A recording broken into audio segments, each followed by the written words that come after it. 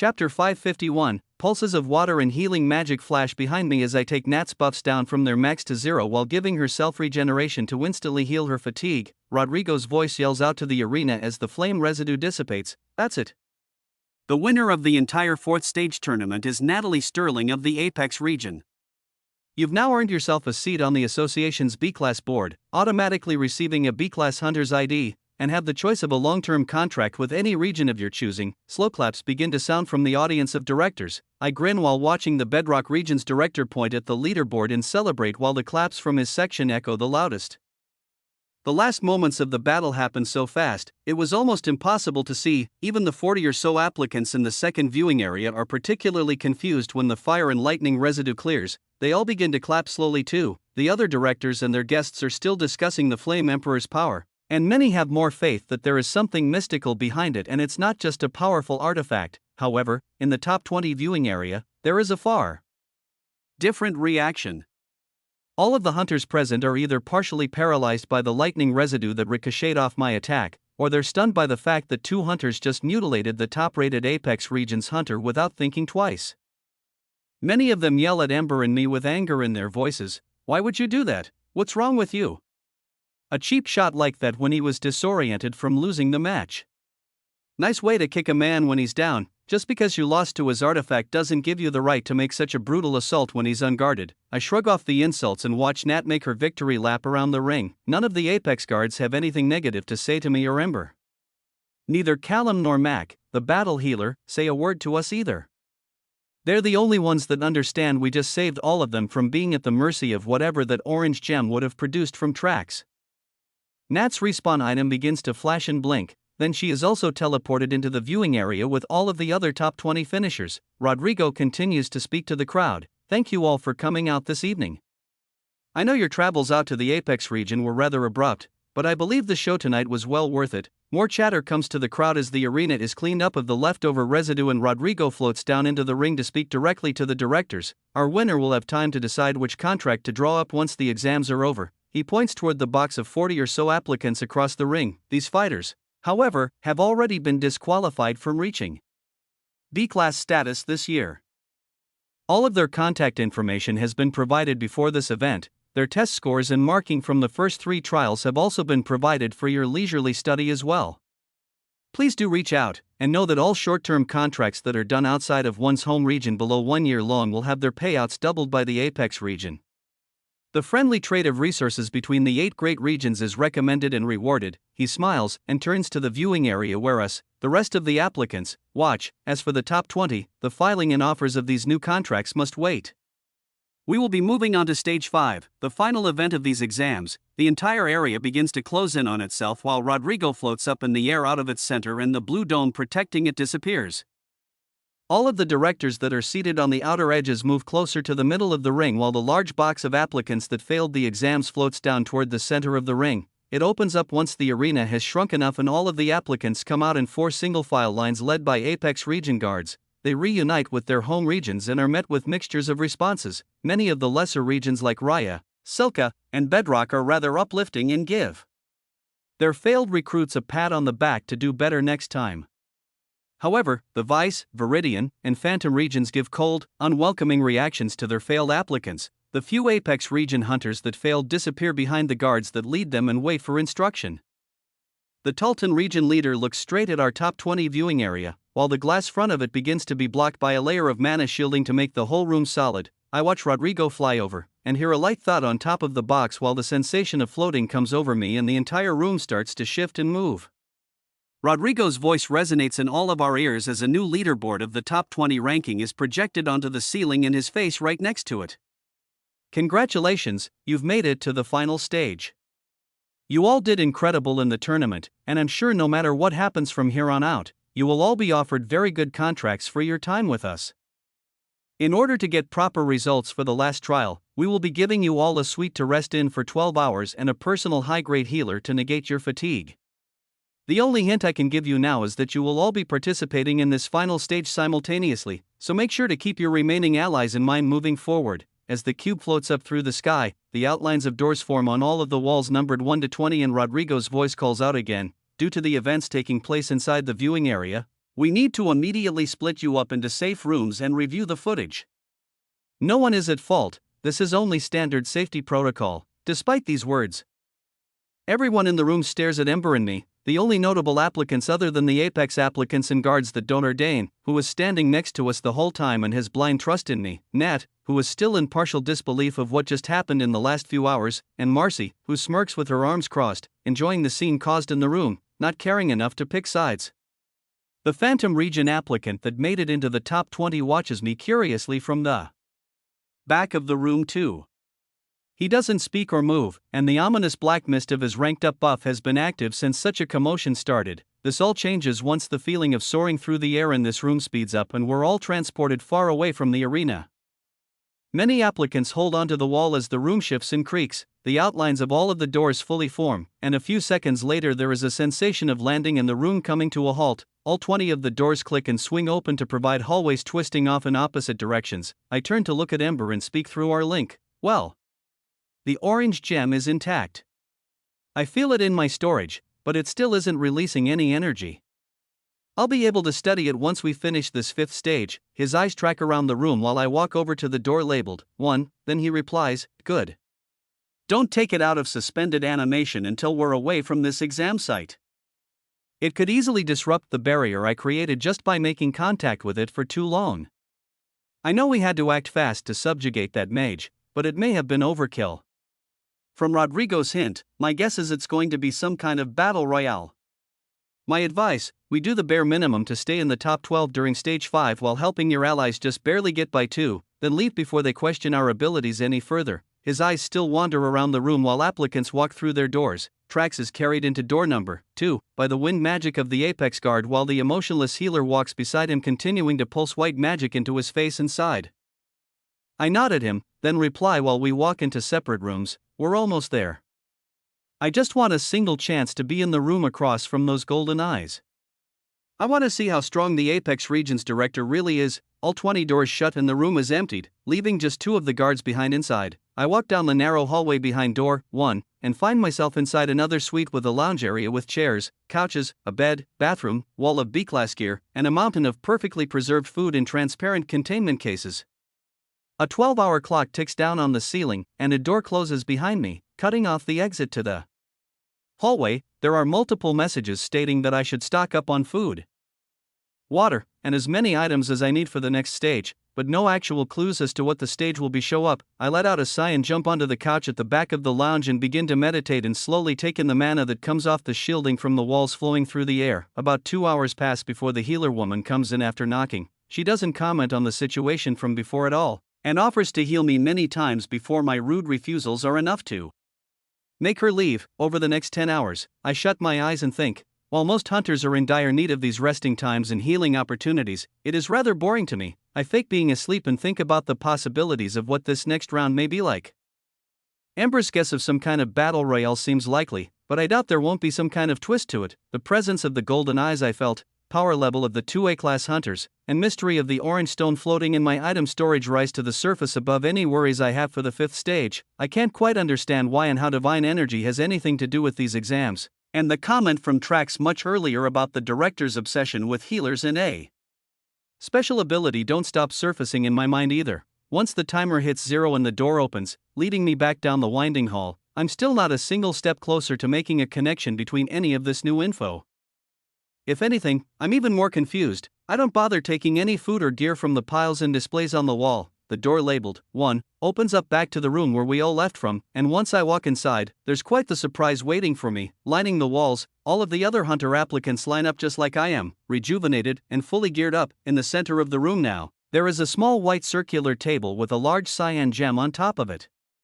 It appears to be a sphere at first glance, but there are so many sides where light comes into it. The gem must have 30 or 40 edges. It doesn't give off any energy at all, and given today's events, I have a good guess as to why.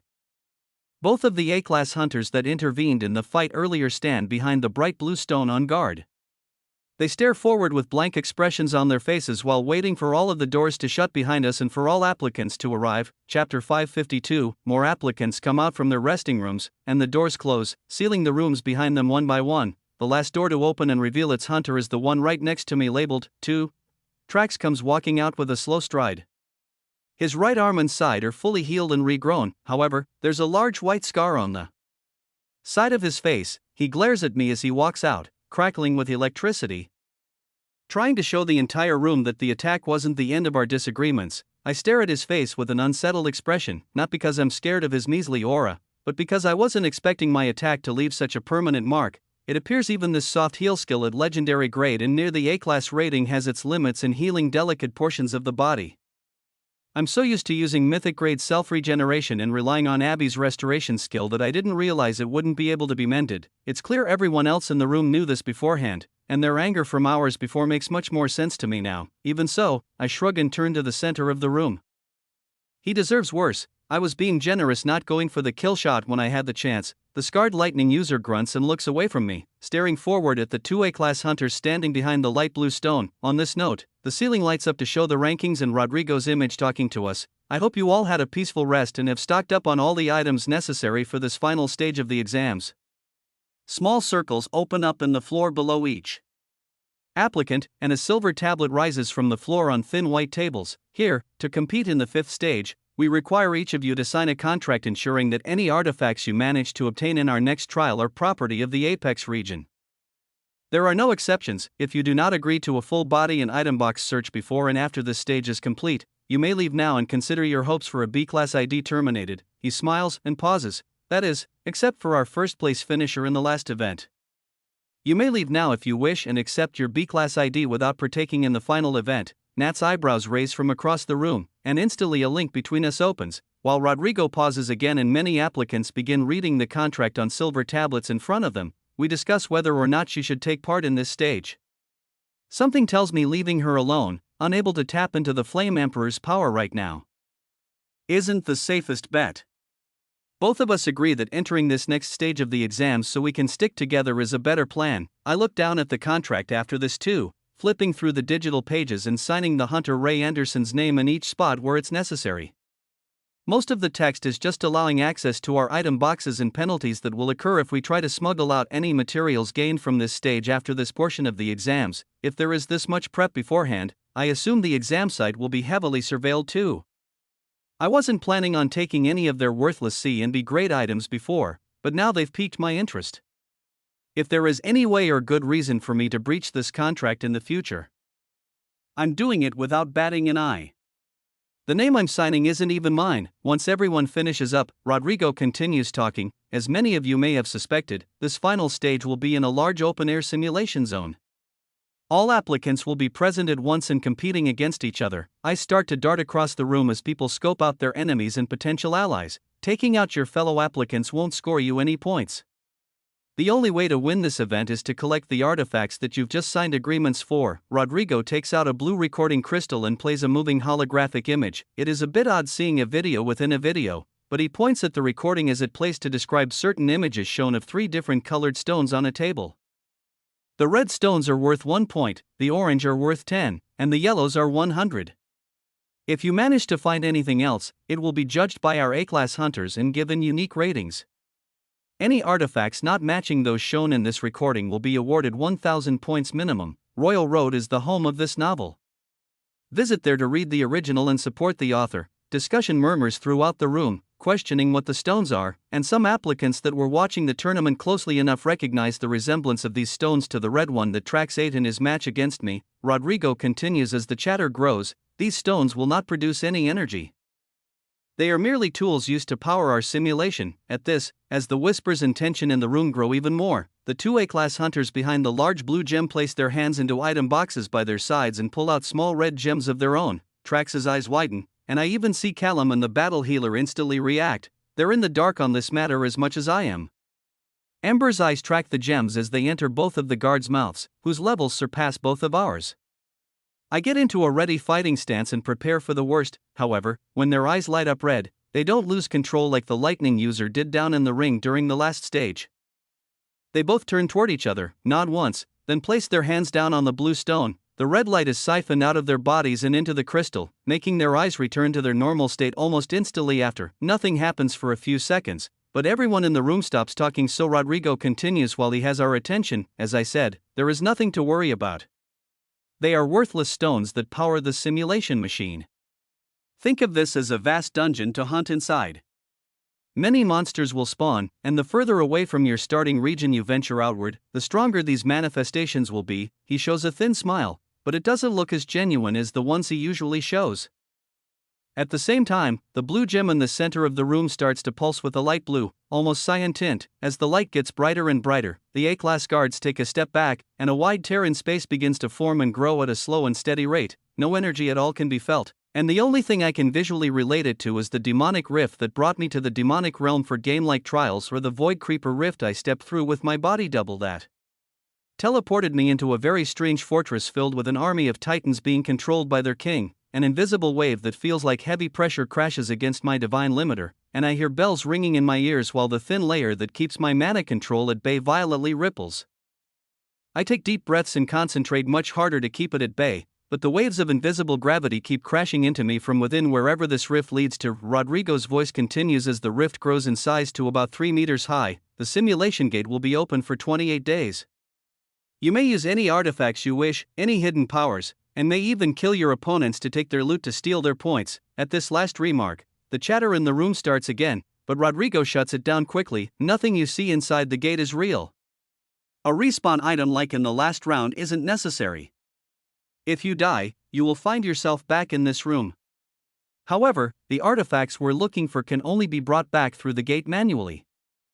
If you die, they will not teleport back with you. One of the A-class guards walks forward toward the rift and motions like he's about to jump through, but his hand hits the bright blue energy barrier as if there is an invisible wall blocking him. Our A-class helper took the same test as you in this same simulation years ago.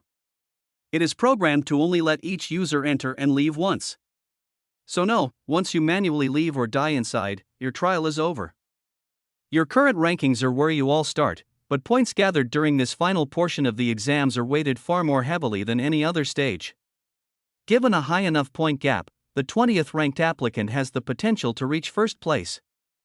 He walks back to stand next to the other hunter, and an eruption of questions from applicants fills the room. Many more bounce around in my head too. His insistence on this being a simulation sounds less and less true the more he talks, and the use of 2 red divine fragments to trigger the activation of this large blue device doesn't help mask that point. Whatever Rodrigo is saying, it feels like it's being forced out of him through a script. He takes a few minutes to answer everyone's questions and concerns, but they're all met with general responses that don't add anything of substance to the matter. To add to all of my confusion, the look on Ember's face after the rift appeared isn't of concern like any of the other appearances of divine energy so far.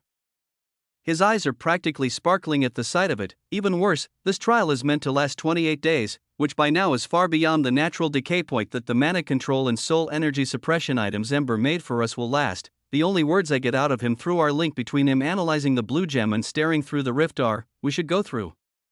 Divine rifts like this one are too rare to pass up.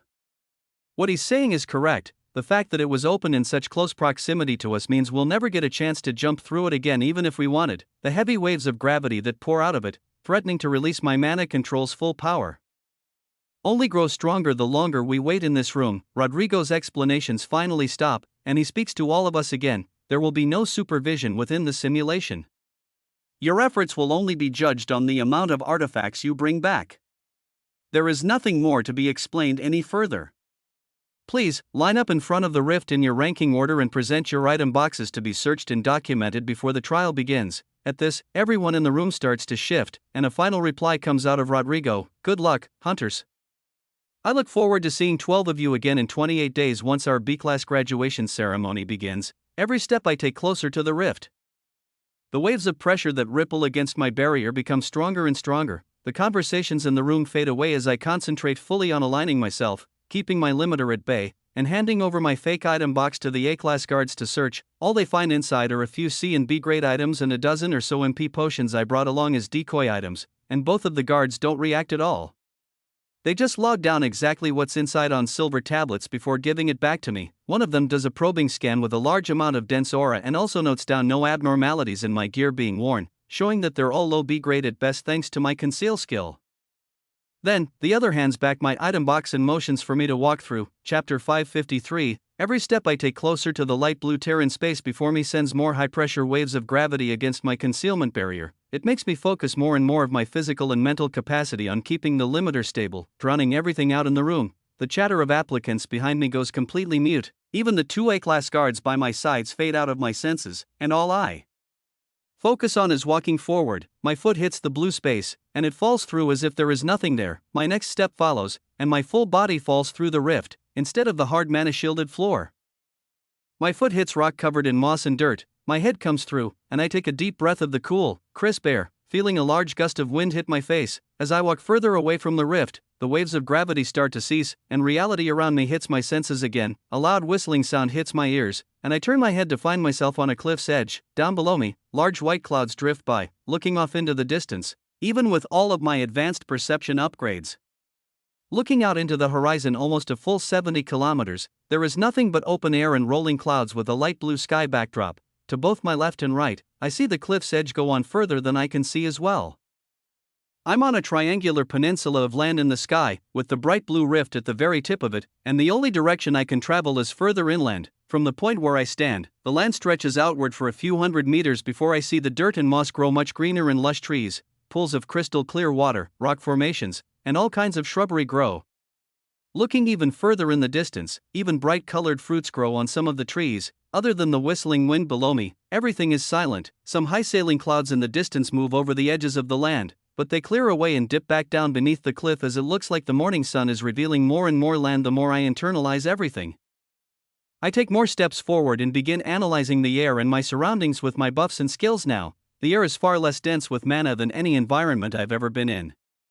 It feels like there's even less than being out in the isolated desert of the Dark Continent. There are still small particles to absorb here and there, but it isn't enough to sustain me for any long-term battles like dungeons or the simulation rooms I practiced in earlier. I'll have to use mana crystals and MP potions to re-up my MP bar occasionally.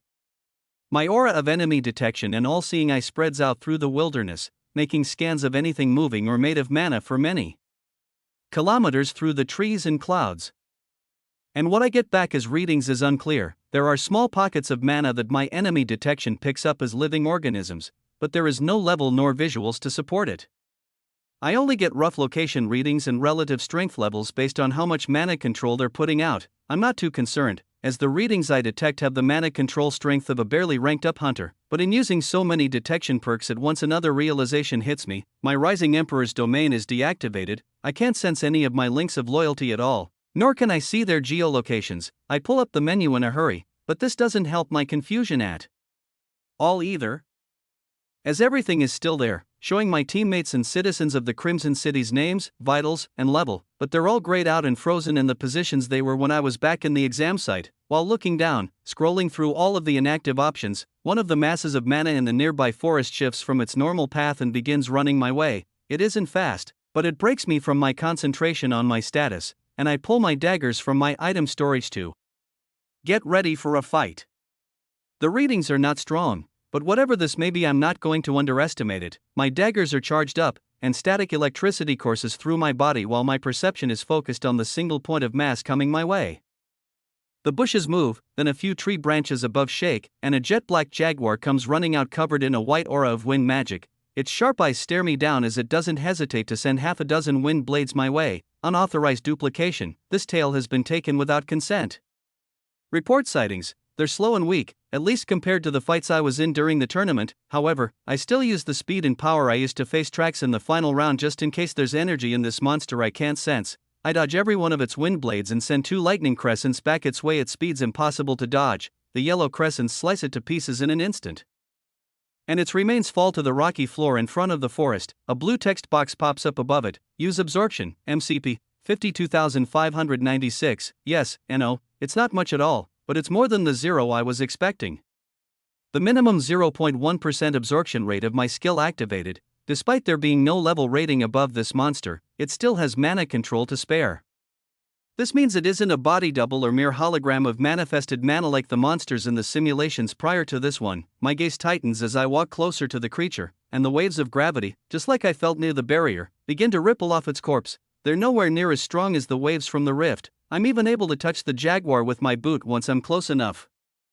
And it doesn't take much concentration to keep my limiter active. I accept the MCP, and the status screen disappears. I'm even able to plunder the mana left in its body to bring my MP bar back up to full. After about a minute, the remains start to dissolve away into the air. The waves of gravity don't stop until it's fully disappeared. For a fraction of a second, it looks like a small clear crystal has dropped to the ground. However, it doesn't give off any readings, and dissolves into the air as well before I can get a closer look. I was fully expecting one of those red gems to drop, but nothing is left behind. I'm left standing alone as the wind whistles, staring into the trees. At the same time, I feel a new presence on my enemy detection radar with a level spawn in behind me and see Trax wander out with the same look of wonder I did just a few minutes earlier. After he begins to piece together where he is, he immediately senses me, but I yell out first, "We can either get this over with right now, or we can go our separate ways and battle it out once we have some artifacts to actually fight over." I point my daggers at him once he pulls out his sword and steps closer, glaring at me but not replying. "What's it going to be?" "Your choice." He keeps walking closer, eyeing me up and down, so I let a surge of lightning out to show that my ranked up buff is activated and I mean what I said. Then, the lightning mage looks back toward the rift, then at me, and lets out a grunt through his gritted teeth while putting his sword down by his side. "You're right. It would be a waste to fight now. I'll find you once you've farmed artifacts for me." Then, he runs off into the woods with his feet covered in static. I smirk and power down my lighting but continue to watch him on my enemy detection skill as he ventures off into the forest alone. Every few minutes, more applicants come out, and I wait by the tree line. Most of the Apex region hunters confront me just like Trax did, but instead of instigating a fight and taking them out, I point them off in the direction their leader ran off to. The other Vice and Viridian applicants that made it into the top 20 don't bother talking to me, they just run off into the forest and avoid eye contact. Once Ember makes his way through the rift, he slowly walks over to me while his eyes wander the woods and look high up into the sky above us. As soon as his reading pops up in my enemy detection skill, his vitals and geolocation reappear and update in my Rising Emperor's domain too. His first words to me through our link once he gets near are, "This isn't what I was expecting." This is quite an old rift. It seems the association has been forcefully keeping it open for a while. We're not in the divine realm, but we're not too far away from it either. His gaze keeps looking up into the blue sky above us, but there's nothing up there to see. I reply, "Then where are we? Is this another world? Like the demonic realm, or wherever that Void Creeper's rift brought us to?" My ranked up buff isn't registering anyone's presence but yours. Ember nods, "Something like that. It makes sense that you wouldn't be able to contact anything outside this realm. I doubt teleportation crystals will work here either." His eyes lock onto something far away in the trees. "Don't worry, what Rodrigo said is true. No matter what happens in here, we'll be right back where we left once this realm rejects us. If we make it far enough in, we won't have to worry about our concealment barriers decaying either." Okay, but that still doesn't answer any of my questions. What is this place? Where are we really? Ember grins, but his mind still looks preoccupied and his eyes are glossed over as he scans the horizon. To be honest, I'm not sure. It's a construct made by a divine beast. Kind of like a simulation, but really it's the half-finished creation of an entire realm. I've never seen an artificial one this massive. I'm in the dark about the rules of this place, so you can ask as many questions as you want and the best I can answer with would be guesses. Every construct has its unique limits set by its creator. I just know we need to head that way to reach its center. More people start coming out of the rift one by one. Nat walks over next, and her vitals and stats come rushing into my consciousness. Then even Marcy wanders by soon after. A few minutes after she does, another jaguar attacks, and she's able to defend and defeat it with ease. This one wields water magic instead of wind, and Marcy is equally as disappointed when nothing drops from its remains. Ember speaks through our link once he sees my expression while looking at the dissolving monster. "Monsters down here won't have what we're looking for." He points off into the forest, but his finger is angled upward. "If we want to find any of those so-called artifacts, we'll have to venture out in that direction and find stronger monsters with fully developed cores." I nod and watch the woods as every few minutes more black jaguars attack the new applicants that come through the rift and enter the forest. The large black cats all wield different elements, but share the same sharp eyes. Some use earth, others use fire, and I even watch one of them use light magic to make illusions of itself while attacking, yet they all fall and drop nothing when they die all the same. Finally, Dane comes out of the rift and meets us. His vitals and geolocation update in my mind as well. I nod as he approaches, then use lightning magic beneath my feet to levitate upward to try and get a better vantage point while coming up with some basic ground rules and a strategy to rely on if we're going to take this on as a team. My first instinct is to go on ahead with Ember and reap the rewards of this construct all for myself, but an even better idea comes to mind. while having lower levels tag along may hold me back at first, it doesn't mean they'll be weak for long. If I'm able to gain MCP from killing these monsters, that means anyone with a link of loyalty can use my skill and become stronger very quickly as well. Chapter 554, We'll wait until everyone else enters the woods. I have something I want to test out before we go hunting. Ember still stares off into the wilderness while Dane and Nat both patiently wait near him. Marcy watches the rift far off in the distance with one hand on her spear and the other on her waist while she replies, "Why wait? And what's in it for me to join up with all of you? Wouldn't splitting the loot 5 ways make us a lot slower than any of the other groups out there?" Other than the Apex Elites, I didn't see any teams over 3 members. I shrug, considering the fact that she is the only one here that hasn't formed a link of loyalty with me, and reply, "Possibly. If you want to go out there alone, be my guest. I just think it'd be more beneficial to stick together. You saw just as well as I did how powerful that artifact was when Trax ate it during the tournament. These weaker monsters don't drop anything of substance either. It's clear that whatever we're looking for in this stage is going to be a lot stronger than you can handle alone." I look over at Nat, then back to the spear wielder. "We have the power of the Flame Emperor on our side, after all. I'm sure if you joined us he'd be generous enough to share his power." I smirk, and at the same time another random hunter comes out of the rift and makes his way into the woods alone. Marcy doesn't seem amused by my comment, so I speak more while looking at everyone around me. I'm not kidding, each of us is closely linked to the Flame Emperor. If you join my team and trust me as your leader, you'll be granted the same power Nat showed in the ring. I want to have Marcy as an ally, but she's never given me back the same sentiment. While I can rely on slowly building a relationship with the Tulton region from monthly trade deals, making a direct link through these exams seems like a much more efficient strategy. She laughs at my remark and turns toward the forest. "Yeah, right. Prove it or I'm leaving to hunt on my own right now." I float down to meet her at eye level and think carefully about my next words. Another hunter walks out of the rift and at the same time I open a telepathy link to Ember. "There's really no surveillance in this place, right? Whatever I say won't be heard or seen by the association." He shakes his head and replies while staring at the sky, "If they're not in the realm, they definitely can't interact with it. Whatever you're about to do or say can only be perceived from inside." Good. I want to fill my teammates in somewhat, giving them the impression that I'm linked to the Flame Emperor in some way, but don't want to give out enough information to completely blow my cover. I can say and show a lot more considering the fact that the association can't spy on me here.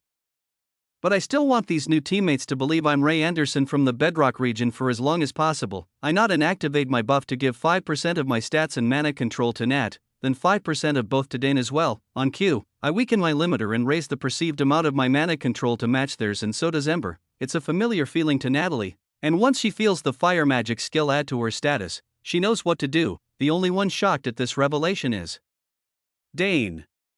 His eyes widen as a massive amount of power flows into him unannounced, and I send a wave of telepathy into his mind. "You chose the right people to put your faith in.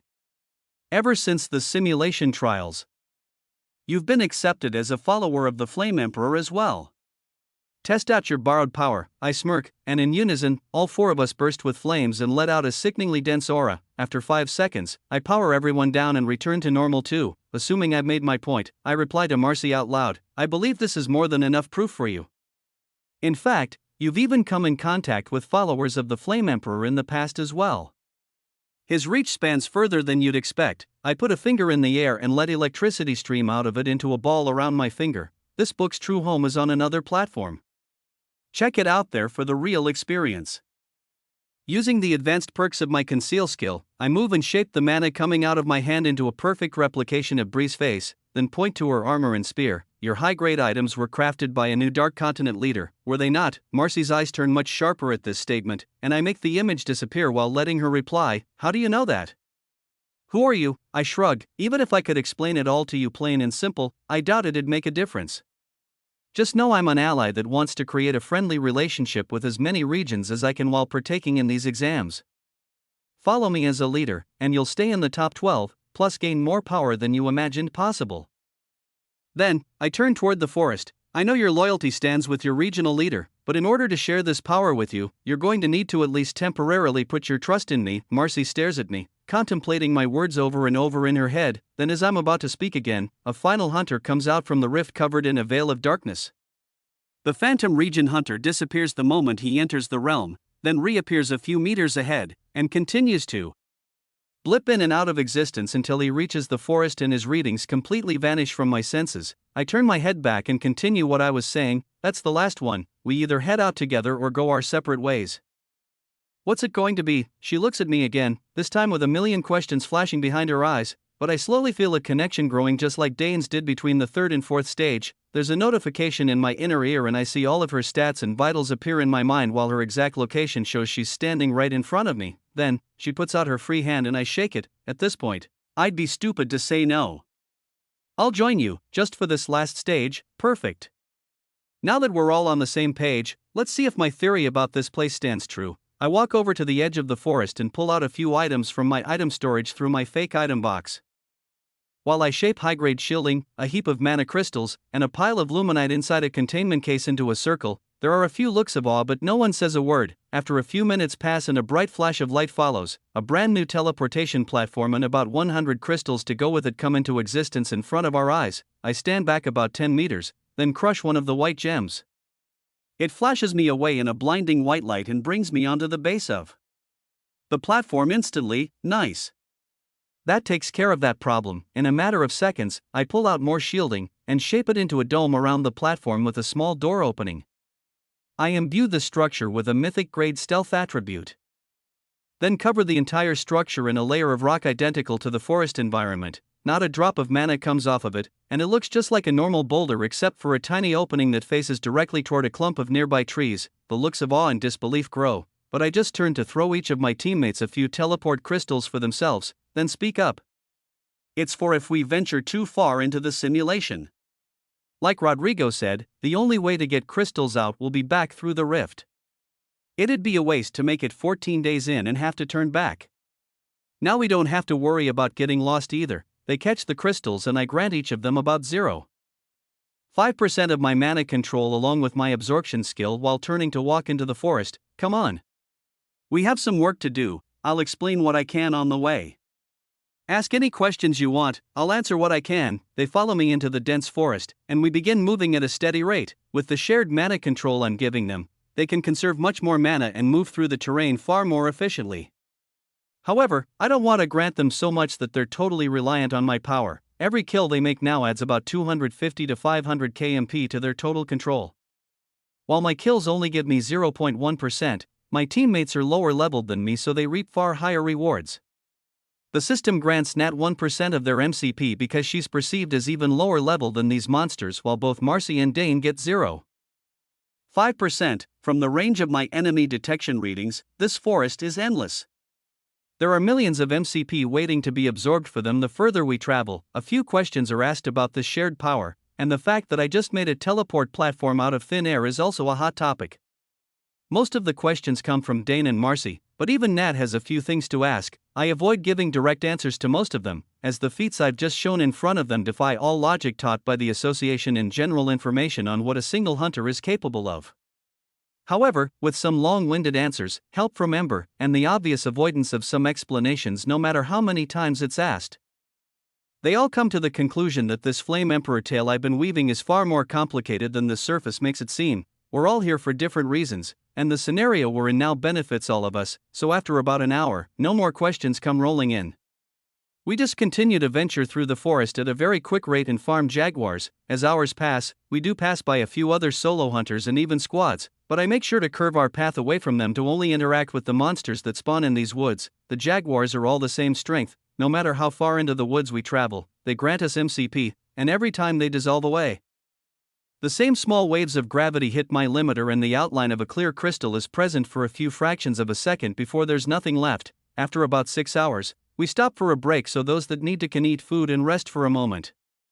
I temporarily activate self-regeneration on everyone too, so it can heal their fatigue once we start our travel inward again. Another 6 hours pass, and the forest doesn't change. The rocks look identical to the paths we took when we entered, and the trees are still lush green and filled with bright-colored fruits. I can't even sense the area we left from anymore. It's far out of range. We stop again for a food and potion break.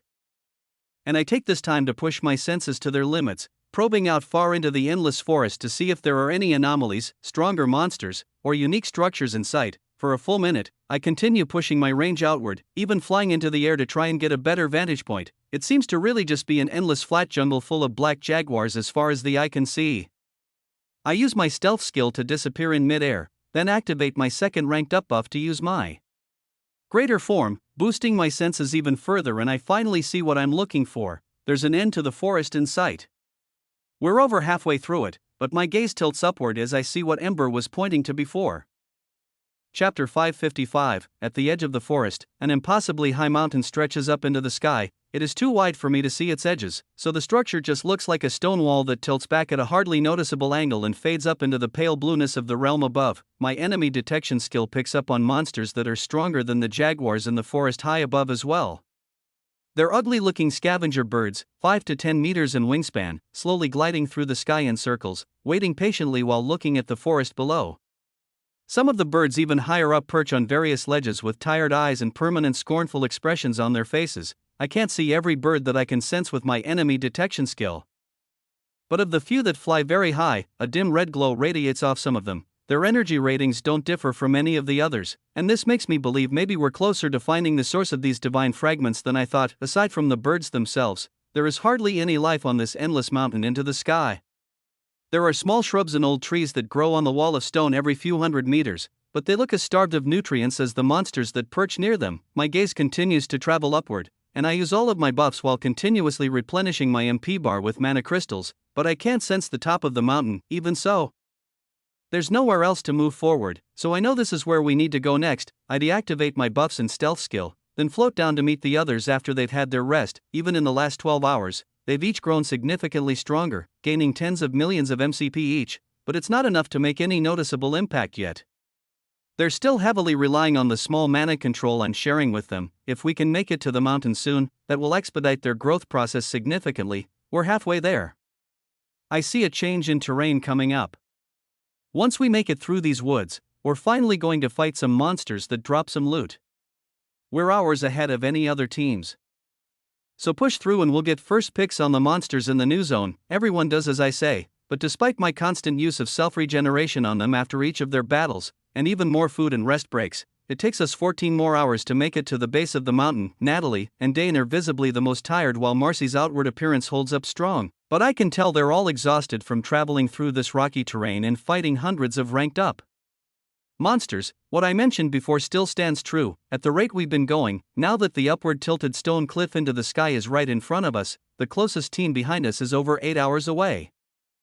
Other solo hunters and parties have already stopped to take long breaks to sleep while their travel partners keep watch and alternate. However, an odd phenomenon has shown itself over the 26 hours that pass. The bright blue sky and sunlight coming down on us from an unknown source continues to light up the day. There have been small moments of shade as rogue clouds pass by, but for the entirety of the time we've been here, the day has never turned to night. If this is just a simulation, like everyone believes it to be, an endless day makes sense.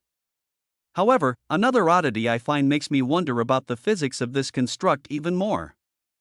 I'm not sure if anyone else has noticed, but the total number of monsters coming our way has greatly diminished the longer we're here in the forest. We're at the front of the pack, so we get to face the monsters head-on, and it's less noticeable. The woods spread out further than I can even sense now to either side of us, so teams that take other paths won't be affected by our overhunting. However, once we kill these jaguars, replacements don't spawn in on a timer like they do in dungeons. From the data I've gathered so far, either there is a finite amount of creatures that was predetermined when we entered this realm, or the respawn rate is far lower than that of dungeons, considering the trees and earth we stand on are real and not created from pure mana like the dungeons themselves. I can't even fathom either option being sustainable.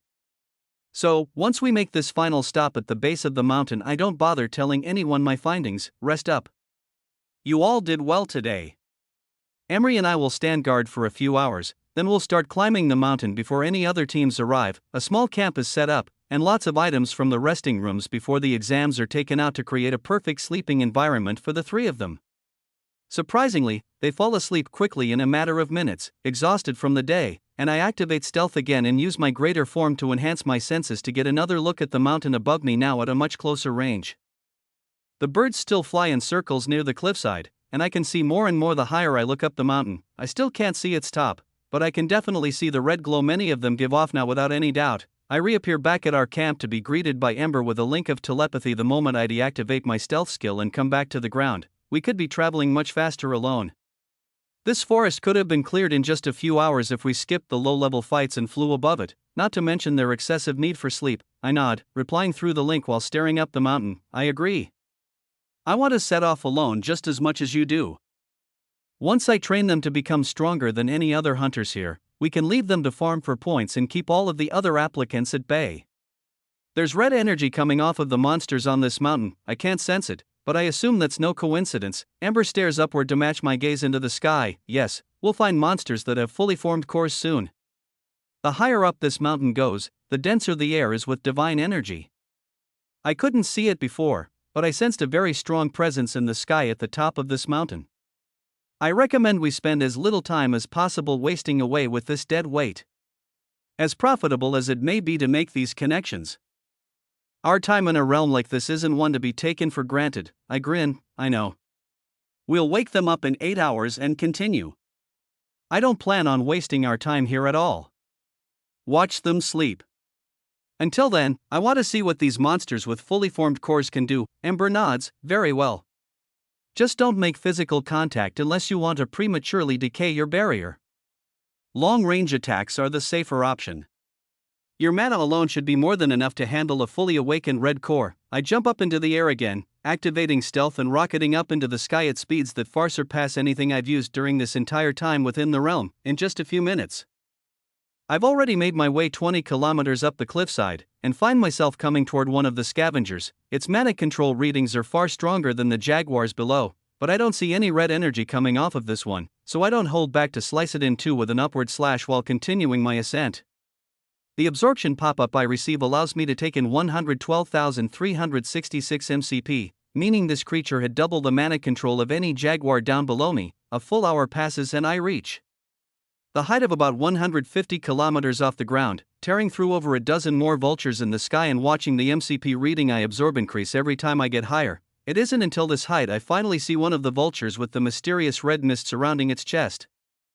Instead of slashing through it like all of the others in stealth mode, reducing it to a pile of burnt meat and feathers before it even knows what hits it, I stop to hover in mid-air about 100 meters in front of it, directly blocking its flight path. Turning off my stealth skill, I blip into existence in front of the creature and its survival instincts kick in. Instead of trying to intimidate me or create a direct attack, it flaps its wings and soars upward while letting out a shriek. I didn't give any of the other birds on the way up a chance to attack, but this one lets out 2 crescents of wind magic with the flap of its wings as a distraction while changing direction. The waves of mana are tinted red, and I watch as it comes closer and feel weak waves of gravity ripple against my limiter as I airstep out of the way. It's slow, and nowhere near as intense as the red energy in Trax's attacks in the arena. I let it swerve around the air to observe its following attacks too, and get the same feeling every time the light red, almost pink-colored crescent comes near. By the 5th attack, the air blades get less and less colorful until they're just made of pure mana again and no red aura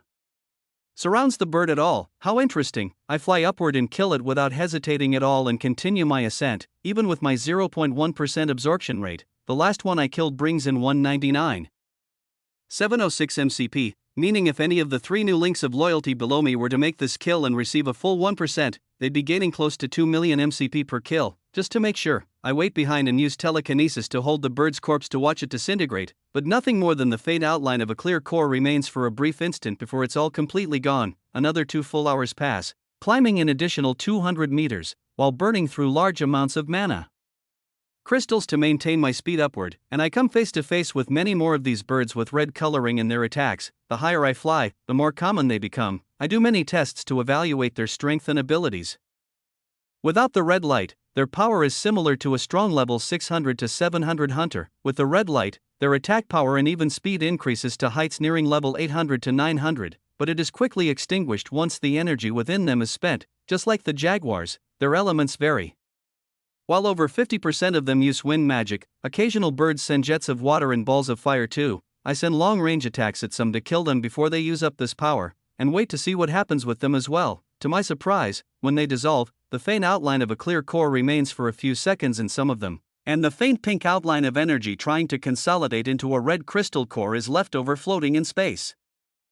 I said I'd be back to meet Ember again in 8 hours, and I burned through almost half of that time already. but with every scavenger creature I kill up here, the half-formed core's leftovers stay in physical form much longer every time. The last bird I kill grants me over 250,000 MCP, and the red light surrounding it nearly covers its whole body at the start of the battle. I'm using full-powered attacks, so I still kill it in a single slash, but the remnants of a red core left behind stay in physical form for over 10 full seconds. Alright. I'm getting close. I decide to do one last push before turning back, activating my greater form and rocketing up the mountain at full speed to try and find a vantage point to aim for once I return to the others. A full hour passes, and the flashes of red light I pass get brighter and brighter until a clumping of extremely dense mana control readings finally reaches the edge of my senses, which may be what I'm looking for. I change my direction and diverge from my straight path to head right for the only anomaly on the mountain. Once within range, I slow my flight speed and take in the view of an enormous flaming bird. Its wings stretch over 15 meters across, and bright red flames engulf its entire body. Despite being the same species as the disgusting scavengers that cover this cliff, the bright fire that crackles on it and glowing crimson eyes of this monster are quite beautiful, to my surprise. This monster isn't what caught my attention when I was doing my scan. The high volume of mana control I sensed in my enemy detection skill earlier becomes clear when 5 far smaller birds with less bright red auras and varying elements show themselves circling around it in close proximity, feeding off the aura of dazzling red light. Their mana controls are some of the highest I've seen on this mountain so far. However, the flaming bird at their center doesn't have a drop of mana in it at all. Waves of pressure come rippling off it once it notices my arrival and lets out its echoing screech. Rock falls from the nearby cliffside from the disruption, and the mana-less flames grow in size. I stare in awe as I take in the beauty of a creature with a natural fully awakened red core. Chapter 556. At the echoing sound of the fiery bird's screech, the 5 circling vultures turn my way and don't hesitate to send red-tinted attacks directly at me. I easily dodge them and twist through the air, sending crescents of mana into each of them, but make sure not to injure the magnificent bird behind them. Even when pushing my senses out as far as they can go, I don't sense any anomalies like this one nearby, so I want the chance to study it before killing it or damaging it to the point where it can't use its power in an unaltered state. Less than a full second passes, and I move through the air defeating its orbiters before coming face to face with the massive red bird right outside its aura's range. Waves of gravity ripple against me, making the sound of a high-pitched bell vibrate in my ears while I collect the MCP from the fallen monsters surrounding it. The crimson eyes of the monster lock onto me, and it flaps its wings while hovering in place, sending a dense wave of red light, similar in strength to that of the attacks tracks through during our fight in the ring. I smile and air step out of the way, sending a moderately dense mana blade into the flames at an angle. The collision disrupts the red slash, and another epicenter of gravity waves is formed, hitting my barrier with greater intensity. Yeah, long-range attacks it is. I airstep to the opposite side of the bird while it tracks me with glowing eyes and sends another wave of fire void of mana my way. I perform the same motion, releasing a pure mana strike into the flames and disrupting the flow. This time, however, I change the strength of my attack to be slightly stronger. The next wave it throws, I try a weaker release. Over and over, I circle the bird at a distance right outside its red glowing aura and continue to deflect its attacks while using varying strengths of mana control to gauge how strong its energy really is, without it coming up on my senses. This is the only way to figure out its true strength. After 3 full minutes pass, and almost 50 attacks, I finally come to the conclusion that its estimated strength is that of a 950-1000 hunter, on the verge of ranking up again. Many of the lower-level Vice and Viridian region hunters in the woods below could not defeat this creature in a battle. However, the possibility of a few of the Apex elites taking this creature out wouldn't be too tough of a challenge. Even Trax, or Callum, using their ranked-up buff could probably finish it off alone, unlike the massive surge of intensity the lightning user showed in the ring when he ate one of these red stones, and also like all of the other birds I found on this mountain. After countless attacks, this monster's red light doesn't dim at all. It shines with the same beautiful crimson radiance as it did when our battle began. Alright, now let's see how you fare against one of my attacks back. I charge up a blade of mana, slightly stronger than the blades it's been throwing at me, and let it fly aimed straight at the bird's neck. My suspicions are that it will have some kind of special defense, or there will be an eruption of gravity used to block this strike too heavy for me to handle at close range, so I jump backward after letting it go, but am very surprised at the attack's results. The blade of mana collides with the flames that surround the bird just like any of its other attacks. Both energies are disrupted, but there is a portion of mana left over that makes it through. The blade hits the bird's feathers and flesh, then slices through with close to no resistance. Once the blade of mana makes its way halfway through its neck, however, it is met with another similar unsensible strong force and they collide to release the remaining energy left in the attack, proving to be even more detrimental than my initial blow. Its head and chest are stained with blood, leaving a gaping hole where my attack landed. I don't sense a drop of mana in this bird, and it doesn't have any to use as defensive shielding. The crimson flames are truly the only bit of energy it has. Its red eyes begin to flicker, then from the area my attack made its mark, the red flames surrounding its body start to decay and completely disappear. In a matter of seconds, the absence of flames spreads from the wound and its entire body grows cold and lifeless. At the same moment, its red aura surrounding it disappears as well, and the mighty bird begins to fall down the side of the endless mountain. I stare confused for a few seconds, then airstep downward to follow its descent. Once at eye level, I use telekinesis and hover with it right in front of me. I still feel a very faint ripple of gravity coming my way now as I hold the creature's body, and am a bit disappointed when no absorption notification pops up. However, once the monster dissolves entirely, a small red gem is left behind. The ripples against my barrier are coming from its direction, but I still feel nothing coming off the red fragment left behind. Well, I guess this is a start.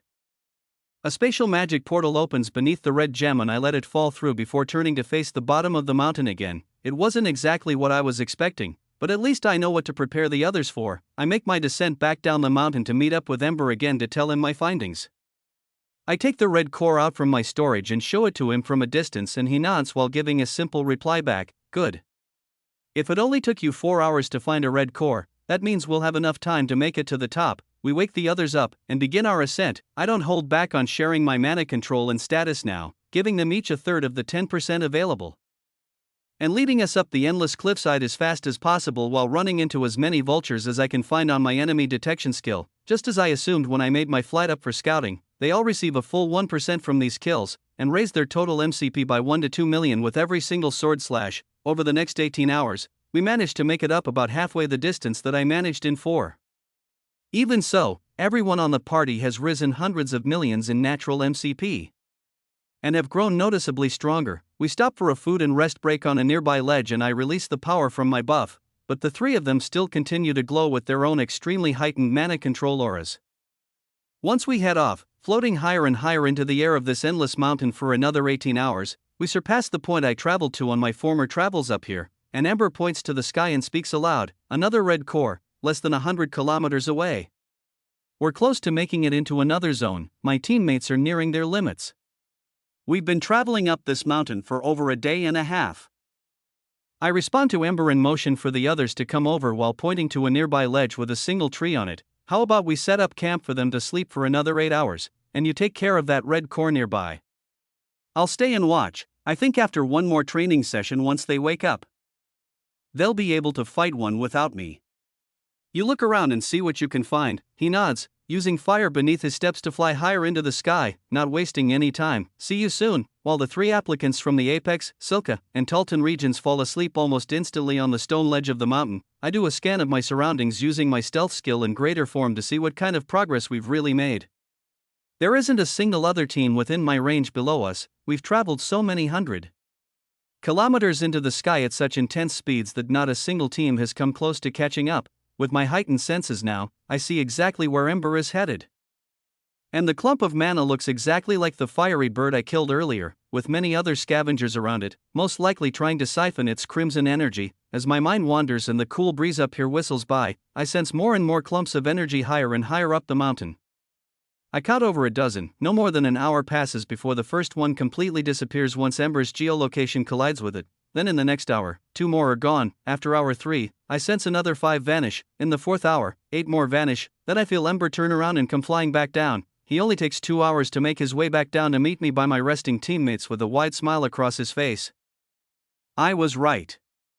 The next zone isn't far. He points a finger in the air, and an invisible tear in space opens up similar to the time I watched him show me his divine ring. This time, I feel an immense pressure come off of it and 8 red stones fall out. Catch, I open my spatial magic below them, but raise an eyebrow because that's half of what I remember sensing him kill. As they all disappear into my storage, he takes a step back and speaks again. "They'll be asleep for a few more hours, so we might as well start preparing now.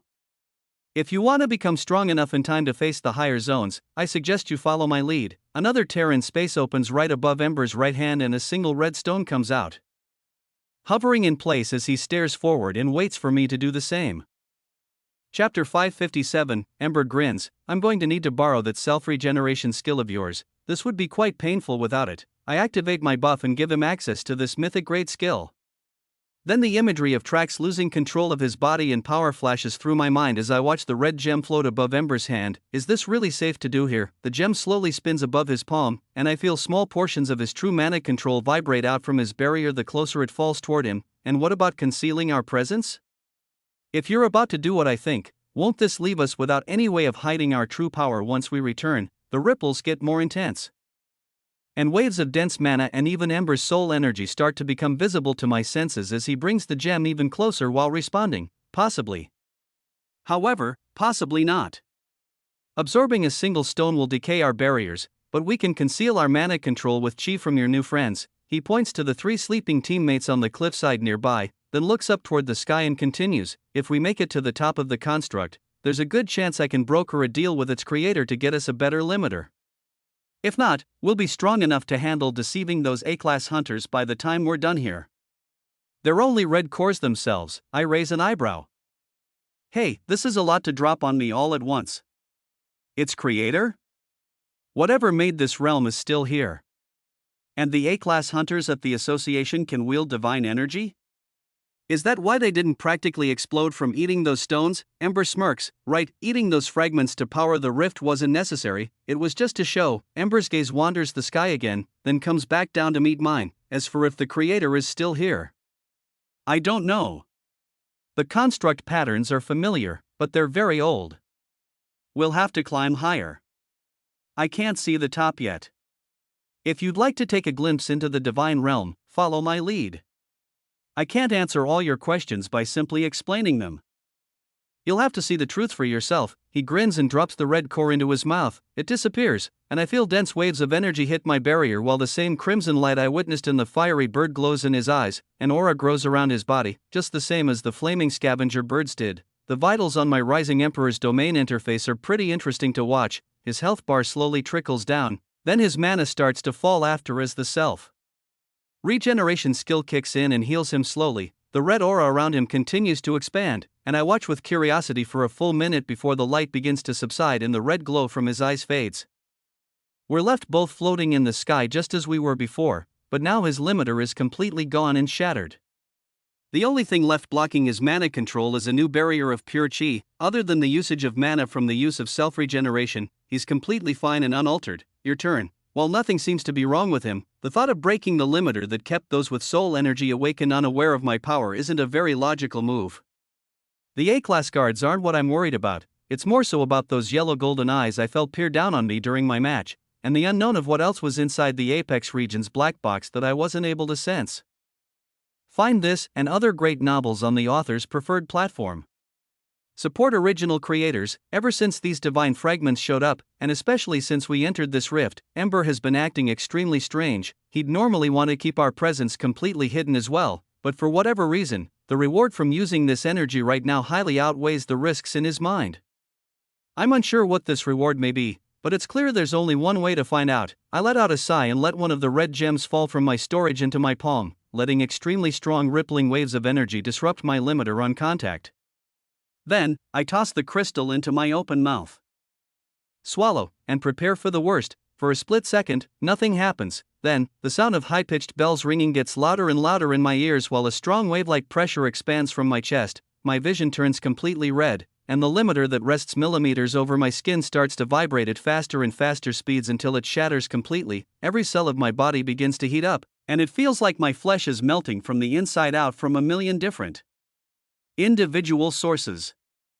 Immediately, I activate my self-regeneration skill on full blast to feel myself healing just as fast as I'm burning alive. I try to look around, but my eyes see nothing but the vague outline of a mountain to my right and Ember's form to my left. Watching with his arms crossed from a distance, it may be painful, but none of my survival instincts scream at me to make it stop. Surprisingly, every sign from my subconscious mind is telling me to stop regenerating myself altogether, but I don't give in to the odd thoughts. Every second that passes turns my vision more red, but the outlines grow sharper. After about half a minute, I become very used to the feeling of my whole body being burned constantly from the inside out and take a breath of air while trying to make sense of what's happening. I activate my all-seeing eye and use my buffs to enhance my vision and perception. With it, the burning sensation throughout my whole body increases by staggering degrees as well. I feel the majority of the heat move toward my head and eyes as the crimson energy seeps into the very fabric of my all-seeing eye skill and enhances it in ways I wasn't aware were even possible. In an instant, I can see again with clarity beyond anything I've ever experienced before. It's like I've always been blind but never knew it. I stare down at my hands and see shimmering red threads moving through them, moving above and below my skin, eating away at my blood, muscles, and even bones while my skill rebuilds them. The shimmering threads all lead back to my chest. Inside, I see my heart, a small white sphere full of dense mana and chi, 2 black demon cores, and now, sitting in the center of all of them, pumping out red fabrics of glistening energy, the faint pink outline of a translucent core, just like the jaguars and weaker scavenger birds hid below me. I can feel my heartbeat, blood flow, and see my own breath making small disruptions in the air. My gaze turns upward, and I see Ember watching me with a grin. Faint traces of the red lines flicker all throughout his being as well, and a small translucent core has begun to form in his chest too. However, in the center of his, there is a faint spark of gold and silver glimmering light that mine lacks. The more I try to concentrate on this anomaly in his body, the harder it is to see. It's like my mind pushes my eyes away from it. My gaze turns upward, and my eyes widen as I begin to see what Ember has been staring at this whole time. The sky is made of what looks like an infinite amount of intricately woven purple threads. They're all made of the same energy that rings with the pitch of a beautiful bell. I turn my head side to side, and it's all I see. All of the energy flowing from the deep purple strands leads back to a single source, and it's up in the sky. I can't tell exactly where or how high, but I know the source is up there. For as far as my vision can go, more and more shimmering purple strands create the world I'm floating in. I turn to the mountain next to me and my eyes widen more, as it too is made completely out of beautiful flowing purple strands of vibrating divine energy. I float over to the wall with an outstretched hand to try and look deeper into the strands. However, the sound of bells in my ears begins to get softer the closer I get. At the same time, the thickness of the red strands in my arms and legs decreases, and the hot energy surrounding my eyes fades away. The energy from the red stone slips away from me just as fast as it came, and my vision of the true world before me ceases too. It's like a pair of dark sunglasses are forcefully pushed over my eyes at dusk, making it impossible to see the outlines of what I hardly even managed to conceptualize before. My normal vision returns to me, leaving my hand to press against the stone wall of the mountain, and I can't make out the difference of this cliff to a normal rock I'd find out in the desert of Sector 2. A shiver runs through my body, and I feel cold like I'm missing a part of myself. The only thing I can think of doing right now is immediately eating another red fragment to get the warm sensation I just felt back. Just as I reach into my item storage to pull out another, Ember's voice brings me back to my senses. Chapter 558, Not Yet. You're not ready for another one. Give it an hour or two. I drop the red fragment back into my storage and speak back to him while staring at the rock wall in front of me that is no longer made up of millions of violet ethereal strands. What was that? I could see it. Everything. I could see everything. Ember turns toward me with a curious gaze. So you could see it? It must be that perception skill of yours, impressive. That saves me from doing a lot of explaining. Both of us stare up toward the sky for a moment, but after a few seconds, I realize my body is still being torn apart from the inside by the leftover threads of red energy. It's nowhere near as intense as it was when I first swallowed the gem, but it is still using up a large amount of mana for my self-regeneration skill to heal. I sense that Ember's body is also going through the same violent breakdown and repair process too. He's plundering mana from a very large diameter around us in the air. As not much is needed to continue the healing process, over the next hour, the red threads within me completely fade away, and Ember explains a few things about the fragments that make far more sense to me now that I've eaten one myself. The energy that we're absorbing doesn't usually exist in the form it's taking right now. The red gems are a crude manifestation of what pure divine energy really is. This entire simulated world we stand in is a mere construct for challengers like myself to comprehend the complexity of this unique energy. The red, orange, and yellow crystals that were shown in that recording before we entered this realm are all fragments of a single stream of energy, divided into visible and malleable parts for those that want to participate in this trial to absorb with more ease than the higher density raw energy itself. Ember hints that there are more than just these three, but he isn't sure if a physical construct like this one will be able to create them. On top of that, we're both not sure how the monsters that roam this realm have made their way in here, but the more I think about it, the more likely it's all part of the creator's test. After another hour goes by, the burning completely stops. However, it does feel as if I've just had an all-out battle for the last 2 hours, while I only consume tens of thousands of MP to heal myself. It almost feels like I've exhausted hundreds of millions worth of MP in attacks and constant buffs. Is it going to be this energy exhausting every time? Ember nods and grins. Oh, it'll only get worse. However, just like when you began to learn Chi, harnessing a higher level of control with any energy type always increases the effectiveness of the others. I wasn't kidding when I said those 2 A-class hunters won't even be close to our strength level once we're done here. He stares up in the air and lets out a sigh. That reminds me, I believe I figured out why that director is so obsessed with healers. It all factors into why he's having the strongest hunters from the 8 great regions farm fragments for him in a rift that can only be entered once per challenger. He turns back to me, and gears start shifting in my mind. I remember back to the time Trax was healed in the tournament area by the healer tank, and they seemingly switched conditions in an instant, bringing him back to as good as new. Then, I reply, he's collecting healers to help him absorb the fragments from this rift. Ember shrugs. That would make sense. Considering how long this rift has been open, it seems to be working quite well for him. But I don't know for how much longer. My head turns toward the cliff as at these words I begin to see my teammates waking up. However, I still reply with a question. Not for long? What do you mean? Ember looks up toward the sky again. Well, there's always a time limit on these sorts of things. He looks over to the cliff where I looked as well, watching the 3 applicants wake up one by one, and continues to respond. Let's just say, I have a hunch the director is sick. He's looking for a cure. From what I can tell, this rift has been forcefully kept open since the Great War. There are traces of challengers to this trial that trace back even far before that.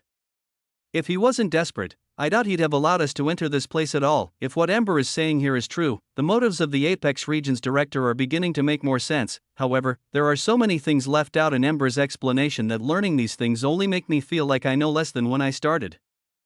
While the thought of the director being a wielder of divine energy may be a concern, there is one bigger than it that I want to ask Ember. The question of who or what is capable of creating a test like this, and if they're here, do we really want to meet them? A familiar white-haired healer's voice interrupts my thoughts. Hey Ray. Amri. We're ready to continue the climb. Nat yells in a cheerful tone while Dane rubs his eyes and wakes up on the other side of the cliff. Marcy grips her spear tight and gives me a nod too while they place all their sleeping gear back into item storage. With a smile, Ember and I slowly float over to them and I reply, yeah, we're ready too. Ember shakes his head. About 2 minutes, then we'll be ready. He pulls another red fragment from thin air, then looks at me and nods. For optimal absorption, we'll be eating one every 1 to 2 hours. There's no point in hiding it now. It would be a waste to wait any longer. He throws the gem in his mouth, then everyone on the cliffside flinches when his eyes glow crimson. I let out a sigh and do the same, letting the world around me turn into purple ethereal strands once again. My vision turns red too. This time, I know what to expect going into it, and it's a much more enjoyable and controlled experience. I don't waste the first 30 seconds trying to comprehend that every cell of my body is being burned from the inside out. This time, I immediately activate my all-seeing eye and turn to look at the cliff wall. The 3 applicants near the cliff look like very foreign material. There are thin purple threads that flow through them, but it's in no greater density than the air itself. I can see through their clothes, skin, muscles, bones, deep into their mana cores, and right through them without even having to try. All of the layers of reality are shown to me at once, and in this instant, I can process everything I see equally as fast, like it is just normal sight. Their figures are interesting for a moment, but my attention changes to where I left off last time very quickly. The cliff wall, glistening threads of purple light make up its surface. And when I place my hand against the wall, the millions of red shimmering threads that make up my hand begin to vibrate and ring with their own high-pitched frequencies. Individual tendrils of the energies mix and weave together, while others just drift by each other. When looked at as a whole, however, the 2 main masses of purple and red energy slightly repel each other more and more the closer the gap between them gets. It appears as if my palm is pressing against the purple wall, but there is an ever-narrowing gap that I cannot seem to close. I'm mesmerized by this phenomenon, staring into the void between my hand and the cliff until the ringing bells fade away and reality flashes back to me, robbing my eyes of their true sight. The flooding feeling of warmth leaving my body, and the yearning to be whole again hits me even harder than last time, but I just ramp up the effects of my self-regeneration skill and bear through it. I take a few deep breaths, then turn back to my teammates. I see them staring back at me with wide eyes and shocked expressions. Marcy is the first to speak up. You already farmed some of the stones while we slept. It seems they have other uses than just getting points. Nat is especially shocked, as it looks like she knows a little more about these than the others. How did you do that? I've only seen the apex hunters manage to take one of those without collapsing from exhaustion. Then Dane smiles ear to ear. What does it do? Can I try? Ember smirks while flying over and shaking his head while pulling out a fragment from thin air. If you eat one of these right now, I guarantee you'll be burned to a crisp from the inside out and explode into millions of pieces before you even know what's going on. Even if you decide not to, it's better not to hold onto them with your bare hands for too long. His eyes widen and his outreached hand quickly retracts. Oh really? I roll my eyes and chuckle, then think about the physical toll on my body the fragment takes even with these constant healing skills activated I'm using even now to recover. Yeah, probably. But he could have phrased it better. Then, shake my head and point upward. Anyway, come on, let's go. It'll probably take us another day to get up to the altitude where you can farm them yourselves. None of you are strong enough for these stones, don't even think about eating one. Even once we make it up there, these are points for the exam stage, don't try to absorb them. I start to float upward, speeding up my ascent to set a pace. Ember follows and shrugs, putting the fragment back into his invisible storage. Yeah, right, that's basically what I said too. Chapter 559, we continue climbing the massive mountain together. The monsters up this high make gaining hundreds of millions of MCP fairly easy for my teammates over the next 24 hours. Their controls rise to the point where they begin needing far less food and rest. In just a few days, I've managed to bring them from barely passing the B-class exams alone to rivaling the mana control of the Apex region's elite applicants. At this point, they're all thoroughly convinced that there is something not quite right about us, the two random applicants from the Bedrock region. While most applicants from this region should have barely made it into the top 30, we're effortlessly carrying them through the exams. Neither of us have eaten, slept, or shown any signs of fatigue in the days we've been together. On top of that, Ember and I absorb all of the red fragments in our possession. He even leaves our group to go up and farm more while I stay in range of the three teammates to keep their absorption skill activated. Occasional questions are asked, but they soon realize whatever is going on here is not something I plan on explaining to them anytime soon. Our ascent upward gets faster and faster the more they grow, and they accept the silent partnership and the decades worth of power gifted to them in just a matter of days, while each of them surpasses 1 billion MCP in their natural mana control. I consume 13 more fragments, bringing my total up to 15. Every time I do, the crystallization of a crimson gem in my chest gets brighter and brighter. On top of that, more and more threads of red energy are left behind trailing from the core every time I stop. I have to continuously regenerate my flesh at more extreme rates as the burning sensation never really goes away now. Just as Ember said before, it only gets worse. The more the crystal clear core saturates with red threads, the hotter and more constant this burning becomes. It gets to the point where even after the initial surge of energy passes, I'm able to imbue small portions of red essence into my skills and enhance their innate qualities. I test out throwing mana blades at a few monsters as we travel upward and let the red energy flow into them. I still don't sense them being different in any way. It just feels as if the building blocks of the mana and chi being used in the techniques I'm activating are far more consolidated. The structure of the attacks is more rooted in reality. Tendrils of the red threads spread throughout the crescents of mana, imbuing themselves deep into the attacks and spreading through the air they're traveling through as well. It gives off the visual feedback of the attack being stronger. However, the same exact amount of mana is being used. The more I look at these attacks that I throw, it's like reality itself is bending and weaving itself throughout the energy released to make a deeper impact on the objects it hits. My mind bends to try and comprehend the phenomenon. No extra energy is being used, it's just that the presence of these red threads makes the mass and air around the attacks more susceptible to getting hit. It makes the most sense in the minute or so of clarity that I get when absorbing a fragment, but floods away and leaves me in my thoughts afterward wondering how it works. Every time I use the divine power, portions of the red threads leave my body, and I visualize the birds I faced earlier with cores that haven't fully formed yet either. They would run out of the red energy surrounding them if they used it up completely. Despite this, I still test out other skills than just my attacks every once in a while. Ads by PubFuture. PubFuture adds, this includes my enemy detection and all-seeing eye in my greater form. Doing so, I can perceive the top of the mountain and the beginning of a new zone that Ember mentioned earlier. In addition to this, I can directly see the presence of other dense red cores when I use the threads of energy to boost my vision.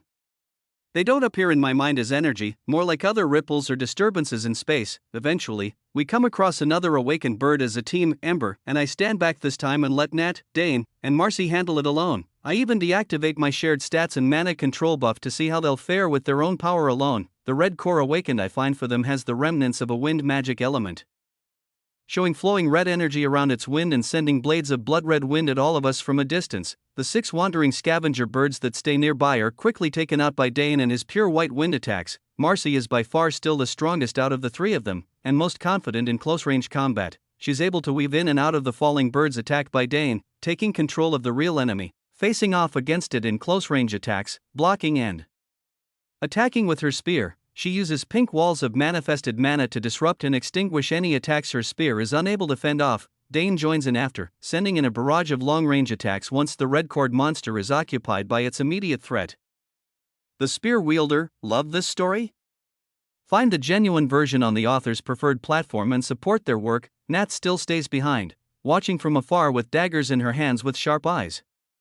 Without the fire skill I've been sharing with her, it seems she'd be hesitant to jump into battle, especially with the bright red aura that reaches far out from the creature they're fighting. In less than a minute, the team takes out the monster, but both Dane and Marcy, who were very up close and personal to the bird and its attacks, have tendrils of red energy coursing through their veins as well. Dane has far less, as he wasn't near the denser parts of the bird's aura, however.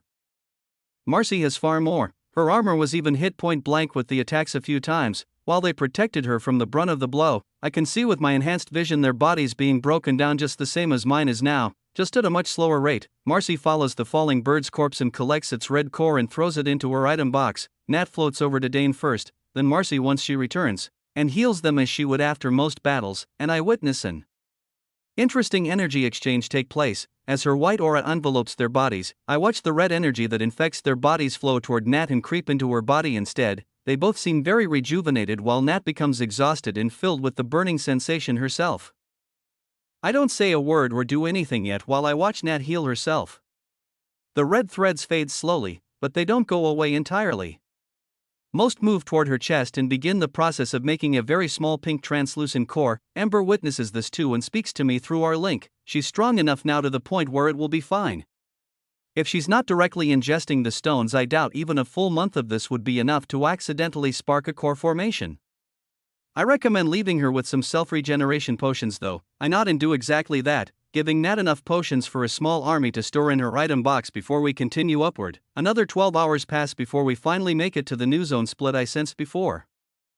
During this final stretch up the mountain, Ember and I absorb 7 more fragments each, and I don't activate any more unnecessary skills while using the energy to make sure the bulk of it gets saturated into my now very brightly glowing red outline of a core inside my chest. It practically lights up my entire body red. Ember too. I'm positive it's on the verge of changing into something very interesting. My teammates have farmed a total of 9 red cores and agreed to split them evenly among each other, while Ember has periodically gone off to farm extras that aren't in our flight path. Every hour or so he comes back with dozens of excess fragments for me to store away. We'll probably never need this much, but it never hurts to be safe, he says while eating another gem and adding to his red glowing aura. I eat another one too as what looks like the top of the mountain comes into my line of sight. Less than an hour passes before it comes into everyone's view, and we pick up the pace even further, flying higher and faster into the sky until we reach it. Once all 5 of us pass the cliff's final edge, the view on the other side isn't at all what I would have expected. Marcy is the first to say it out loud. An ocean. Up here, rolling waves are all we can see. The mountain acts like a dam, holding back an endless pool of water stretching out into the distance again. It doesn't only go out wide, it is deep as well. The mountain slope is just as steep as it was on the other side. However, there is a slight curve to it. It may not be visible to the naked eye, but with my enhanced vision, especially with the red divine threads coursing through it, I can see this endless sea is sitting inside the top of this stone mass. The mountain is wide, so even this is just an educated guess. In my vision it just curves off to our left and right into the endless void of sky. There's a small bit of land between the endless sky and endless sea, about 50 to 100 meters of it, varying in some places where the waves of the sea crash harder. Small shrubs and trees grow on this long curved piece of land. We all float down onto it to take a break, and Ember speaks through our link once we land. Our best course of action now is to finish absorbing these stones, then leave your teammates here while we take on the next zone. Without a consolidated red core, it would be nearly impossible to bring their mana control to heights to the point where they could take on monsters that can wield orange cores. I relay the message to my teammates while they set up their base camp. I create another teleport platform here too. covering it with a stealth barrier and earth magic, while handing out teleport crystals and keeping some for myself. During this process, a few fully awakened red core birds find us at the top of the mountain, and I watch them take it out with ease in return. I speak up while crossing my arms and standing with Ember at the edge of the endless sea. I've given you all enough power to handle anything that comes your way at this altitude. On top of that, you all have quite the head start against any other teams that make their way this far. I can only think of two, the Apex Region's elites, and some of the higher skilled Vice and Viridian applicants. Do as you wish with them when the time comes. If for any reason you can't handle fighting them, use the 2 teleport platforms I made for you to retreat and come back up here if needed. Marcy nods, looking at me with her arms crossed and a satisfied look on her face. Sounds good to me. We'll keep anyone from passing this line if they approach. Then, she turns to look back toward the sky, but says one more thing. Oh, and thanks. I'm glad I trusted you. I haven't trusted anyone in a long time. I'll have to show you around the Talton region when this is all over. I think I can convince my leader to let you come by. Dane replies next. You're leaving right now? When will you be back? Before the 28-day limit is over, right? I shrugged, and Ember replies before I can get a word in, holding a red fragment in between them. We'll be leaving once we awaken our red cores. It won't be too much longer at this rate. Ember turns and starts walking over to the water's edge. Sits down and sends me a wave of telepathy telling me to join him once I'm done so we can finally finish this up. I nod. We'll meet you all once the trial is done. The hard part is already over. You're strong enough to pass this exam on your own now. That was the whole goal here, right? Make it to the top 12? Make the Silka region proud? He smiles. Right, yeah. He pauses, but looks at me with a face full of confidence after thinking over my words. I'll collect more fragments than anyone else. I'll show you around the Silka region once this is all over too. I smile and nod back. Good. I turn to Nat and reach into my item storage to pull out a small blue orb and toss it to her. Inside, an extreme grade fire summoning skill lays dormant. If you want that fire skill to stay permanent, eat that. You seem to have a much more aggressive fighting style when you have access to the skill. It might come in handy. She catches it, looks at the small orb for a few seconds, then nods, placing the orb into her item box. Thank you. I'll use it if I need it. I thought this would take years, maybe longer, maybe even never. Winning the tournament in Stage 4 lets me go back to the Viridian region right after these exams are finished. Yes, and I'm very interested in what matters you'll have a say in when you get a place on that B-class board as well. I smile and turn around to go join Ember. But continue speaking, making eye contact with everyone. Even so, it's not over just yet. Keep training while you can and stay nearby. I have a feeling you're going to need all the power you can get once the other teams arrive this high up. You could still lose your points if they take them from you. It's better safe than sorry, right? Each of them nods and scatters off to find more enemies nearby to absorb their MCP while I walk over to Ember and sit down. He looks toward me and eats another red fragment, then closes his eyes as crimson threads fill his body. Let's finish this and move on. Your journey here has just begun as well. I take a deep breath and do the same, staring off into the endless sea while more threads of ethereal light saturate my core.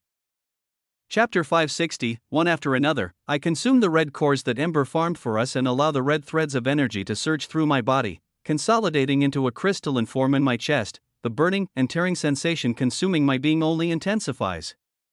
It feels as if every cell of my body has been destroyed and regrown countless times. Hours pass, and the time between every red core consumed gets shorter each time. While the red threads of light don't harm my physical body any less, every new fragment that I consume lets less and less of its essence escape.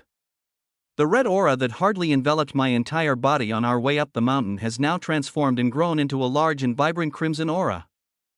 I'm unsure how many hours have really passed, but after about half a day's worth of time sitting on this shore in front of the endless ocean, my memories begin to fade as it feels like the only thing I'm concentrated on is absorbing the next red fragment. Ember's red aura grows in radiance too, not too far away from me on the shore, and in the very distant portion of my mind, I feel the presence of the 3 teammates that came with me up this mountain, killing monsters and growing stronger.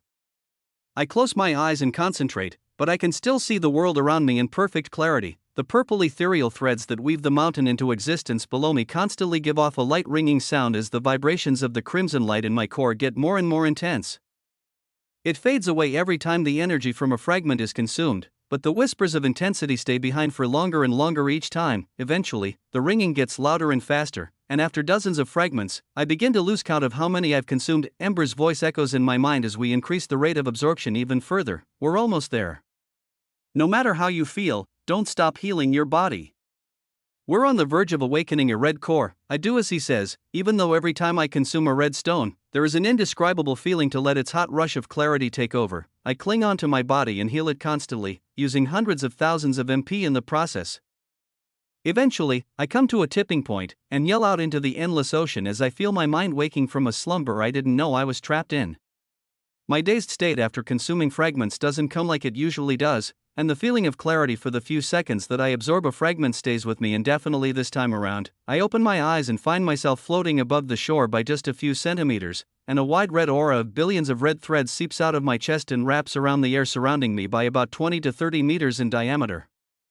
My perception skills are working at full blast, but I don't sense any of the red light seeping away from my body. It doesn't even feel like energy at all. It just feels as if anything these red threads touch, I understand and have a far greater control over the reality near me. I feel my heartbeat, I hear my every breath, the blood in my veins trickling throughout my body, and the constant crunching of my bones and muscles still being broken down and reformed by my skill. The self-regeneration process is aided by the red threads permeating from my core. However, this is still a conscious effort, for whatever reason, access to this power wants the limits of my physical body to be destroyed, but I don't plan on letting that happen. For now, it isn't much of a hassle to keep this skill activated like a passive buff. By now I've grown used to it. Love this novel? Read it on Royal Road to ensure the author gets credit. I reach into my item storage and pull out my daggers, then send a few crescents of red lighting off across the ocean. The mana output is exactly the same as it's always been. The attacks just feel far denser and weigh down on the fabric of this construct, making them many times more deadly than they would be without the red ethereal light coursing through them. I send off dozens of attacks, in awe of the fact that the red aura around me doesn't dim at all. A radiant red core glows in my chest, made up of what seems like an infinite amount of crimson threads. Wherever I float in the air, it's like a weight of a movable mass bends the world around me. Ember's voice finally breaks me from my enamored state. Congratulations! You've successfully awakened your red core. You can perceive and manipulate the most crude form of divine energy. How does it feel? I raise my gaze to Ember. He floats before me with a radiant red core as well. The fabric of reality within this construct bends around his aura just the same. My perception skill is still heightened to its highest degree, and our auras overlap, giving me a glimpse into his core once again. It is nearly identical to mine, having what seems like infinite threads of red light within it. However, I see the golden and silver sparks in its center for a fraction of a second before my gaze and mind are pushed away. I nod and turn to the endless ocean and respond. It feels incredible. Like my eyes are finally open. The world around me bends to my wishes. It's like nothing I've ever felt. He smiles and points out into the great sea. Good. So you've grasped the basics. Let's climb higher so I can teach you how to properly use this power. I turn back to the shore, opening a telepathy link with my teammates that are a few kilometers away hunting beasts to send them a quick and final farewell, then respond to Ember. Let's go. Without waiting any longer, we both fly off together across the ocean, angling upward toward the direction in which all of the purple threads shimmer and flow. Without having to hold back, we soar upward with speed far surpassing anything shown earlier in this construct. Distance that took us days to cross before is now traveled over in mere hours. Heavy wind currents try to push travelers around in the sky, but both of us slice through these obstacles with radiant red auras, bending through the construct while leaving traces of red threads behind in our wake. We pass hundreds of lost scavenger birds in the skies, and they only grow stronger and stronger the higher up we travel. Some of them possess powerful attacks rivaling that of a 1500 to 1600 hunter, similar to the strength shown by Trax when he consumed a red core and unleashed its raw fury. These birds aimlessly travel the skies, and we hunt them down with ease, collecting storages full to the brim with red cores. Ember never consumes any, and I ask why, as many of them glow bright with power. He shrugs and responds with, "You can eat them if you want, but at this stage in our progression, anything less than an orange core won't do much." Out of curiosity, I eat a few as we travel higher, but just as he said, after hitting the tipping point on the shore earlier, any extra red essence does nothing but flow right through me. I get a small surge of clarity, and my aura grows just slightly, but it fades away and is left behind in the wind less than a minute later. I've hit some kind of natural limit. After about 10 tries, I let out a sigh and stop attempting to absorb fragments, giving him a late reply while slicing through a slowly circling scavenger bird. You were right. I guess they don't do much. At the same time, I pull the orange core from my storage that I managed to obtain from the last event back in the Apex region. How about this? Ember slices through another bird of his own, about half a kilometer away, and turns to me using our mind link to reply, "You're probably ready." I'd advise against trying it in the sky. We should at least find somewhere solid to sit and rest before attempting one of those. His gaze turns upward, and I feel his aura pulse outward to scan the surroundings. I momentarily slow my momentum to take a moment and do the same, looking far off into the sky above the ocean and finally see something interesting. I whisper under my breath, "Chains." So many chains. Reaching up high into the sky, I see countless heavy chains. They're covered in vines and rust, all falling down into the endless sky we've flown up through for hours. The wind currents make them sway back and forth, rattling in the air. Some are pulled tight, while others are loose and dip down to curve for endless kilometers. I can't see the bottoms of the chains as we're too far up, but I can only assume they plunge into the depths of the sea below. I also cannot see the tops either. They stretch up into the sky, fading away out of my senses. These impossibly large metal structures are also made up of purple ethereal strands. Whatever they are, they're native to this construct. In the faint outer sense of my mind, I see pockets of orange light jumping from chain to chain, grabbing onto the vines, and using them to climb higher up into the sky. Chapter 561. The higher we float upward, the fewer birds there are circling here. Once we make it to a certain point, they stop soaring higher. We approach the slowly swaying chains, and I watch one of the highest flying awakened birds glide peacefully through the sky between two of the massive metal links, as it flaps its long graceful wings glowing red with ethereal threads. Another creature comes rocketing toward it, jumping with strong dark green armored insect legs. It's almost a blur in the sky how fast it moves. Two sets of transparent wings unfold from its exoskeleton as its powerful jump pushes it forward, and it cuts through the air with a bright orange aura trailing behind it. Its long antennae and beady black eyes sense the air around it, while a sharp outstretched limb cuts the scavenger bird's head clean off before it even knows what hit it. The insect, with the body of what seems to be a cricket mixed with a praying mantis, rockets through the air, perfectly landing on the chain across from it. The creature's body is far smaller than the bird it just killed. Possibly 3 to 4 meters from its antennae tips down to its feet, but the strength and speed it just showed outclassed anything I've seen inside this construct. It turns to jump back, pointed straight at the falling bird while it dissolves and crunches through its red core with powerful fangs, absorbing its essence in seconds and climbing higher up the vine-covered chains. Its green outer shell blends in with the lush plant life on the rusted metal chains, but its bright orange aura stands out. To me as bright as day. It looks back my way while hopping up higher and further away, chain to chain. As I approach, more and more of the mutant locust creatures come into my view as ember and I start to soar up through the twisting chains.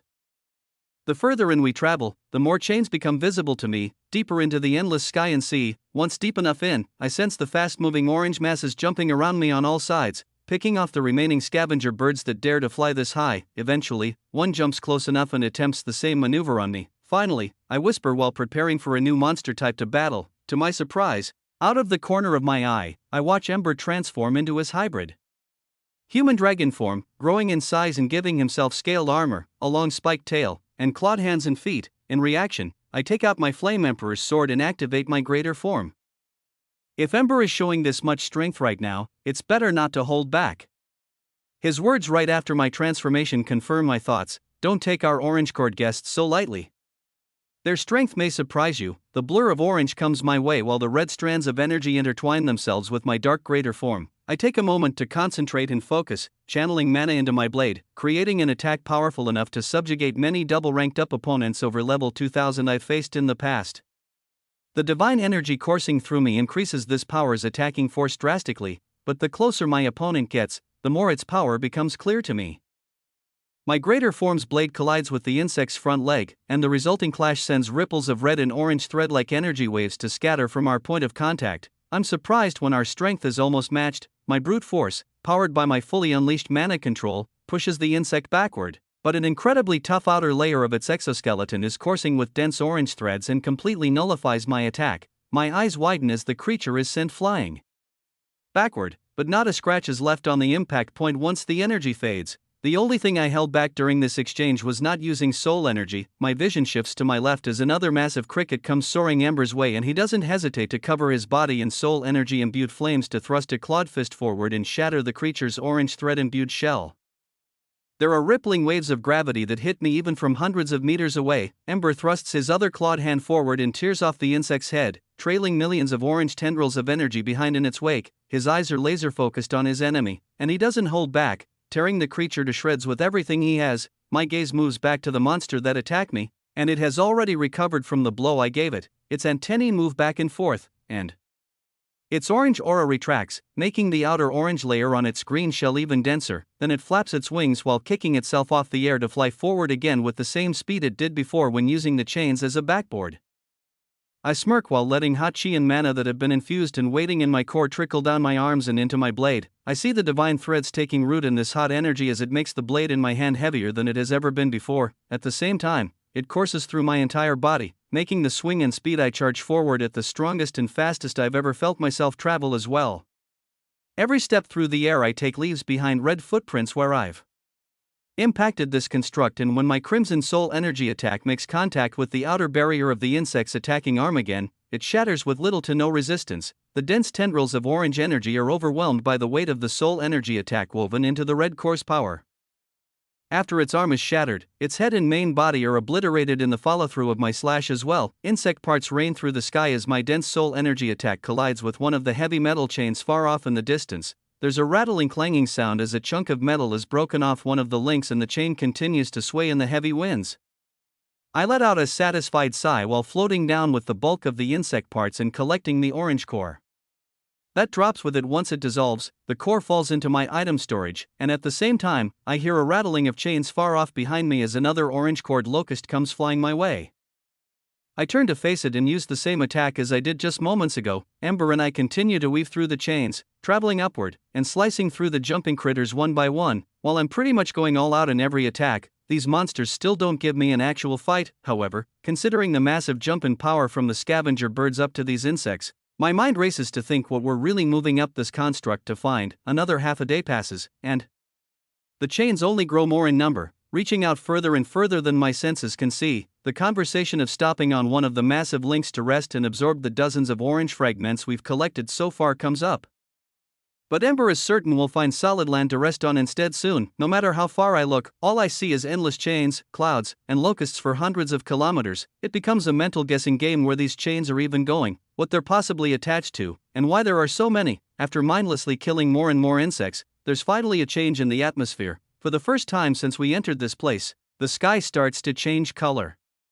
It becomes slightly darker high above us. One of the tightest chains near me shudders, and all of the orange-cored monsters in its vines jump off and begin hopping and flying away as fast as they can. I hear a loud echoing cracking sound, like rock splintering against rock high up in the sky. Then, the titan chain less than a kilometer away starts to bend. It's like whatever was holding it so straight has loosened its grip. The sky gets darker and darker as the massive chain bends and starts to look like many of the other slack chains I passed while traveling upward. Then, I see why. An impossibly large rock looks like it's falling from the sky with the end of the chain attached to its center. The longer I stare up at it, the more massive it becomes. It looks like an entire mountain is being pulled down from the sky. Ember and I both look at each other with surprised expressions, then start air-stepping away as fast as possible. There's an end in sight at the edges of this enormous falling rock, but the closer it falls, the further away these edges become. More cracked and grinding sounds fill the air as more and more locusts scatter away, screeching and chirping as they do. None even try to attack us as they pass, sensing that whatever is falling toward us is a far greater threat. Chapter 562. The impossibly large mass of stone connected to the top of the nearest chain turns the entire sky dark as it falls toward us at a speed impossible to measure correctly. The closer it gets, the larger the stone mass seems to become. What I assume to be a few kilometers wide stone turns into a few dozen, then even larger.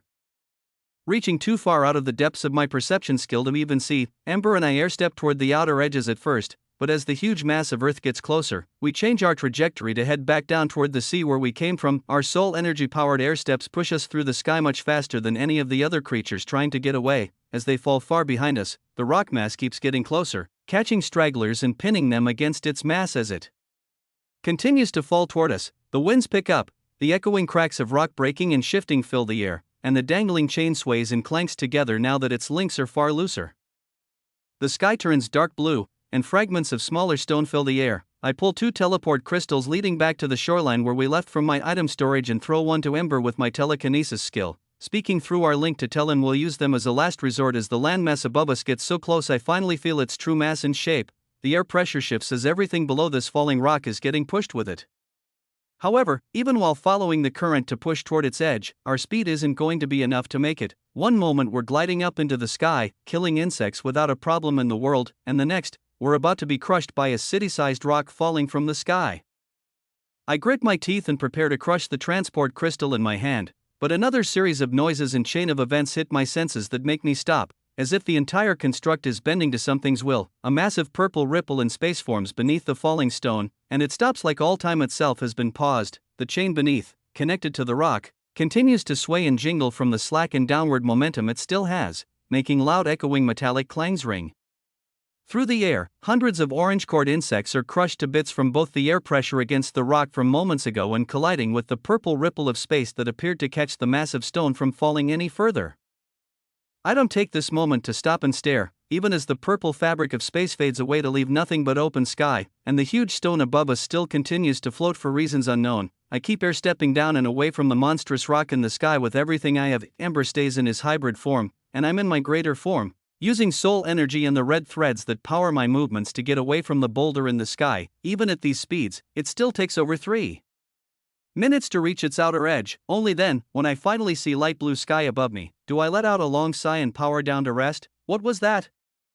I yell out loud as Ember has the same look of shock on his face as well. We float upward past the point where the purple force field stopped this island from falling, and we pass through it like it was never here. You might be reading a pirated copy. Look for the official release to support the author. Still, moving away from the rock mass, I finally turn to see what's on the other side. It isn't what I expected at all, Ember responds while looking up at the sky, eyeing all of the other chains far off in the distance. Well, you can't say I was wrong. We did find some solid land. I nod while taking in the landscape of thick forest filled with massive obsidian black trees stretching high into the air. Their bases are dozens of meters thick, and as I look upward I cannot even see their tops. Every few hundred meters, branches sprout from the jet black wood, and some of the leaves that grow from these trees are larger than my entire body. The black glossy plants shimmer and shine like they're chiseled out of volcanic stone, reflecting the orange light of the insect monsters that hurriedly jump into the forest. Many chirp and click as they fly by us from all of the nearby chains. It's like they're swarming in as if this is a usual occurrence. My gaze follows their flight end. Jumping paths as they propel themselves from sturdy trunk to trunk up higher into the obsidian forest. Then, I see exactly what they're so eager to find, high up in a tree, over 500 meters from where Ember and I float and watch. A round yellow fruit dangles from one of the black branches high in the sky. From here, it looks like the fruit is about a meter in diameter, and from what I can see at this distance, a dazzling golden aura shines off of it. Threads of yellow divine energy radiate off this fruit as dozens of locusts jump and fly toward it. They slash at each other, breaking through the swarm to try and get to the front like their lives depend on it. Seconds later, one of them manages to get a hold of the yellow fruit and all-out war follows. Clashing of orange-armored insect arms and legs collide, and many of the creatures are ripped to shreds while trying to get a single bite. Some manage to sink their fangs into the round golden fruit, and bursts of extreme yellow radiance flow through them. Unfortunately, I can't see the full extent of this power because every time one of them gets even a little taste, they're ganged up on and torn to shreds by the rest of the swarm before they can show off. I can predict this will go on until there's only one remaining, but something else entirely happens. The size of the branch where this golden fruit grew begins to glow bright yellow, making the outline of a massive lizard on the side of the tree appear. It has the body of a chameleon, but sharp eyes like a snake, and claws on its hands and legs like a wild beast. The creature was completely invisible moments ago, and now its rows of sharp teeth wrap around all 40 or so of the swarming orange-cored insects.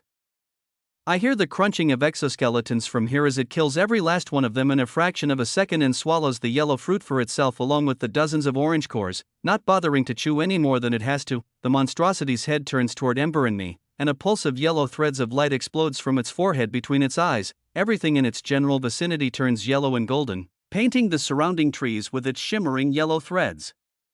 In an instant, an eerily familiar feeling hits me that I've only felt one time before when the golden eyes stared down at me from the apex region's black box during the 4th stage of these exams.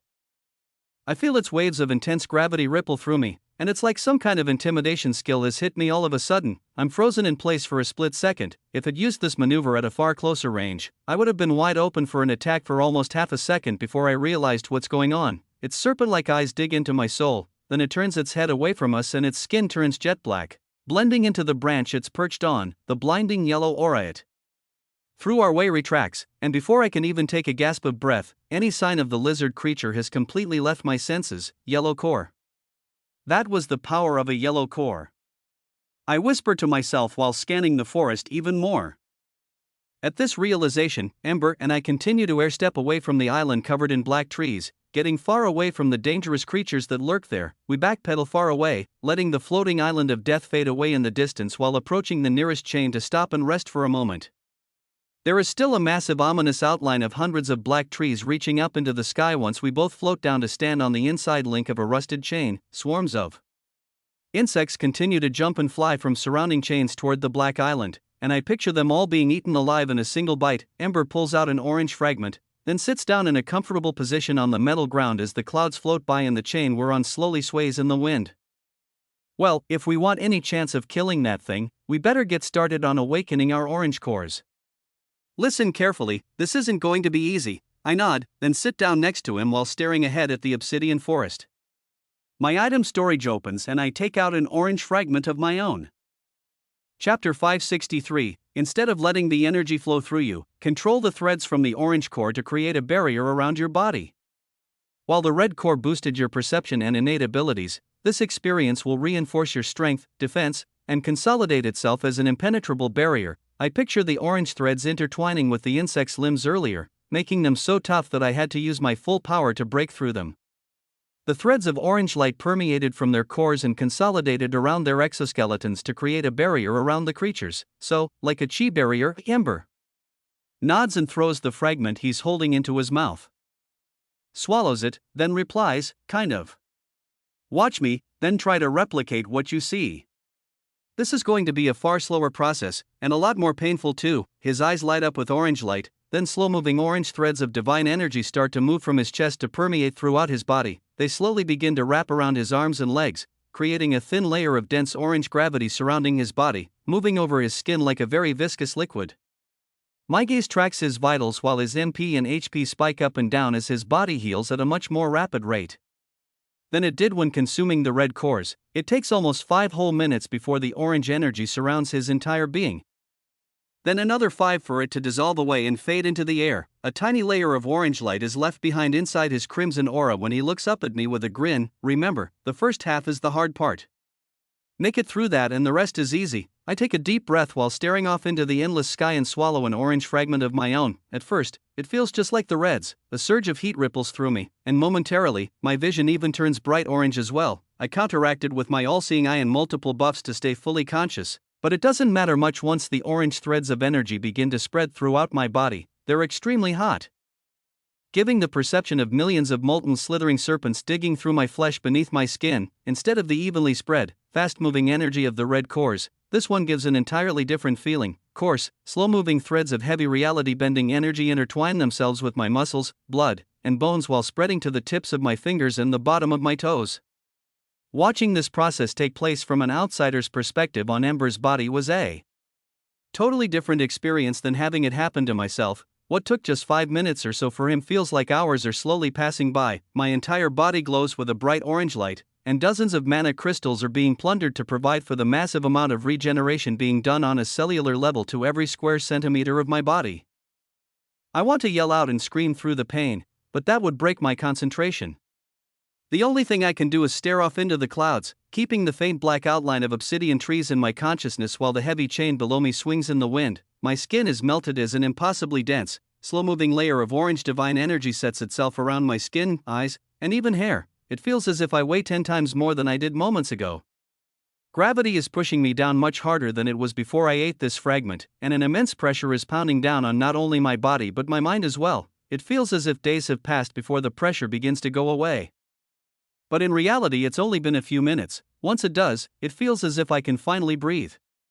The 5 minutes as the pressure subsides and the orange shell dissolves into the air. Watching the threads fade away, is one of the most relieving feelings I've ever felt. I let out a long satisfied sigh and fall to my back once the process is done. Small threads of orange light still shimmer in my skin and make a small shell-like aura around me, burning my flesh and tearing me apart from the inside out. However, the minuscule pain now compared to what it was moments ago is nothing. It feels relaxing to only have to regenerate at this slow rate. I lay on my back for almost half a minute, breathing heavily, then let out a laugh and sit back up. You could be reading stolen content.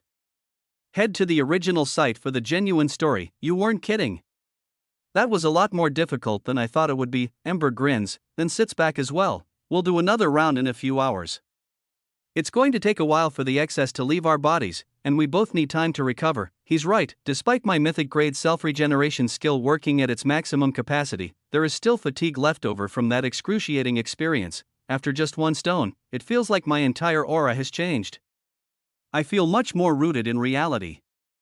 The threads of energy close to my body feel much thicker and heavier.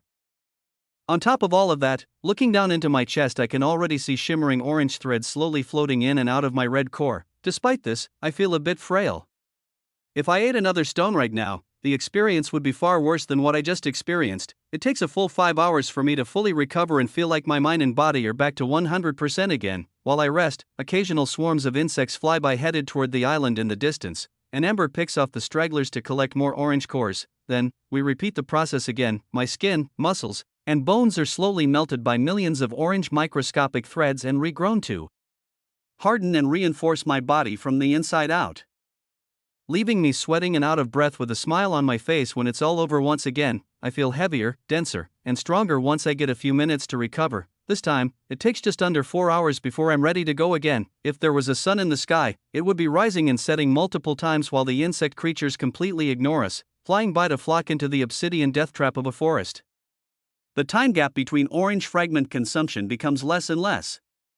The excruciating slow-moving pain that comes with each one becomes far more bearable, so much so that I don't have to use my full concentration when the orange threads stay behind more and more, intertwined inside my flesh. After every cycle, my skin, muscles, and bones harden to the point where they feel like they're not even organic tissue anymore. My rate of self-regeneration increases even when I'm not consuming stones, and the heavy presence that ripples like gravity waves while consuming fragments starts to lag behind to be present even when all of the excess energy has faded away.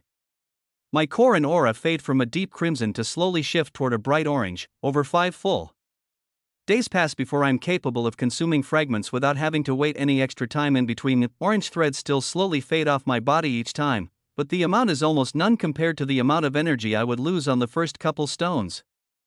It feels exactly like the breakthrough point I hit with my red core. I just need a few more, and there will be a monumental change. Almost there. I stare off into the endless sky that looks exactly the same as it always has, with black trees stretching up into the unknown while eating another fragment. The process is soothing now. Another thick orange layer of shielding is added to my body to make it denser and stronger than before.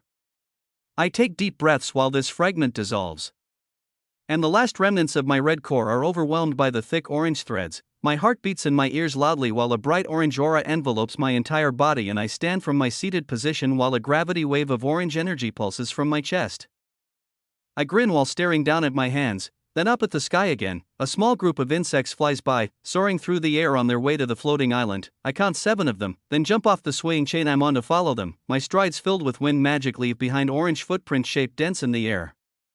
They begin to fade once I'm far enough away. I pull out my sword from my item storage and orange threads slowly creep up at once my grasp tightens around it. I fill the blade with soul energy.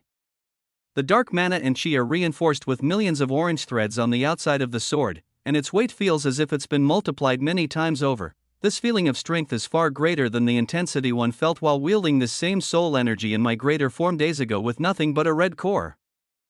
I could activate that buff now to increase my strength even further, but it doesn't seem worth the hassle. I grin while slashing through 6 of the insects in just 2 swings of my blade. Their outer shells are obliterated by the weight of the hot soul energy in my blade. My speed is still similar to theirs, so one of the bugs manages to escape my second swing. It charges in to avenge its fallen allies, attacking my unguarded back, but its entire arm shatters to pieces as it makes contact with my new skin-tight unbreakable defense. Its antennae move rapidly and its beady black eyes widen while I turn to slice it in half, while the insects fall, dissolve, and I collect their cores.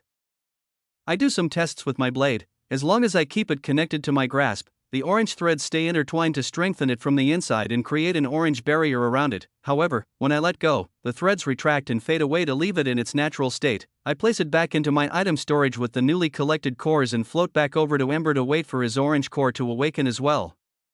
While my sole focus these past few days was absorbing fragments, he farmed many more stones for us, leaving hundreds of excess in my item storage. It takes about 6 more hours for his core to awaken. In the meantime, I practice on the insects that pass by. I thought that by now, after awakening my orange core too, I'd understand why they're so eager to send themselves into that death trap of an island, but their infatuation still is a mystery to me. Ember tests out his new powers too on some of the nearby monsters, punching through the tough outer layers of exoskeletons with nothing but a soul energy powered fist. Not even in his hybrid form, I join in the fun as well. His fists and my sword break through the tough outer shells of these insects, and the image of that yellow-cored lizard crunching through dozens of them in a single bite flashes through my mind with every kill. We slowly make our way back toward the island filled with obsidian trees. A battle strategy slowly begins to form in my mind of how we'll take on one of those lizard creatures together. But my concentration is broken once I see the purple barrier beneath the floating island appear out of thin air again and ripple with waves of gravity just like it did when it stopped the island from falling down into the depths of the sea before. It feels and looks different this time. Instead of stopping the island from falling, it looks as if it's exerting force to push it upward instead. A loud echoing creak, and the jingling of a long chain below the island hits my ears. I have to make a split-second decision and change my plans once I see the island of black trees and golden fruit start to move upward again toward the endless sky above where it came from. Chapter 564, The Island.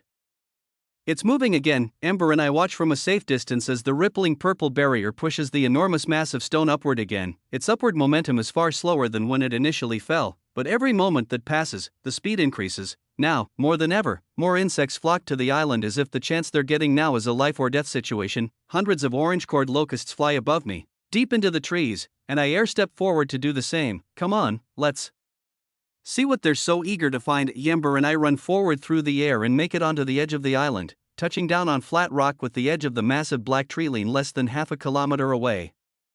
The wind is moving by us at high speeds now, and as the seconds pass, even the air pressure pushing down on us from above gets more intense. The creaking sounds and rippling of purple fabric beneath the island make reality tremble as it pushes harder and our speed toward the sky increases. Fewer and fewer insects are able to swarm into the trees as our speed gets too fast for them to catch up to the island moving up into the sky.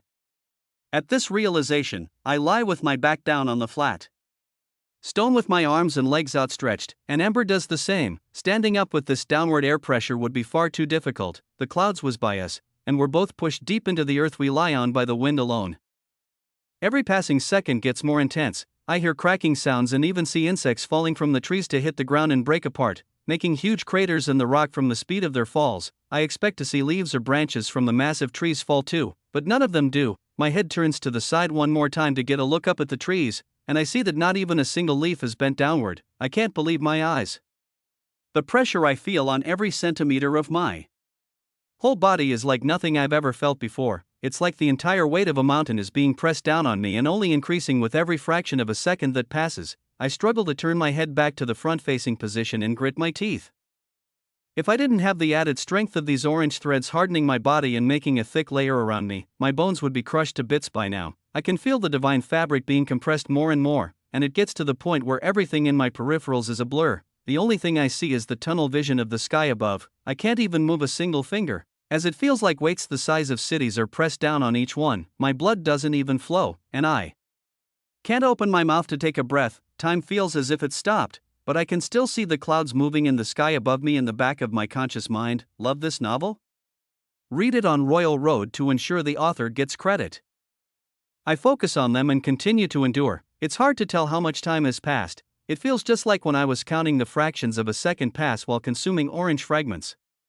The only difference is, this time it isn't painful, it's more of a suffocating feeling. Before the pressure reaches a climax where it's too much to bear, I feel the ground shudder, and the loud clang of a chain below me being pulled tight rings in my ears. The next thing I know, the pressure begins to fade, and the feeling of weightlessness takes over. The outer edges of my vision come back, yet I still see the clouds above getting closer and closer. I turn to my side, feeling air push against my face while the black trees appear to be moving down. However, once I shake myself out of it and activate my wind magic to stabilize myself, I realize just because the island in the sky was stopped by the chain connecting it below, doesn't mean I was. The ground is over a kilometer away as my body kept the upward momentum of the enormous push. I take a gasp of fresh air and slow myself down over the next few seconds before taking a look around. My eyes widen as everywhere I look, there are more and more black trees, the chains that all flew by in my vision on the way up here all connect to other islands, and every single island is packed with an obsidian forest. Flashes of yellow light appear in my mind's eye as hundreds of orange insects are killed by predators all around me. They swarm in and out of the forests, jumping island to island, trying to sink their fangs into just one of the golden fruits that grow in these trees. My gaze turns up to see the bottoms of even more islands high in the sky, while when I look down below, countless others are here too, spreading off in every direction. Slowly, I float down to the two human-shaped holes in the rock where I just flew up from, and Ember is sitting on the edge of the island, enjoying the view and waiting for me. He turns around once I get close enough and stretches out his arm like he's just woken up from a nap. I have to admit, that was more painful than it had to be. We could have just flown up by ourselves. I doubt it would have taken more than a day. I look down at the two holes in the hard ground and shrug, sure, but we're here now. It wasn't that bad. Eating my first orange stone was worse. We both laugh, and at the same time, I do a quick scan of the forest to see if there are any enemies nearby or swarms of insects that need to be dealt with. The first thing I spot is a large golden fruit glowing yellow, dangling from the same branch where I saw it eaten along with 40 orange-cored insects the last time I ventured in this close to the treeline. My gaze tightens on it, and I try to boost my perception further to look for any enemies nearby, but nothing comes up. The eerie sensation of being watched washes over me as I continue to stare into the forest. And I'm almost positive the lizard creature is staring right back at me from behind this golden fruit, even though I can't sense it. The longer I stare at the unmoving glossy black branch, the more the round golden fruit's yellow aura grows with luminosity and the juicier it appears to be. Waves of very light yellow light are pushing off the fruit, similar to the incredibly dense wave of yellow intimidation I felt before. The more I watch it, the larger the fruit grows. It may be just by a few centimeters in the minutes I wait, but I'm sure it's increasing in size. Every pulse it makes grows brighter and stronger until the incredibly faint outline of an invisible lizard shows up in my mind's eye next to it on the tree's branch. From afar, I never would have noticed, but from watching the constant waves of light, and analyzing them change in intensity, I notice it's there because it absorbs the yellow threads at a different rate than the tree branch it rests on. I open my link with Ember and speak while staring forward. I can see it. It's all alone, and we're both at maximum strength. I don't see a better time to try and take it on. I hold up 2 teleport crystals again, just like when we were running from being crushed by the same falling island in the sky. If it's too strong to kill, I'm going to steal its fruit. If we're not even capable of that, we run away and come up with a new plan. We'll crush the crystals as a last resort. This is the only way I'll get to measure what its true abilities are like. I let out a pulse of enemy detection that stretches out through this full island and a few of the neighboring ones, not getting a reading on any of these stealthy creatures unless they're intentionally making themselves known to attack swarms of orange-cored insects. It solidifies a conclusion in my mind. There's no other way for us to get our hands on a yellow fragment. It's either we do this or stay stuck in the same class as those fruit-obsessed bugs. Ember grins and turns my way, altering his body into his hybrid form layered with orange threads. I was thinking the same thing. I nod and step forward too, moving toward the treeline while keeping my eyes locked on the golden fruit and its deadly guardian. Chapter 565. We approach the dark treeline, and it's not only the lingering gaze of the golden lizard that makes me shiver. The trees themselves give off an aura of danger that I can't quite figure out. All I know is it's best if I don't touch their trunks. Every time my gaze falls on them at this close distance, I get the instant reflexive feedback to stay away. Even so, we enter the dark forest. I activate my stealth skill along with my greater form. The orange threads that flow from my core wrap around my large form while I pull out my sword, intertwining and amplifying my stealth skill as well, making me completely vanish. The only thing left behind are the heavy orange footsteps that bend space behind me. Once they've made it far enough from my core, the stealth skill deactivates and the threads are visible to the naked eye. Even so, I still have a window of time where I'm invisible and can catch it off guard. The small time lag and a bit of misdirection are what I'm counting on. I've witnessed its raw power. I'm making no assumptions that I can outclass this shifty creature in a one-on-one fight of pure strength or speed. We creep through the forest further, splitting up and wrapping around the creature on 2 opposite sides. I can still make out the faint outline of its presence. And Ember can too. Its gaze switches back and forth to Ember as he's not using stealth, and back to my footsteps as they trail behind me. Using telepathy, I relay the plan I thought of when we were going to face this creature before the island rose into the sky. He nods and his body grows even larger, shifting from his hybrid form into a full-fledged dragon. Ember's black scales shimmer with an even darker glossy shine than the leaves on these trees. Orange light permeates from his core and covers his entire being as he flaps his wings, and I dart forward while charging my greater form's blade with as much soul energy as possible. Instead of moving straight, I take a sharp left and airstep to spin around a large trunk of an obsidian tree. The path of least resistance would be to charge right toward the lizard, and the footsteps that slowly appear in my prior path make this the predictable logical maneuver. I'm counting on it to be aware of this while I take the unnecessarily long path around a trunk in full stealth while aiming my gaze right toward the creature's back. I've positioned myself on the completely opposite side from where I approached, putting it between the golden fruit and myself. As the gap closes, another factor is added to the scene as Ember bursts through the trees on the opposite side, glowing with flames and leaving a trail of his corroding soul energy behind in his wake. It covers the black leaves of the trees and lights up the dark forest as he nosedives downward to be the obvious distraction. The lizard lunges forward toward Ember while I rocket toward it down the backside of the branch it's perched on. At my high speeds, it takes less than 1/10 of a second to swing my blade, but the tension and dangerous aura coming off both the invisible chameleon and the black tree beside me make my mind scream to run away the closer I get. Regardless, I've made a plan and I'll follow through. My blade makes contact with the bottom of the lizard's neck while it lunges forward, keeping its full attention on Ember. I release my full-powered slash upward, aiming to slice its head clean off before it realizes I'm here. However, it feels as if my blade is colliding with a hardened wall made of tough sandpaper like scales when my greater form's blade makes contact. I use all my strength to thrust upward, but my sword hardly budges. I feel a few scales give way, and the strongest point of my blade pushes through a few centimeters, but no more than a few threads of orange energy make their way through its thick scaly flesh. Ensure your favorite authors get the support they deserve. Read this novel on Royal Road. The majority of the attack is deflected and the dense crescent of reinforced soul energy that erupts from my blade wraps around the creature's neck like it's hitting a force field. It explodes and disperses to either side without leaving any extra damage. I fly past, following through with my strike, but soon realize it's all been for nothing. The same pulse of yellow light comes surging out from the lizard's forehead, spreading throughout the nearby trees and painting everything bright golden. Its full appearance is clear as day to me now, and it shifts its head toward me instead of Ember. Despite my stealth skill still being activated, its yellow aura wraps around me and shows a real-time outline of exactly where I am, like echolocation. The only damage I see done to it is a few scales missing from the underside of its neck. And at the apex of my slice, I managed to make it through the first layer of its flesh to leave a small meter-long scrape and some orange leftover residue. My attack didn't even pierce through its neck to hit any vitals like I'd hoped. But seeing that this monstrosity isn't invincible still gives me the necessary adrenaline rush to come up with a new plan on the spot. My eyes dart around and I consider breaking a teleport crystal to retreat, but another idea comes to mind as I take in the situation as a whole. It may see me now, but its momentum is still moving away from me. I'm closer to its golden fruit than it is to me, and Ember is not its primary threat anymore, so his movements are far less noticeable. I send out a new telepathy message while swinging my sword again to slice through the small stem of the fruit, keeping it connected to the upper branch of the tree. Ember swoops down beneath the thick branch while I open up my item storage and let the fruit fall inside. The enormous lizard's long spiked tail uncurls and shoots backward to grab onto the black branch and shift its forward momentum and swing toward me instead of keeping its forward lunge. The torque created by the sudden change in direction is far more powerful than I predicted, and its rows of teeth and open maw come rocketing toward me much faster than I was initially expecting. Even so, I still see many possible escape options I can take before having to use my teleport crystal. In my greater form, its open mouth is almost half the length of my body. The sight is still hideous, but it isn't as intimidating as it was when I witnessed it kill 40 insects in the blink of an eye while I was still a red core.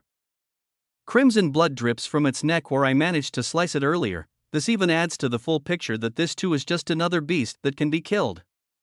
It may have been a full-powered cheap shot, but I never planned to have a fair fight in the first place. I smirk and continue to airstep forward, putting my sword away into my item storage to increase my aerodynamics and fly through the air faster. It gains on me quicker than I travel forward, but in my peripherals, I see Ember emerge from below the branch of the tree about 20 meters away, flying even faster than the lizard. If I try to change direction in mid-air, I'll only be leading this creature toward both of us. Its tail is about to unwrap from the branch to propel itself in my direction even faster. and I need to make sure its momentum is pointed in a direction that helps me get away with my prize. I take a deep breath and whisper to myself, "This is going to hurt a lot." Then, I grit my teeth and shift my weight, putting out my greater form's unguarded arm right in front of the jumping lizard's jaws as it clamps down. All the same pain and crushing pressure of its teeth piercing through my flesh translate from my greater form to my actual body on the inside. My HP and MP both drop drastically while I feel orange threads being ripped from my being as well. I let out a yell while separating with half of my arm and kicking off the trunk of the tree at the base of the branch to change my direction entirely. As my foot makes contact with the black tree, another dangerous sensation hits my body and psyche. For the split second I kick off the tree, even more orange tendrils of divine energy are ripped away from me and disappear into an indescribable greedy depthless hunger of the obsidian tree. I let out a gasp while I push myself away from the tree and the lizard tears off a large chunk of my greater form's energy and leaves tendrils of yellow threads behind in every single tooth mark. It flies one way, and I fly the other toward Ember. I don't dare look back to see if it's satisfied with its energy-dense meal while I power down my greater form and land on Ember's back. My rings and gauntlets float in front of me where my arm is missing. It regenerates back instantly to fill the empty space. However, the slow-moving orange threads that flow from my core take a few seconds to fully intertwine with my arms again. Ember flaps his wings and twists his body through the deadly trees and we burst out of the forest seconds later. Once the view of the clouds and open sky hit my vision, it feels as if an immense pressure has lifted from me. We escape the yellow observation domain of the lizard in the same instance, and its presence disappears from my senses as Ember flies away from the island. I stare down at where my arm was bitten off and still feel the pain of every single tooth mark it left behind. After a few more seconds pass and my HP rises back up to full, the pain fades away, the blood gushing from its neck replays in the back of my mind, and I reactivate my greater form while standing on Ember's back while speaking to him through our link. Even with just an orange core, I made it bleed. That beast isn't indestructible. I smile as Ember's flight path turns in the air, slowly pointing us back toward the forest while I pull my sword and the glowing yellow fruit from my item storage. It has a weak point. We can take advantage of that and can kill it before it heals. I just need to give it a taste of its own power. As I channel soul energy into my blade, I activate stealth again and begin examining the yellow fruit closely. Chapter 566. Millions of hot yellow tendrils of divine energy flow through the enormous fruit in my greater form's hand. It looks like a meter-tall peach that glows with a golden radiance, vibrating and humming, bending reality around it, making it seem heavier than my entire orange core. However, at the same time, it feels as if it's as light as a feather, almost trying to float above my greater form's hand. Ember's voice echoes through my mind in our link. That fruit has an absurd amount of higher frequency threads coursing through it. I wouldn't be surprised if it was just as potent as an entire yellow core. We approach the tree lean again, and I widen my scope of perception to try and locate the lizard we just fought. But nothing comes back into my senses. The forest before me seems as if it's empty. What exactly are you implying? It will give me power, but is it safe to consume? There's a moment of silence, and I think back to the extreme surges of power and energy the insect creatures gained when they took a single bite of this fruit. They grew in perceived strength and speed for fractions of a second, and it would take multiple other insects to subdue them. If I were to consume a great deal more than a single bite, I'm almost certain I can land a finishing blow on the monster that lurks in these woods. Ember replies as soul energy envelopes his entire body, and I even feel a slight pull of his plunderer skill activate, draining mana and a small amount of orange divine threads from my aura. Yes, you'll be able to handle it. Stay focused, and don't stray far from me. I'll take care of the excess energy residue and keep you stable. You'll know exactly what I mean in a moment. Just focus on taking the shot, don't jump off my back, and I'll handle the rest. I nod and take a deep breath in and out as we soar between the trunks of two impossibly tall jet black trees, then bring the golden fruit to my greater form's mouth. In a single bite, the fruit disappears inside my energy form's mouth, and a burning hot sensation forms in my real body's heart. I hear Ember's wings fly in the air, and my heartbeat syncs up with this motion. My gaze spreads out through the seemingly empty forest again, then what feels like a hot spark of electricity surges through my body. It flows up through my chest, into my brain, and out through my eyes, blinding my vision with a yellow light. The yellow light instantly disperses and gives me a new burst of advanced perception similar to my enemy detection skill. However, it can see everything including the trees, rocks, and even individual divine threads floating through the air. A pulse of golden yellow energy flows from my forehead and spreads through the forest as we glide into it. Everything that lurks in these trees becomes visible to me. There are hundreds of buzzing insects and dozens of mutant chameleons stalking their prey. The yellow light in my chest, brain, and eyes continues to expand, and it gets hotter and hotter, making my body glow like a sun. My self-regeneration skill works at full power as the yellow tendrils of energy wrap around every fiber of my greater form. However, it's clear this energy is far too intense for my body and orange core to fully contain if it keeps growing in intensity like that. A line that Ember spoke earlier when we first entered this construct comes to mind when he warned Dane that if he were to eat a red fragment, he would be burned from the inside out and explode on the spot. The rate of growing fire in my chest and overwhelming growing heat intensity throughout my body in greater form makes me believe that exactly that is about to happen. However, Ember said to focus on the task at hand and he'd handle keeping everything under control. I take another deep breath as the golden thread wraps around my greater form sword, then I pinpoint exactly where the creature we left lurks. Its tail is wrapped around a branch on the opposite side of the tree we left it on, and I still see a slit in its throat where I managed to attack it last. Its eyes are closed, and it seems to believe it's fully camouflaged behind this tree. In my temporarily enhanced vision, I watch streams of golden thread flow from the lizard at a steady rate and disappear into the darkness of the branch it rests on. At the same time, the heat that courses through my own body hits a point of discomfort that leads me to want to let out a scream. However, right before I do blow our cover, the sensation of Ember's plunder ability kicks in. The overflow of golden threads that my greater form can't handle is being siphoned out and entering Ember's body instead of corrupting mine. Out of the corner of my eye, I expect to see his aura wrapped in the bright orange threads of his divine energy aiding this phenomenon, but what is really happening is quite different. My gaze is subverted the moment my subconscious realizes what it is. The same silver and golden sparkling energy from the center of his core is absorbing the excess threads through my feet. The mental block kicks in again and my mind is pushed away, almost forgetting it in the moment to focus on the task at hand.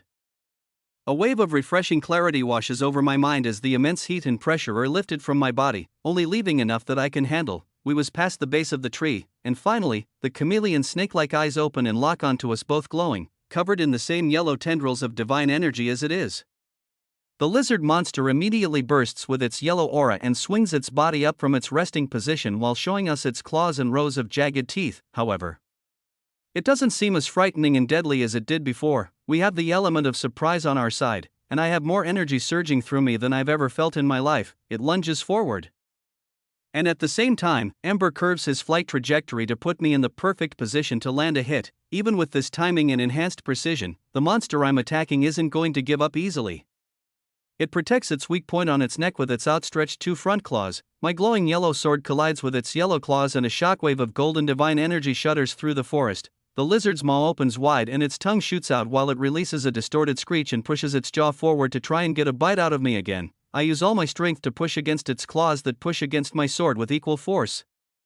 We're stuck in a standstill in the air for a fraction of a second while the intense pulse of energy ripples through the obsidian trees. Even now, I can feel I'm at the peak of my strength. If any more time passes, the surge of power from this yellow fruit will be wasted and I'll lose my chance. Ember knows this too and turns his entire body to the side to reach out his own claws using our forward momentum to make contact with the lizard's exposed side. Another pulse of yellow energy ripples through the forest as its protective barrier degrades and long claw marks are left in its flesh. At the same time, its shriek gets louder and the deadlock between its claws and my sword loosens while it's pushed to the side and behind to squirm with pain from Ember's blow. This leaves me with a single opening, and Ember leans into it while I lunge forward to thrust my gold-coated blade into the slit I created when we attacked it the first time. As the beast flails backward from the pain of Ember's scratch, my sword pierces through the underside of its neck and through its head, leaving a bloody blade visible in its open maw of jagged teeth. I finally let out a yell while Ember stops absorbing my excess energy runoff. Instead, I let it all course through my blade and let the force blow an even larger hole in its skull while we continue to soar past the branch it jumped from. By the time Ember curves our flight downward, the sharpness in the creature's eyes fades, and its constant thrashing slows down. Ember swoops beneath the branch and we take the same path through the trees and out into the open air to see the clouds again. The deceased lizard's body dissolves on my sword as the intensity of the yellow fruit's energy fades and is left behind as a trail of golden threads in our flight path. Both Ember and I now have a small percentage of our bodies and orange cores flowing with these shimmering yellow threads. The large yellow stone that falls from the monster's disappearing corpse marks our first kill and major step of progress toward conquering these dark forests and seeing where they lead to even higher above in this construct. Now that I know how they operate within their territories, and have successfully managed to safely consume one of their fruits, I'm confident I can do it again. The only real unknown danger that lurks in the back of my mind is the infinite darkness that resides within each of these glossy obsidian trees. Chapter 567. Ember doesn't stop flying through the air for almost half a minute as the final bursts of the yellow fruit wear off. He powers down his full dragon form and we both float in the open air in our base forms while staring back at the black forest. My body and mind feel many times sharper than they did just minutes ago, before eating this fruit, but at the same time, I feel a massive wave of exhaustion come over me as my body isn't used to exerting that amount of mental and physical force. It feels like the withdrawal symptoms of the red and orange core. All of my raw unfiltered senses scream at me to eat the yellow stone resting in my hand that dropped from the lizard's corpse. But I can tell my mind is playing tricks on me. I grit my teeth and let it fall into my item storage and boost my self-regeneration skill as the feeling of exhaustion and yearning for more yellow energy grows stronger and stronger. A noticeable amount of the perception boost remains in my system even after the majority of the yellow power flows out. I can still sense the weak presence of all of the lizards who try to hide their presence in the trees nearby. I take deep breaths and focus on them lurking in the trees waiting for more orange-cored insects to fly by. Far off in the distance, I hear the rattling of chains and rock breaking and shifting. Islands are falling down to the ocean below while others are coming back up to this far more populated area.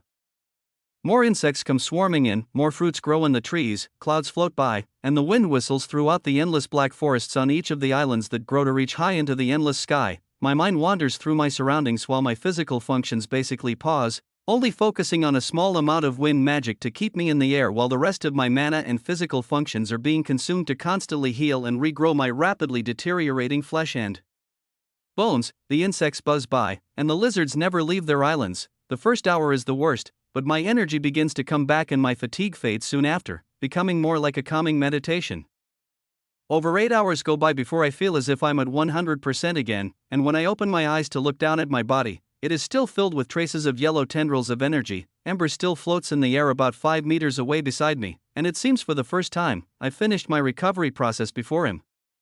Absorbing the excess energy must have taken a lot more out of him than wielding a lesser amount did to me. I pull out the yellow fragment from my item storage to take a look at it, and the bright glow and extreme weight on reality it gives off forces me to throw it back into my item storage the next second. It was far less intense when I had it in my hand while still under the influence of that yellow fruit. If I had to guess, it is equal to, if not even more potent than all of the energy I consumed just 8 hours ago. It wouldn't be wise for me to eat this without Ember's help in controlling the runoff. Plus, the most efficient use for a surge in power would be to challenge another lizard creature while I'm at my maximum strength. Even with these leftover threads coursing through my muscles and bloodstream, I'm still unsure if I could take out one of those monsters in a single blow again without taking advantage of a power surge. Ember wakes up about 4 hours later and voices exactly the same idea. Of course, we'll simulate the strategy we just pulled off. Consuming this stone should be easier now that your body is already somewhat accustomed to the yellow threads. I won't have to absorb as much of the runoff either. Maybe this time we can share it equally. This confirms he did in fact take the majority of the burden, but a faint memory in the back of my mind of silver and golden sparkling energy helping from the most inner part of his core flashes in my mind for a moment.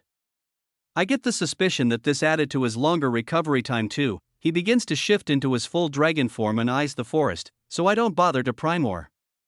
We have a more important task at hand right now. I pull my sword from my item box and we enter the forest again in search of another chameleon. Once we find one nearby, guarding its golden fruit, I eat the yellow gem from our last kill and a surge of power that feels almost identical pulses through me. This time, I'm capable of holding even more energy in my body and far less is siphoned out through my feet. This creates an even denser concentration of threads in my greater form, boosting the power in my sword, and heightening my perception even further to reach far out into many more nearby islands. My soul energy imbued greater form glows golden and slices through the tough outer scales of the lizard we ambush, leaving a deep wound in its side and tearing off 2 of its arms. Ember's claws tear through its neck as well, and the creature shrieks and falls from the tree. We swoop back in to finish the job with a single strike of my blade to collect its stone and the golden fruit it was protecting. Once we leave the trees and power down to conserve energy and undergo the healing and withdrawal process again, it only takes me 5 hours to recover this time. To my surprise, even though I'm positive I took on the bulk of the divine energy this time, Ember still takes a few hours longer. Far more tendrils of yellow energy course through both of our bodies now, and his response when he wakes up is an interesting one. We're ready. Both of us will be enhanced this next run. You eat the fragment, I'll take the fruit. You won't have to make contact with me, we can fight the enemy with a more dynamic approach. When we fly back into the forest, I jump off Ember's back before we near the next lizard's branch and we fly in separate directions to ambush the creature from both sides.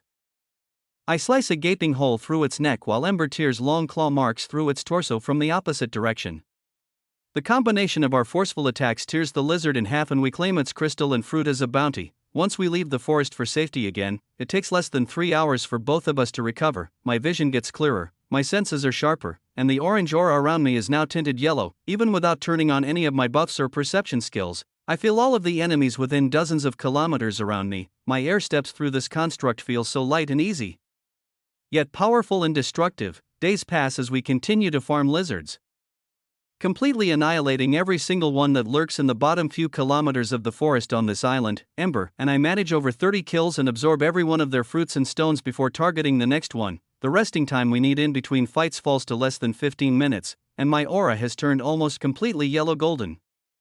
As we fly upward to reach one of the nearby islands to go hunting again, it feels like the full power of the aura that surged out of me during my first fruit consumption is active at all times. I feel as if I'm aware of everything within the yellow domain filled with threads that pulse from my body, although every time I use this power to become stronger and boost my perception, some of the yellow threads that could be aiding the growth of my core are expelled. It's such a minimal amount compared to the gains I get from killing the next lizard. By the time the lower layer of the next island is completely cleared out, the surges of yellow energy stay in my system long enough that I can store fragments and fruits in my item storage for later while taking out my yellow-cored prey in a single slice.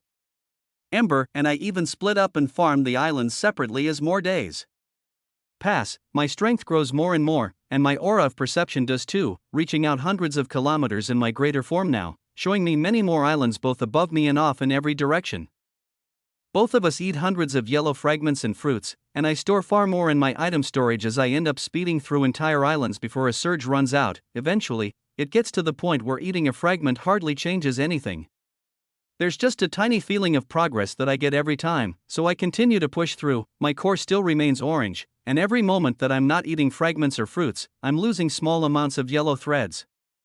My entire body, mind, and being is saturated with the energy. This is far more than I ever had to do for the orange or red awakening, but I can tell there is a very rewarding end in sight. Not only is the amount of energy needed to complete this process alarming, the amount of time it's taking is too. I've spent over a week working on my yellow core, meaning my time in this construct is about 3/4 of the way over. Ember and I both know this, so we clear out the densest populations of lizards in the bases of islands and multitask by continuing to absorb energy and climb upward. The further up we climb, the more densely packed the islands get, and there are even some obsidian forests that merge together in their black branches and trees combine to push higher into the sky. Whenever I get close to the branches or their trunks, the feeling of extreme danger still rushes through my psyche. Even with my recent increases in strength, my intuition still screams at me not to touch the trees. Not only this, but the temperature of the construct gets hotter the further up we travel too. More stray threads of orange and yellow divine energy float through the air, making it easier to siphon extra energy just by breathing, but it also makes me wonder where it's coming from. Every once in a while, it appears like there is a glimmer of a bright green thread intertwined with some of the yellow stray tendrils. However, every time I fly over to try and look at them up close, they always fade out of existence, making me wonder if it's just my mind playing tricks. The lizards glow brighter yellow in these higher trees, and their overall strength and speed increases slightly. However, my own power has been rising too, so I hardly notice. Eventually, the pressure in my body from absorbing the yellow cores hits its breaking point, and both Ember and I float down to the outer edge of a nearby island to allow it to take place. We absorb even more fragments and fruits, and let the energy flow through us while solely focusing on regenerating our bodies and staying conscious. It is similar to the red core awakening that enhanced my senses and base stats to a great degree, intertwining with my skills, and it is also similar to the orange core awakening, weaving itself into my muscles and bones to make my body unbreakable. However, it pushes everything to a much more extreme level. It intertwines me with the threads themselves, making my mind one with the environment around me. My body becomes even heavier, bending the space that I interact with, but also gives my muscles a surge of strength to counteract this and make me feel as light as a feather on my feet. My mind evolves too, grasping the capability to touch, perceive, and manipulate matter a great distance away as long as the divine energy is part of my aura. A pulse of yellow energy comes from my forehead as I open my glowing yellow eyes and I finally see this construct through the gaze of a fully awakened yellow core. I take in a gasp of fresh air and stand to my feet. Then look up toward the sky, my gaze spreads out through my new reality, seeing the lizards and the floating islands with much more depth. However, I freeze when I notice what is making the air so dense with excess divine threads, and the environment so hot up here. In the furthest point of my newest enhanced senses, I finally feel where the tops of the obsidian trees end. Above them, a pair of enormous green eyes stare down at me, filled with no malice, but pure curiosity. Chapter 568, two bright green eyes, larger than the islands themselves, look down at me from the sky. They're in the far corners of my perception, so it's hard to see the entire picture, but it looks as if an enormous serpent floats high in the sky. Unmoving and unblinking, its body trails off higher than I can perceive, and the part that I can see stretches for kilometers and looks to be semi-transparent, made entirely out of green tendrils of divine energy. It looks like I'm staring up at a massive hologram of a monster, but the extreme pressure and heat that radiate off of it tell me this is certainly not an illusion. Seconds pass, turning into minutes as I continue to stare upward, and the massive green eyes just curiously watch. Back, I assume whatever this is, it's always been here. Just now, my perception has grown enough to see it. Amber stares up at it too, then speaks up. It won't attack. Higher life forms with green cores awaken don't fear beings with physical bodies. We can climb to get a closer view, but don't expect it to even interact with us at our current strength. The longer I stare up at its unmoving gaze, Amber's words make more and more sense. I eventually reply while we both fly up to the next island to continue our lizard farming to collect as many cores and fruits as we can on our way up, even though now we aren't eating any more as our yellow cores are fully saturated. Even if it won't reply, I still want to get a closer look. We continue upward, killing hundreds more lizards, hopping island to island over the next few hours. Some of the black forests on nearby islands finally stop growing into the sky, and we can see their tops. Taking this into account, I come to realize the black forests were actually absorbing stray red, orange, and yellow divine threads, filtering the air and making it far easier to combat the growing pressure. The air gets thicker and hotter, packed far more densely with yellow threads of divine energy. More and more green threads fill the air too. But no matter what I do, whenever I try to reach out to touch one, it just phases through my fingers. As I fly through the air, any green threads that touch me just flow through me as well, not showing any signs of being manipulated by my aura. The sheer number of islands thins out more and more too as we get higher until eventually there is only a single one left. It stands high in the sky above all the others, and its obsidian forest is the thickest and densest of them all. With no other trees on nearby islands to compete for energy, this forest has bloomed and grown the highest into the sky. All of the lizards on this island are glowing bright yellow. It's as if they're saturated with far more energy, and their auras stretch out much further than the monsters on the islands below. Even so, we cut them down all the same and continue the climb upward.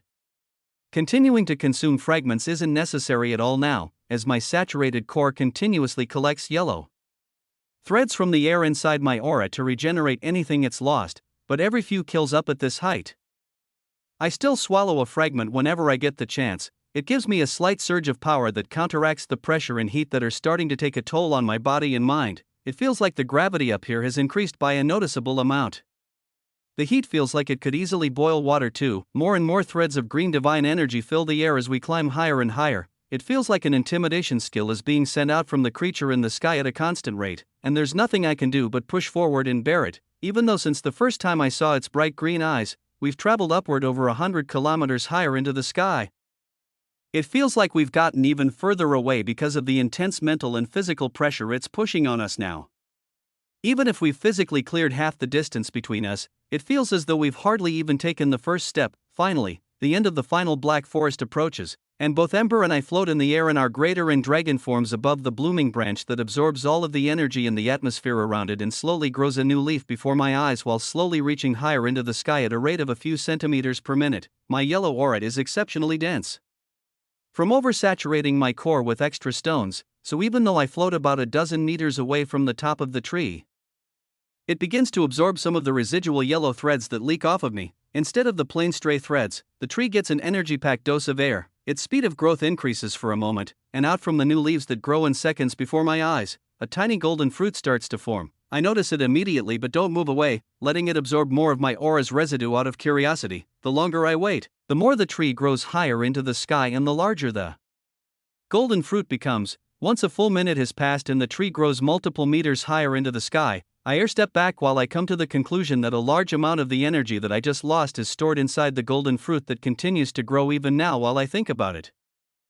It only grew to about the size of my real body's palm, but if I made close-up contact with the black leaves or branch that grows higher now, I'm sure it would take my energy at a much faster rate. These black trees are like parasites, leeching off the energy in their environment and luring new things nearby with a large percentage of the energy captured from their previous prey.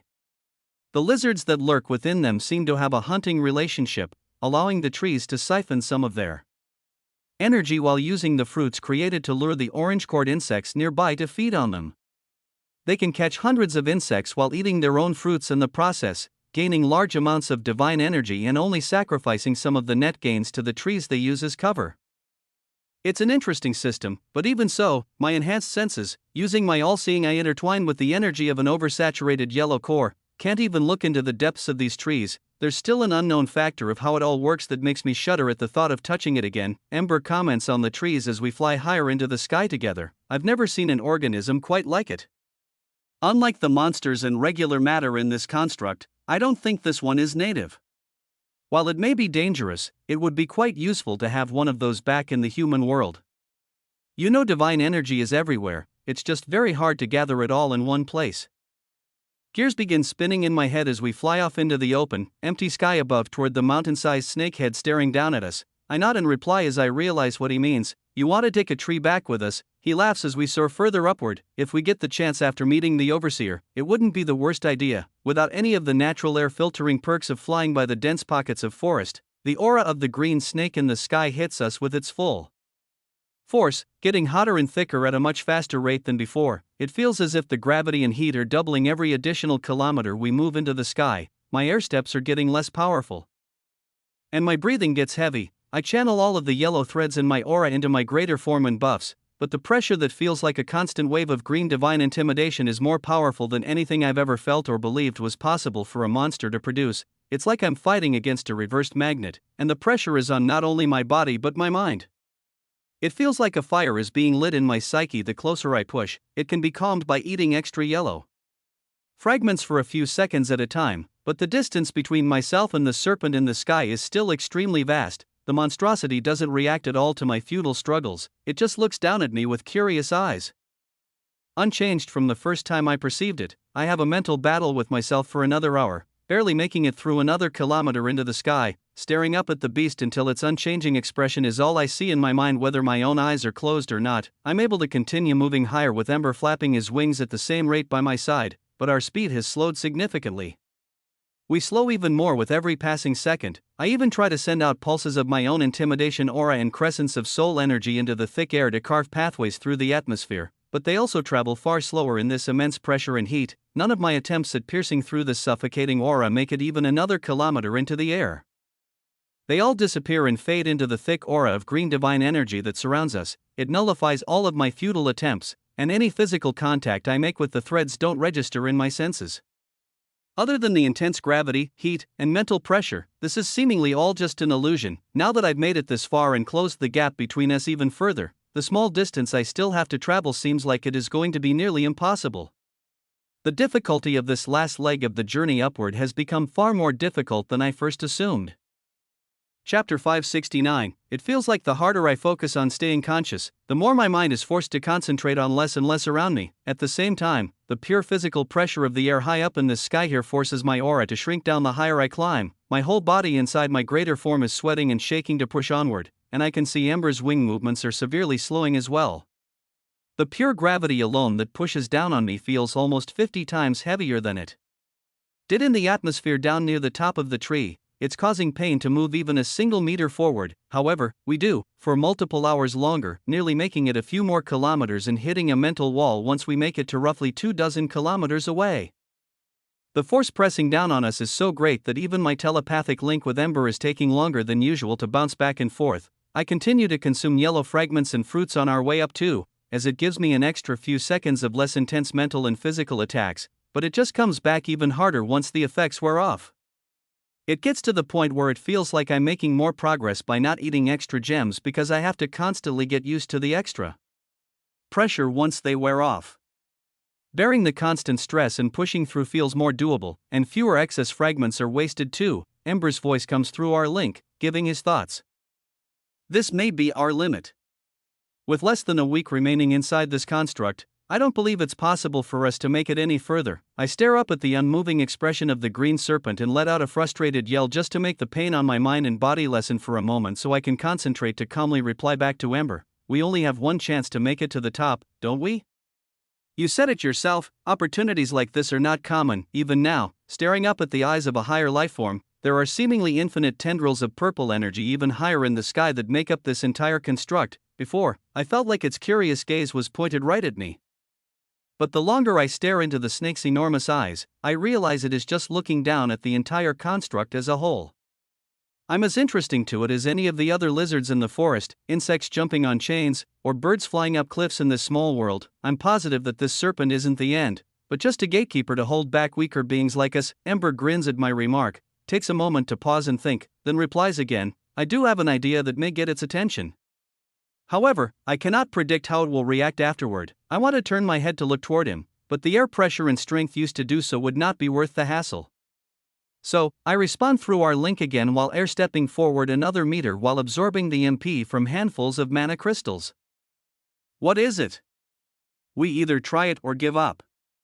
And I really don't want to have come all this way to just turn back now, he responds as the pink gems dissolve in an instant and he flaps his wings again to match my air steps travel distance. I'll have to use energy from my immortal core. My eyes widen as all the vague images of him using silver and golden energy these last few weeks come rushing back to me. Even now, as I try to expand my perception, Ember is within my aura, but whenever my mind tries to comprehend what's in the center of his core, my attention floats away from it like an unknown invisible hand is pushing me away. However, the fact that Ember verbally brought it to my attention keeps me focused on the topic for far longer. I don't respond, but Ember continues, it's the same energy I used to create our limiters before entering the exams. Building up my new body's core from scratch these past few weeks has given me more of my power back, but to use enough to part the mental pressure of a higher lifeform in this body will not be an easy feat. I'll need to rest again afterward. It may take weeks or months, I'm not sure how long, but I do know I won't be able to continue fighting with you in this construct if we try to pull this off. This content has been misappropriated from Royal Road. Report any instances of this story if found elsewhere. I air step upward again, eating another yellow fragment to temporarily relieve the mental and physical pressure on myself to respond. Are you sure about this? It's safe. The edges of his lips turn up, and I watch him give a slight shrug of his wings even though it's horribly wasteful to be using movements like that at these pressures. It will be safe, sure. I'll enter your item storage until we get back to a safe place to rest. And for you? Well, if a higher lifeform tries to kill you, there's nothing you can do about it.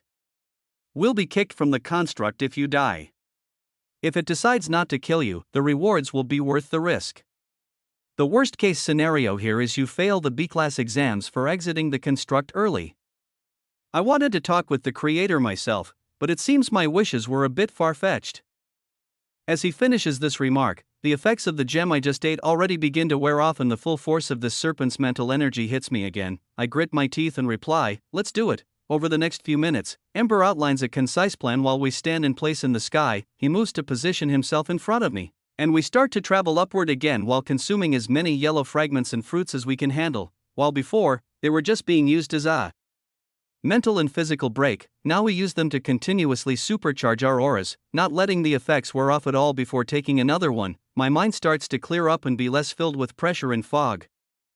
While my air steps are getting quicker, and my aura is able to expand slightly too, however, we've moved so much closer inward that the moment I stop eating fragments, the pressure all around me will collapse and I'm certain I won't be able to withstand it in my natural state. Ember leads the charge, and we close the distance between us again, now floating less than 10 kilometers away from the serpent's nose. Its gaze is unchanged, and the pressure that beats down on me now is unbearable, even while being boosted by a new yellow fragment every 30 to 60 seconds. It's even worse than it was before because we're at even closer range. It feels like I'm swimming upward in a pool of thick hardening cement. It's difficult to even breathe, and the pressure now is making my ears ring and bleed. Finally, Ember's voice echoes in my inner ear, we're close enough. It's happening now. I pull my sword from my item storage and eat another Yellowstone while focusing straight ahead to watch a burst of silver and golden light come from Ember's chest. My vision is fuzzy, and it's hard to even perceive what is beyond my small aura because of the thickness of the green divine energy that surrounds me on all sides. However, there is a burst of energy that erupts from Ember's mouth, and in the same moment, I watch him revert to his human form after the energy is expelled. I open my item storage to have him fall into my white spatial magic as he falls from the sky at rapid speeds, being pushed by the green pressure. Once he disappears into my storage, I continue pushing forward as instructed and begin to charge up my blade with all of the soul energy I have left in me. I focus on the feeling I learned while putting up the barrier around the Crimson City to empty my entire body of energy, and every bit that is funneled through my arms into my greater form's blade is intertwined with the golden yellow threads that burst out of my core from being repeatedly oversaturated while we fly higher. I finally airstep into the position where Ember was just moments ago and gasp for a breath as the pressure around me completely vanishes. I can't believe what I'm feeling. My body feels light again, and my vision comes back to me. There is a thin circular tunnel carved out into the green aura where Ember's attack from before was shot out. It was too far away for me to perceive in the moment, but now that I'm looking at its aftermath, my eyes are open in awe. A clean shot is open to me through the green divine aura. It's not very wide, but it makes its way all the way to the nose of the serpent in the sky. Every millisecond I wait admiring this pathway. The outer edges of the green threads are moving back together to meet each other to become one again. I have a single shot at this, so without thinking about it any further, I release every drop of energy I can into a crescent of soul energy intertwined with the divine energy excess of dozens of yellow fragments. I let out a yell that echoes through the small tunnel in space that reaches the serpent. The instant the attack and a mythic grade screech-empowered scream leave my body, I feel a rush of cold chi, mana, and divine energy withdrawal hit me all at once. My chi stores have hit zero again, my mana is dangerously low, and the excess divine energy has all been expelled too. The crescent rockets through the open air, untouched by the green aura that slowly collapses toward it. The yellow crescent grows in size as it rockets upward far faster than I can airstep. In the back of my mind, I already feel the green aura closing in behind me. I've done my job. That was the strongest attack I could have thrown, and the loudest yell I had in my lungs. Ember created the opening, and now the attack is set to hit its target. If I turn back to try and re-enter the green energy around me, it will simply be too strong for me to withstand. I'll either be crushed, torn to shreds by the pressure, or thrown downward into the endless sky. Whatever the case may be, I don't want it to happen until I see if the monster reacts to my strike. The faster I airstep into the sky, the quicker it seems to be collapsing in on itself behind me and the sides too. I have to retract my aura more and more because the portions of it that touch the green walls that close in on me are being absorbed and destroyed on contact. I even have to revert back into my human form as the tunnel of open air gets too small. I cover my body in the thickest condensed aura of yellow divine energy I can muster just around my core, head, and heart. Then, finally, I watch the attack I threw make contact with the tip of the creature's nose. My eyes widen as it passes right through like it's hitting nothing, and dissolves into the enormous massive energy form of the Overseer. It doesn't make a sound or disrupt the creature's endless curious gaze at all. I'm swallowed by the dense green divine threads on all sides in the next second, disappearing into its aura just like my attack. Chapter 570. The last image that is etched into the back of my mind as the green divine energy completely covers my body is the enormous mouth of the serpent before me, open wide. I can't tell if it's the mental and physical pressure from the green aura around me that rattles my mind, or the ear-piercing hiss that comes out of the creature's mouth. It feels like a dream. My body is pressed inward by the pressure as if mountain-sized anvils are pushing toward me on every surface of my body. The vibrating hissing noise in my mind increases in intensity every millisecond that passes. The feeling of being repelled by a planet-sized magnet comes back, and I'm forcefully expelled downward as my skin and muscles are compressed, torn, melted, and shredded at a microscopic level from every side. I allow a constant flow of mana crystals to surround me, falling out of my item storage, and have to rely on the intuitive properties of my skills intertwining with the yellow divine energy that covers my vitals. It is intertwined with my plunderer skill to keep my MP stores from hitting zero like my chi, allowing me to continue regenerating my body where the pressure destroys it. However, the intrinsic properties of my absorption skill are activated as well. My brain is functioning on autopilot to survive the pressures, and it reverts back to what is the most natural state for the highest rate of survival in this scenario. It is similar to the process I used while flying over the battlefield to defeat the Dark One's army, absorbing everything around me in order to withstand this dire situation. All of the abilities I have at my fingertips meld together to create a thick yellow glowing aura around my body. Regardless of all my attempts to push it away, green divine energy flows through me and tears me apart. But with every passing moment, I'm pushed further down and the pressure lifts more and more. That instance of pure autopilot is the worst it will get. I let out a distorted half-conscious laugh the moment the pressure lifts enough for me to realize I survived, and my vocal cords are regenerated enough to even form a noise. The weight of what feels like hundreds of hours of high-intensity mental attacks all washes over my psyche once my brain realizes it's safe enough to let up.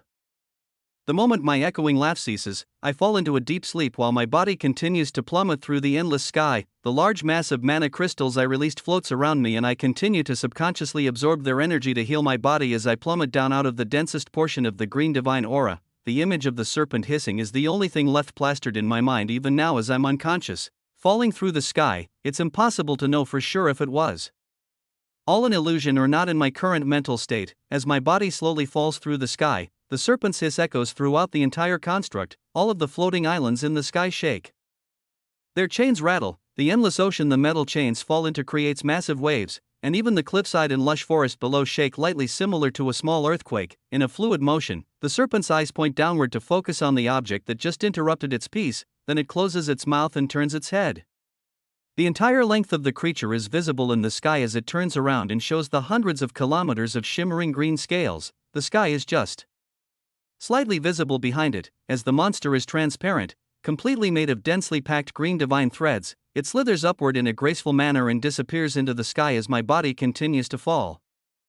Not being propelled by any external factors, and with the natural wind pressure still pushing up on me despite the intense push from the serpent's aura, it still takes several hours to fall back down to where the obsidian forest of the highest island in the sky comes into view. By now, healing the flesh of my body from the external forces and the natural decay from even my yellow divine energy use isn't too tough of a task. I'm far out of the danger zone, and my passive use of my skills is more than enough to keep me alive. However, there is a different unforeseen issue that's made itself known. From the use of mythic-grade plunderer, and activation of absorption's raw traits intertwined with my yellow core while my entire body was fully saturated by green divine energy.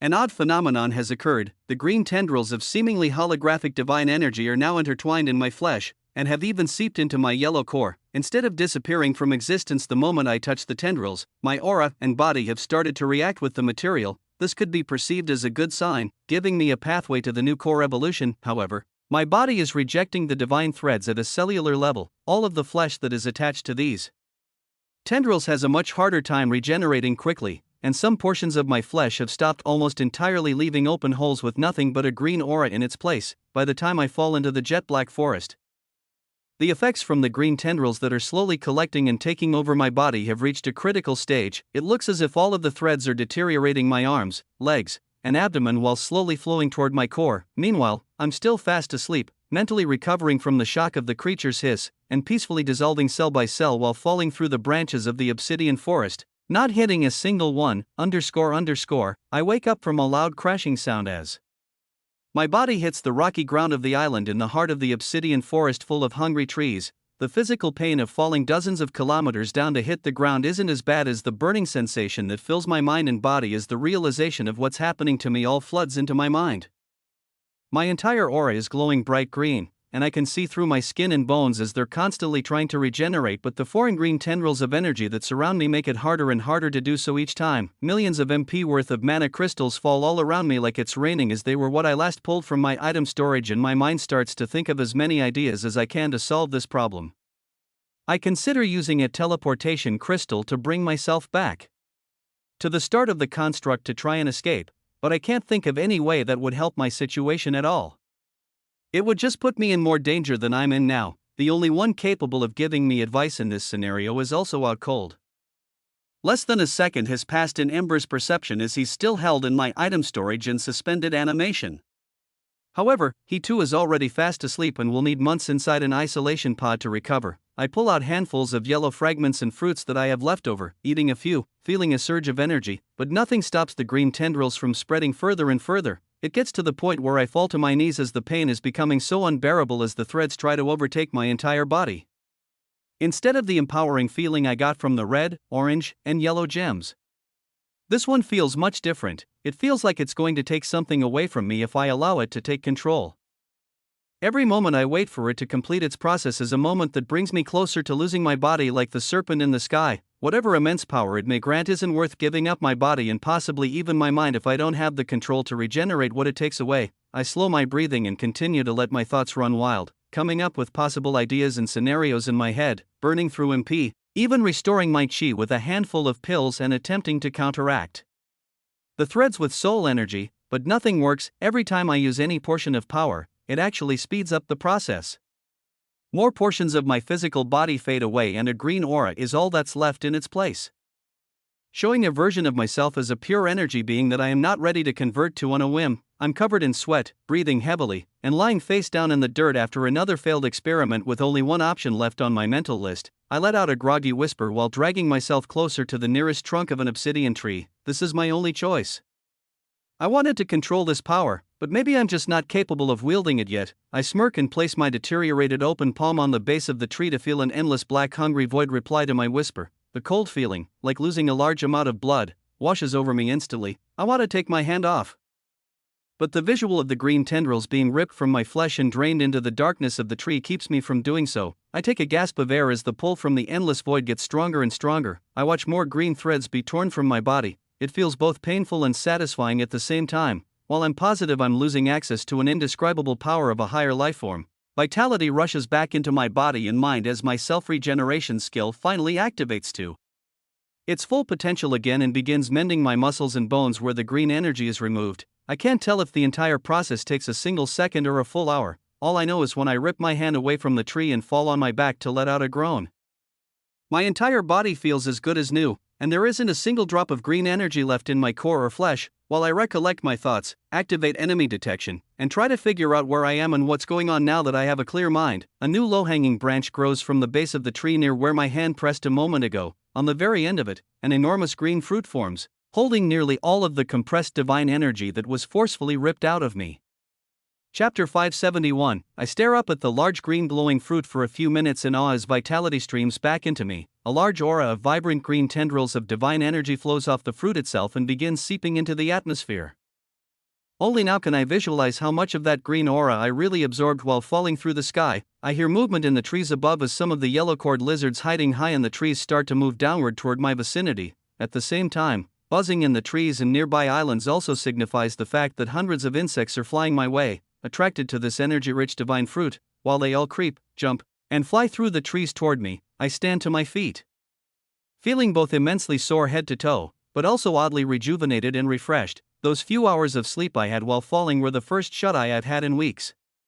Even though I was battling for my life during that rest, it still invigorates me and makes me feel as though I'm even stronger than I was before challenging that serpent in the sky to notice me. I expand my perception as dozens of creatures close in, and pick up quite a few readings that are rather shocking to see. The first and most noticeable is the fact that high above the construct where the curious eyes of the overseer used to watch, there is now nothing but endless open sky. It's gone.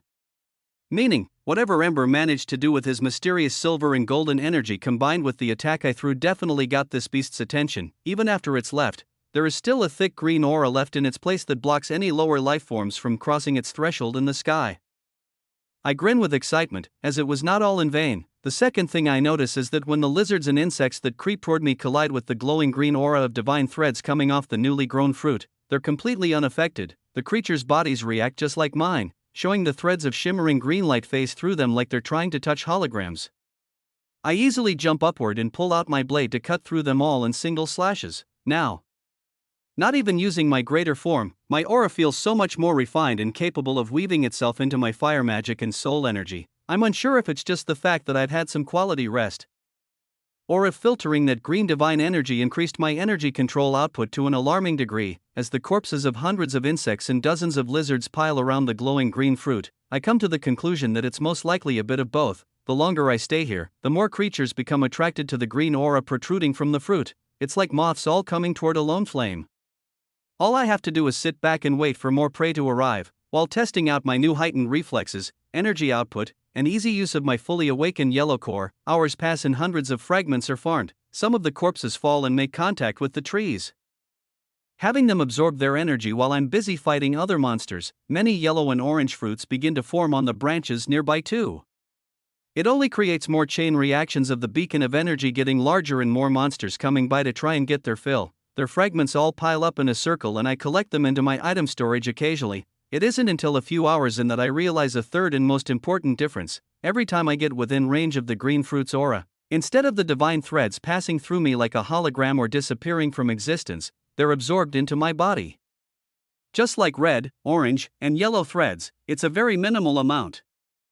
So there isn't much more pain than pinpricks, and the rate at which it slows my regeneration speed is negligible. I only really notice after a while when it builds up enough for me to have to press my hand against the trunk of the same tree to rid myself of these dangerous fibers. The infinite darkness of the void happily takes my green threads from me, and seconds later starts to devour even my yellow divine energy too. But I tear my hand away from the tree before it goes too far. The green fruit slightly grows, and a tiny yellow fruit starts to form on a new branch nearby. My mind races at what the meaning of all this can be. My body has definitely changed, for some reason after withstanding that hiss and total body destruction from the serpent's aura. I'm now able to physically touch these green threads. None of the other yellow-cored creatures in the forest can do the same. The thought that rises to the height of my mind is that my absorption skill weaving itself with divine energy during a near-death experience has allowed me to alter my being, adapting to the environment in order to mutate and survive. Love this story? Find the genuine version on the author's preferred platform and support their work. Another option could just be the fact that I was saturated with such a high purity of divine energy up close to a higher life form. The last thought that comes to mind is the serpent's hiss. An image it imprinted on my psyche wasn't just a result of stress in the situation, but an actual technique created to allow my core or mind to now process its energy. None of my theories are provable or more likely than the others. For now they're just random thoughts in my mind as I stare up at the sky. Even if I'm able to use this energy now, I'm not prepared to give up my physical body in order to wield it. Still, given the opportunity one have now, it would be in my best interest to collect as much of this energy as I can for a later date once I'm able to control it. I smirk and cut the green fruit from the branch to let it fall into my item storage. In a swift upward motion, I open more storage portals while sending yellow wind blades all through the nearby forest to collect all of the remaining fruits and fragments ready for harvest. Then, I fly high into the sky on a single mission. I soar past the tops of the trees, and back into the thick green aura of divine threads. Immediately, I activate Plunderer and Absorption just as I did before while keeping my self-regeneration skill at full blast while airstepping further and further into the dense aura left behind by the mighty serpent. I don't fly quite as high this time. The bone-crushing pressure isn't necessary to follow out the procedure I'm attempting. All I really need is to be present inside dense pockets of green divine energy to let it seep into my body just as it did before, in just a few minutes, as I'm actively allowing and forcing this energy into myself.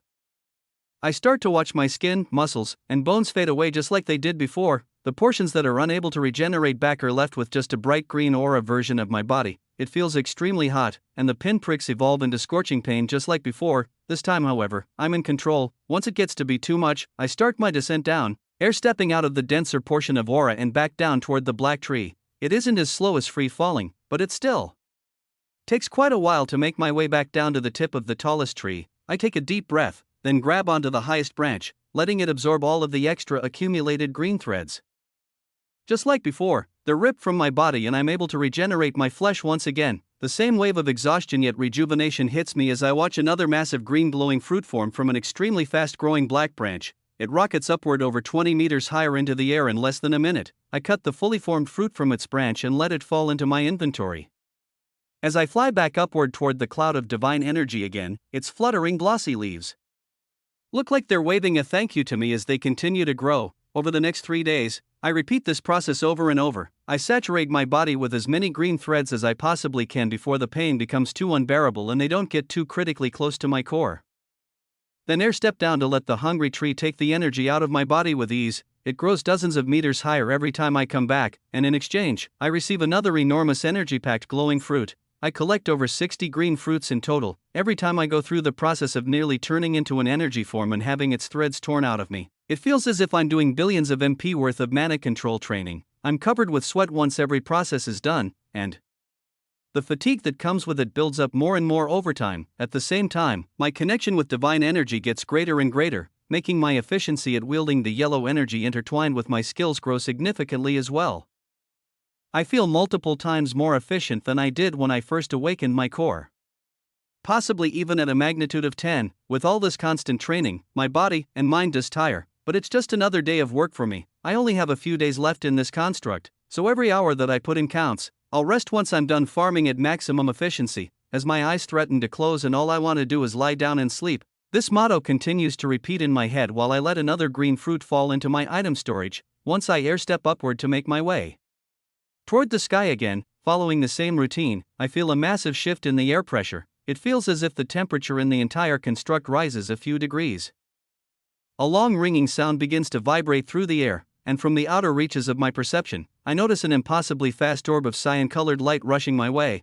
I don't even get a full heartbeat to process everything, and try to move out of the way before the light blue flash of light grows larger and larger than is right in front of me. It's a massive orb of light blue energy, the exact same color as the cyan crystal that opened the rift into this construct. Before I can even blink, the orb splits in half, opening itself up and then closing again around me. The orb itself is maybe 30 meters in diameter, and its walls are no more than a meter thick.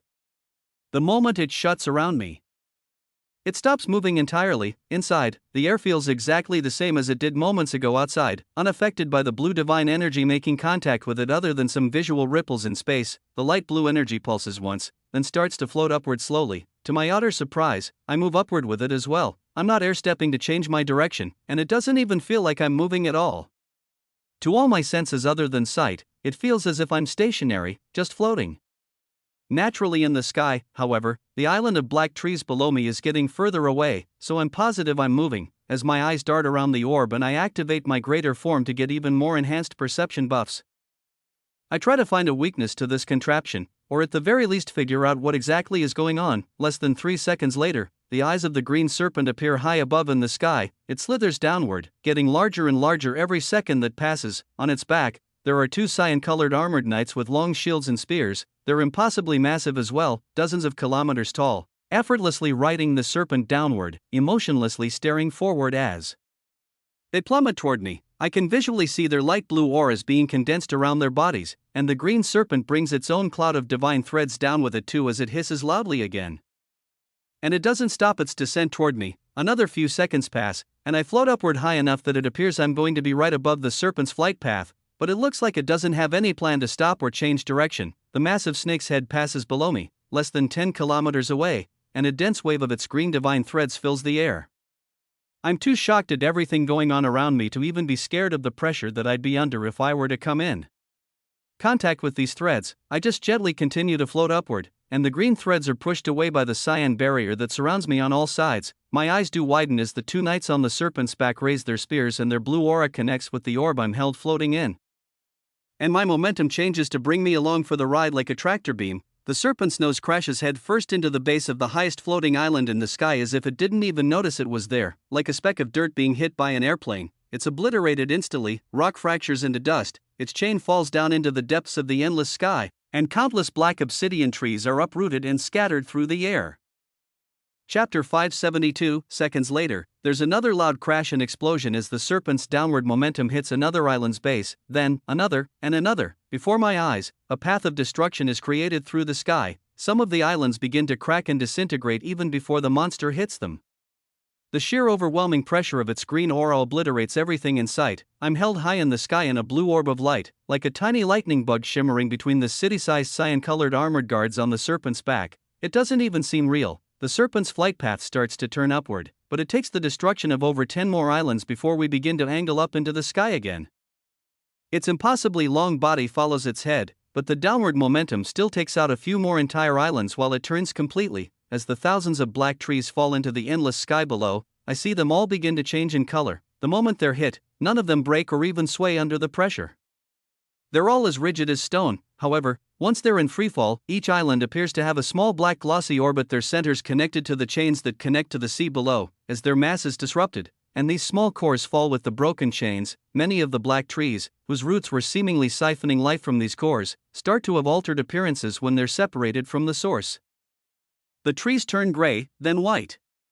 When they collide in the air, they break apart like fragile glass and are blown away in the wind just like the fragments of rock from the islands. The only thing that stays in a perfectly solid state as it falls away and out of my perception is one black glossy orb per island. My best guess, looking at the sight before me, is that each forest was really just a single organism growing from one central core.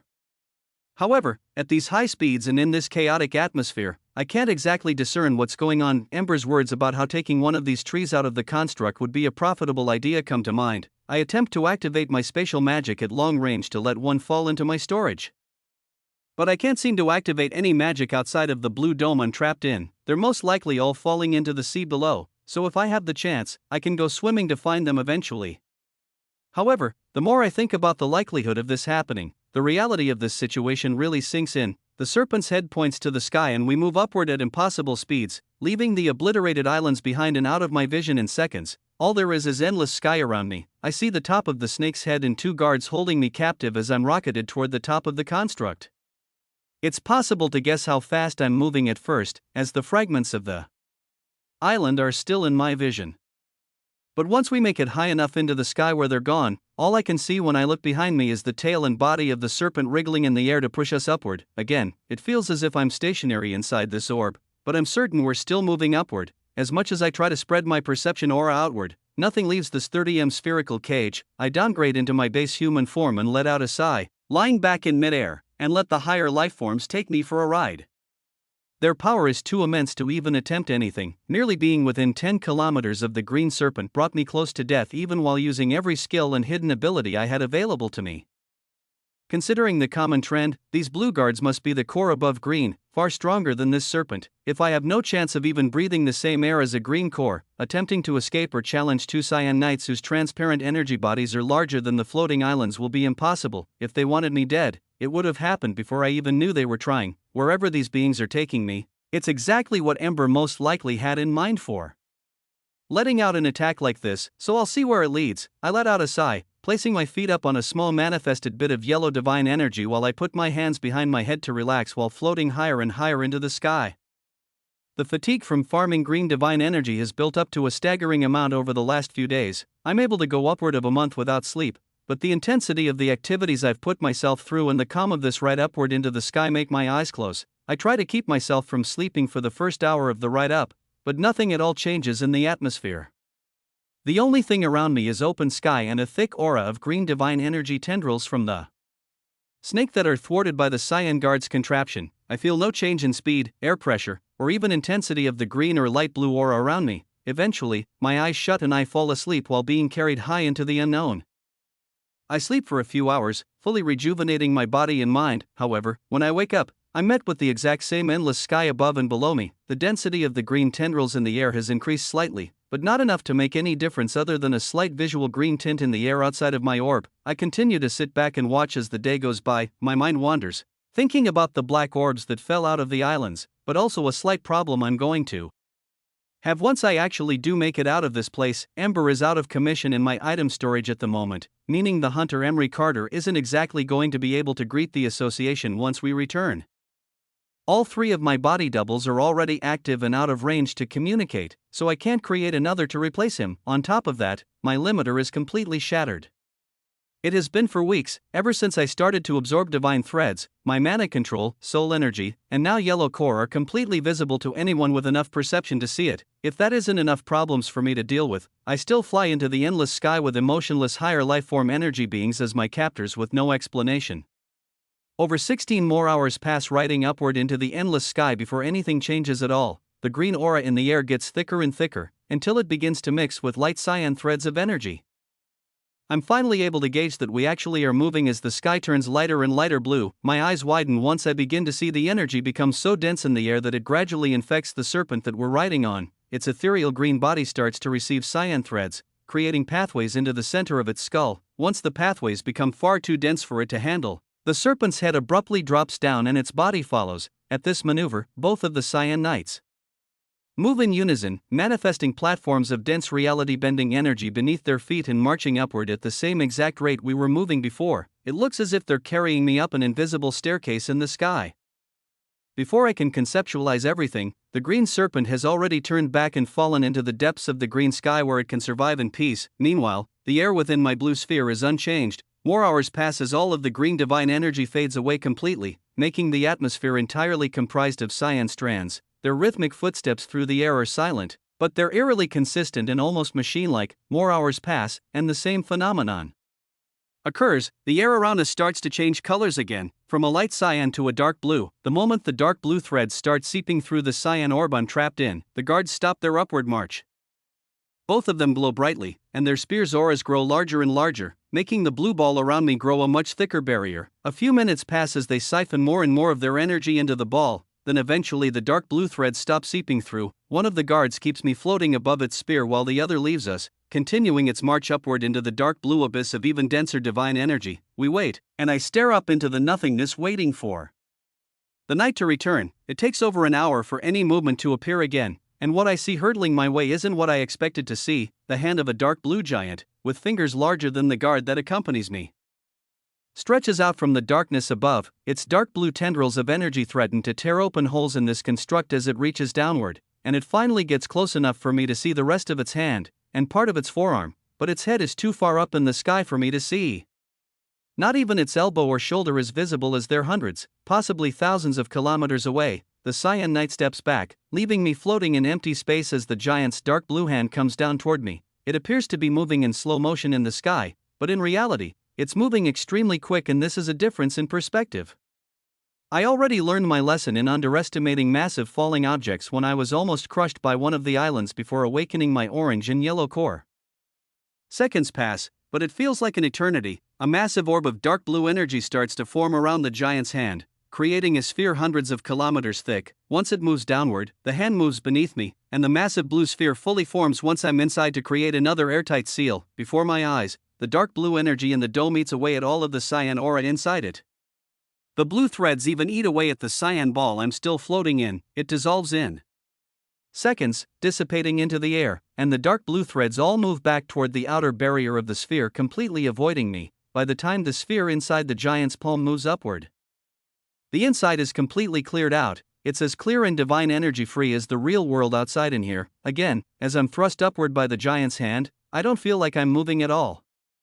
The only way I can tell is the fact that the Cyan Knight below me disappears like a tiny light that flashes out, and I'm plunged into the darkness of the thick blue aura above. I know I'm moving far faster than the Serpent's Ride and the two Cyan guards by a lot now. However, I can't see past the forearm of this giant, so it's nearly impossible to tell how exactly I'm even moving. To me, it just looks like this massive arm is raising me into the sky and its main body isn't even moving. In less than a minute, the atmosphere outside of the sphere on the giant's hand drastically changes. It gets darker and darker, and I can tell the air pressure and heat outside are at limits unfathomable for my mortal mind and body to comprehend. Whatever this creature is, and wherever I'm going, is not somewhere many, or possibly any people have gone before. Just as these thoughts come to mind, there's another abrupt change. The dark blue aura of the atmosphere completely ceases. It's visible below me now, and it looks like I've just been thrust through a dark cloud line. The giant's hand lifts me upward, and at the same time, I watch the top of the dark blue dome fade away. There aren't any blue threads up here at all. The sky is completely void of divine energy. All I see is a single speck of purple in the center of my vision as I stare above. The purple dot grows and grows the more the hand rises from the dark blue sea of threads below, and the dome around me completely dissipates. My eyes open wide once my perception skills can finally stretch outward and see where I really am.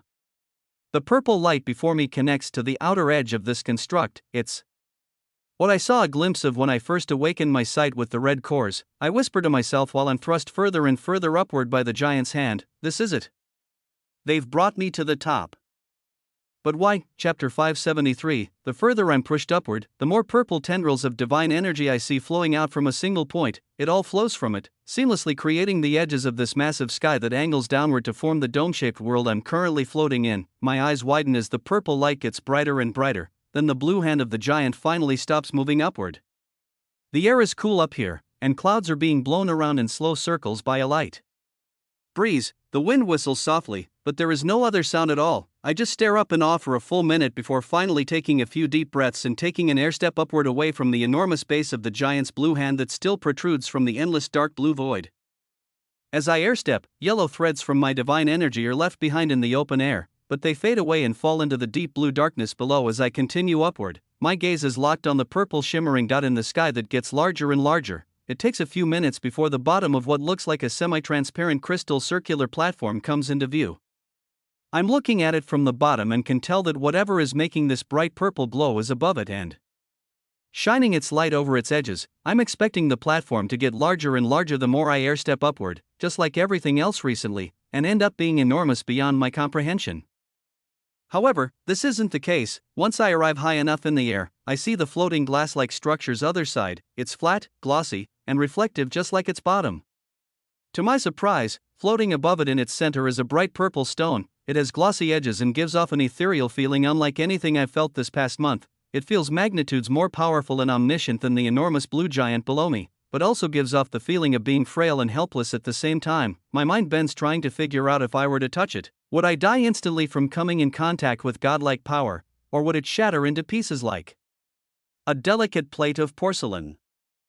It slowly spins, sending out a steady rate of purple shimmering tendrils upward to connect and create the outer limits of this entire realm. I witness reality being weaved into existence before me by countless bright strands of light. My eyes stay open in awe, and I float about 100 meters away from the platform for minutes, taking in the glory of it all. I'm completely entranced in the light until an unfamiliar woman's voice echoes through my mind. Welcome. It is my honor to have you here. I would have never predicted a human would be soul bonded with the fallen one. Her voice is soothing. It feels as if every word that enters my mind warms my body and unconsciously makes me smile. However, despite the warmth entering my body and mind, my gaze stays sharp, and I realize that I'm being brought closer to the crystal platform in the sky. I attempt to step away to keep my distance, but it is the same immovable force that brings me closer, exactly the same as I felt within the cyan and blue transport orbs on my way up. In a matter of seconds, I'm brought down to stand on the outer edge of the circular platform in the sky, now up close and personal with the enormous purple stone that rotates and continues to weave reality in front of my eyes. I take a deep breath, thinking of all the questions racing through my mind, but only muster out a simple reply: who or what are you? Why did you bring me here? I look over my shoulders, but my gaze gravitates back to the beautiful purple gem before me. A few seconds pass, but the woman's voice echoes through my mind again. You may call me Celia. I know humans like to put a name to things they talk to. The purple gem glows brightly, and more strands than usual start to flow from it and reach out in my direction. They all form together and make contact on the glossy mirrored ground about 5 meters in front of me to create the energy form of a beautiful woman. The energy form is roughly my height, with long flowing purple hair, perfectly proportioned curves, and a beautifully graceful walk as she comes closer. The form has no face, but I can subconsciously tell that she's smiling at me due to her body language and indescribable aura. Her voice rings out again, however this time a mouth forms on the faceless woman of energy and I hear it speak to me out loud. It's somehow even more soothing on the ears. To answer why you're here, I can show you. I was woken up from my slumber, which is not an easy feat. I was getting worried I'd die alone, but it seems the gods are gracious. I'll at least have some company. Her mouth disappears, and her energy form pulses with a light glow. She lifts both her arms in the air to let out countless purple threads all around us to create a small dome. She steps forward and her featureless face moves very close to mine. I can see energy coming off her body as she circles me a few times, then stops right by my side, giving off a happy and excited emotional aura. I try to open my mouth to reply again, but I stop the moment I see the purple threads shifting and changing into lifelike images of very familiar figures and events. I see images flashing by of myself weeks ago entering this construct through the cyan-colored rift at the edge of the forest. Days of training my teammates to become strong enough to fend for themselves flash by in seconds. Next, countless battles against orange-cored insects, then yellow-cored lizards show up after this. Amber and I, using our full power to awaken our own cores and explore the countless islands in the sky, are shown in full detail. At the same time, many other images of other applicants flash by simultaneously, showing their ventures through the construct. Dozens of perspectives are being shown to me at once, but I can accurately perceive them all at the same time while the soothing energy of this woman flows around me. I watch the Vice and Viridian region teams work hard to make it up the first mountain for weeks, but do eventually make it high enough to farm red cores from the scavenger birds when they work together. As teams, many of the lone applicants aren't as lucky. Some are killed by red cord awakened, dissolving, and getting sent back to the outside world. However, one applicant stands out. The Phantom region's single hunter. He uses the same stealth technique to lurk in the shadows on ledges with tree and shrubbery cover. It is a very time-consuming strategy, and he only has advantages against birds that are near the cliffside, but his hunting methods work well and he's able to farm the red cores. The imagery of the Apex Regions team making it up the mountain are some of the most interesting ones yet. There is a team of 3 that works together I keep my eye on, most likely to limit the amount of fragments they have to share. They're able to take on the red cores just as easily as the teammates I left behind at the ocean shore. I even see flashes of scenes of the 2 squads meeting each other and having a standoff at the top of the mountain near where I left my teammates to farm on their own. The images of Trax yelling and bursting into lightning, Nat eating the skill orb I left for her and bursting into flames are incredible to watch. The battle healer and water mage are the 2 that jump into the fight alongside them. Dane takes on Callum in a water versus wind duel, while Marcy has a rematch with the battle healer. So many flashes of magic and destruction fill the mountainside, blasting holes in the ocean's shore and sending massive boulders of rock down the side of the endless cliff. It takes over a full minute for it all to be over. Dane holds the water wielder tight in a prison of wind. Marcy pins the battle healer down with her spear by his neck and her boot on his chest.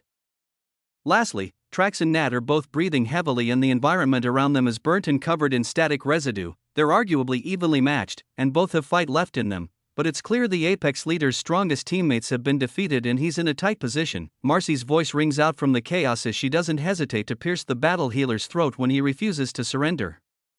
Let's finish this up and get back to work.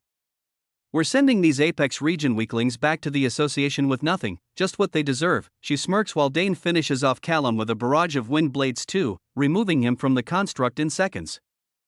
The two of them begin to walk over in the direction of Nat while she attempts to make some kind of agreement to go their separate ways. They haven't come to their final decision yet, but an all-out fight it could go either way and both are aware of this. If Trax goes all out against the three of them, there will certainly be some casualties, it's just unknown which side it will be. Calling it a draw, and continuing to collect fragments will give everyone a chance to prosper in the long run. However, this doesn't put out the flame of anger that erupts in Trax's eyes. He pulls a red core from his item box and swallows it. Without hesitation and yells, "None of you are worthy.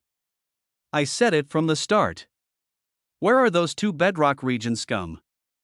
I still need to give them a piece of my mind. I'll never make a deal with lesser regions.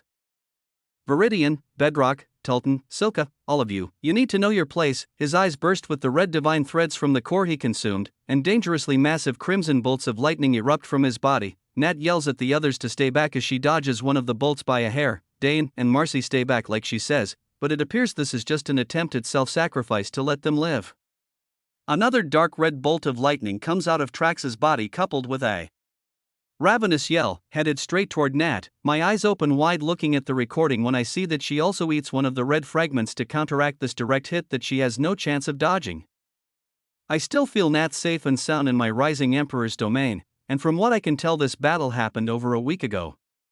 She must have won, but I'm eager to find out how. An immaculate ball of fire erupts from Nat's body, all strengthened by millions of crimson divine threads just like Trax. Unlike him, her eyes are still sharp moments after eating the gem. The constant exposure to the energy while healing her teammates has given her body more resistance to the strands.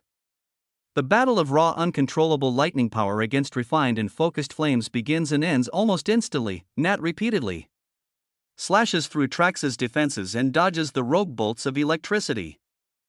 The entire battlefield they stand on bends of reality-altering force, but in a few seconds the victor is clear. Trax is sent flying off the cliffside coughing on his own blood as the effects of the gem wear off while Nat stands silently to watch. Her fragment's power wears off soon after too, and she collapses to the ground while drinking self-regeneration potions to try and speed up the healing. A grin is plastered on my face as the recording speeds up more and the following days of rest and recovery follow as they continue to farm fragments nearby and are unbothered by any other teams, even while more images of other teams and applicants fighting rush across the screens made of purple divine threads. My mind still focuses and makes a mental note of exactly where Trax fell off that cliff. I'm certain he wasn't killed by Nat's final move. On top of that, I didn't see any other images of Trax after the fact. I'm going to make it a mission to search that cliffside if I ever make it down there to make sure the job is done. More and more time passes on the recordings, then finally the images of Ember and I pushing as high as we can into the sky through the green serpent's aura appear in full view. We fly higher and higher until the point where I vividly remember Ember outlining a plan that we will follow out. He flaps his wings to move in front of me, and my gaze is locked on this screen as I'll finally get to see what his attack actually did. The woman's hands gracefully move in the air to move purple threads and disperse every playing video feed except for the one I'm watching closely. It shows a bright golden and silver light in Ember's chest shimmer violently and expand. Watching it after the fact, all of the odd mental effects that kept my gaze away from the mysterious energy are not activated. Now, I'm able to see this all play out exactly as it happened. Chapter 574. The shimmering gold and silver light grows larger from Ember's chest and begins to cover his entire body. There is a pulse of light that completely envelopes him and spreads out like a shockwave around us. In the moment, Ember's dragon form looks like it is made of pure Indescribably bright and powerful divine energy. Even looking at it through a screen that is replaying the events, something deep in the back of my mind tells me these shimmering threads are somehow at a level that far exceeds even the purple energy that has created this entire construct. Once the threads hit their maximum luminosity, they begin to contract back. I watch all of the threads vibrate and consolidate near Ember's neck, getting brighter and brighter until they compact into a single point within his mouth. His black glossy scales are completely void of divine energy the moment he lets out the small ball of energy from his mouth, and it's propelled forward to create a fantastic shimmering beam of light that cuts through the green threads like they're floating dust particles, and a high-powered air jet is shooting through it. The gold and silver pillar of light bursts through the aura, disintegrating everything in its path, clearing out a tunnel in the sky for me to follow. Immediately after the beam is shot out, Ember reverts to his human form, and I jump upward to catch him in my storage. The next images of me letting out my own attack at the green serpent are not shown on the screen, however, they aren't necessary. I vividly remember it doing no damage at all. Instead, the video follows the golden and silver beam upward through the green layer in the sky. It phases through the tip of the serpent's nose and doesn't slow down at all. It appears as if the beam is even traveling faster the higher into the air it climbs. In a matter of seconds, the shimmering energy pierces into the cyan-colored layer of sky, then breaks into the dark blue sky just as quickly. The next image that appears before me is the ethereal beam colliding with a slowly spinning dark purple gem at the top of the construct. The gem is the same size as the one I'm nearby now, but it looks dull and almost black in color. The purple threads that slowly stream off it are not moving at the rate I'm witnessing them move now. It collides with the purple crystal, makes it pulse with golden and silver light, then disappears into the air like nothing was ever there. The moment it disappears, the crystal pulses with a purple glow that almost fills the entire screen with its luminosity, erupting with purple threads for a full minute straight before calming down. Afterward, once the light clears, it shows its bright purple glow just like how I see it now, vibrant and full of energy. Then, the purple energy being beside me cuts the video off right there, retracting her dome of threads around me, but continues to slowly walk near me with a featureless face. Her mouth forms, and she talks again. So now you know why I've brought you here. A human soul bonded with a divine beast, and on top of that, one that is notorious in our history. Her mouth smiles, then disappears, and I feel the same emotional aura of excitement being pushed out from her as her graceful walk around the glass-like platform continues. I reply, "What do you mean our history?" Her earlier words from when I first made contact with the purple gem replay in my mind, and I speak up again with another question before she can even reply. "Who is this fallen one you spoke of? Explain this to me in simpler terms. I don't know who you are, and I have no knowledge of divine energy outside of what I've learned over the last few weeks." The woman stops her graceful walk and tilts her head, pausing for a moment before giving off the aura of curiosity and childlike joy before smiling again and walking forward. "How interesting. Again, you surprise me. If the true divine wish to keep their secrets hidden, then I do not have the authority to tell their past. I haven't seen the outside world in over 2 centuries, so times may have changed." A light aura of her sadness washes over me, and the energy form starts to circle me again, but this doesn't keep me from replying to stay on track. "I know he's one of these so-called divine beasts. You don't have to keep that identity from me." I pause, but my mind races and becomes slightly impatient at her not exactly answering my question. Honestly, that's the least of my concerns. Who are you? What is this place? And why did you decide to bring me here only after seeing I'm soul bonded with a divine beast? Her sour mood vanishes, and the curious and joyful aura returns while she replies. "Well, that is simple. I already told you who I am. Celia is my name. While I may not be human, I hope this form puts you at ease. I only want to be of help to you." For explaining what this place is? That is a much more difficult question. In essence, everything you see here is me, but it is far more complicated. I can start at the beginning if you wish. It will take quite a bit of explaining. I nod, looking around the glass platform in the sky. "Please, all we have is time." Her graceful movements stop as she looks directly at me with a face made of countless purple threads. "Time. It may be all that you have, but I for one am lacking this commodity." She spins around in a graceful twirl and slowly raises her delicate arms in the air. "This place, it was my attempt at triggering something called a universal shift.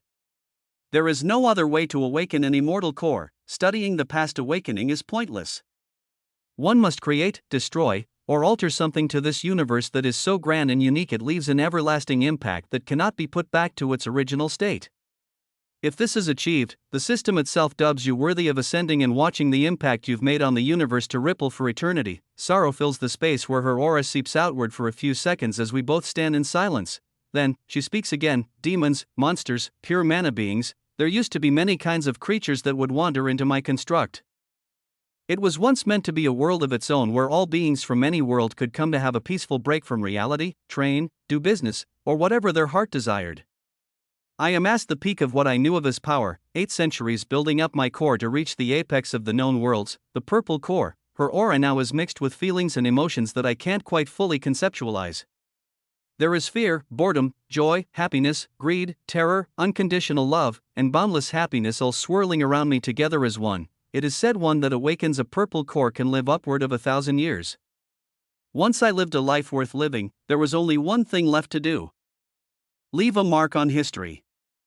I achieved my goals, experienced it all, and even lost everything there is multiple times to build it back up again. However, the lasting memory of myself in the worlds I traveled always fades with time.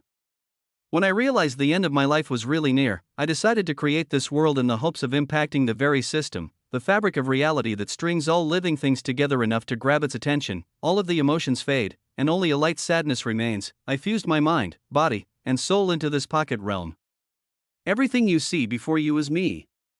If this creation is destroyed, I will be forgotten in time with it. However, it seems this destruction is already set in stone. The moment I realized this was 150 years into my construct's creation, half a century ago, I raise an eyebrow, as this is roughly the time my world had its great war. The same time period in which Ember died in his past life, she continues, this is when the first human entered my realm. She smiles and curiosity and softness flows from her aura again, one of the only planets in our local system to not be blessed by the system for millennia. The human world, like all the others with systems awakened or not, had reserves of chi. Those who harnessed it could strengthen their minds and bodies like every other life form, but like all great powers it was kept secret to only those small groups who held it. However, I couldn't quite believe it when I witnessed a human being using mana-based skills. My mind is spinning at the words coming from her mouth. So many theories and ideas about other worlds, realms, chi, and the system itself are being spoken out loud. She doesn't stop at my wide-eyed reaction, and just continues, once the first human walked through, no other species ever followed. My plentiful realm full of diversity waned. Instead of receiving new visitors daily, and using this as a realm to interact and grow together, it became a resource mine for the greedy. More and more of my divine energy was stripped away. They came in floods, getting stronger by the day to pull all of the resources they could from the forests, oceans, and skies. My life force was already diminishing, but this only sped up my end. The sadness intensifies. It came to the point where I made my peace, that I was not meant to leave an imprint on the system's history. I lived the longest and brightest life a mortal could have. I accepted my end, changing the rules of the construct to only allow those who enter to be granted a limited time before they're rejected from the realm and unable to enter again. It would keep me alive just a little longer, and spread out the resources of my divine energy stores for generations to come. She smiles, and the sadness fades to become curious again. The real world must be a very different place than I remember. Humans have become strong. One even reached the height of the yellow cores decades ago. That was just around the time where I decided to go into hibernation. He was a young man, a light magic user proficient in chi. The woman smiles and her featureless face comes close to mine. I went into eternal sleep shortly after. My assumption was that I would fade away, and in turn help humans strive to become a powerhouse of the local system. Maybe I wouldn't be remembered, but at least I would help a new lower race begin to grow. I still stare back at her with a dazed expression, trying to process all of this while she speaks again. Then, just weeks ago, a divine beast entered my realm for the first time in the history of its creation. I was woken up on my deathbed with a final unexpected chance to directly pull on the strings of fate. I've met you. If anything, I should be the one asking you questions. What is happening on the outside? Have the demons succeeded yet in subjugating your world too? Chapter 575, the shimmering purple threads continue to flow out from the crystal and bring reality into existence all around me as I think about her last question. What do you mean? The demons are trying to take over our world? All they do is guard labyrinths. If anything, they're growing the economy of large cities and helping our world thrive. No, all of the times I've conversed with demons in the past flash through my mind. They've all been hostile and human-hating, but I just assumed that was because I was invading their fortresses and trying to kill them. It's only natural they try to kill me in return. Even recently, with the labyrinth that I managed to create myself. The demon that spawned in was ready to make a deal with me. I whisper aloud as I remember our agreement. Well, he was adamant about bringing the captured mana back to the demonic realm. As I'm deep in thought, the purple energy form starts to walk around me again, and the familiar aura of curiosity spreads out as she interjects. So they're only on the initial farming phase? Dungeons and labyrinths spawn, but they haven't taken control of enough of your world's mana to spark a stronghold yet, have they? I raise an eyebrow and turn my head to lock my eyes on her form as she continues to dance around. Her words of a stronghold make the image of the abyss in the center of the dark continent flash in my mind. Ember's explanation of dungeons, labyrinths, and this phenomenon are similar. However, the fact that he's a dragon and a divine beast may give him a strong bias on the matter. You mean a demon lord's throne awakening? Is this what you mean by a stronghold? If so, there's definitely one forming. She nods slowly, and the emotions of shock, dread, and a small amount of hope trickle out of her. Yes, that is one of the names they go by. It's because they often only form in the demonic realm. Mostly used as a competition for worthy archdemons of the new generations to compete to become new regional lords. She pauses. Of course, they still expend lots of energy to create. Usually, the formation of a demon lord's throne will use a large amount of an entire world's energy. Demons are notorious for siphoning energy from young worlds to power their own throne awakenings, especially those that are newly connected to the system. She gets very close to my face again. It is uncommon for them to trigger a throne awakening on other worlds. There is always a series of trials. Once the throne is ready, anyone can challenge it. They're risking a lot of energy to spark one anywhere other than their realm or worlds they've already conquered, even if they're confident in their victory. There must be a reason why they want a stronghold on your human world rather than using this power to strengthen their own. An aura of deep thought, distress, confusion, then boredom flood out of the woman before she turns away to start gracefully walking back toward the purple crystal. To my surprise, the gem pulses and becomes a shade darker than it was moments ago. She turns and speaks again. The Fallen One granted me a wonderful gift, enough energy to converse with you here, but not nearly enough to say everything I want. It takes enough power for me to hold this construct together on autopilot. Having intelligent conversation won't last much longer. I only wish I could stop history from repeating itself. I take a step forward and she does the same, but her right arm dissolves into millions of tiny threads. They collide with my forehead as she speaks again. It will be easier if I just show you. My vision and perception of the world around me cease the moment the strands touch my forehead, and it feels as if I'm spectating the perspective of someone else, floating high above a planet in deep space. Half of the planet is filled with green and blue, while the other half is completely black. There is a dreadful aura of demonic energy spreading quickly all over the globe before my eyes. The perspective I'm viewing from shifts left and right to see multiple other glowing green and cyan-colored entities hovering high in the sky, then turns back to the planet as it's completely enveloped. The perspective speeds up, and it looks as though years are passing, traveling through space, passing other planets covered in black demonic energy. The lifeforms travel further and further away to find unaltered planets in faraway systems spinning around stars, but the time-lapse I'm watching speeds up more and more. Hundreds of years pass as planets without life are completely ignored.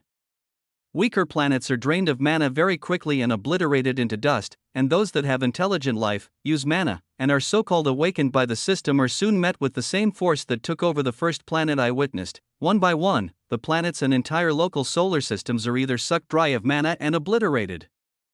Or if their mana signatures are strong enough, the planets are taken over with the dark energy.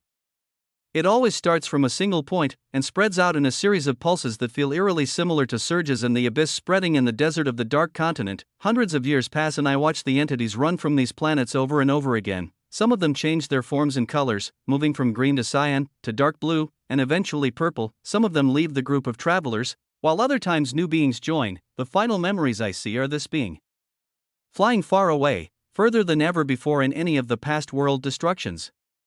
Every local solar system she passes. The being drops a large cyan-colored orb down to every planet, even those infected by the demonic energy. Every planet gets an orb. Even those without any mana present on them at all. She continues flying out into the endless empty vastness of space, then everything goes black before I can see what happens next. I take a gasp of fresh air as my eyes open and purple tendrils of energy retract from my forehead. It feels like I woke up from a very real dream. All of the images shown before me feel as though I witnessed them myself. but are also a bit foggy and foreign. I see the purple woman standing before me, now about 3/4 the size she was before she showed me what I can only assume to be glimpses into her memories. The large floating gem is even darker behind her, and less tendrils of energy stream off of it. She speaks in the same soothing tone. The process continues. History always repeats itself. They have infected your world, and what's to come is inevitable. As you now see, no matter how far one runs, if there is mana to devour, the demons will follow. They may spare your world and allow you all to live under their rule, or they may drain your mana and destroy all hopes of becoming a powerful race to oppose them. She looks up at me. However, I have been asleep for decades. The presence of a divine beast and a powerful human who can challenge the throne may be what creates a change. There have been rare events where worlds fight back in order to battle the demons.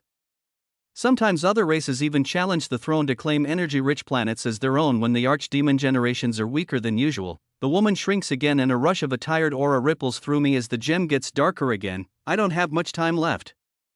If you would allow me to search your memories, I can grant you what you need the most with my remaining power. I cannot promise much, but if I can help a human that is bonded with the Fallen One, I'll be directly leaving my mark on history as intended. In my last breath, I will have achieved my final goal. Her mouth disappears.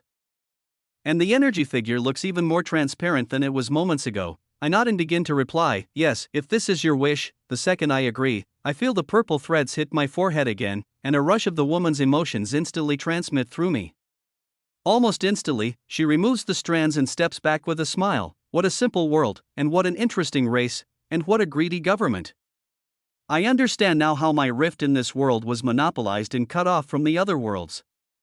You aren't on good terms with them either, yet you decide to stay so close to your enemies. Again, what an interesting situation. A flutter of excitement and curiosity vibrates through the atmosphere as she looks toward me. I've decided I will finally collapse my realm. I will help you in your familiar Ember to be victorious in your upcoming battles. I raise my hands and reply in a worried tone, hey, collapsing the realm, what do you mean by that? I'm still inside this, you know. An amused aura spreads out from her still fading and shrinking form. I know. It won't be instantaneous. The collapse will take enough time for you to use your teleport crystals and leave. I will convert my remaining life force into a powerful artifact that will contain the remains of my living soul. While I won't be fully conscious, I will still be technically extending my life. It is quite selfish of me to continue on living. But it will help you in both your short-term predicament of concealing your power, and in time your long-term needs. I will help you again once it is time to challenge the throne. A final aura of gratefulness mixed with a light bit of joy and sorrow flows through me as her energy form fades completely away. The threads of purple light that were connected to her all fall back into the dark purple gem in the center of the crystal platform, and I'm left all alone in silence, the only thing up. Here to keep me company is the whistle of the wind. A slow and steady flow of purple threads continues to come out of the top of the gem to create the dome-like walls of the construct, but they start to slow down too. In less than half a minute, the threads begin to stop flowing entirely. The purple stone floats down to touch the reflective surface of the platform and stops spinning too. It pulses brightly one time, then compacts in on itself as if it's compressing its energy and forming into a tight ball. Without even realizing it, I moved closer to the shrinking crystal and it is also moving closer to me. It flashes bright, covering my entire vision, and I feel something hot touch one of my fingers. In the next moment, the flash ceases, and a new bright purple ring appears on my finger. Its purple divine threads start to creep down my arm, and at the same time I look up toward the central point of the construct's dome top. And it begins to fade away. Without the constant stream of purple energy to continue weaving reality, there is nothing at all behind it. I stare off into infinite darkness where I see the construct starting to fade away. It spreads quickly, all from the central point. A large circle of darkness begins to descend down on me from above. Chapter 576. I pull a teleport crystal from my item storage and crush it in my fist. The cloud of divine energy below me is impossible for me to pass through, so this is the fastest and only way down I can foresee. A flash of light envelopes my whole being seconds before the void of nothingness makes the very platform I stood on a moment ago disappear like it never existed. My assumption is if I'm caught up in this too, I'll dissolve away and return to the real world outside of this construct. However, there are multiple reasons why I don't want to test this theory out for myself. The first is in the case that it may not act the same now that the construct is disappearing for good. Being caught up in the dissolving mass isn't something I want to test out the end result of. Secondly, I want to leave through the rift itself to meet the association as a normal applicant and not cause any extra unnecessary suspicion. Lastly, I still have many things I want to do inside before it fades away completely, as my body materializes down by the ocean shore at the top of the mountain where I left my teammates. I immediately locate them with my Rising Emperor's domain. They're all less than 50 kilometers away farming red cores on the cliffsides like it is just another day. I let out an immense wave of telepathy that's enhanced by the yellow threads of divine energy surging through my body. It calls for them all to come back to the platform, and that I have an urgent update for them. At the same time, the purple threads that were creeping up my hand from the ring before now cover my shoulder, and are making their way over my chest. They feel warm, but I'm certain they aren't harmful, and the energy isn't bonding with me or deteriorating my flesh like the green energy did before. After a few seconds, I see my teammates making their way back toward me in my enemy detection skill and their geolocations. None of them are in range to respond to me with telepathy, but they definitely heard my message. While their points converge on me, the purple threads cover my chest, surround my core, and then start spreading all over my head and down toward the rest of my body too. It feels like a warm skin-tight blanket is being wrapped around me. It seeps into my eyes, covers my arms and legs, then pulses in a light purple hue before completely vanishing. The bright glowing ring on my finger changes from a blinding attention-catching item to dark purple, similar to the massive crystal's original dormant color.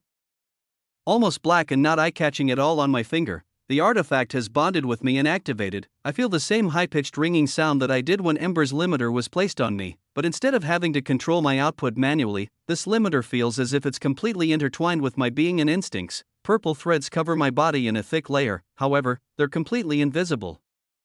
I look down at my chest, and even to me, it looks as if my divine core is completely gone. I raise an eyebrow because it feels like I'm still able to use my yellow threads of energy at full power, and even turn to the ocean while pulling out my sword to test the theory. In a single slash, I let out a yellow wave of energy, and my entire being pulses bright yellow, exposing the presence of my core for a split second while I let out the attack. The moment I stop and put my sword away, the appearance of me being unawakened and powerless comes back. I try the same exact thing for my mana control aura output, as well as soul energy and raw chi as well. I'm extremely glad I trained with Ember for days before coming to this exam to learn what certain mana control levels feel like, because the purple cord limiter I'm wearing acts in a similar fashion. Whatever skills or powers I actively am showing during an active attack are shown in their full glory. However, when I'm standing at rest, the artifact acts as a cloaking device almost. An invisible veil that suppresses all energy coming off of it to the eyes of an outsider. It takes me almost a full minute to get the hang of things before I see Nat, Dane, and Marcy all flying my way after hearing my message. The air magic user and spear-wielding tank look and carry themselves almost exactly the same as I left them before. Both of their mana controls have far surpassed 1 billion, making them at the peak of the B-class hunters. At the rate they've been farming these past few weeks, each of them should have hundreds of red fragments. The genuine version of this novel can be found on another site. Support the author by reading it there. They're completely clean of divine energy, as it's clear Nat has been healing them and taking the threads that invade their bodies. Coming up the rear in their flight path, I see the white-haired healer covered in a bright red aura of threads from cleansing them after their last kill. She activates her healing magic, drinks a regeneration potion, then uses her daggers to channel the excess energy and eject it with a few flaming crescents into the sky. All three of them drift down to meet me on the shore with a whole new aura of confidence about them. I speak up once they hit the ground. To sum things up, I made it to the top and claimed this construct's ultimate prize. It's about to collapse in on itself, and I think it's best we don't wait for that to happen. All of their eyes open wide while I look up at the sky, then back down at them. So, it's time to wrap things up. I don't know if we have seconds, minutes, or hours left, but it's best not to leave things to chance. I turn to the ocean, thinking about the black orbs that fell from the islands in the sky days ago when the green serpent destroyed the floating obsidian forests. Nat speaks up to break my train of thought. What about you? Are you coming with us? And where's Emery? I nod, but still look out into the ocean. Yeah, I'll be following right after you. Emery is on his way too.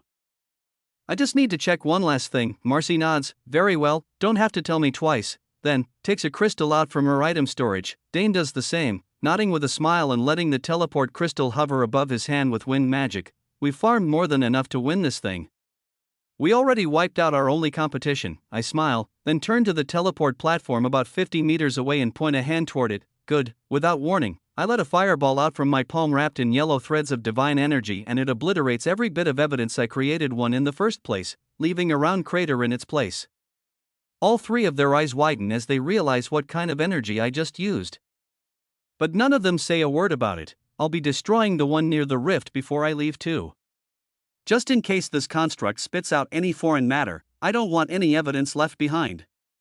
That means I need your extra teleport crystals too.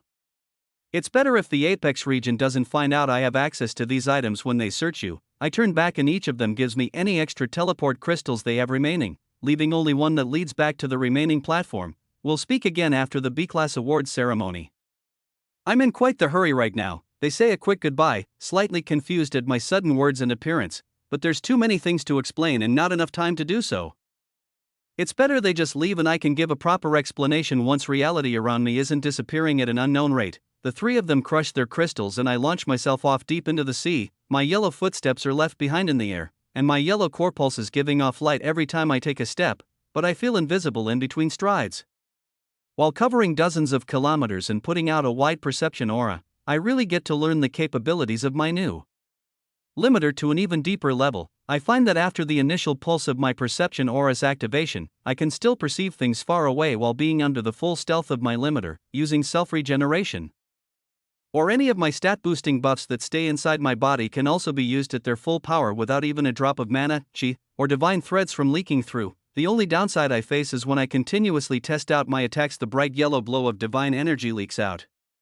Even if I don't use my full power, anyone that is knowledgeable enough and has high enough perception can see that there is something suspicious happening here. Not just anyone can awaken a yellow core. Every air step I take pushes me further into the open ocean. Hundreds of kilometers fly by, and over an hour of travel time passes before I have another breakthrough, after using the limiter so much on autopilot. I begin to feel the layers of purple threads wrapped around and through me ripple and ring ever so slightly every time they allow energy to seep through. Over time I begin to dissect the different feelings that allow each energy to pass through and begin to both consciously and subconsciously control the output with far better consistency. It gets to the point where I can have the limiter completely cover the core of my choosing, and dampen that power if I please, instead of throwing a yellow fireball from my fist that's strengthened by countless yellow threads, making its weight on reality almost 10 times as dense. I'm also able to release an unaltered dark red fireball from my fist as well. It's far weaker than my full power, but the yellow divine threads are just held behind the invisible barrier and processed through my body instead of being combined with the attacks. This takes quite a lot of practice, but while continuing my search of the seemingly endless open ocean, it's the most productive thing to do. I practice doing this with my perception aura too, activating my greater form and testing its capabilities with the limiter, using divine energy to search far and wide, while also making sure I can still use a pure mana perception aura and also one of soul energy too. Hours pass, and every air step I take makes me feel like the danger from above is getting closer and closer. At the same time, I feel as if I've completely mastered the limiter gifted by the creator of this construct. With all this time passing and no change in the environment, it feels as if I'll never get a reading or find what I'm looking for. I even think about turning back and using a teleport crystal to leave and follow the others. However, two equally eerie phenomena hit my senses at exactly the same time. They make me realize I can't turn back now when I'm so close to getting what I came for. The first is a very familiar one, however on a far larger scale. The disintegration of reality flows into my senses from above, as a total lack of mass and space is shown to me in my enemy detection and all-seeing eye skill. Where there was endless empty sky before, now a black void descends from above. It is massive, getting larger and larger with every second that passes, like the top of the dome-shaped world I'm living in is melting away. What's remaining is an endless black void, but that is just what my brain fills in to conceptualize the fact that there is in fact nothing remaining. We're already in a constructed world outside of space itself. There is only the absence of mass and energy beyond this collapsing reality. I should crush a crystal right now to leave, but far out in the ocean, I also see a dense black forest floating on the calm waves.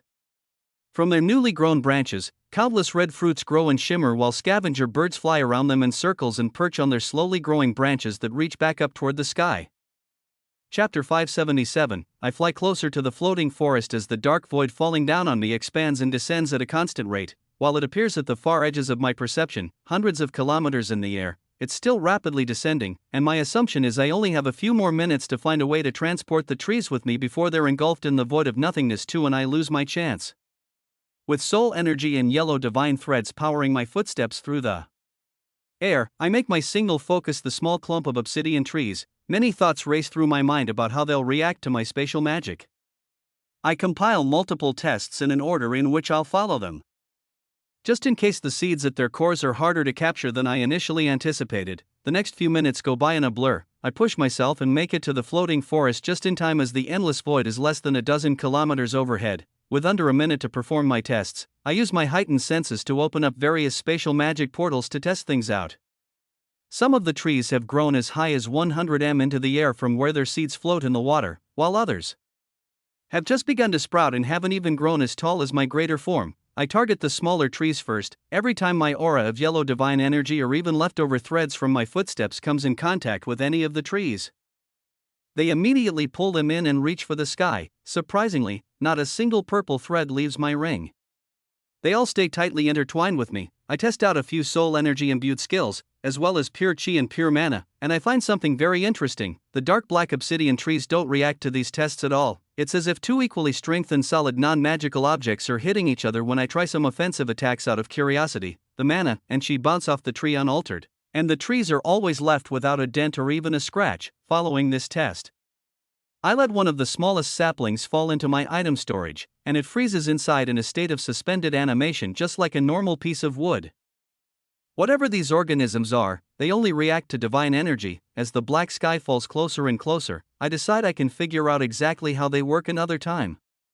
For now, it's best I get as many samples as I can for future tests. I completely suppress all of my divine threads behind my limiter and begin opening up spatial magic portals left and right to allow over a dozen black obsidian seeds to fall into my item storage. By the time the last one within my senses falls into my possession, I don't waste any more time to wait around. I crush another teleport crystal in my fist to bring me away from the ocean and all the way down the enormous mountain back at the very start of the construct. Immediately, I look up to the sky to make sure I traveled far enough away and let out a relieved sigh when I see the sky above me is still blue, so I have a little bit of time left before the construct dissolves down to this point too. I reactivate my divine energy-infused aura and allow it to spread throughout the entire forest below the mountain. When I first entered this place, I couldn't even perceive half of this black jaguar-infested forest. Now I can see every rock and tree inside it with perfect clarity all the way to the cliffside. Considering the speed at which the void was descending above before, I most likely still have less than half an hour in these woods before this entire construct disappears. Far off in the center of the forest, I get an enemy detection reading of a lightning mage slowly making his way through the thick trees. I smirk while blasting off with divine energy-powered air steps in its direction. In the surrounding woods, and up the cliffside, there are a few other stragglers from the Vice and Viridian regions still farming, because technically there are still a few days left in this 28-day-long event. However, no one could have foreseen what's happening to the construct now. I ignore them all and blip through the air with a single focus in mind. I clear over 100 kilometers into the center of the forest, and once I finally get within range of my target, the sky above turns dark again. I dive down into the trees and don't even try to keep myself hidden or my intentions subtle as I come crashing down into the rocky forest to create a massive crater in front of the still badly injured hunter being torn apart by red divine threads from the inside.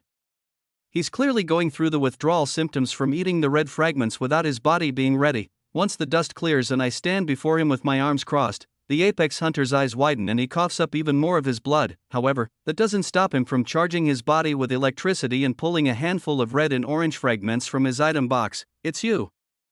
I knew I'd find you. The bedrock region will pay. All of you will pay. I can finally get my revenge. I'll show you once and for all the apex region is greater than all the other regions combined. He yells out with sleep-deprived eyes and a battle-crazed stare. I let out a sigh as he brings the fragments to his lips. My gaze moves to the sky as I still sense the void descending, and shake my head while whispering under my breath. I gave you more than enough chances to change. This is truly just who you are. It's time for you to give up, Trax. This is getting sad. I activate my mana manipulation skill, binding its malleable form with yellow divine energy and telekinesis to perfect the fine movements and shoot out an orb of energy toward the blood-stained hunter to knock the handful of fragments out of his grasp. Next, the yellow orb of light expands and turns into many impossibly tough yellow ropes that wrap around the hunter's neck, arms, and legs. I lift him in the air, unable to move, with an angry and disgusted expression on his face while I push him up against a tree about 5 meters away. He starts to yell out again, presumably an insult or degrading other regions for no good reason. but I shut him up by activating intimidation and confusion to blast his psyche with an attack that would knock out an enemy 10 times his strength. The hunter's eyes turn white, and he falls to the floor of the forest while I use Plunderer and Lifesteal to bring both his MP and HP below 5%. The moment they do, I get the mythic grade absorption notification that allows me to steal skills without killing the enemy, and I allow the red soul energy to wrap around his body without hesitating at all. Seconds later, a skill orb with extreme grade lightning summoning falls into my storage. I think about whether or not I should kill him here and send him back to the association asleep like this, or let the mysterious void envelop him. Either way, there's a risk that he'll tell this story, and my meticulously crafted hunter identity will be linked to someone who can take skills from people's status. While it wouldn't be the end of the world, it would be a waste of time and effort for putting up this facade for so long. My mind races while the endless void continues to descend. Then, a perfect idea comes to mind. I pull out an item from my storage that I crafted by accident when I was first playing with the limits of my mythic grade plunderer skill. Then read its description: Enchanted Lizardman's Claw Pendant, 55% mental strength, plunderer attribute, cursed item created. The holder of this item will lose 1% of their remaining MP every minute. If the item holder hits 10% of their original max MP with this cursed item still on their person, even if MP is restored and the item is removed, the item effects will not leave the user's status. I rename the pendant to Unknown Item, Cursed, and in my mythic grade craftsman skills editor interface, I completely scramble all of its descriptions with question marks and random jumbled letters. Next, I use telekinesis to place the cursed item around Trax's neck, and it appears on his status instantly. And the slow MP drain activates automatically, without any indicators of what exactly this item does. It at least covers my tracks, and the disappearance of his skill can be attributed to an incurable curse rather than someone's skill. I pull my blade from my item storage and shove it through the unconscious hunter's chest the next moment, and show a satisfying smile as he disappears and leaves the construct. This arrogant hunter will never wield lightning magic again, and will certainly not live up to the standards of being the chosen one of this year's top Apex Region B-class applicants. Glad that's over. I murmur to myself while staring up at the sky, putting away my sword and crushing a teleport crystal to come back to the edge of the forest with the cyan blue rift within my sight. I walk over, letting out a divine energy imbued fireball behind me to destroy the last remaining teleport platform, then stop about 20 meters in front of the rift that leads back to the association. There's just one more problem I have to solve. If I walk through this rift without my partner Emery Carter from the Bedrock region, there are going to be quite a lot of questions I'm unable to answer. Chapter 578. The sky darkens as I sit in front of the rift and close my eyes, reaching into the far corners of my mind to think of possible ideas. After a few seconds, I get up and begin testing everything I've thought of. I open my status and scroll through, trying to activate my body double skill many times, but nothing happens because all three of my doubles are still alive and well back in the real world. I even attempt to create lifelike manifestations of Emery out of earth magic, pure mana, and even try water magic, but none of them portray levels, and it's very difficult to make a voice come out of an inanimate object. The black sky continues to descend, not caring for my lack of time, which only makes me speed up my scrolling and pushes me to think of even more out-of-the-box ideas. Then, in a final moment of desperation, scrolling through everything I have, one skill pops out at me, and I open it up to read its description. Combat magic, superior dark summoning, info, dark magic allows the caster to summon darkness. It is the absence of light, or the absence of magic itself. If dark magic clashes with any pure mana-based attack, it will negate the opponent's attack proportional to the amount of MP the enemy is exerting. And advanced grade, hidden ability, the MP necessary to negate attacks thrown by elemental skills by the opponent only need to exert 25% of the attack's MP to negate it. And extreme grade, hidden ability, portals of shadows can be created within the caster's mana control aura and can allow items or portions of the caster's body to phase through it as long as they stay touching the caster. Superior grade, hidden ability, a single opponent killed by the caster may be resurrected in the form of shadows. The remains of this opponent must be sacrificed to the shadows, and only one contract may be created at a time. Once a new contract is created, the old one will disappear. The Shadow Soldier will be reborn at the level it was killed, but may gain EXP to level up and increase its mana control naturally. Its experience points will be split evenly with the caster while it is walking in the world of the living. This resurrected form is capable of expressing free will, but their link to the world of the living can be severed by the caster at any time. If the shadow summon is killed, its level and mana control will decrease by 10% once it is summoned again. Grade, Superior, Upgrade. I haven't used this skill at all, other than passively the few times I tested out the sword I made out of the Lich King's Dark Stone and Scythe. The superior grade hidden ability is the one that catches my attention. I recall the Lich King creating a summon soldier in our battle. It may have been obliterated by me in a single strike, but it did, in fact, have a level, and according to this, the shadow summon has free will but only at the whims of its master. One of the terms of using this perk is that I have to sacrifice the remains of the enemy to create a summon. There are only 2 corpses in my item storage available to me right now.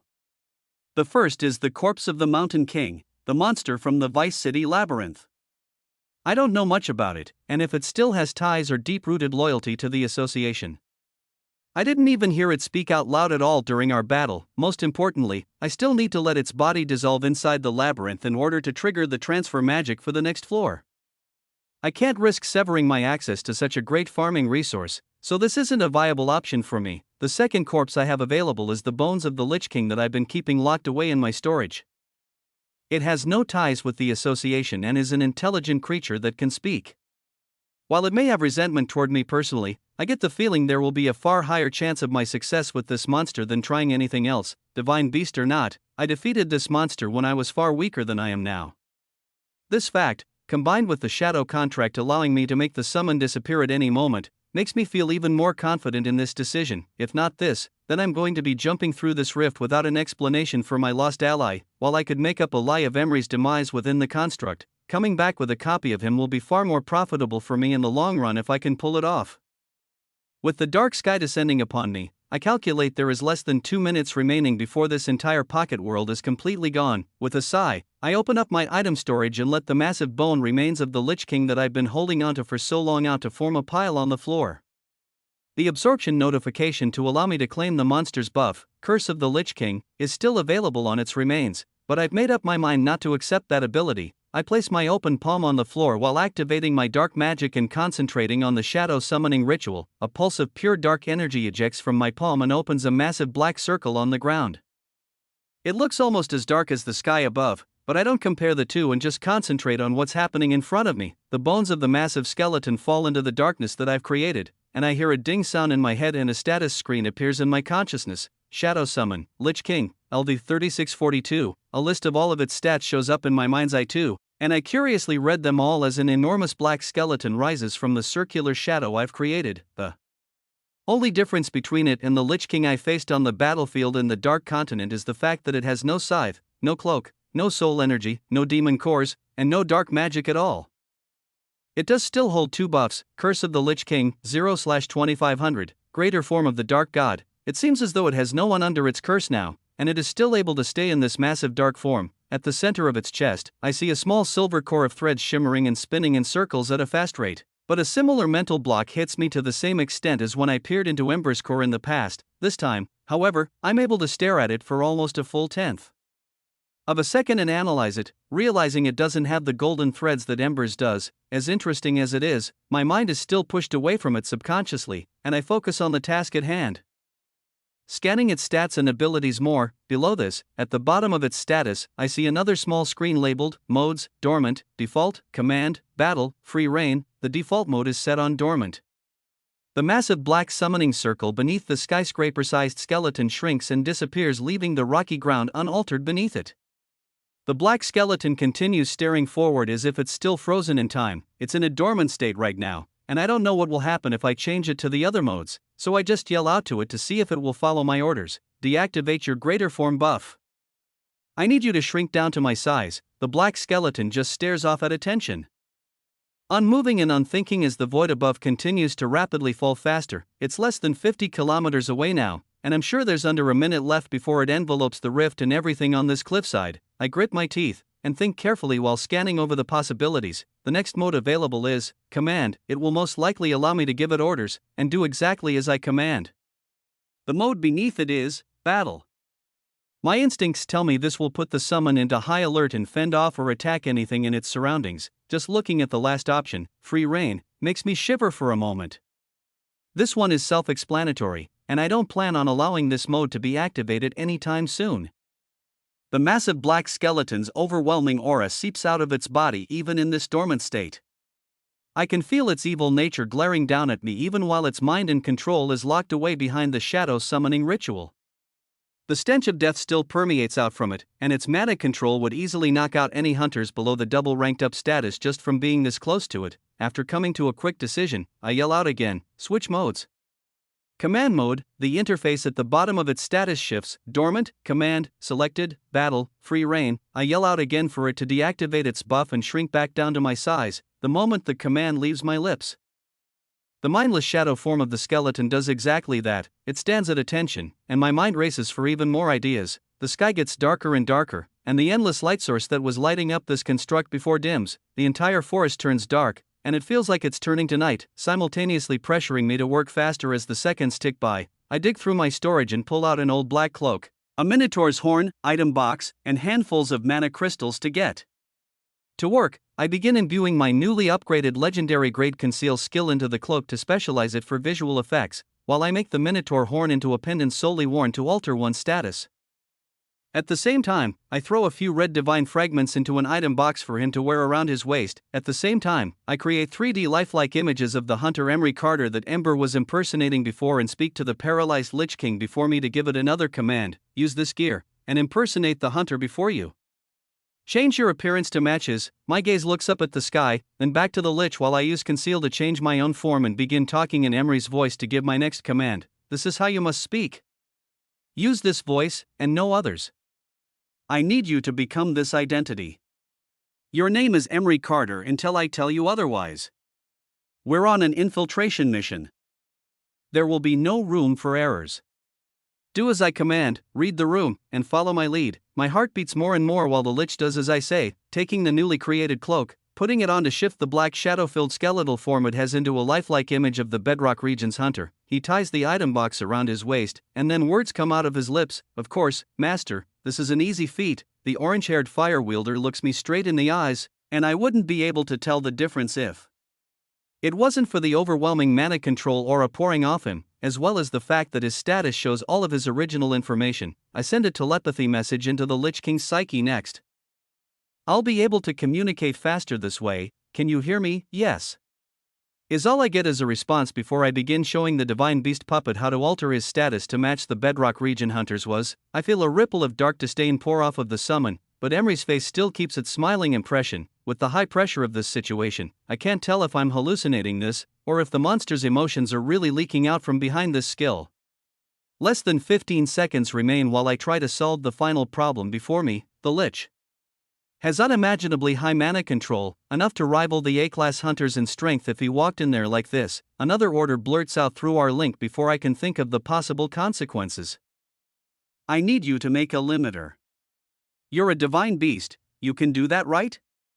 Something that will hide your mana control. It only needs to be for a small amount of time. Just enough to keep up appearances. Once we walk through that rift, I turn toward the Lich, and it doesn't respond for a moment while putting its hands in the air in front of its face to focus on something. The moment it does, I realize what an absurd request that was. The limiter that Ember made for me took him almost a year inside an isolation pod to fully heal from. However, the quick response isn't one that I fully expected. In this shadow form, my body cannot tire, so it can be done. I can create a limiter that will last 1 hour. But my immortal core will be dormant for quite a while afterward. As the sky continues to disappear, a bright silver light forms between the creature's hands. My heart beats faster and faster as reality shrinks around us, and the silver light glows brighter. 10 seconds pass before the light finally hits its maximum luminosity, lighting up the darkened world around us far brighter than the cyan rift. It disperses in a flash, and I instantly feel the overwhelming dreadful aura of the Lich King vanish. Without thinking any longer, I grab the replica of Emery Carter by the shoulder and start running toward the rift. That will do. Limit your output to that of a level 600 hunter. Do this for me, and maybe I'll reconsider leaving you in suspended animation for eternity once we're done here. Again, I feel a faint aura of envy and darkness pulse out from the Lich while it calibrates its output to a level 600 hunter. However, during the shift, I feel an odd aura that feels like one of minor respect, like the Lich is giving me a mental handshake for my last remark. Everything is happening so fast, so I don't dwell on the minor changes around me and push through. I'm more focused on the feeling of extreme relief that washes through me, realizing that with just seconds to spare I really managed to pull it off. I claimed everything I could from this construct, and the association won't be even suspicious in the slightest. I load my own item box up that will be searched by the association with a single item. It's one that I believe will simultaneously make it seem like I never made it up the cliffside and up past the ocean at all, but will also score me enough points to keep my number 1 ranking. We both jump through the rift as reality collapses and disappears into the endless void behind us. Bright cyan light fills my vision, and the ringing of bells chimes in my ears. Then my feet fall onto the hard mana shielding of the Apex Region's test site, right back in the same square room I started in. Almost a month ago, over 24 people fill the room, but my mind is elsewhere as I try to make sense of the hundreds of unexpected system notifications that barrage my psyche. Level transfer, level up, X816, MCP transfer, 19,743,387,910,550 MCP, skill transfer, imbuement, mythic grade, barrier creation, mythic grade, flight, mythic grade, area buff, mythic grade, mind palace, mythic grade, astral spears, mythic grade, flash step, mythic grade, call of the void, mythic grade, crystal creation, mythic grade, heavy hand, mythic grade, additional stat transfer, 6,118 strength, 4,004 mental strength, 1,992 speed, 1,901 agility, 1,885 defense, additional PP transfer, 105 PP, congratulations. Rising Emperor's domain milestone reached, 1589/1000 links of loyalty created, new perk unlocked, ruler's gaze. Chapter 579, the room comes into focus around me, and I can't help but stare at my status screen in my mind's eye as all of these notifications go off like blaring alarms in my head. My body doubles have been farming this entire time I've been inside the construct, and for whatever reason, all access to my system has been cut off until now when I've returned. A massive surge of power flows into me as my base stats nearly double in an instant from all of the extra stat points awarded, and my mana control goes through the roof as I'm awarded trillions of MCP, my level skyrockets to 3,087, and 10 new mythic grade skills are added to my status. It's an overwhelming amount of power to receive all at once. Even so, my gaze is still steady, and I automatically adjust my mana control output through my limiter to not cause any extra suspicion. I take a deep breath and take a mental picture of my surroundings as I walk out from the Cyan Rift with the Lich King in disguise by my side. The first thing I notice is every single one of the hunters that I left behind to be swallowed by the void is in this room now, breathing heavily all in a circle near the walls. It seems they were transported back here, so my efforts in creating a copy of Emery as a cover-up were not in vain. The second thing I notice is Trax still unconscious on the floor while the high-level B-class healer woman tries to bring him back. It's clear that his health has been restored just from being brought out of the construct, but his MP is falling, and his skill is still missing. He's unconsciously shaking from the withdrawals of the red fragments, even though surprisingly I don't sense a single red thread inside his body now. Being ejected from the realm rather than leaving the normal way must give different results. I come to this conclusion not only because my core and limiter are still in perfect shape, but because I see my 3 teammates at the opposite side of the room, as they left hours before me. The 3 of them are already treated and healed, but there are faint red threads still lingering in their bodies. My gaze lifts up to the ceiling next as I see the live rankings showing only 8 people with points on the board. There is Nat, Marcy, and Dane all taking up the top 3 spots with 284, 261, and 240 stones respectively from their hauls. Below them, there are the 2 water wielders from the Vice region that I remember making gear for. They have 71 and 66 points. Next on the list is the Phantom region's single contestant, and he has 50 points. Below this, there are 2 unknown applicants from the Viridian region that were not even in the top 12 before this 5th stage started. Both of them have 1 single point on the board. My best guess is they used up all of their energy and resources to defeat 2 red cores and left the construct far before the time was up. I know exactly what happened with my teammates, but I don't see the Vice region hunters nor the Phantom region's lone applicant remaining either. They must have also left the construct very early for their own reasons. While it may have been perceived as a disadvantage at the time, leaving others to continue farming, it actually worked out in their favor. Every other name on the list is grayed out. They were all eliminated early on from dying inside the domain, including all of the Apex region's applicants. Everyone else that was still farming and trying to get points up until the last minute was eliminated by the descending void, and just like Trax's red threads, all matter that was farmed inside the construct disappeared. After hearing Celia's story about the time limits put on her pocket world, making greedy humans suffer a loss of their hard work farming her energy now makes perfect sense. I smirk inwardly to myself as the entire blue rift starts to disappear behind me. By the time I take a second deep breath, the divine portal is gone. It shrinks back into the spherical cyan stone on the center table of the room, and before everyone's eyes, the artifact shatters into pieces, then the shards fade from blue to white before quickly disintegrating into dust. There are gasps that fill the room, and the two A-rank guards move to surround myself and the disguised lich. One of them speaks out loud. Hands up.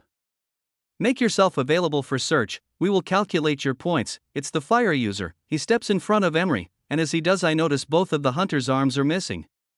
He's using a similar technique to when I've seen monsters lose limbs mid-battle, creating golden soul energy manifestations of his arms so that he can continue his duties. On the cutoff points right below his shoulders, it appears to be glowing with residue from a very familiar royal blue soul energy. The wounded areas are covered up well by his gear and a dense layer of the sun god's soul energy, but my eyes can see far more than the average hunter right now. A million theories run through my mind, and my curiosity only grows as the wind user approaches me from the opposite side and he's missing a hand and a leg. The same technique of golden soul energy is used to allow the man to walk. Near his wounds, there is another familiar energy signature. Bright green soul energy residue seeps from his wounds that cannot be healed. This story originates from a different website. Ensure the author gets the support they deserve by reading it there. He speaks up to me too, arms up. Allow me to search you now, Hunter Ray Anderson. I do as he says, and the manifestation of Emery does the same by my side. The two A-ranked guards pull our item boxes from our waists and begin to look inside. My mind wanders elsewhere, thinking of Maria and Abby, as it's as clear as day that the soul energy residue on these guards belongs to them. Immediately, I check my Rising Emperor's domain interface and see that their geolocations are still deep inside the Dark Continent. However, a brand new interface is blinking in front of my eyes next to each of their live status screens. Contact. I mentally pause for a moment, then remember the last notification that popped up when the hundreds of notifications hit my psyche moments ago. I quickly take a look at the details of my new Ruler's Gaze perk. New perk unlocked, Ruler's Gaze. Info: the caster can create a communication channel with any subordinate under their rule with an active link of loyalty. While a communication link is created, the caster can see through the eyes of their subordinate in real time. The caster may borrow 5% of all base stat points and mana control efficiency from all subordinates under the allegiance of the Rising Emperor. In addition, 5% of the caster's base stat points and mana control may be temporarily distributed to any subordinate under the allegiance of the Rising Emperor. The caster may only borrow or share exclusively. Both actions cannot be performed simultaneously. Members affected by this perk are not required to be within range of the Rising Emperor's domain. This additional buff stacks with the Power Holder perk if used simultaneously. The fire-wielding guard pours out the contents of the item box Emery Carter had, and counts out 11 red divine fragments, lighting up his name on the leaderboard right below the Phantom Regent slot. The A-class hunter places the fragments in a containment case with the association's logo on it. It pains me to even see this small amount of energy go to waste and put into the hands of the association. I could have just given the 1 or 2 stones instead and it would have given the same effect. Even so, the activities in this room are pushed to the back of my mind as I press contact on both Abby and Maria's names. Instantly, I feel a 3-way communication channel form. It feels similar to telepathy. But the moment I say hello? Maria? Abby? It's Jay, can you hear me? I realize the link is far more crisp and directly transferring information into the receiver's psyche than a delicate telepathy channel. Maria's voice is the first one I hear back. Yes. Jay, where are you? I don't sense your presence. She's cut off by Abby next. Hello? Yes, I can hear you. What is this? It feels like we're all standing in a small room and our echoing voices are in each other's heads as I reply. I'm still at the hunter's exams. In the Apex region, I unlocked a new ability of long-range communication. Based on the wounds on these A-class hunters, it seems you've been busy too. Maria's voice echoes out right after this. You're with them? You know the association tried to attack us while you were gone. They were spouting Flame Emperor this, Flame Emperor that. You didn't anger them? Or expose yourself, did you? I pause for a moment, but reply honestly, I didn't expose myself, no. They have no idea I'm here. My disguise is perfect. However, the Flame Emperor may have angered some parties here. It seems they really have eyes out in the dark continent. I want to ask them about everything that happened, but it would be a lot faster if my body doubles catch me up on the details. Next to both of their names, now I see a new button labeled Spectate. I speak up again while pondering whether or not to press it. Considering you two are alive and well, I take it you fended them off with ease? How's the city? I can see it's grown in population, but have no idea how it's doing. I never expected to be away for a whole month, Abby responds. We handled it, but I doubt they're going to take the losses we gave them lightly. You know, A-class hunters are a sign of military status for a country. If other nations hear of this news, there may be some powers outside of the Dark Continent and 8 great regions that will begin to dwell in these matters. I stare down at the Spectate button again, becoming immensely curious about how this battle between the Crimson City and A-class hunters unfolded. I get to the point while the item box around my waist is picked up by the A-class wind user. I have another feature unlocked as well. It allows me to see through your eyes while our link here is activated. I'd like to see how the city is doing, and if you could fill in one of my body doubles, that would be great. I can see through its memories exactly what happened. Maria's voice rings out next without any hesitation. Use it on me first. Abby's voice echoes through the channel next. We're together at the moment, so I don't know how helpful a double view will be, but you can use it on me if you'd like to. Out of curiosity, I press Spectate on both of their interfaces. But nothing happens. Underground, beneath Valor City, as the two hunters are continuing to cultivate chi in the mines beneath the center of the city, 2 blue text boxes pop up in front of their eyes. Accept spectator. As both of them click accept, my mind feels as if it's being split into 3 pieces. All of my senses become scrambled, and I get an incredibly dizzy feeling. I feel like I'm living 3 lives at once.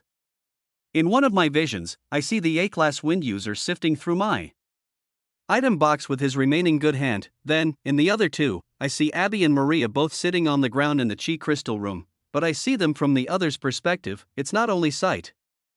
I can perceive the chi floating through the air and walls around them from the mana and chi senses of both of their auras. Even smell, touch, and fine-tuned hearing is transmitted through the spectator link. I watch them both stand up and pull teleport crystals out of their item boxes. Then Abby speaks up through the link. Did it work? I want to hold my head and shut off the link from how bizarre this is, but I reply instantly, yes. Then both of their visual fields and senses are filled with blinding white transfer magic.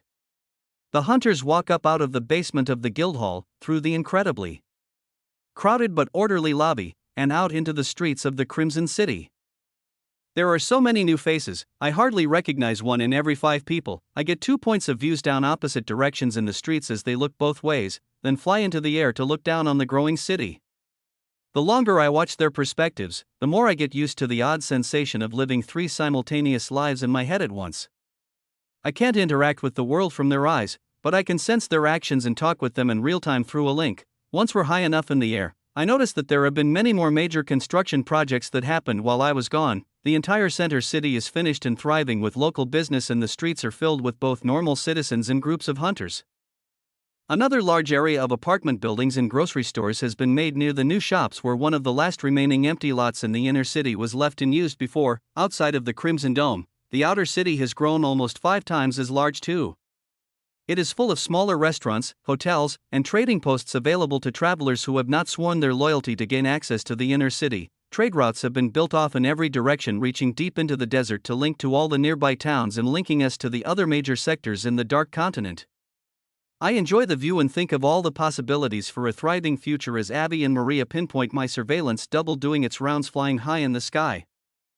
They wave each other down, then Maria explains what's happening in simple and quick terms. The double sends out a burst of telepathy to one of the other doubles in the area nearby to take over surveillance as it flies into the sky higher away from the 2 hunters' eyes to deactivate itself. The second it does, a month's worth of memories start flashing through my mind and everything starts to make sense. At the same time, back in the Apex region, the A-class guard pulls a bright red fruit out of my item box and all the attention in the room turns toward me. Chapter 580, the memories of the entire month of surveillance over the Crimson City come rushing back to me. Just after my main body left for the exams, another order of materials was picked up by my double in Vice City. All of the new apartments, grocery stores, businesses, streets, and installations to the outer city that I witnessed through the eyes of Maria and Abby become far clearer to me. The trade routes that stretch out of Sector 2 now connect to many villages in Sectors 3 and 1. And the construction is still in progress to wrap all the way around the Dark Continent to reach Sector 4. To fill the new grocery stores, the Sector 3 trade deals have progressed nicely.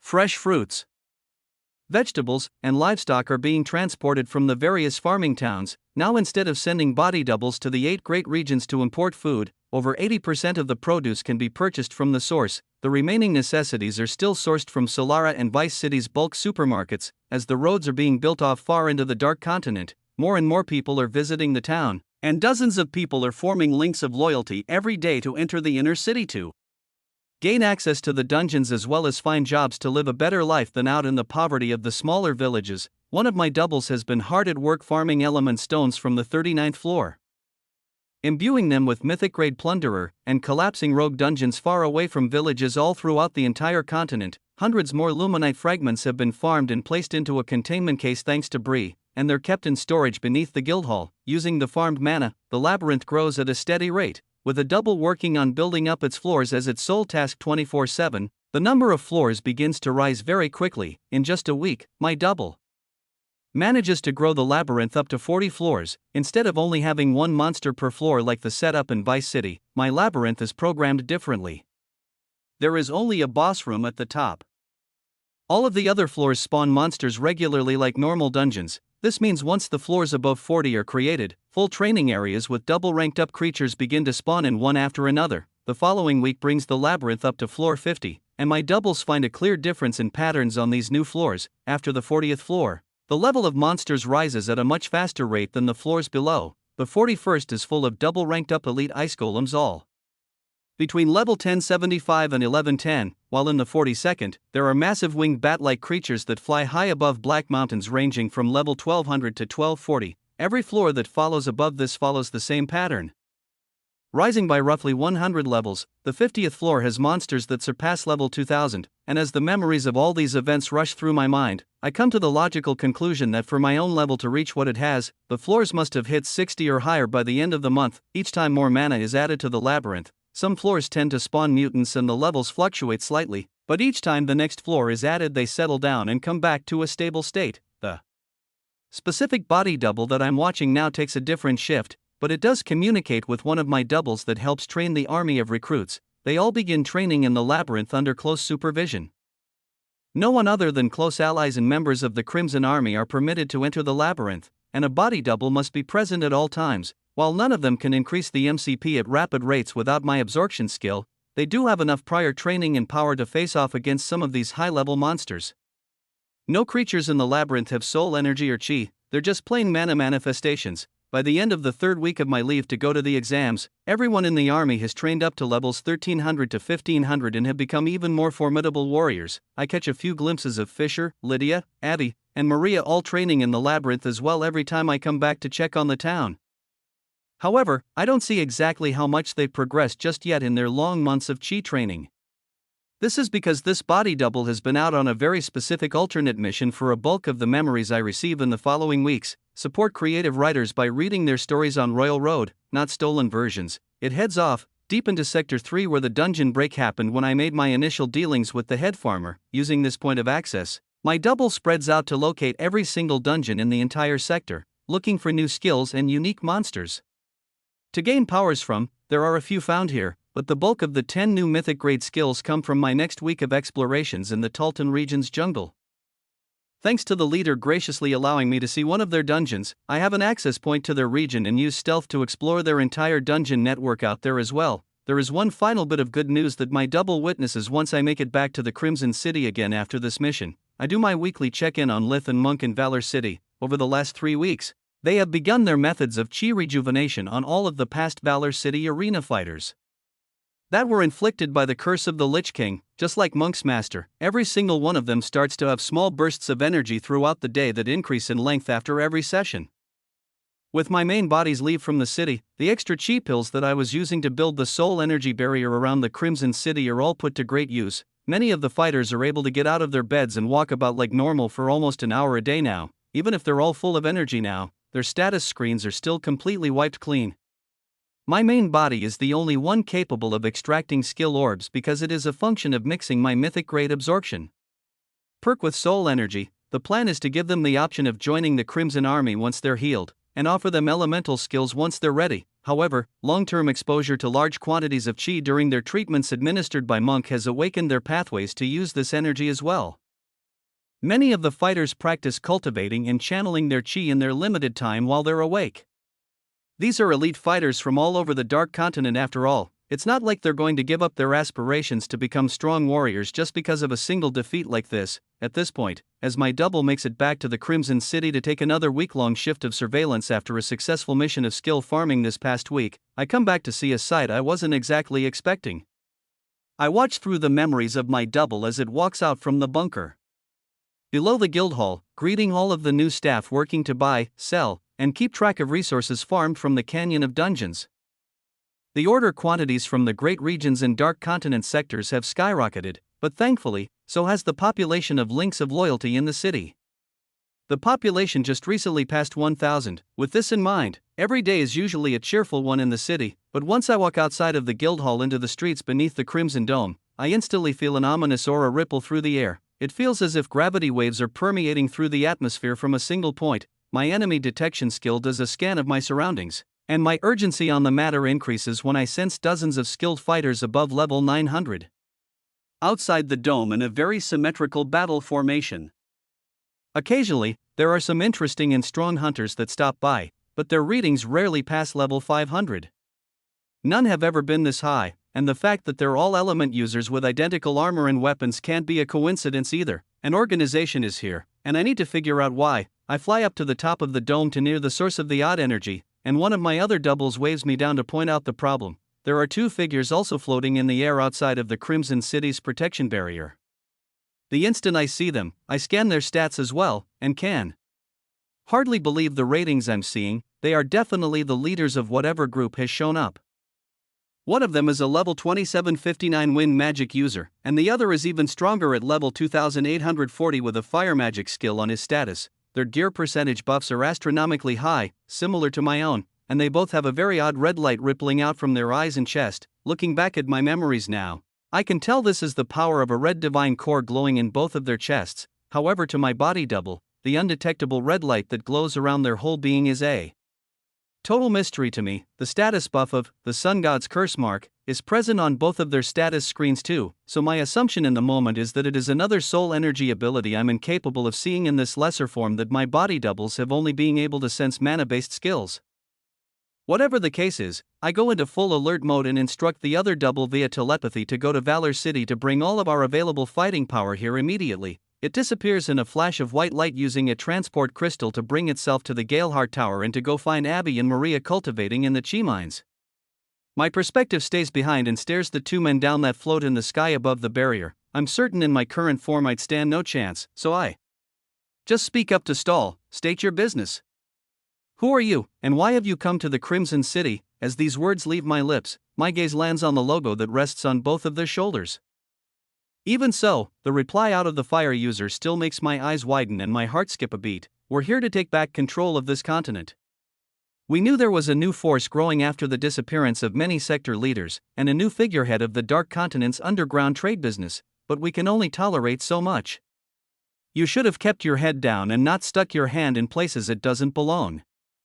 Your assistance for certain applicants in the B-class exams has tipped the perceived power balance in an unfavorable manner. Both of the men above me raise a single hand in the air, then point it toward me. Waves of red light start to glow in their fists, and what feels like heavy gravity waves starts to flow out of them through the barrier even though they haven't even sent out an attack. At the same moment, two flashes of green and blue light come from far below me in the Crimson City. The men that stand above the barrier speak up again as the flashes of light approach. We are A-class hunters representing the 8 Great Regions branch of the association. We do not need to do this the hard way. Surrender ownership of your city to us now, and we do not have to kill you all to set a precedent for what happens when a rogue force interferes with association matters. Chapter 581, the waves of gravity grow more intense, and the red aura surrounding the 2 A-class hunters glows brighter, while the levels of all 3 of my body doubles are quite similar to these two. The fact that they're A-class hunters in more than double Rodrigo's level makes me certain they have powerful soul energy that will likely overpower my body double's pure mana control. The wind user speaks up after I remain silent in response to their threat. He pulls a bright white bow out of an item box and holds it by his side. Where is your leader? The Flame Emperor. Bring them to us now so we can accept ownership peacefully. Refuse, and your barrier will fall. The bright green and blue flashes of light grow brighter below me. At the same time, the fire wielder pulls a large red glowing axe from his own item box and stares down at me like I'm nothing but a grain of sand. I smile inwardly at their overconfidence as I sense another pair of blue and white energies coming from the guild hall, zipping directly toward the canyon of dungeons, likely Lydia and Fisher retrieving the army from their training. With these thoughts bolstering my confidence, I finally respond, "You're looking for the Flame Emperor? Well, you're talking to him right now. I assure you, surrendering this city isn't going to be an option I'll accept." Theories rush through my doubles' minds as I try to figure out why the Hunters Association would show up here of all places and use that name. They even mentioned the B-class exams. My main body must have a plan in motion, and the higher-ups in the association have already caught on and are trying to stop it. This city's population has grown to over 1,000, and the number of traveling traders that visit the outer village has reached as high as 4,000 on some busy days. Word has been spreading fast among Dark Continent cities, and the currency I've created has been used and accepted in Solara and Valor City on many occasions already, thanks to Lith and Chester's help in my expansion. Solara is still a very large city with business influence rooted in the 8 great regions. Chester is only the Sector 4 underground trade leader. He doesn't have direct influence over the entire city just yet. This leads me to believe there must be many association workers hidden in this city, and it would be extremely easy to investigate further. Considering the Crimson City's outer trade villages are open to the public at any time, if my main body revealed itself or forged new alliances during the B-class exams to gain more powerful allies outside of the Dark Continent, I can see how the association leaders wouldn't like this rapid expansion once they put all the scattered clues together. They see my city's exponential growth as a high potential threat to their control over this vast and profitable Dark Continent land, so they must extinguish my influence before it's too late. The angry yell from the wind user makes far more sense once I realize what exactly is going on here. He creates an arrow of white wind in his bow and points it down at me. Well then, give us your decision. Surrender and submit, or die by the hands of the 8 great regions. This is not optional, this is an order. We have been ordered to eliminate any growing threats that endanger our country. Your actions place you high on our immediate disposal list. I think to myself as the gravity waves of red energy increase in strength again, and I feel a mental attack pushing down on my psyche, while the air around me thickens. However, I still respond calmly, I am just a threat to you? A weed growing too large to keep in this tidy garden of a kingdom of yours? The fire user smirks as his axe charges up with dark flames. You're a smart one, aren't you? I don't know what kind of artifact you managed to use to make a barrier this strong, but I can still sense your mana control through it. You don't have what it takes to challenge us. We'll kill every strong hunter that stays loyal to you, if you don't surrender now. We are the law, you can't ignore it. As he says these words, I remember when something similar happened in the past, on my first big mission into the Dark Continent. As a brand new honored elite hunter of the association, there were unexpected results. My team of hunters managed to clear a labyrinth and came in contact with demonic energy, something the Dark Continent leaders and the association were very keen on keeping for themselves, so much so that they worked together, putting bounties on our heads and ensuring that we were all dead.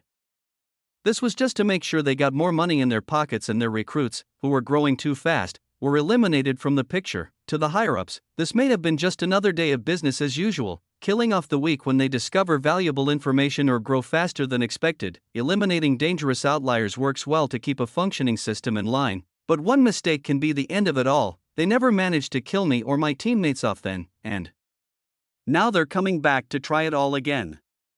Even though they likely don't know our true identities, it feels all the same to me. I let out a sigh, looking down below me as the blue and green flashes of light grow bright enough to fill my entire vision. Then, I look back at the 2 men and reply, if it's a fight you want, I'll give it to you. Just don't expect mercy from me when this is all over, because that is not something you granted me. As I finish speaking, Maria flashes by my right side, covered in visibly dense royal blue soul energy. She pulls her ice-imbued, blood-bonded sword from her item box and swings it, her eyes locked on the enemies. Her eyes glow bright blue, and I watch her body grow larger as she activates her greater form. Abby flies by on my left. Her double ranked up buff is activated, making her entire body glow with a bright green aura. From what I gathered the last time I saw her in this form, it was impossible for her to attack. But she was also immune to any physical or magical attacks. It seems her new training sessions have caused a shift in her innate abilities. because I see 6 large spears of summon stone rotate around her body. They are also densely infused with soul energy that the spears almost glow as bright green as Abby herself. Both of them leave trails of soul energy behind as they phase through the Crimson City's defenses and face the 2 A-class hunters alone in the sky. Now that I get a better look at them, both of the women are above level 2500 after training in the labyrinth, but there is definitely something different about their soul energy auras, looking back on the memories that flash through my mind. I can tell that the 2 months of cultivating chi beneath Valor City in the dense-aired mines have paid off. The thick plumes of dense soul energy surrounding both of their forms are magnitudes higher than they were in the last major battle we had against the Lich King.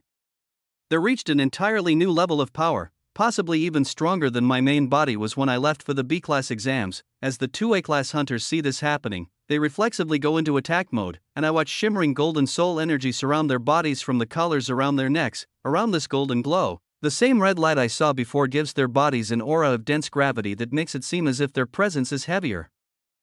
Rooted deeper in reality, the fire user yells out loud, letting plumes of golden and red flames erupt from his hands and surround the fiery axe as he lifts it above his head. You have sealed your fate.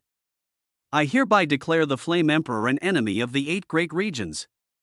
All threats will be dealt with, there will be no exceptions. He swings the axe downward, and a dense wall of flames comes flooding out. At the same time, the wind user's bow becomes flooded with golden light, and the wind arrow pointed down at us is packed with the same energy now covered in a red and golden glow. He speaks out loud too, as he makes the arrow grow in size, filling it with golden light and releasing it down toward us.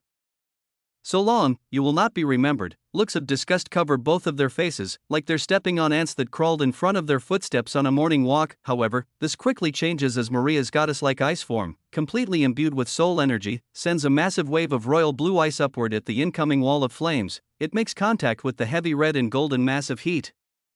Both attacks collide, making the entire desert shake, making the clouds in the sky part, and ear-shattering crack ripples outward that can be heard for hundreds of kilometers. Less than half a second later, Abby sends out her charged earth spears to collide with the golden arrow of wind that comes her way. A series of gravity waves, cracks, and violet explosions ripple through the air as her spears collide with its tip, holding the wind manifestation back from falling down and piercing the dome below. It all happens extremely fast. Maria continues to activate her full ranked-up buff, letting more and more soul energy out from her seemingly endless supply within her core. The overwhelming wave of ice envelopes the golden fire. The ripples of red light tear through her ice, making the flames hotter and heavier, but the sheer amount of soul energy imbued ice that continuously pours out of the bottomless pit that is Maria's chi and mana stores suppresses the flames. The fire user retreats as his attack is completely nullified. Shock and dread fill his eyes as he can't believe the sight before him. Abby and the wind user stay at a standstill, appearing to be on equal footing at first. However, once Abby deactivates her immortal energy form buff, seeing that there will be no threat of a sneak attack, she's able to channel all of her available bright green soul energy into the 6 sharp spears. They looked as if they were about to crack and shatter to pieces moments ago, but now the spears vibrate with energy, mending their own weak points, and pierce right through the arrow of wind, dispersing it into a meaningless energy in the air. The spears fly forward, and the wind user is filled with terror as he tries to dodge the deadly incoming barrage of attacks. 2 is by his head, while the other's just barely missing his vitals as he uses red and golden light imbued wind magic to push his body out of the way with milliseconds to spare. He retreats higher into the sky too, utterly baffled by the fact that his ultimate attack was somehow matched in power. The flashes of green and blue light grow even brighter as they follow the 2 A-class hunters high into the sky. Down below, surrounding the outer city, I sense the few dozen level 900 hunters shift their battle formation completely. At the sight of their leaders letting out powerful attacks, they assume the barrier will soon be lifted and now begin their march toward the base of the dome. Based on their levels and perceived mana control, I find it very unlikely any of them could possibly force their way inside. However, there are 10 members within their ranks that all use the same golden soul energy collars around their necks. Based on the battle I had with Rodrigo months back, I come to the assumption that these select few will be extremely strong. Of course, not nearly as skilled as the A-class hunters in the sky, but they will not be average B-class elites either. I'm sure of that. I don't want any innocent citizens getting caught up in the middle of this crisis, so I plan to end things as fast as possible. In the same moment that I sense their forces moving in, I sense my own moving out. The Crimson Army, consisting of dozens of level 1,300 to 1,500 hunters, bursts out of the canyon of dungeons with 2 body doubles as well as Lydia and Fisher guiding their lead. I send out a pulse of telepathy to talk to all of them at once as an announcement, explaining the situation exactly and assigning their roles based on their power levels. Within seconds, the entire dome is surrounded by the Crimson Army as well, split up into small battle formations to take on strong hunters. My doubles, Fisher and Lydia, are tasked with holding off all enemies with golden light, while all other army members are ordered to steer clear of special soul energy wielding opponents like this and focus on the other elite B-class troops. On this peaceful sunny morning in Sector 2 of the Dark Continent, an unexpected all-out war with the Association has begun. Chapter 582. All three of my doubles fly into formation, surrounding one side of the dome to face off against 5 golden-collared B-class hunters. Fisher and Lydia burst with blue and white light, getting into their own battle stances and releasing a wave of energy brighter and more powerful than anything I've ever felt from them. Both of them surpassed level 2000. While training in the labyrinth, and when they activate their energy forms, it isn't just reinforced with chi like in the battle against the Lich King's army. Now, the desert shakes beneath the weight of their new soul energy awakened forms. Instead of their usual battle styles using swords, I watch both of them put their fists out in a fighting stance as if they're going to take on everyone with their fists. The style looks extremely similar to Monk's technique when I first saw him in the arena, which makes perfect sense because they have been training with him in his monastery on their time off when he is not treating patients. The only difference is that instead of pure chi, they have immaculate manifestations of their fully awakened soul energy covering their bodies. Fisher looks as if a massive blue water serpent stares down the approaching Association hunters, ready to strike and kill on sight. Lydia's entire body glows white with a unique ice magic imbued soul energy, and her greater form's white tiger manifestation lets out a roar as the entire desert floor beneath them turns to white ice. Fisher activates his mythic great intimidation skill that I gifted to him, and a wave of energy floods through the approaching enemies, stopping them in their tracks as a feeling of fear ripples through them more dreadful than they ever imagined. A snake and a tiger tower over them as dozens of other double-ranked up hunters speed through them all, activating their various buffs, and showing that all of them have elemental skills too. On my side of the dome, my doubles do the same, letting out 3 waves of intimidation, specifically aimed only at our enemies as half of the Crimson Army spreads out to cover this portion of the outer circumference of the dome.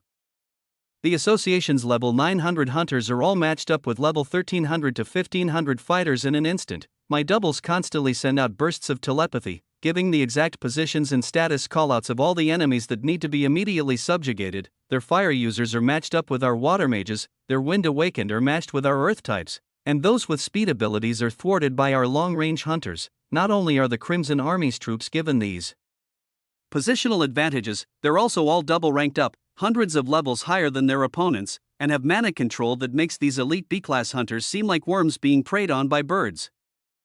The entire attack formation of the Association is decimated in seconds. None of them even knew what hit them. They may have just been following orders, but that kind of logic doesn't matter to me at all. These hunters should think for themselves, and receive punishment for their own actions no matter what authority told them to do it. There are thousands of merchants, villagers, and innocent bystanders nearby, and their activation of high-grade destructive skills is actively endangering everyone here. I yell through my group telepathy to immobilize everyone of them without hesitating. I want them all unable to harm any weaker citizens in the area. If they resist or try to damage my property or my people, kill them without remorse. Those that survive your initial attacks and surrender, strip their gear, item boxes, and ensure they cannot escape. We will question them after we secure the safety of the area. Flashes of bright skills light up the ground and air surrounding the Crimson Dome, creating an immaculate light show that is intense but extremely brief. Many of the B-class hunters are frozen in fear from the intimidation waves, and some are even knocked out. Those that resist and push through are met with attacks they have no hope of defending against. All 3 of my doubles pull out manifestations of the Flame Emperors sword and channel the densest possible crescents of flames while eyeing the 5 golden-collared hunters I'm tasked to take out.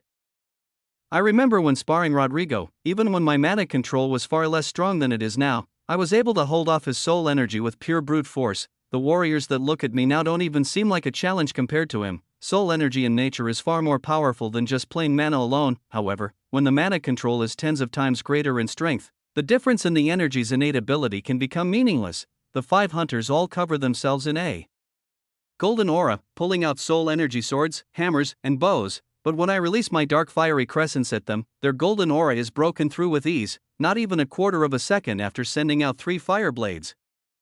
My doubles send another barrage. Mythic grade telekinesis ensures my hits never miss their target, their limbs are severed, and their worthless blood-bonded weapons are burned to ash before their eyes. No one can believe that the indestructible power of the sun god is being overthrown by mere mana alone. On the other side of the dome, Fisher and Lydia take on their golden warriors in the same manner. The two are almost 3 times the level of their opponents, so their base stats trump theirs by incredibly noticeable amounts. Flashes of blue and white light are all these elite favorites of the sun god see before they're met with punches that pierce through their soul energy defenses like they were never even there. Once the white and blue fists pierce the yellow golden light, their armors are shattered to pieces, and waves of soul energy that isn't their own circulate through their bodies, burning them from the inside and leaving them motionless on the ground after each attack. The 3 remaining don't even get half a second to think once they see their teammates fall. They too are immobilized before they can even raise their weapons to defend against the monsters they've attacked. In less than 5 seconds after sending out my orders, the entire association's B-class elite army has been subjugated. Above the Crimson Dome, even more powerful forces are battling it out, after the initial shock of having their soul energy imbued. Divine energy-aided attacks pushed back with ease by unknown forces they were not briefed on. The 2 A-class hunters retreat in fear. Even though they're battle-hardened hunters and have faced many ruthless double-ranked-up monsters in their pasts, neither of them has ever seen soul energy so pure and dense other than the sun god itself. The fire wielder is the first to yell out at the violent display, "Who are you? Where did you come from? There's no way hunters of your strength would follow such a weak leader. There's no way. Let us settle this amicably, please. Let's negotiate here. We want the best for everyone." Maria doesn't take long to listen to his cries of nonsense and sends another wave of ice. Now in her full ice goddess form, her deep royal blue soul energy expands outward, filling the air with its presence, lowering the temperature above the desert by dozens of degrees every millisecond that passes. At the same time, Abby manifests 2 massive spears of stone in front of her body as she flies forward through the air, following the wind mage that flees with even faster air steps than the fire user. She releases the deadly pointed spear of rock, full to the brim with a large portion of her soul energy, and lets it fly forward to surpass the wind mage's top speed in an instant. Abby and Maria follow the mages that flee, and they diverge, following their targets many kilometers away from the dome into the open desert before the attacks land. The fire mage cannot simply dodge the incoming wave of ice, so he tries to channel every last bit of his flames, golden soul energy, and use of his red divine core to let an ultimate attack out through his axe. Once the unstoppable wave of ice collides with him, he instantly realizes that his hopes will not be a reality. The axe clashes with the ice, and the golden soul energy that surrounds his body begins to be enveloped in the wave of blue. The flowing energy begins to act like solid matter, freezing in the air, shattering, and falling off of the fire user's body uncontrollably. He diverts his momentum and tries to fly downward, but the massive attack of ice-imbued soul energy is too vast to outrun. His axe is the next point of contact that is consumed by the endless power. It glowed bright golden red moments ago, but now freezes over, and its flames extinguish before the hunter can let go. The spreading blue soul energy reaches his hands, then crawls down his arms, and the A-class hunter feels fear unlike anything he's ever felt in his life. An unbeatable goddess towers over him with blue eyes, making his reality turn cold. The hunter knows he's lost, a few kilometers away. Rocketing through the desert, the wind user desperately air steps away from the 2 rotating, glowing green spears that gain distance on him with every passing step. He's always been the fastest hunter in the entire association. There's never been a monster that could dodge his arrows or counteract them with such strong soul energy either. The anomaly chasing him down is not something he ever dreamed he would see when coming here today. The displays of the Flame Emperor's power during the B-class exams were impressive, bringing a barely ranked-up hunter's strength up to match some of their lower-ranked B-class elites. However, the impossibly high power levels and use of energy like their boss, the sun god, is not something he knew was even possible. One of the spears tracks the hunter from above while the other follows him right at the rear, making it impossible for the speed-based wind archer to do anything but continuously move toward the desert floor. Seconds pass, and as the eruption of ice collides with his partner in the air, he has nowhere left to run. He's less than 100 meters from the ground now, and has to face the green spears head-on. The archer grits his teeth and makes another arrow, pulling all of his soul energy while covering it in as many divine threads as he can, then turns less than a dozen meters before colliding with the sand to let the shot off upward. There's an earth-shaking series of thuds and explosions as the arrow is released from his bow, and the green spears of soul energy collide with its tip, piercing through it. Instantly, shredding the golden manifestation into 3 parts, the spears continue traveling downward. Colliding with the archer's bowhand, shattering the pristine white blood-bonded weapon and pinning his shooting hand to the ground as it pierces through his shieldings and flesh with ease. The second spear collides with his opposite leg, pinning him to the desert floor again and spraying blood all over the sand as a crater of the double impact sends shockwaves through all of the dunes for kilometers. At that development, the fire user uses his last spark of soul energy to pull a transport crystal and a small silver device from his item box around his waist, bringing it up toward his mouth, and yelling out loud, "We've lost, we're being overpowered. I believe the Hunters Association has made a grave mistake. Our retreat." This message is broadcast into the Wind user's ear. His scared voice, admitting defeat, echoes throughout every single one of the transmission tablets that haven't been crushed in the aftermath of battle that are scattered around the Crimson Dome. The Wind user and the Fire user both crush their teleport crystals and vanish from the desert with wounds that cannot be healed. A few of the B-class elites manage to crush their teleport crystals and retreat as well in sorry states, missing limbs, or vitally wounded on the edge of death, while others have been knocked out cold, killed, or have their gear confiscated already. All 10 of the golden-collared elites remain behind and are conscious in custody, while over 35 of their basic B-class elites are also captured, unable to retreat in time. My doubles give out more orders after the new developments as well, making plans for a secure interrogation base away from the city to get what we can out of these prisoners while I wait for my main body to return.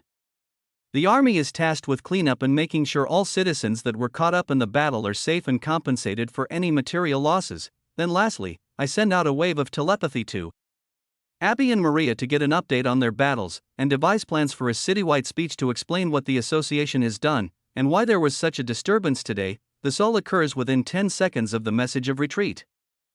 The association's attempt at subjugating the Crimson City ends in their undeniable instantaneous total defeat.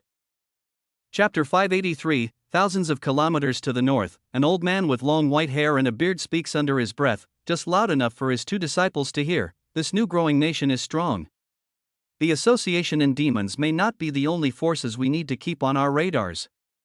We should watch out for their growing warriors once the Throne Awakening becomes active. They sit atop the tallest mountain in the area, covered in snow, surrounded by hundreds of mountains that look exactly the same in every direction. The 2 younger men at his sides, with serious expressions on their faces, watch a replay of the Battle of Crimson City on repeat, using bright blue recording crystals. One of them, who appears slightly older and taller than the other disciple, replies to the old man, "Teacher Sill, I have a question. The fighting style used by the Serpent and Tiger warriors. It is very similar to our own. How could they have learned it?" The old man's eyes glow with a bright yellow light, and the same energy intensifies in his chest as the air around them grows heavier, as if bending reality. "That is none of your concern. However, it seems I'll need to visit the desert temple soon. There must be a reason for this." The 2 disciples' eyes glow with orange light, their entire bodies radiating with pure white chi. It blends in with the high-speed winds and heavy snow atop the mountains as the older man turns off the recording. And the 3 of them return to meditating and continuing their training. Thousands of kilometers south, a woman floats high in the sky above an active volcanic region. Below her, hundreds of C and B-rank dungeons form and break, as it is an everyday occurrence here. She rides atop an enormous earth dragon, watching the same video on a recording crystal play in her hand. Both her eyes and the dragon's eyes glow bright yellow, shimmering off the metallic Hunters Association badge on her shoulder. She whispers under her breath with a smile as she zooms in on the 2 A-class hunters being defeated in seconds. The 8 regions branch has grown soft, hasn't it? Our A-class hunters could have handled that battle. But it's clear that wasn't even their true leader. "Who and where are you, Flame Emperor?" The woman grins while putting away the recording. An eruption of a volcano goes off in the distance, and she activates a stealth skill, making herself and the dragon she's riding invisible in the same moment. Half a minute later, she flies over dozens of fortified, castle-like military bases hidden in valleys between active volcanic mountains. Meanwhile, back in Sector 2, my body doubles compensate merchants that have damaged goods and clean up the city while giving a speech, showing that the real enemies of this attack are the 8 great regions. Public sentiment is already heavily anti-association here in the Dark Continent. So with the small amount of proof I have, showing citizens the confiscated badges and the ear and eyewitness accounts of the surrender message from the transmission tablets is more than enough for word of today's events to spread, so much so, that over the next week, the city's growth skyrockets, adding over 500 new members to the links of loyalty. Word of the new trading hub in Sector 2 offering jobs, monetary aid, and the military ability to fend off 2 A-class hunters with ease travels far and wide. all of these memories come rushing into my mind as the same A-class hunters that attacked my city search me with their battle scars visible. The wind user pulls a glowing red fruit from the item box I provided him, and everyone in the room focuses on it with confused and mixed expressions. When he looks me in the eyes, I can see they're far different than they were for the brief second I saw him during the 4th stage tournament. Then, he may have looked disinterested in the mundane weaklings fighting for their B-class badges, but behind those cold eyes was unwavering confidence. Now, he stares ahead, and I feel an aura of unease about him. The wind user speaks up while holding up the large circular red fruit with his only good remaining hand. You were meant to collect fragments. This is all you've managed to bring back? What is this?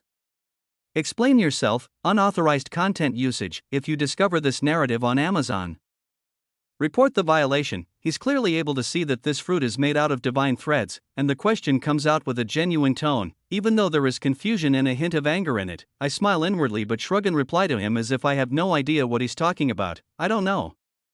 All I recall before this test started is that in the video, it stated if we found any artifacts that didn't resemble the red, orange, or yellow stones, we would receive a minimum of 1,000 points. Was that a lie? He immediately responds, well, that video was, Then he stops himself from speaking further. As a red core himself, he knows that the fruit in his hand is not valuable at all compared to what this 1,000 point exception to the rule was supposed to be. My guess is that it was reserved for the off chance that someone made it higher than the yellow core zones. Seeing his pupils shrink and the head of the fire user turn my way makes me want to smile even more. This fruit stores roughly the same amount of energy as one red fragment, but according to their own rules, it is going to be worth far more. I'll be able to move up the leaderboards while simultaneously keeping all of the extra farmed divine energy in my storage for myself. As these thoughts race through my mind, the 2 A-class hunters receive a transmission in their ears. They look down at the floor and silently listen. Then, after a few seconds, the wind mage responds to me out loud. Yes. It seems you are correct. This in fact is a unique item, and our rules did state that all unique artifacts would be graded separately starting at 1,000 points. However, we will require an explanation for how you managed to get this fruit. I shrug again. Even with all eyes on me, it doesn't feel like there is any pressure on me at all. After witnessing multiple higher lifeforms inside that construct that could have killed me by merely breathing their same air makes the threats in this room seem meaningless. To top it off, these 2 cowards tried to take over my city while I was gone and ran from their allies when they were in a compromising position without a second thought. Making their lives more difficult right now is exactly what I plan to do. Oh, well, I was just standing at the bottom of this massive mountain, and it fell from the sky. I shrug again, putting my hands in the air. My matic control ripples out of my body constantly, as if I'm excited, but the control readings are barely reaching that of a level 700 hunter to keep my facade going. The A-class hunters look even more confused at my statement, so I continue. You 2 were in that simulation before, right? It was just at the edge of the jaguar forest. I was about to climb the mountain, but the fruit just fell from the sky. Tons of birds covered in red light were chasing after it. It must have fallen pretty far. I just managed to put it in my item box and run away. Once it was out of sight, they seemed to become disinterested, and I stop talking once the A-class hunters hear another noise transmission come through their earpieces, and the room goes silent. The name Ray Anderson shows itself on the leaderboard as number 1, holding 1,000 points. I show a visible smile now, and speak again. That's about it. I shrug and point to the Lich King by my side. Emery climbed the mountain afterward, but we didn't want to push ourselves too hard. Making it out through the rift was more important than risking getting eliminated for more points. It seems this strategy worked out best in the end. Emery crosses his arms and nods along, then the 2 guards get a transmission in their ears again. They finish patting us down quickly and give us back our item boxes without the divine artifacts inside. A door opens in the side of the room, and the fire user speaks up as they both walk out. Everyone, stay put.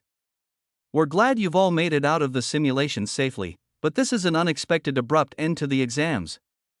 Please allow us a moment to talk things over with the director. The door shuts just as he finishes talking, and the room fills with chatter. I walk over to Nat, Marcy, and Dane, and tell the manifestation of Emery to follow with telepathy, filling him in on the fact that we're inside a testing facility. Outlining orders to follow while he's in his command mode, the 3 of them greet us while the healer makes their rounds to all of the newly transported applicants, but considering we're all being watched, they receive a telepathy message to stay quiet too until this is all over. After a few minutes pass, the same door that the A-class hunters left through opens again. To my surprise, Rodrigo steps through it with an amused smile across his face while holding a large silver tablet that resembles a clipboard. If your name is not lit up on the board, I'm going to have to ask you to leave the room. I'm afraid you have not made the cut. At the same time, 7 hunters walk in through the door that Rodrigo just entered through. The first 3 that enter are hunters that I expect, the 2 Vice Region applicants, and the Phantom Region's single applicant. However, the next 2 are the Battle Healer, Mac, and the Water Mage Callum, who were eliminated early in the construct by my teammates. The final 2 are the 2 applicants from the Viridian region that managed to get their hands on 1 red core each during their time in the construct. Bright smiles light up their faces as they realize why they're being brought into this room. The remaining B-class elite helpers escort everyone that has failed the exams out of the room. They were most likely at the top of the leaderboard before this event, and it seems there have been healers and an appraisal skill user that have already checked on Trax's condition. Even though he's passed out, forces behind the scenes have already determined that he is a far less valuable asset now, and have adjusted the leaderboard accordingly. As the last of them leave, the door closes, leaving only Rodrigo and the 12 of us that have passed in the small mana-shielded cube. The leaderboard screen shown on the ceiling disappears completely, and a video appears. It shows a dark, empty room with a single oval table in the center of it. 1 figure in a dark cloak sits on one of the chairs, while all of the others are empty. The video pans closer to the figure as he raises his head, and a pair of golden eyes look through the screen. An eerie pressure fills the entire room as they glow bright golden with visible soul energy. As well as a clear addition of heavy yellow light aiding his power, shadows cover the rest of his face, and the dark cloak makes the rest of his figure unknown other than the fact that he's abnormally tall. A yellow core is visible glowing in his chest, but the golden eyes are the main spectacle as they stare down at all of us through the screen. His low monotone, almost robotic voice echoes throughout the room. It is a pleasure to meet you all, future B-class hunters of the association. I am the director of the Apex region, but starting now, you may call me Mr. Freeman. Chapter 584, the golden eyes glow brighter, and it feels like pressure is pushing down on us through the screen. Yellow threads of divine energy even leak into the room straight through the mana shielding, and I see other applicants start to sweat and shake. The gravity in the room increases slightly, and the director continues to speak. It appears our Stage 5 simulation room has been prematurely terminated. This was not within our expectations. There have been many oddities popping up lately. The pressure increases, making the room rise in temperature, the air thickens, and the gravity multiplies again. All applicants fall to their knees, holding their hearts, struggling to breathe. I barely would have noticed it if it wasn't for their reactions, after plunging deep into the aura of the green serpent for days on end. Allowing its divine energy to tear my body down and saturate every cell in my being repeatedly to farm its energy, the light tendrils of yellow energy that fill the room feel like nothing more than someone turning the temperature up by a few degrees. I send a telepathic wave into Emery's head, and we both fall to the ground to play the part. A ripple of minor amusement comes through the yellow energy. It's doubtful it is noticeable to anyone else, but ever since I met the purple entity at the top of the construct, my ability to feel others' emotions through their energy output, that would otherwise be hidden, has seemed to have awakened. The same monotone, almost static voice echoes through the video again. What you have all witnessed within these exams is the tip of the iceberg when it comes to power in this world. Every one of you has been chosen to become a part of the new B-class elites. There's a pause, and I feel a ripple of anger come through the divine energy that leaks through the walls of this room. In addition to this, I will be choosing 4 of you to train exclusively with me, and become the new future A-class hunters in the 8 great regions. Due to the increased nature of high-grade dungeon breaks out in the Dark Continent these past months, I've decided to double the number of fighters at our highest rank of military power. Other nations to our north and south will likely be doing the same. So we must match them in strength. I think about his words carefully, and realize he's lying straight to all of our faces. There were some dungeon breaks last month during one of the surges, but my doubles and army members handled all the severe ones personally with ease. The real reason he wants to train more A-class hunters is to strengthen his own military power in order to handle me, the Flame Emperor, as a growing threat in the Dark Continent. While I think this over, 3 figures walk onto the outer edges of the video screen, and at the same time, the growing pressure of yellow divine energy in the room subsides. A few of the applicants cough and gasp for breath. I stay down on the ground for a few seconds before standing and looking back up at the feed. Then tell Emery to do the same. I watch the 3 figures on the screen surrounding the Apex Region's director activate white light from their hands.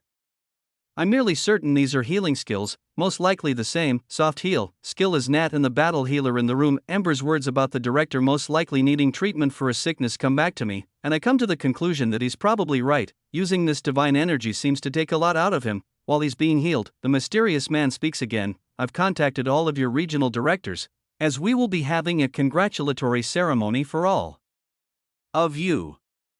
Your future contracts will be negotiated with any region that desires your work. It shouldn't take more than a few hours to have all of the directors with us to begin the event. My heartbeat speeds up at this statement. The ceremony itself isn't what makes me nervous, it's the fact that it's going to take a few hours for all of the directors to arrive. The Lich King mentioned that his limiter, holding in all of his mana control, will only last an hour. If this is the case, there may be a major issue in hiding the identity of Emery Carter. If he's exposed, then my identity of Ray Anderson will be far more suspicious by association. It isn't out of the range of possibilities to just leave right now back to the Crimson City and forget investigating any further. However, the director's words of strengthening their forces and creating more A-class hunters is something I still want to learn more about. My mind races for more ideas to get us out of this new situation, but the director speaks up again to disturb my train of thought. While we wait, I'd like to speak to each of you individually. I will give you all time to rest, but I have a few questions for each of you and would like to hear your personal thoughts on the results of the exam this year. If you discover this tale on Amazon, be aware that it has been unlawfully taken from Royal Road. Please report it. The three healers leave the director's side after this statement, and a very light flow of yellow divine energy comes back in through the room. It isn't nearly as strong, but a door opens beside Rodrigo, and it's clear that down the hall that it leads, the intensity of this heavy pressure in the air will get stronger. Without warning, the video above the room cuts off, and Rodrigo speaks up, looking down at his silver tablet. Alright, looks like we're going up the list in order starting with you. He points at Mac, the battle healer in 12th place on the leaderboard. He nods and walks through the open door without hesitating. We're all left to stand in silence as the door closes, and the 11 of us are left in the empty mana-shielded room with Rodrigo. No one wants to speak up, and many of the applicants are still shaken by the immense pressure they were exposed to moments ago. I even see Marcy, Nat, and Dane a bit shaken up by the events that just took place. About 3 minutes later, the battle healer walks back into the room, and Callum is called by Rodrigo to go through the door for his meeting next. My eyes widen when I see a golden collar around the healer's neck, and a new buff beneath his status called the Sun God's Curse mark, burning with golden yellow soul energy on his status. My heart rate speeds up with a mixture of excitement, curiosity, and a hint of fear as well. When Callum comes back into the room a few minutes later, these emotions only grow because he too has the curse. Both of the Viridian applicants that passed with a single red fragment come back with bright smiles on their faces and golden collars to match them. No one else in this room can channel chi, so I don't even know if they're capable of seeing that their fellow B-class applicants have this curse attached to them. To be honest, I don't even know if they themselves are aware they've been inflicted by it yet. I can't sense where these meetings are being held without sending out waves of my aura that would reveal my true power. All I can do right now is wait. Emery walks through the door next. I've briefed him on everything he should know about his role as the Bedrock Region Hunter, and he knows not to expose anything about his or my true identity. Sending him into the room with the director alone will be the litmus test to see if it is safe for me to do it too. As he disappears behind the door, and it closes, the next 3 minutes that pass by seem like an eternity. I wait silently in anticipation, and when the doors open again, I'm even more surprised to see him in perfect condition without a golden collar around his neck at all. My mind races for answers, but as the Phantom Region's applicant leaves to go out and meet the director alone, I open a link with the Lich King and he tells me exactly what happened. As he recalls these events, they don't seem like anything out of the ordinary. It seems this director really only asked questions about what kind of future Emery wants for himself, what region he's looking to contract with, and asks what it was like using the Flame Emperor's power during the fighting tournament of the 4th stage. He answers without going off script at all, detailing how he only signed up for this exam to get extra funding for the Bedrock region and have access to B-class dungeons back home. He explains that he didn't know of the Flame Emperor before the tournament and that he only called out to use its power to have a chance in that matchup against Nat. He explains that as soon as the match was over, he never got that power back at all once he left the ring, and that it showed up on his status screen under buffs as the Flame Emperor's curse mark. This last part is a total fabrication, as even the real power users don't receive any visual status changes when they use my granted power. I want to throw the director as far off the scent as possible. If he believes that the power only worked while Emery was in the ring, the possibilities of a traitor messing with the B-class results could have been anyone that was present that day. Hundreds of visitors, ranging from C and B-class hunters, were present in the crowds with the other regional directors. There were also over 60 other applicants watching the fights as well. The final questions are about his time in the construct, and he retells the same story that I told the guards when they questioned me about my red fruit. At the end of their meeting, the Lich King explains that the room was filled with an immense amount of yellow divine energy and golden soul energy. But his limiter blocked the effects of an odd mental attack that was meant to hit him. The director grew tired and had to be healed by 3 people as he left. As he finishes up his explanation, the shadowy figure from the Phantom region comes back. He too has the golden collar on when he walks in the room. The 2 Vice region water wielders walk out, then come back in with golden collars too. After hearing this, I'm less worried about myself. If the director bought Emery's disguise and was unable to overpower him, I believe I'll be just fine. The only issue I'm concerned about is the other 3 teammates in the room that I've formed alliances with. I quickly message them all through telepathy to make sure they won't spill the fact that I helped them in this 5th round. They all agree, and I make sure to ensure that Nat's experience with the Flame Emperor is the same as Emery's, using the extra detail about the status change in her story if she's asked about it. She agrees without any hesitation. The 3 of them enter the room one by one, and each time about half a minute before they come back, I get the same message pop up in my mind's eye on my Rising Emperor's domain interface. Attempt to sever link of loyalty, failed. Attempt to sever link of loyalty, failed. Attempt to sever link of loyalty, failed. 3 times in a row this occurs. I feel an odd pressure on my heart each time it happens, and watch the vitals of my teammates waver during the process. Each time it does, I channel dense soul energy within my own body, aided by the power of my yellow divine core, to flow through my heart and make this external pressure subside. Every time I manage to fight off the pressure successfully, the 3 of them walk back into the white room unharmed and without golden collars on their necks. Each of them recounts their stories of their time in the room, and they all sound very similar to the Lich King's explanation. The only difference is that when the yellow energy entered their body at the end of the meeting, each of them passed out on the floor and was revitalized by a healer. None of them are quite sure what happened in the few seconds they were unconscious. Rodrigo looks up from his silver tablet to me. Ray Anderson, you're the last one on the list. Please, walk this way. Good luck. As I smile and walk by, we meet eyes, as Rodrigo is the A-class hunter that managed to get me into these exams. His aura emanates worry and is filled with uneasy nerves. He's unable to see pure chi, or inactive soul energy, so he doesn't know that some of the applicants today have not fallen under the sun god's curse. As I walk past down the dark hallway, the door shuts behind me, and I see a single black door at the end of a long hall at least 30 meters long. With every step I take, the aura of the sun god gets thicker. There are too many emotions flowing through it to count. It's furious, impatient, devious, anxious, but also extremely calm and confident in its own overwhelming power.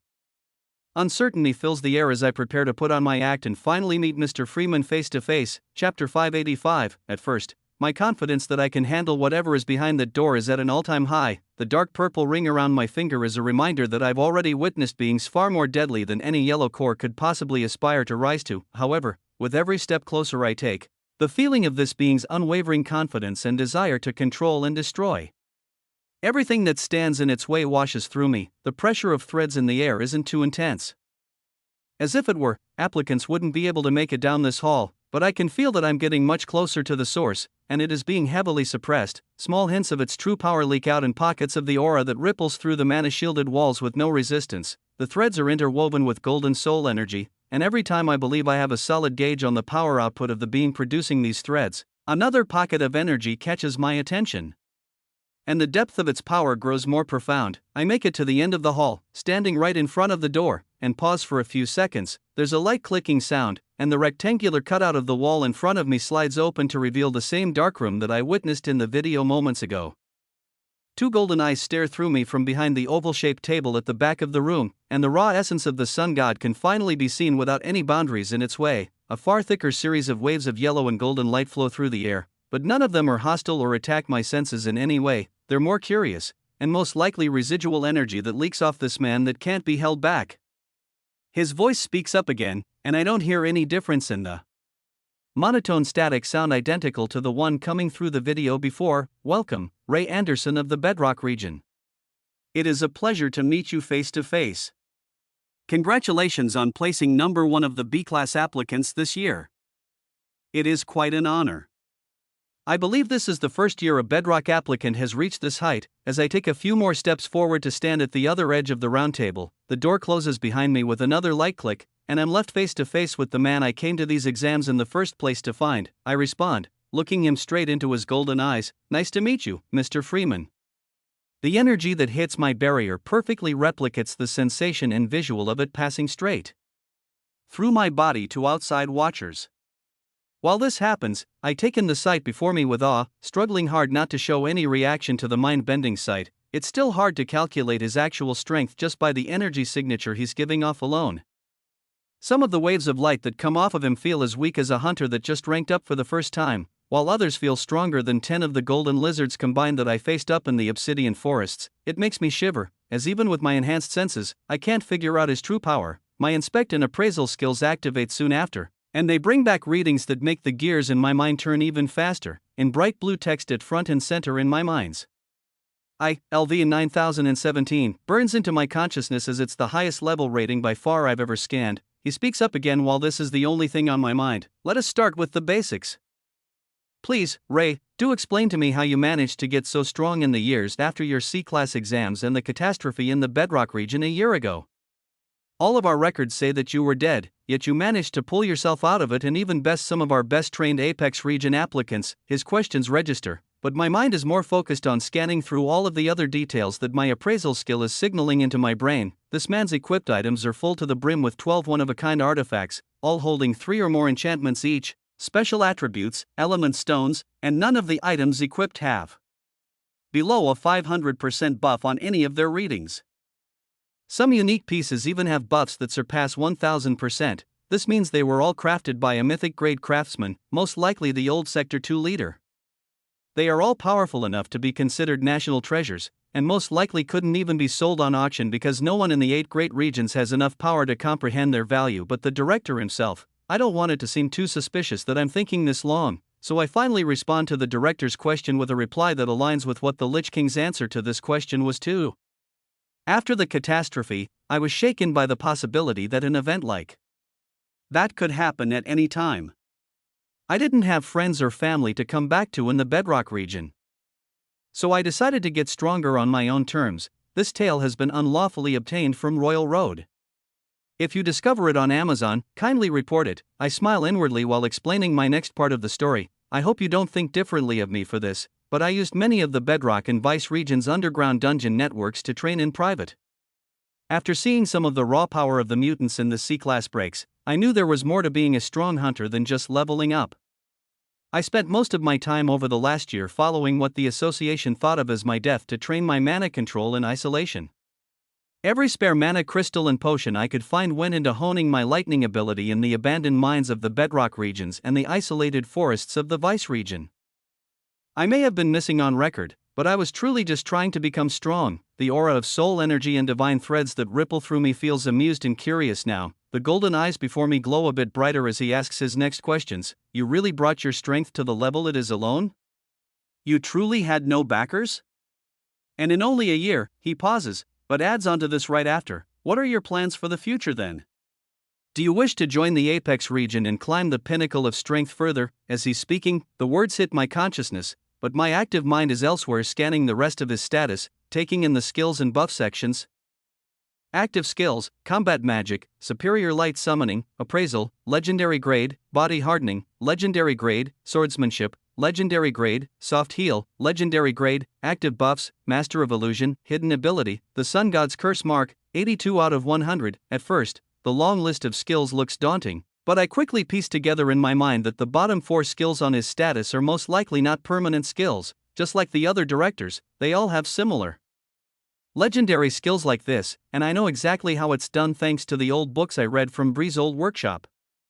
If enough blood of a skill user is siphoned while using their ability, it can be merged with an item even without a mythic grade skill. With the potential help of a mythic grade craftsman, and the number of subjects the association has in their control to do testing on, the possibilities are endless. This brings me to the conclusion that most likely, the superior light magic is the director's actual original skill. Before thinking too deeply into his buffs or the fact that he himself has a healing skill, I answer his next question not to leave the room in silence for too long. My plans for the future? I'm not quite sure. If you say there are really breaks in the Dark Continent that require more A-class hunters to handle, then I want to get stronger by any means necessary to protect myself and others from an event like the catastrophe again from happening. The aura around the director grows in intensity for a moment, and the pressure in the room starts to drastically increase. I feel it reach and surpass levels of heat and gravity beyond the examples shown in the other room when he first revealed himself. To play the part, and not out myself on the spot, I drop to one knee and gasp for air, holding my head to show that I'm in agony to play along. It grows to become almost 5 times as intense as before, likely bringing even some double ranked up hunters to their knees. He speaks up, seeing that I still haven't fallen all the way to the floor yet. Fight it, activate that ranked up buff of yours. I want to see how strong you truly are. I grit my teeth, covering my body in lightning and using my conceal skill mixed with my divine energy and limiter to manipulate reality around me to show the exact images of what Trax's ranked up buff could do back when I saw it up close. Just from standing in front of this man now, my urges to get in an instant fight with him have nearly all subsided. Not only is he fully equipped with gear that surpasses mine, but he's almost 3 times my level, and I can't even perceive his full power. While I can make educated guesses, and predict that the extended training I went through inside the green aura of that divine serpent possibly brought my own yellow core up to a high level. A single line I heard from Celia at the top of the construct echoes in my mind. She spoke of a young man with light magic that reached the yellow core height within her construct decades ago. There's a very high chance that exact man is sitting before me right now, with decades of fragment farming within this divine rift, and more time to consolidate and master his power than I've even been alive. There's no telling if he's actually showing me his full power or not. The small pockets of energy he's letting out could all just be a test to see who can perceive his power or not, and the one foolish enough to challenge him will see the real monster he's holding back. All of these suspicions hold me back from doing anything rash right now. But I still want to give a good impression and see how far I can take this persona of Ray Anderson. I give off the showing of what a ranked up buff would look like, and increase my mana control output to that of a 1200 to 1300 hunter, erupting with static electricity to fill the room. The aura of amusement and now a hint of greed coming off of Mr. Freeman fills the room as the heat and pressure subsides. Very good. I like what I see. In our induction ceremony, once all of the regional directors arrive, I will be putting up a contract offer for you to become part of the next A-class team within the Apex region. You do not have to decide now, but I believe telling you now is better than to surprise you in front of your peers. The man coughs and hunches over after his words, holding his chest. For the first time, his golden eyes leave their straight line of sight, and 3 doors open up from the side of the room as 3 workers, all above level 990 with legendary, soft heal, skills on their status, rush over to the director. He raises his head while their white light covers his chest. My apologies. I hope you don't mind if we have some company while I finish up your interview. I wipe sweat from my forehead and get up from my kneeling position to continue my act, but I can't unsee what I just saw. For a split second, the elusive shadowy featureless figure of the sun god sitting at the back of the oval table wavered. My mind tracks back to his buffs list, and I recall seeing one called Master of Illusion. While the person before me is certainly not weak, and the energy readings I feel and see are not a lie, the images before my eyes are what are really not what they seem. I haven't been tricked like this in a while. Before me, the image of a sunken-in face of an old man, hooked up to dozens of wires and tubes flashes in my mind. Some of the tubes are filled with mana, pumping magic-dense blood through the man from floating containment cases. Other wires are attached to his arms, legs, chest, and neck, transmitting vitals into a large blinking metallic device. Portions of his skin are cracking and disintegrating away. Yellow divine threads constantly eating away at his flesh and bones. The combined effort of the machinery, the 3 nurses, and his own healing skill activating manages to reverse the effects, mending the deteriorating body back to pristine health. It looks as if the man's age reverses back in time 30 years in just a few seconds. Chapter 586, The Waves of Energy That Flow Off and Now Ripple with Newfound Strength.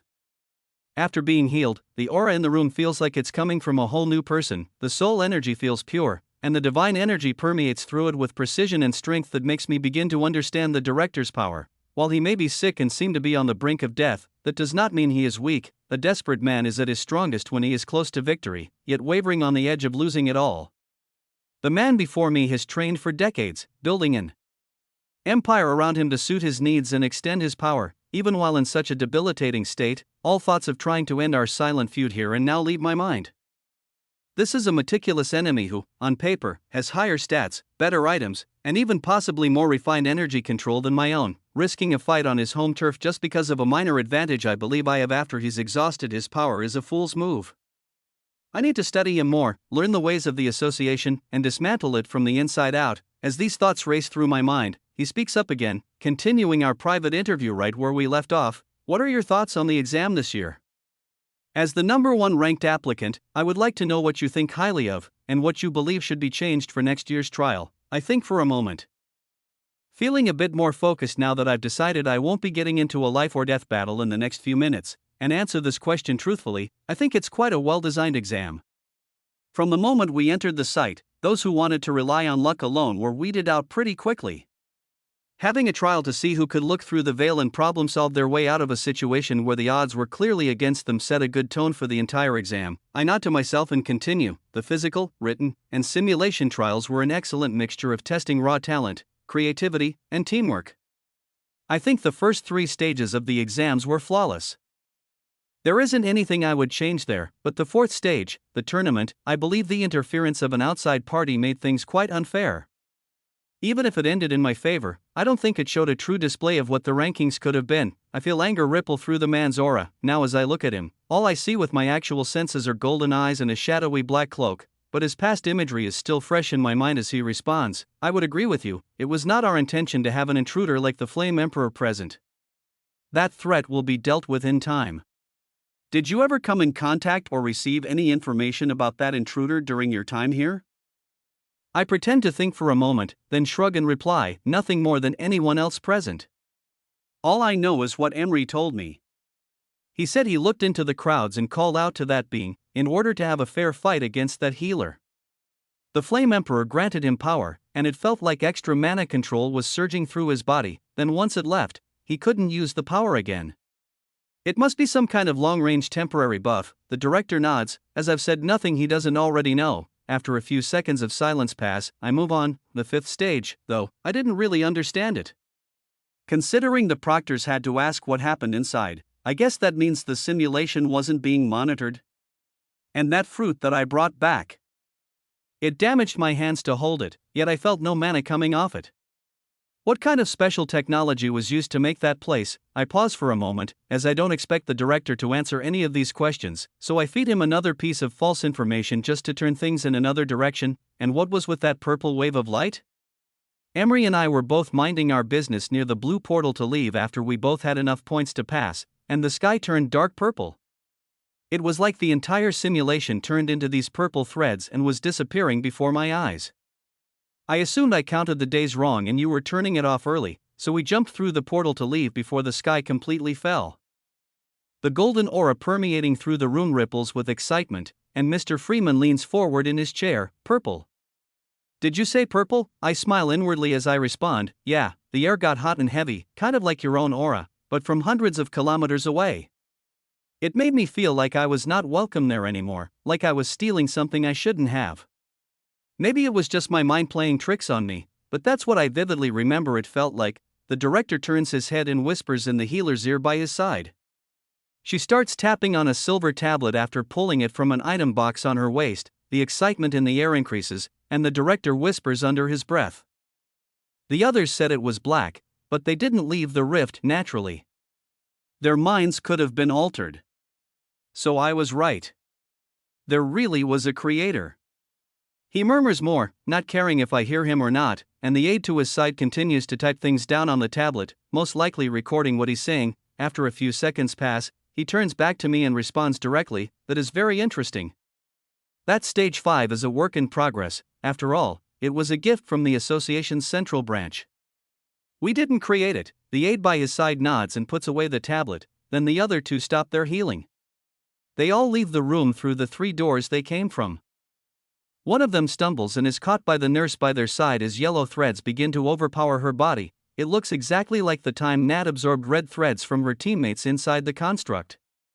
If they were not ejected quickly, her body would start to decay from the inside just like this nurse here. The nurse is carried out by her co-worker, and the doors all close again. It reminds me that the man in front of me may speak with a confident tone and offer me power, but everything he does is for himself. The director speaks up. Well, that is all the time I have. Here is your final test. Try to stay awake as long as you can, and I will see you again during our induction ceremony when the rest of the directors arrive. As soon as these words leave his mouth, I feel the heat and pressure in the room increase again. I activate my version of the lightning buff to increase my mana control as yellow and golden energy expands from his body. It feels like dozens of yellow-cored lizards are using their observation aura on me at once. I could withstand it if I wanted, but I fall to the floor and use my conceal skill to make it appear as though the shockwave of energy made me pass out. Golden tendrils of soul energy emerge from the director, and his body lights up in its aura, making the dark room as bright as day. His Master of Illusion buff deactivates completely, and I see the old man's face still hold on to its strong features, displaying thick white eyebrows and a full head of hair. His piercing golden eyes emit power and light that have been with him through thousands of battles. I see now why this man is called the Sun God. His cloak that was previously black glows bright yellow, making him seem like he's a pure energy being for a moment. The soul energy erupts from his back and reaches over the table, and I prepare to fend off the Sun God's curse mark. All of the stories from Nat, Emery, Marcy, and Dane all said the same thing. This is the point where the director tried to put the golden collar around their neck. I feel my purple ring vibrate, and it sends out a pulse of calmness and control, letting me know that there is nothing to worry about. The consciousness of the purple lifeform may be dormant, but it still interacts with the outside world in a semi-conscious manner occasionally. As the golden light mixed with countless yellow threads hits me, the ring pulses, sending a wave through my body that makes me shiver. A surge of additional purple threads flows from the main source through me. I feel the barrier grow thicker and ripple as all of the divine energy strengthening the Sun God's attack is stripped away and devoured by the invisible purple tendrils. I'm still struck by the pure and powerful golden soul energy, but I cover my vitals with my own soul energy and yellow threads within my body. It feels like immense heat and pressure attack my cores and consciousness, tightening and trying to break through, but it feels just the same as it did each time my teammates were attacked in the same manner. My physical and mental barriers are far too strong to let unaided soul energy alone through. I can feel its raw power, but my own soul energy is being amplified by divine threads, and all I have to do is focus on brute force defense. About 20 seconds pass, and the pressure subsides, the room dims, then goes dark again, and the golden tendrils fall back into the director's body. He coughs a few times, then shakes his head and mutters to himself while pressing a button beneath the table. Another failure. How unexpected. The interference is back. This year's class is full of oddities. I'll have other chances to capture them once I rest. This is fine, he seems loyal and driven to grow. We are still on track to secure the throne. Only 2 nurses come back into the room and heal up the director again. He speaks to one of them, describing the sensation of his divine threads being suppressed, and the buff not activating once they reached my core just like the other 4 applicants. She notes down what he says in the silver tablet again. The pressure in the room is completely gone, but I don't stand up to my feet until the other healer comes to rejuvenate me. I allow her white healing energy to enter my body and climb to my feet after a few seconds. The same door I entered through opens behind me, and the director nods. You did well, I will see you again soon. A minor aura of confusion is hidden in between his confident ripple now. I give him a single nod, then turn and leave. His veil of illusion fell again for a moment while he was being healed, and it seems like this massive display of power gave the director the same amount of fatigue and injuries as the lesser display did earlier. As the door closes behind me and I make it back into the waiting room with all of the other applicants, I think over what just happened with a realistic outlook. His base level of soul energy is far stronger than my own. I would still most likely be unable to combat that raw strength even in my greater form if there was divine energy aiding his attack. It makes me wonder if this was even his true power still. If the same amount of damage was done on a weak display in this stronger one, the odds aren't zero that he was still holding back. The advantage I had was the fact that he was trying to do a very intricate task, and all I had to do was use brute force defense. I look down at the dull purple ring on my finger and feel no sign of intelligent life permeating from it now. It used up a lot of its active energy to make that attack easier to defend.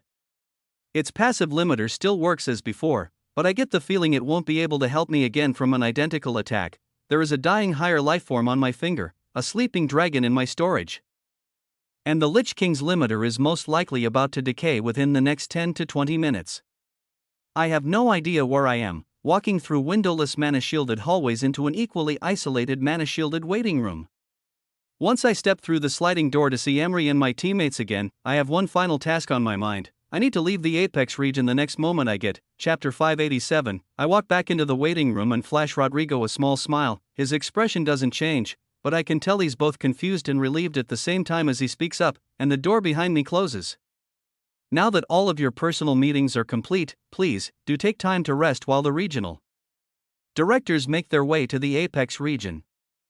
A door on the opposite side of the room opens up, revealing a well-lit hallway. It has numbered doors on the sides of the hall labeled 1 to 12, and at the end of the hallway, there is an open door leading to what looks like a wide lounge area with a bar, long couches, and tables. Take your time to relax in private or at the lounge.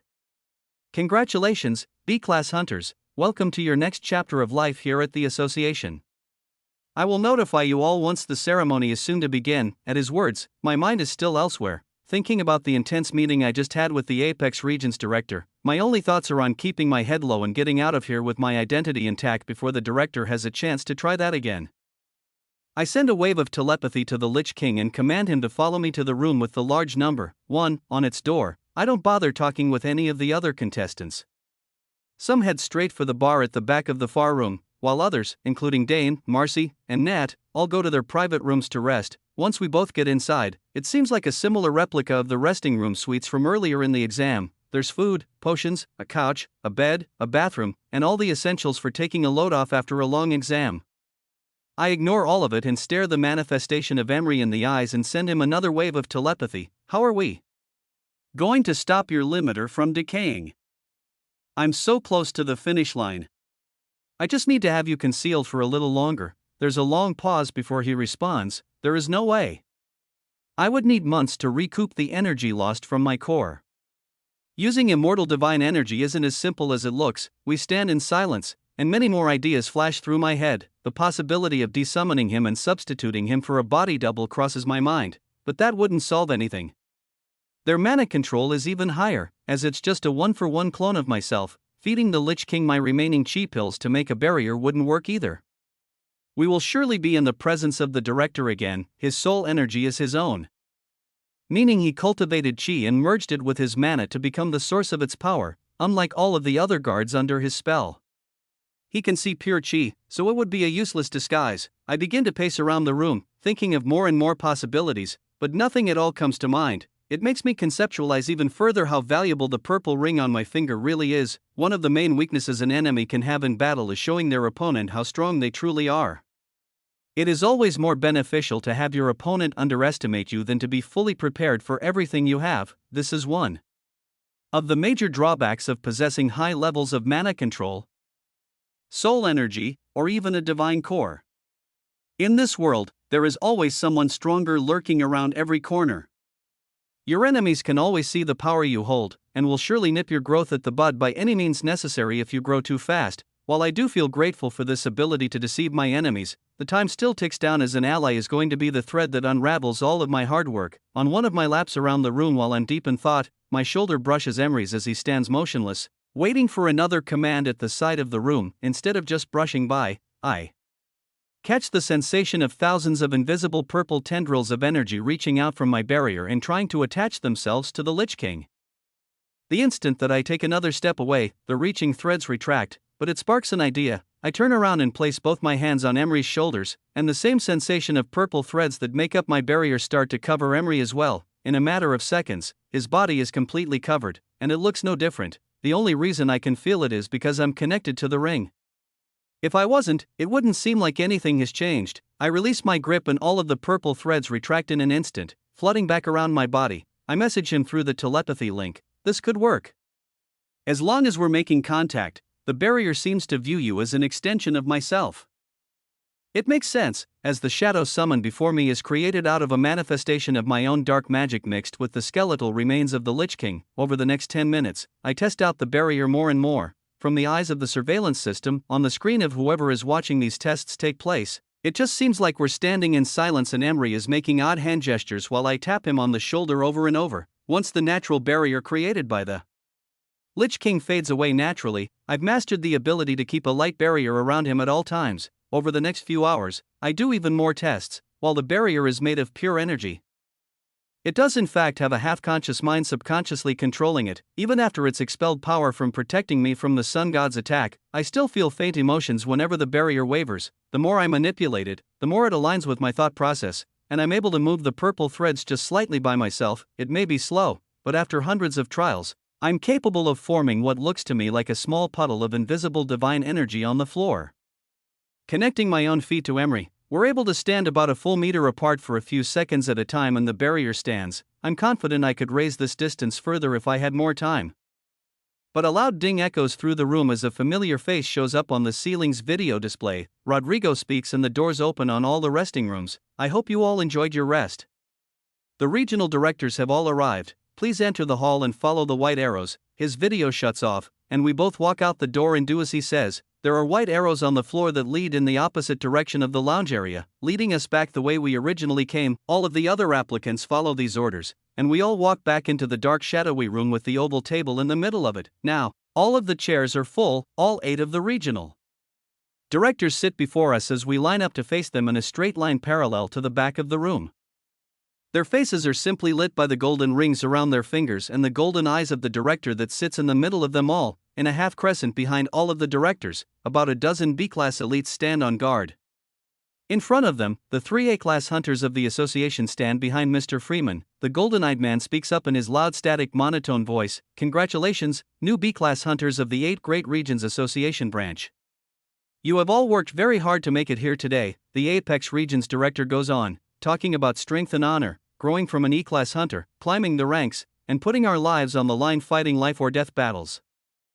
He then explains one's need for strength, problem-solving skills, and innate talent as well, showing that we have risen above all of our peers to make it here today. The old man tells stories of old B-class exams and points out excellent hunters in the room today, putting on a show that must be tradition for an event like this. All of the present regional directors politely sit and listen. Finally, he pulls out a stack of cards from beneath the table and calls out my persona's name, Ray Anderson, of the Bedrock region. Step forward. I do so, taking one step while keeping the limiter attached to Emery. Golden light fills the man's hands and next a card comes floating my way.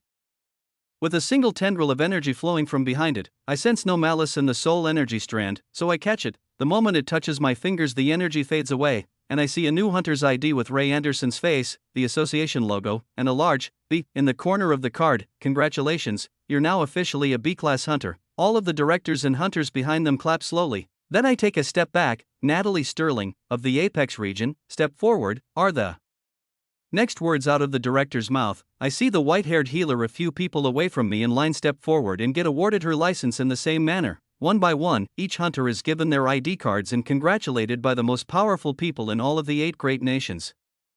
Emery receives his card as well. I'm straining to keep the limiter stable while he stands over a meter away from me for almost a full half minute, but I manage it, grabbing his shoulder and congratulating him visually to everyone the moment he steps back. Everything has gone to plan. Any minute now, I'll be able to leave this region and return to the Crimson City. While this thought is on my mind, Mr. Freeman pulls small blue mana-filled crystals from the bottom of his desk. They look similar to recording crystals, but when mana is channeled into them, they're each passed to the directors in the room one by one. Most of the directors pull out papers and scribble down notes when they see the crystals for themselves. And my curiosity only grows the longer they keep passing the gems around. After about 3 minutes pass, the gems are finally all passed back to the center of the table and the Apex Region's director speaks up while using 12 light tendrils of soul energy to lift them into the air. As new B-class hunters of the association, you are all a far more valuable resource than you were just 1 month ago. Here are the contract offers you've been given by each of the regional directors. The gems all fly toward the hunter they're meant for, and the director speaks again. 4 of you have been offered a path to become A-class hunters, directly training under me. Then, he looks at Nat. 1 of you won the 4th stage tournament and may create a contract offer back to any region you desire. His golden eyes then sweep across all of us. The rest of you may counter the offers given by the regions that see interest in you, but if a region has not sent you an offer, you're not authorized to send them a formal offer until 1 year of service to the association is complete. His words cut off at the same time that his soul energy does, and the blue crystals stay floating in front of everyone's faces, showing countless manifested screens with timed contracts, conditions, and payment details. Apex Region offer, A-class fighter recruitment. Expand more details. Apex Region offer, B-class elite guard. Expand more details. Vice Region offer, 3-year dungeon exploration contract. Expand more details. Vice Region offer, 2-year dungeon farming contract. Expand more details. Viridian Region offer, 2-year dungeon farming contract. Expand more details. Viridian Region offer, 1-year Director's Guard duty contract. Expand more details. Bedrock Region offer, 4-year Director's Guard duty contract. Expand more details. Bedrock Region offer, 2-year dungeon control contract, expand more details. Bedrock region offer, 1-year mining contract, expand more details. Phantom region offer, 2-month dungeon exploration contract, expand more details. 10 offers flash in front of my face, and as I press expand on some of the options, I see the detailed conditions that need to be met for all of the offers before me. Above the extended details, there are 3 more options: accept, decline, counter.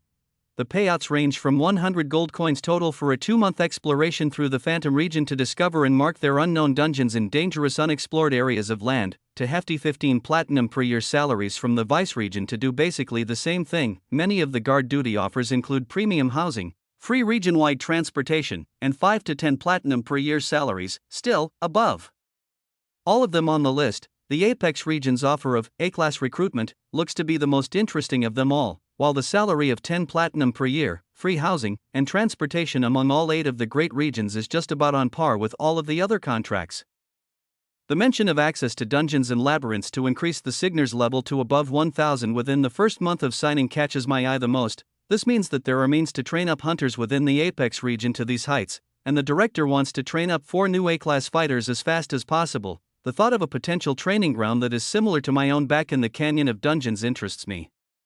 The fact that the director doesn't seem worried at all about his strongest hunters crushing defeat makes me think he's still hiding incredibly powerful secrets behind the Apex region's closed doors. Chapter 588. Many of the applicants looking at the manifested contracts in front of them press down on options.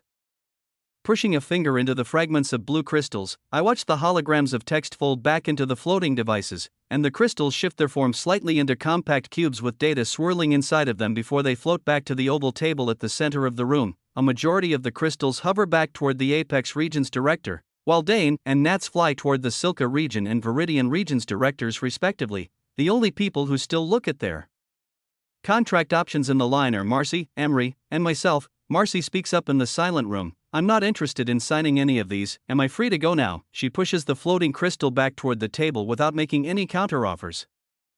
In the same motion, she makes the move to put her new hunter's ID in her item box, but misses it on purpose. It falls to the floor next to her feet, making a noticeable sound as it settles onto the hard mana shielding below us. Then she just crosses her arms and waits for a response. I feel auras of shock and confusion come from many of the region directors. However, the Talton region's leader emanates pride and a bit of amusement from this display. The other new B-class hunters in my line are worried about what Mr. Freeman's reaction will be, but once he speaks up, it's clear he expected something along these lines to happen. We're happy to see our long-lasting agreement with the Talton region is still producing strong warriors.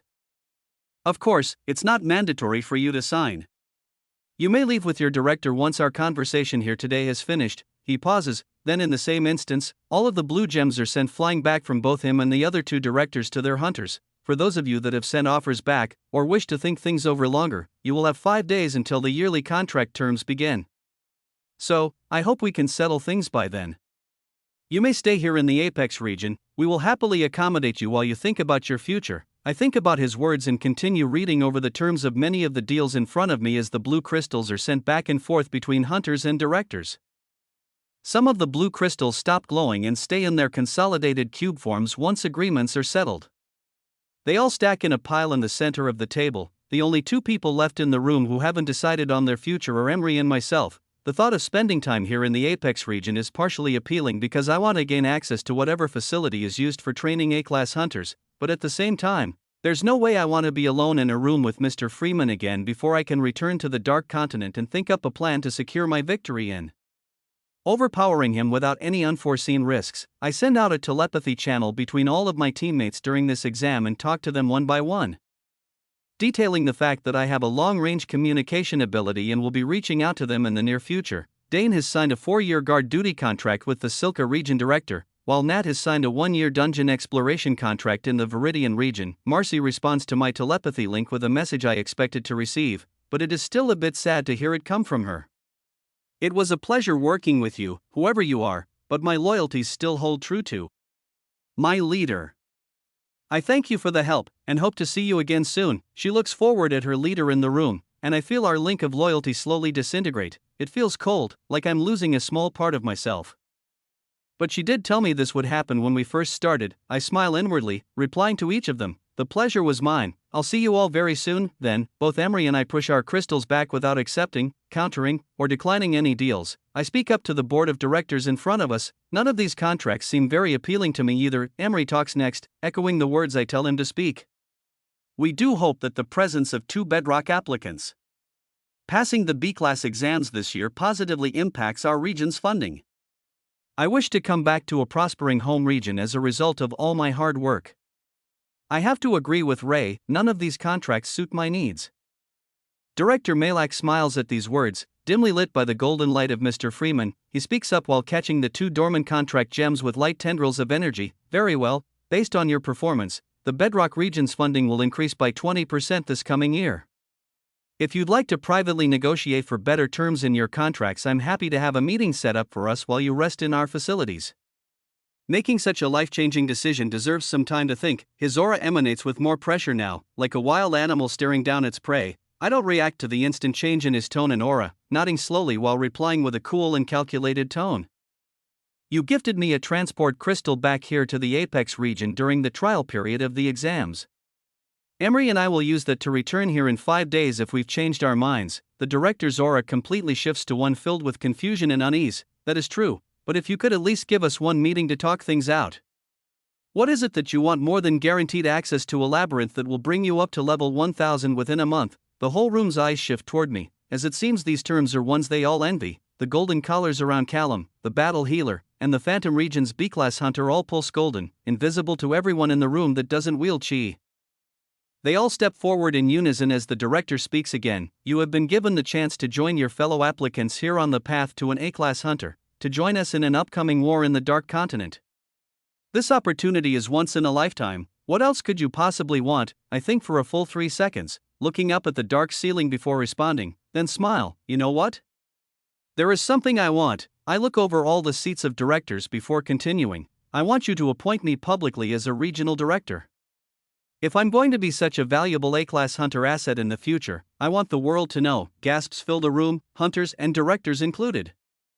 As I continue looking all of the directors up and down, pretending to make my decision, but I already know exactly what I'm about to say, my finger hovers in front of the Bedrock region's director for a moment, but he's never done me wrong. If anything, he's been the most helpful and pure-hearted one here. At the last moment, before I speak again, my pointer finger lands right in front of Brutus, the regional director that ordered me to be killed in the Dark Continent, being the catalyst to my entire unorthodox methods of growth and journey back here. I want to be the director of the Vice region. Give me his spot. Inwardly, my smile is stretching ear to ear, but I only let my lips curve upward a crack to make my decision seem less targeted. The room goes silent, as this wasn't expected at all. Requesting a position like this is far out of the realm of reasonable asks for a mere newly appointed B-class to demand. The dimly lit faces of all the directors and hunters behind them can't believe the words that just came out of my mouth. After there isn't a response for a full 5 seconds other than more gasps and whispers, I decide this is more than enough to keep them talking and suit my short-term needs. I shrug and speak again while putting a hand behind my back to reach into my fake manifestation of an item box to grab a teleport crystal out of my storage. Think about it. I'll be back in 5 days to take a private tour of these A-class facilities you say can bring me up to level 1000, and then we will discuss the salary and contract time frame. If you won't accept this first simple term, then our negotiations end here. Before there is any time for a response, I crush the fragile shimmering gem in my closed fist. A flash of bright white light brings the Lich King and me back to the underground bunker beneath the Crimson City.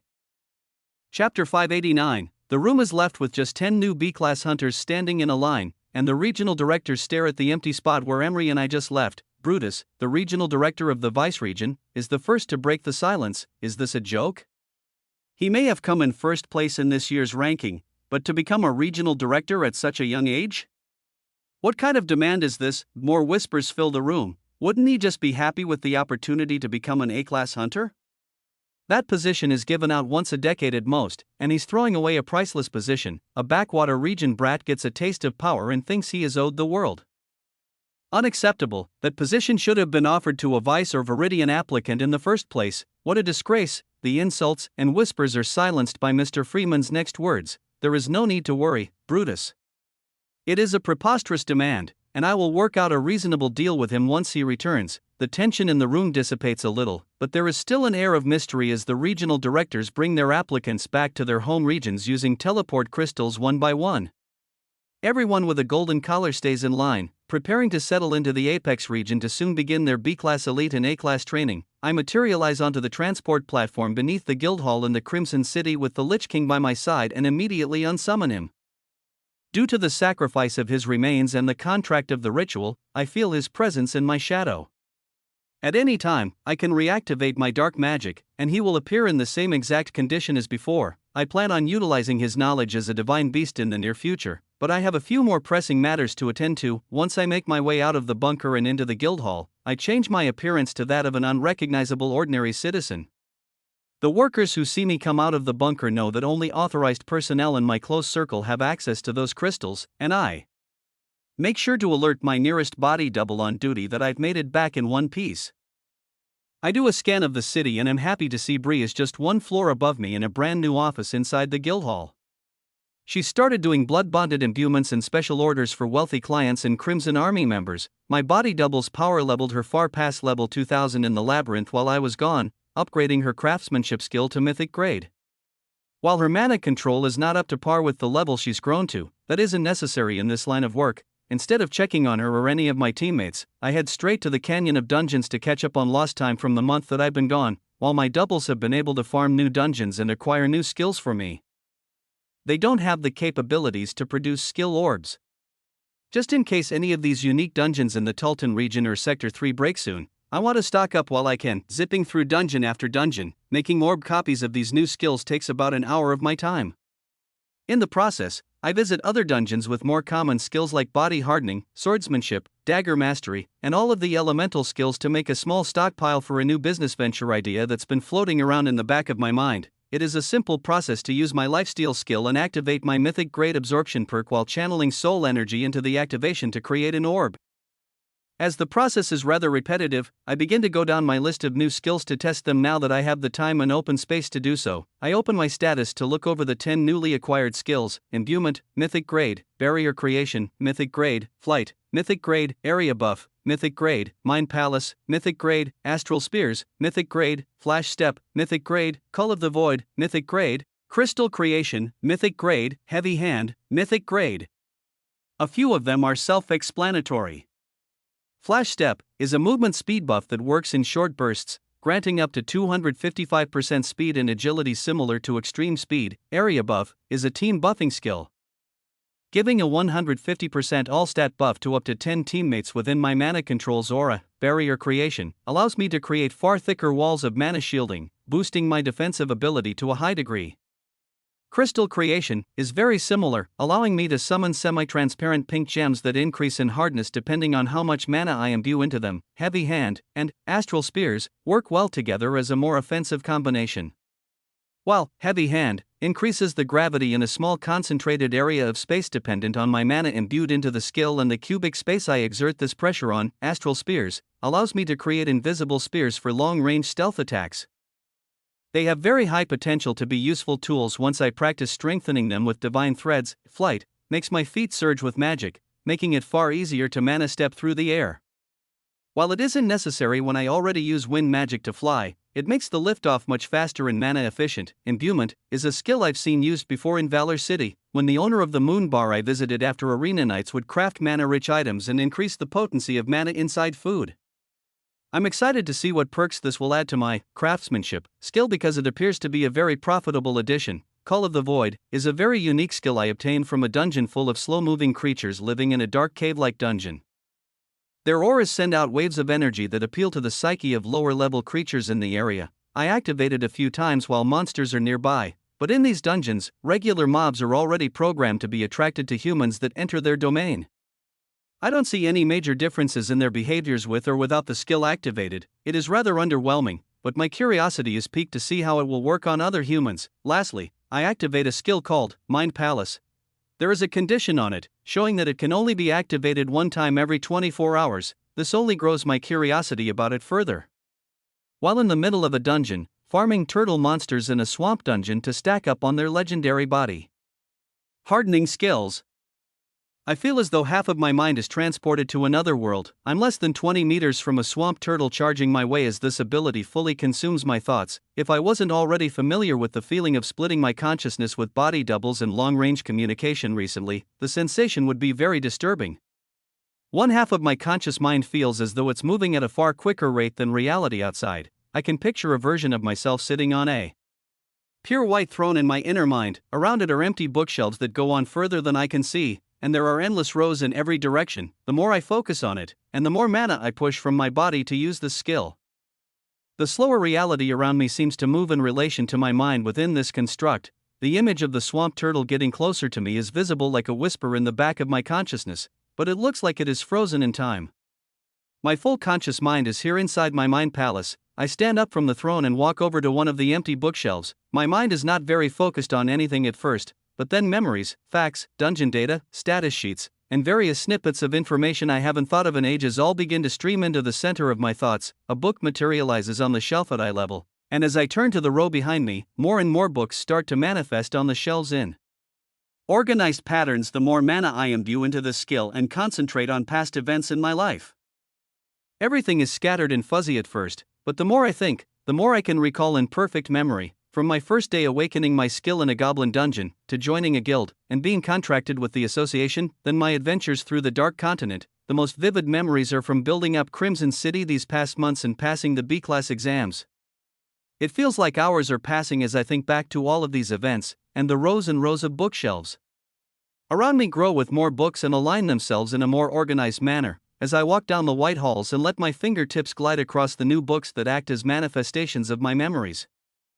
It makes it far easier to process my thoughts with newfound clarity. I start to formulate a perfect plan for what I need to do to expand the city in response to the blatant failed attack from the association.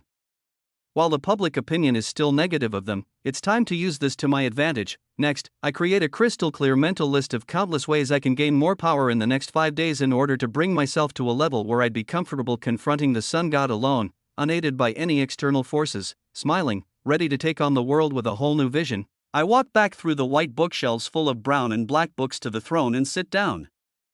Once I do, this palace in my mind dissipates, and all I have left in front of me is a charging swamp turtle just over 10 meters away. Only a second at most has passed in the outside world, yet what felt like hours passed in my mind. I stop the turtle with a single finger against its forehead, draining its HP with lifesteal while it flails around, then take its skill orb. Next, I summon a new body double that already knows exactly what to do. I give it all of the excess common and elemental skill orbs that I've farmed today, and it uses one of my transport crystals to head back to see Bree in her new second-floor workshop at the Guildhall. Meanwhile, I crush a teleport crystal to Valor City, looking forward to seeing my teammates who saved our growing empire from destruction while I was gone. Chapter 590, Body Double POV. I accept the pile of skill orbs from my main body and teleport back into the Guildhall. While I witness the memories of its new renovations, seeing it now with the old version that was partially built just a month ago fresh in my mind makes everything here all the more impressive.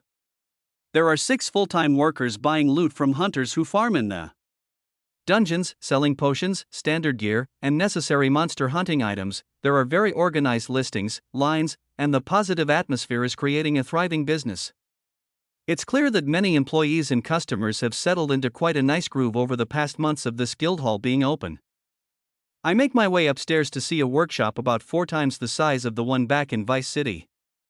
Bree has her own sectioned-off office in the back third of the large floor, while the rest of it is full of magic items being crafted and sorted. I walk through the rows of basic, special, and legendary-grade craftsmen, and knock on the office door that has scheduled times for clients that want special blood-bonded and high-percentage stat-boosting items created. Any of my doubles could do exactly the same thing as Bree, but she has far more experience in the field, knows proper pricing, and even has existing clientele that have carried over from her workshop in Vice City. We've essentially merged our businesses. And she's been managing 25% of the gross revenue to pay her employees while using my resources to farm materials. I'm making 75% of the profit now without being as hands-on, but granting her access to these resources and connections all over the Dark Continent, manpower to farm loot, and massive orders from across the major powers of 2 large continents. Bree opens the office door after my knock, and all I can think at first is that a double rank up has done wonders. She looks Kavya, has healthier skin, longer hair, and somehow an even more confident stride as she greets me and gets right down to business. A double, huh? I delivered the second round of orders to all of the sectors and regions earlier this week with Lith. We can go over the exact numbers if that's what you came here to see.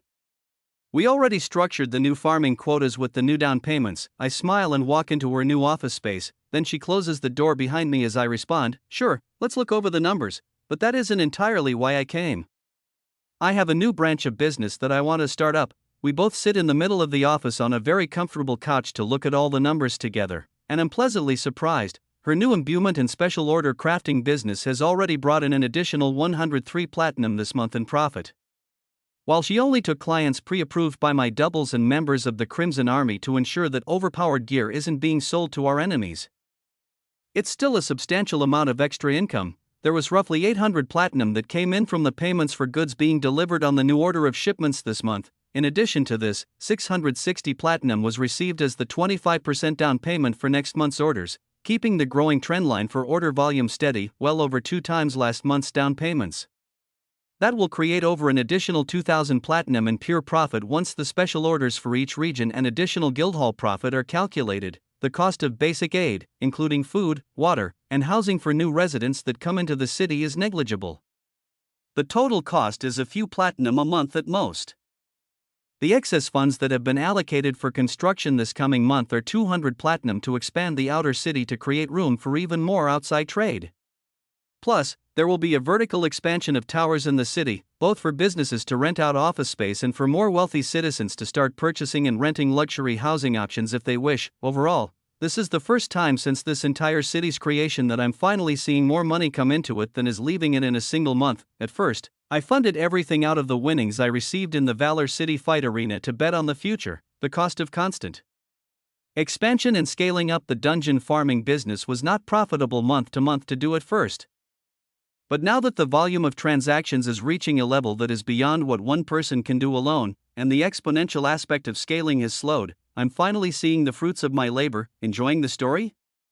Show your support by reading it on the official site. After all expenses needed for this full month of expansion, there's going to still be over 1,000 platinum in the city's business vault and my main body's storage combined. Bree smiles as she flips to the final page of all the accounting notes. That's everything. We still have to expand into Solara in Sector 4, the Silka, Raya, Phantom, Viridian, and Apex region. There is still room for massive growth once the trade influence grows in these parts of the 2 nations we're currently established in. I would take longer to think, but I already planned everything out when I had an epiphany using my new skill, Mind Palace. Perfect. I should be able to secure a meeting with over half of those regions soon. I made some new connections while away at the B-class exams. Bree's eyes widen and she leans in closer to me. You made it back? Did you pass? What? I thought this was just an old double. You should have told me earlier, I laugh, then run through the details of the exams quickly, leaving out parts about the divine construct and a few other details that would take far too long to explain, but assure her that Rodrigo is still safe. Basically, to sum things up, I passed and got all of the information I was looking for.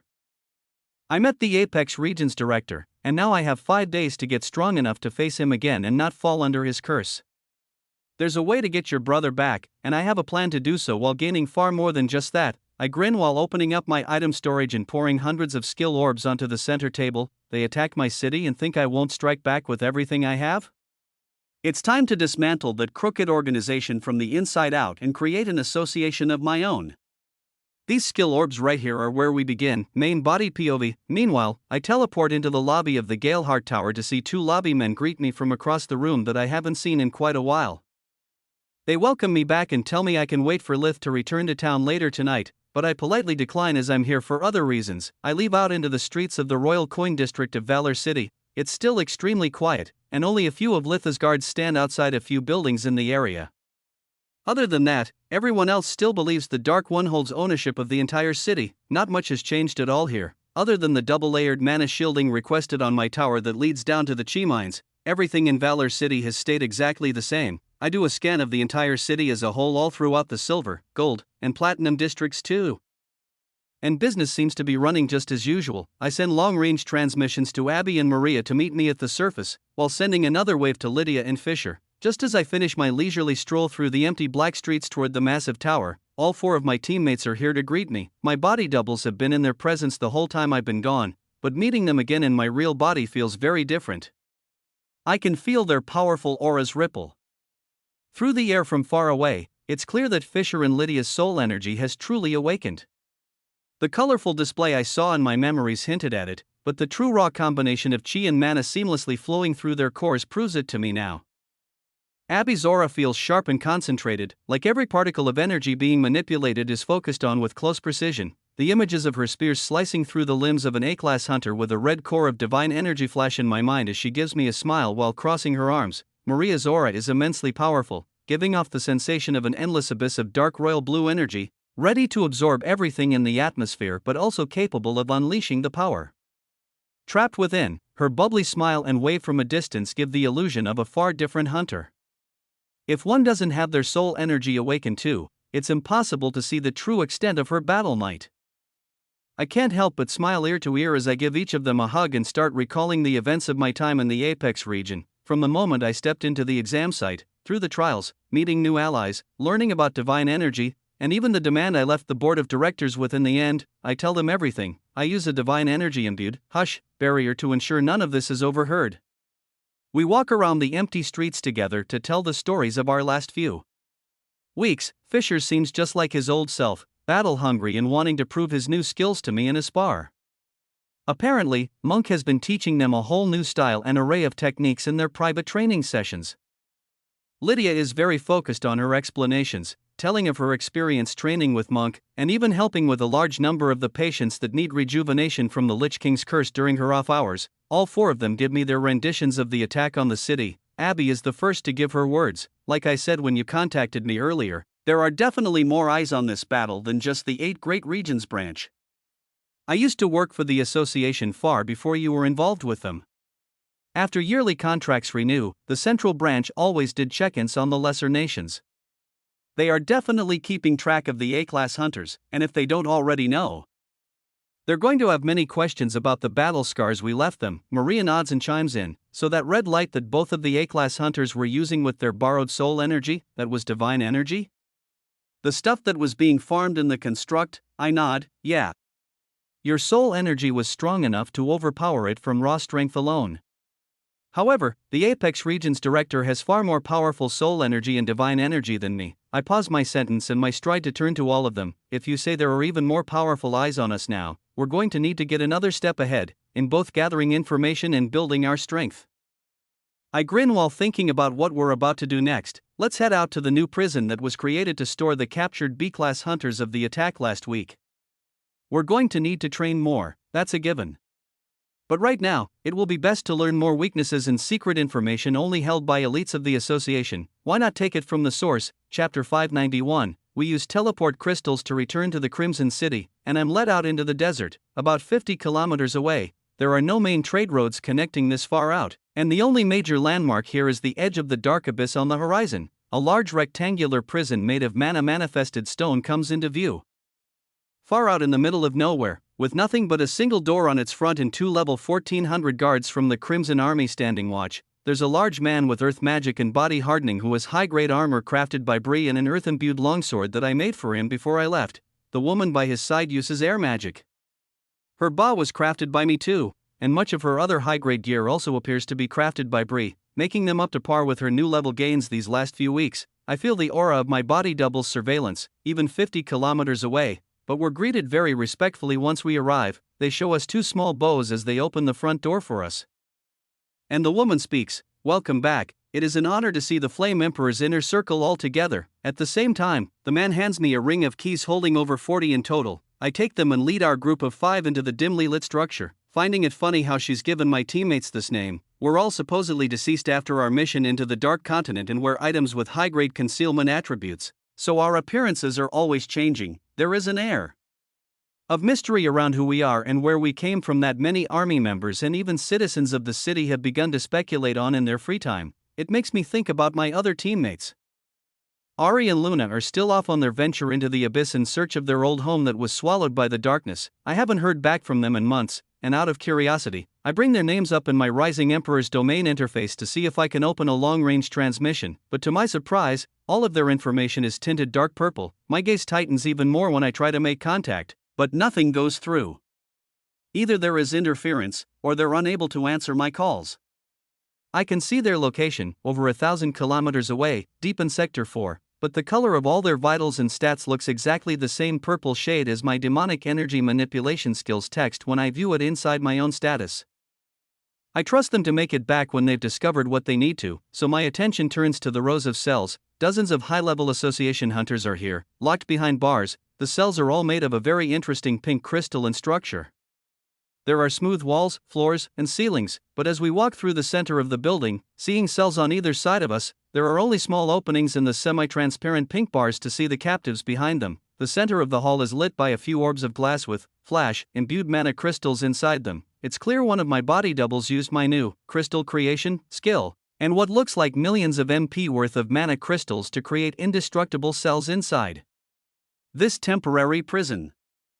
To ensure safety, it seems all the captured B-class hunters have handcuffs made of the same pink crystal material, combined with a black bar of mana-blocking chi. It disrupts the connection to the system and doesn't allow them to use any mana or skills while in contact. Far down at the end of the hall, I can sense the 10 cells with prisoners that have golden collars around their necks.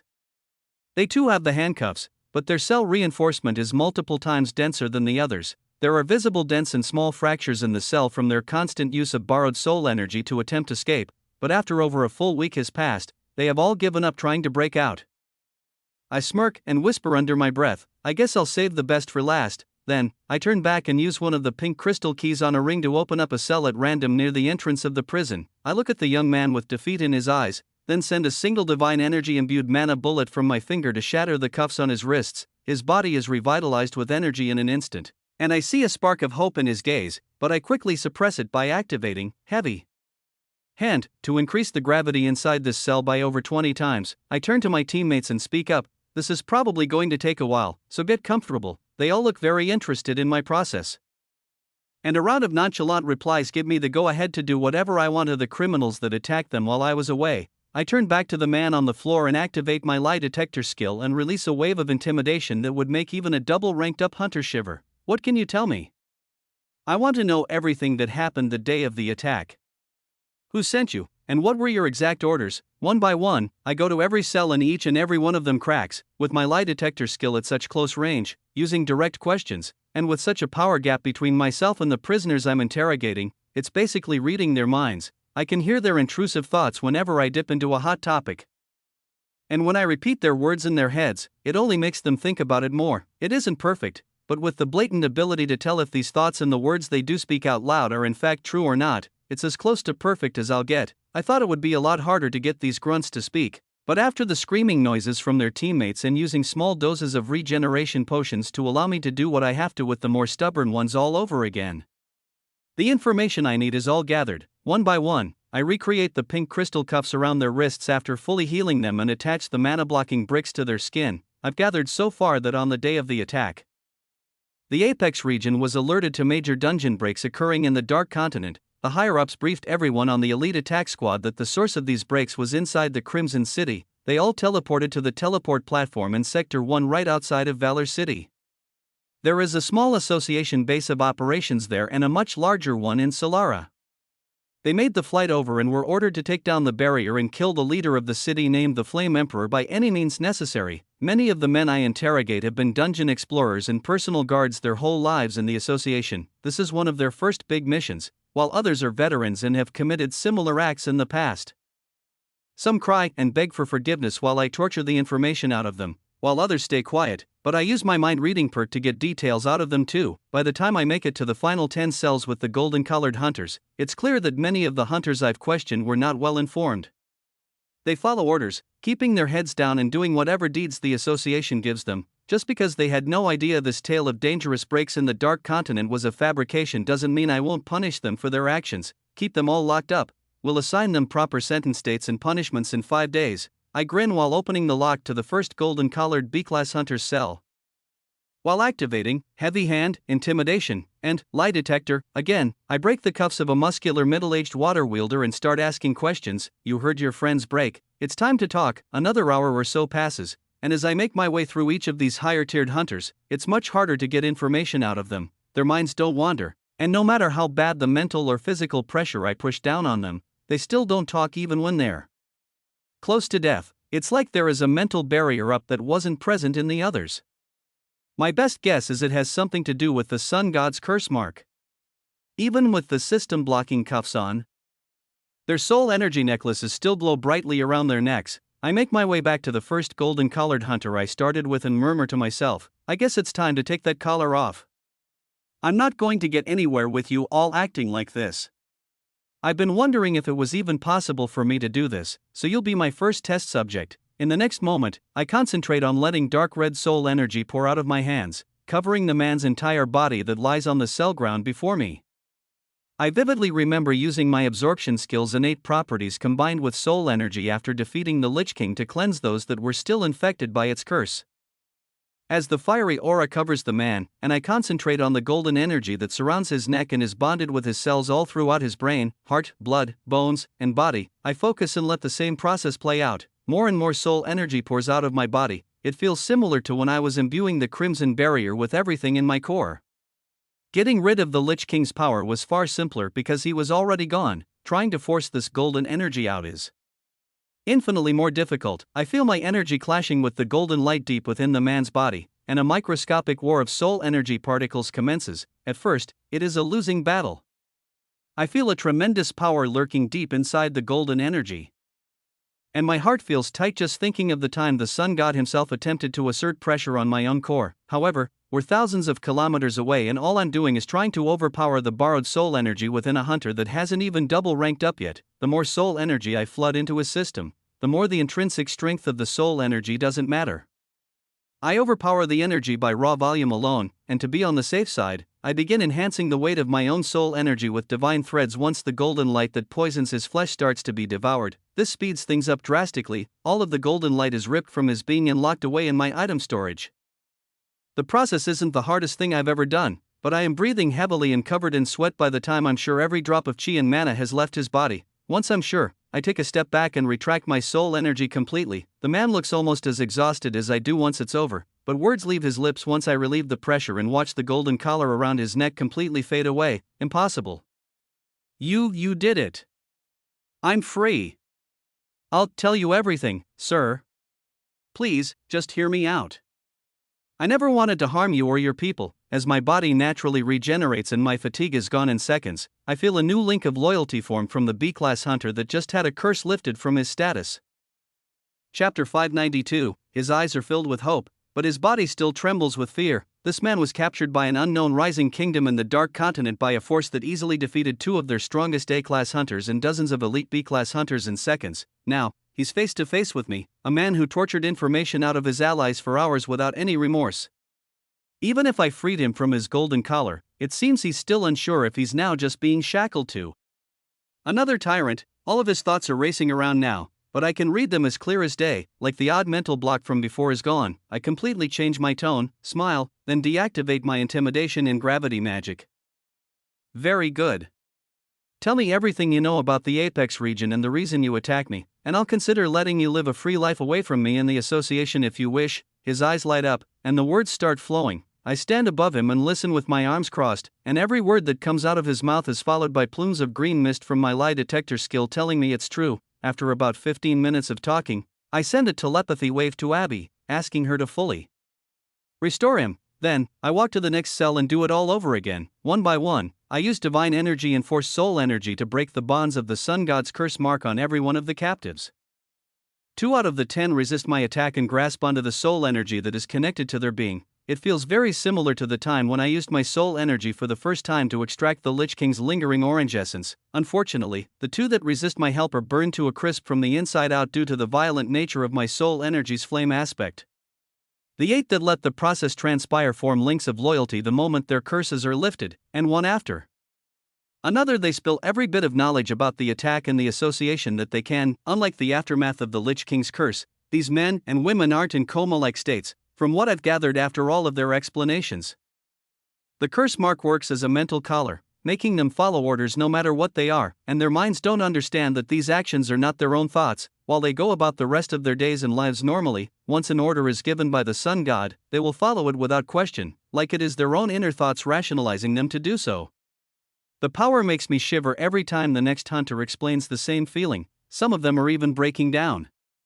crying and praising me, asking for forgiveness because they themselves didn't understand that it was happening until right now when the veil was lifted. Even in their shocked state, each of them pieces together valuable information about the day of the attack. I can visibly see it in my mind after all of the vivid explanations.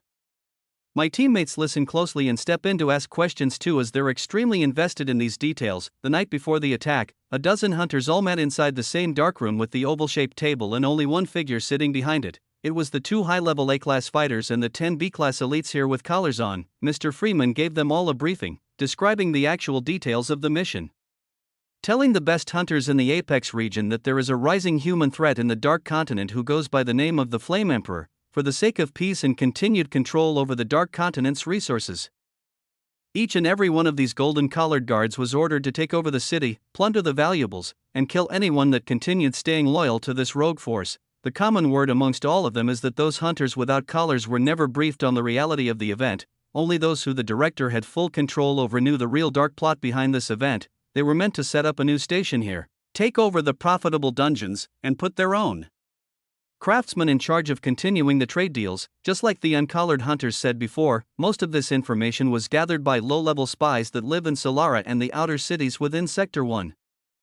They must just be intertwined with your everyday traders that come by the city. It's how they knew about the dome, the Flame Emperor's name, the plentiful dungeons, and many other details about my land. However, the inner circle, my high-powered teammates, are not well known at all. We don't show our power to the public, and none of them know our true faces or names. Even the defeat of the Dark One that ruled over Valor City is only known in a very tight-knit community of original members of the city. This attack against us from the Association is the first public display of the Crimson City's true power, and with thousands of eyes on the event, word will travel fast of the Flame Emperor's strength. Satisfied with this description, I now understand the true motive behind the director's attack. However, I want more information about the association itself. I continue to interrogate them more, asking questions about their training methods, secret facilities, and any extra information about Mr. Freeman that they know, but the results aren't exactly what I expected. The Apex region seems to have many different zones, and only certified personnel are allowed in each zone. These B-class elites are only allowed to train in the B-class dungeons, and the only way to find them is through a transportation system that is shrouded in mystery, just like when I was inside the moving mana-shielded rooms during the exams. And it felt as though the cube I was standing in was moving from random location to random location on some kind of rail system. This is all these hunters know too. They are as blind to the inner workings of the association as me. None of them have any idea what the yellow energy Mr. Freeman uses is. They just called it cursed energy, so trying to talk to them about divine or soul energy turns out to be useless. In the meantime, Abby restores them all to perfect health. I give them food and water from my storage, but after we're done here, I put their mana-blocking cuffs back on and close the cells. While I walk out with my teammates, I swing the pink crystal ring of keys around my finger. They may have been forced to do what they did, but they still did it. I need some more time to think about their futures. Their punishments will be decided in 5 days as well. We walk out the front door to be greeted again by the man and woman. I toss them the keys back and smile. We're all done here, treat them nicely until I return. Seems they weren't as bad as we thought, and were very cooperative today. I turn to my teammates once we get far enough away from the prison and feel the presence in my shadow stirring. How about we go spar out in the desert away from the city? I want to see how far you've come for myself, and there are a few training options I want to talk over with you to get your opinions on. We all turn and fly even further away from the city, following the edge of the dark abyss as a guide and making our way another 100 kilometers away from any sign of trade routes or civilization. Once we settle down in an open clearing, I speak up. Come at me with everything you've got. Let's see what you can do. Don't hold back, I can handle it. Then I put my fists up in the air as the 4 glowing teammates around me pull out their weapons. Fisher smirks, putting a similar fighting stance to Monk's up in the air and letting his manifested blue serpent soul energy flow out of him. You sure? I'll give you everything if that's really what you want. Lydia pulls out her katana, and it's glowing with white light. Her soul energy tiger surrounds her body and the desert sand below starts to turn pristine white. Abby glows green and spears start to circle around her while Maria pulls out her sword and a dense royal blue energy form erupts from her chest to grow 10 times her size. I allow my own soul energy to power my movements and strengthen it with yellow threads of divine energy. I don't activate my greater form, and don't pull out any extra weapons to prove a point as they all come at me with Everything they have. The first attack I block with a simple open palm as fissures, catching his punch and using a wall of red soul energy covered in yellow threads around it to completely stop his manifestation of a serpent in its tracks. Then making contact with his main body using a powerful blow with the same hand to send him flying backward. From the other direction, Lydia's blade comes straight for my back. I gracefully turn while in the motion of blocking Fisher's move and dodge her strike within millimeters, twisting around her body and landing the same open palm to her back, sending her flying in the opposite direction. Less than a tenth of a second later, I jump upward to avoid 6 bright green spears spinning in circles coming my way. Using flight to bounce through the sky with ease, feeling as though I'm as light as a feather while closing my distance between myself and Abby in the next instant. Her eyes widen as I use the same simple open palm thrust at her chest while she's in her immortal form. The soul energy from my attack shouldn't be able to harm her at all. In this moment, nothing should be able to. However, the yellow threads that make my form heavier, more rooted in reality, are so strong that she's pushed backward from the blast. The soul energy itself didn't do a thing, phasing through her and doing no damage at all. However, the mass of my body covered in divine matter that is stronger than reality itself makes an impact with where her body should be and does physical damage. I turn in midair the moment my attack hits to see a massive ice goddess blade coming down toward me. Full of confidence, I push my hand up to stop it. For a moment, I feel a truly bizarre weight pushing down on me. Like the longer I wait to push back, the heavier it will become. My muscles strain for a moment, and I'm stuck standing in place for a few fractions of a second before I channel all of my soul energy and divine threads away from other portions of my body to push into my palm. Now, I push back upward with enough force to push the ice blade away. Then, jump upward and plunge through her greater form with nothing but a soul energy barrier strengthened with divine threads to break through the attack and hit Maria's real body with the same blow I did to everyone else, easily overpowering her. It may have been an error to hold back here at first. I did so not to hurt any of my teammates. But I used enough power to show there was an overwhelming difference. I power down, standing in the middle of the 4 of them defeated on the ground around me. While they weren't life-threatening blows, I still hit them hard enough to shock their systems and give them a taste of what divine energy can do. I yell out for each of them to hear, again. I want you to come at me with everything, aim to kill. If you think those A-class hunters you fended off were strong, you have no idea what kind of monster we're dealing with. My power is minuscule compared to the director that runs the 8 great regions. We have to get stronger. I prepare to give them all regeneration potions or share my skill with them. Because each of the blows I landed left yellow thread residue in their bodies, however, a bright green restoration circle spreads out beneath Abby's feet, and it covers the entire battlefield. Green energy surges into all 4 of them at once, and I watch the foreign yellow thread be torn out of their bodies, similar to the soft heal technique that Nat used, but much faster and it's more efficient. I smile and put my fists back up while the 4 of them come back at me with their weapons and soul energy on full power. Colorful blue, green, white, red, and yellow lights all flash through the desert as the landscape is destroyed everywhere we spar. About 30 minutes go by, and the fighting only gets more and more intense. They slowly realize that I really meant it when I said they can come at me with everything they have. At first they were all hesitant to actually hurt me, but it soon becomes clear that the power gap between us has grown so much that they can really let loose and use everything they have. This is the first time I believe any of them have been able to do an exercise like this. Every time they break through and learn new techniques while battling all out, I up the intensity little by little to make sure they never win, having to think of new ways to fight back and continuously gain the upper hand. In less than half an hour their fighting styles drastically improve, and they become far more confident in situations where decisions need to be made within tenths or even hundredths of a second. While their basic combat training goes on, my mind is racing for more ideas on how we can all improve. While I was thinking inside the Mind Palace, everything seemed perfectly aligned and clear. I had options to farm on the top floors of the labyrinth, to have us all gain a few trillion more MCP. It would definitely make each of us much stronger, but wouldn't bring us to levels that are magnitudes higher, which is where we need to be. The level of a strength gap that they have below me right now is similar to the power gap I felt between the director and myself. I had thoughts of giving them my red, orange, and even yellow cores that I farmed to try and awaken cores like myself. But there are a few problems with that too. The first is that there isn't enough time. It would take weeks for them to awaken up to the yellow core state in the best case scenario. The second is that even if they made it to a yellow core in time, we would still have the same issue. I'm recreating the battle right now that would happen if we fought against a stronger opponent of such immense strength. It's like the swarms of orange-cored insects fighting against a yellow-cored lizard. No matter how I look at things, the power gap is far too high. I can't tell if the director's mana control is just that much higher than mine after decades of training, or if there is a second stage to the yellow core that I'm unaware of.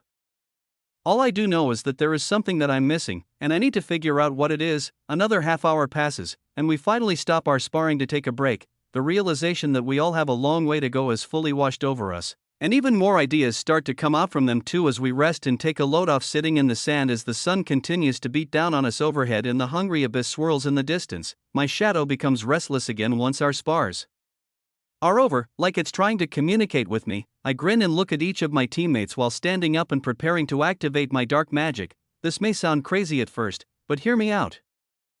I know someone who may have the knowledge we need to get stronger. Chapter 593, a large black shadow of dark magic grows around me, and from its depths, the shadowy summon of the Lich King rises. His concealment buffs are all dispelled, as there is no reason to hide. He looks like a pitch-black skeleton wearing the cloak and pendant I gifted him during the exams, without me using my limiter on him, and with his own divine limiter fully decayed. The ominous aura of evil energy permeates off of him. All four of my teammates get back into their battle stances, and they look at my summon with hate in their eyes. Maria is the first to yell out, "It's the Dark One!" But, it's soul energy. Abby steps closer and finishes her sentence, "It's gone." All of them were both enraged and on edge at first, but once they watch the shadowy skeleton stare forward without moving for many seconds, they begin to understand that there is something not quite natural about all of this. I speak up next, looking at the Lich King. "I take it you have witnessed our sparring and have studied the Sun God's true power as well. Tell me if there is a way for all of us to get strong enough to face him in just 5 days. He turns to me and nods, speaking out loud in his original deep and static voice. There is a way to reach his level, but in 5 days, it may be impossible. It is hard to say if I could teach you as I am now. The shadowy figure's head turns away from me again and stays still like a statue. Surprisingly, Lydia speaks up next with an angered tone in her voice. How are you alive? Is there a way to revert all those innocent people that you cursed back from their debilitating state? The Lich King stares forward and doesn't react, almost like he hasn't heard anything. I speak next, saying, answer her, and the black skeleton moves his head to the ice user and speaks, I have already died. There is currently no one under my curse. Whatever damage has been done cannot be solved by a simple fix. Without a drop of emotion, he looks ahead again, and everyone is silent, wondering what is going on. They look to me for answers, and I spend the next few minutes fully explaining my dark magic skill and how the shadow summon works. After they all realize they're safe, they begin to power down their soul energy and put away their weapons, but I grin and shake my head. Don't power down just yet. I then turn to the Lich King. These rigid replies don't feel very effective. You said it would be hard to teach us as you are now. However, if you were able to speak and act freely, would that increase the chances of our success? There is a pause, but the Lich King replies, yes. The likelihood of your survival in the upcoming week would increase if you allowed me free rein. My thoughts and actions would be far less limited. In command mode, he is really only capable of mimicking my words and giving short, generic responses. My lie detector skill does not sense any lies, and even though the Lich King's natural aura is full of dread and an ominous feeling, I don't feel any direct malice being sent out anymore. Along with this, ever since the Lich King's barrier decayed, the small silver core in his chest hardly shimmers or spins at all. It appears to be a fully dormant core, leading me to believe his earlier words that he won't be able to use this immortal divine energy again for an extended amount of time, just like Ember after his massive usage inside the construct. I nod and cross my arms, pulling up the summoning interface before my eyes and changing the mode from command to free rein. Fine, you may speak without a filter. Give us your thoughts. The skeleton moves its body in a far less rigid manner, and it looks as though a breath of life has been granted to the shadowy figure. It turns with ease, moving its skeletal hands upward and looks at each of us individually while turning in a circle before speaking in a far clearer, more concise, and intelligent manner. This is quite the interesting situation you found yourself in. He looks toward the abyss, then back down toward my ring, then his gaze tracks around everyone again before coming back to me, but I'd expect nothing less from a mortal bonded with the fallen one. Even if you are just a human. He steps closer to me, and I reflexively cover my vitals with soul energy and divine threads, putting up my hands in a defensive stance. However, the Lich King just laughs. My form cannot harm you, as I am your summon. Even if I could try, our power difference is magnitudes apart. It is like an ant trying to kill a tiger. There is no great comparison to our gap. I know you are fighting with this same scenario now. As he takes another step forward, I sense something coming our way at high speed in the desert. I put out a large wave of enemy detection to see what it is while the Lich King continues to speak, pointing out at the abyss. While your major concerns are most likely what will be challenging you for that throne, I can definitely lead you in the right direction on how to defeat the sun god you wish to face in just 5 days. The skeleton's aura gives off a wave of energy that feels excited, and at the same time, I realize the high-speed object coming my way is one of my body doubles. It looks as though it will arrive in a few minutes at this rate, I reply. I just want to deal with what's in front of me. Tell me, is the sun god just that much more battle experienced than I am after decades of training? Or is there another stage to the yellow core? The skeleton's face doesn't move at all when he talks, but I sense what must be a smile permeating from him as he replies, your senses are very acute. However, to answer your question truthfully, it is a combination of both. The light magic user we faced does have many years of cultivation experience on you, but that is how he managed to compress his core. The strands he produces are almost 10 times as dense and strong as yours, only because of long practice with a very difficult technique.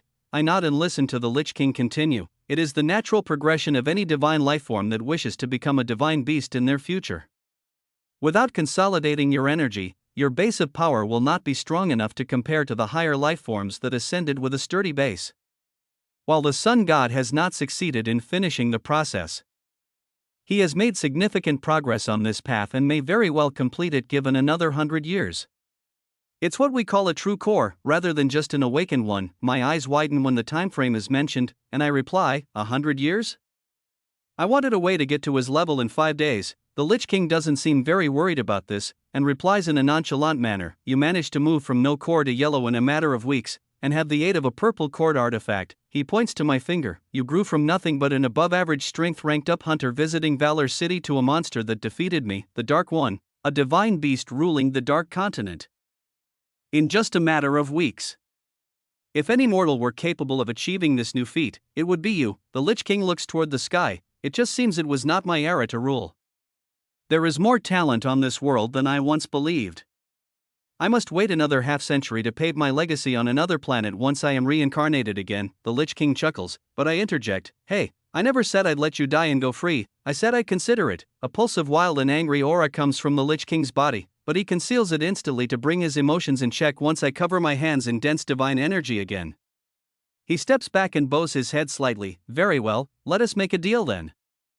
If I help you compress your divine energy into a true core and defeat the sun god, will you in return let me die? Chapter 594. I think about his offer and see only green mist coming off his aura from my lie detector skill. Even so, the Lich King's calm demeanor and willingness to help me feels very out of character for a self-proclaimed dark god.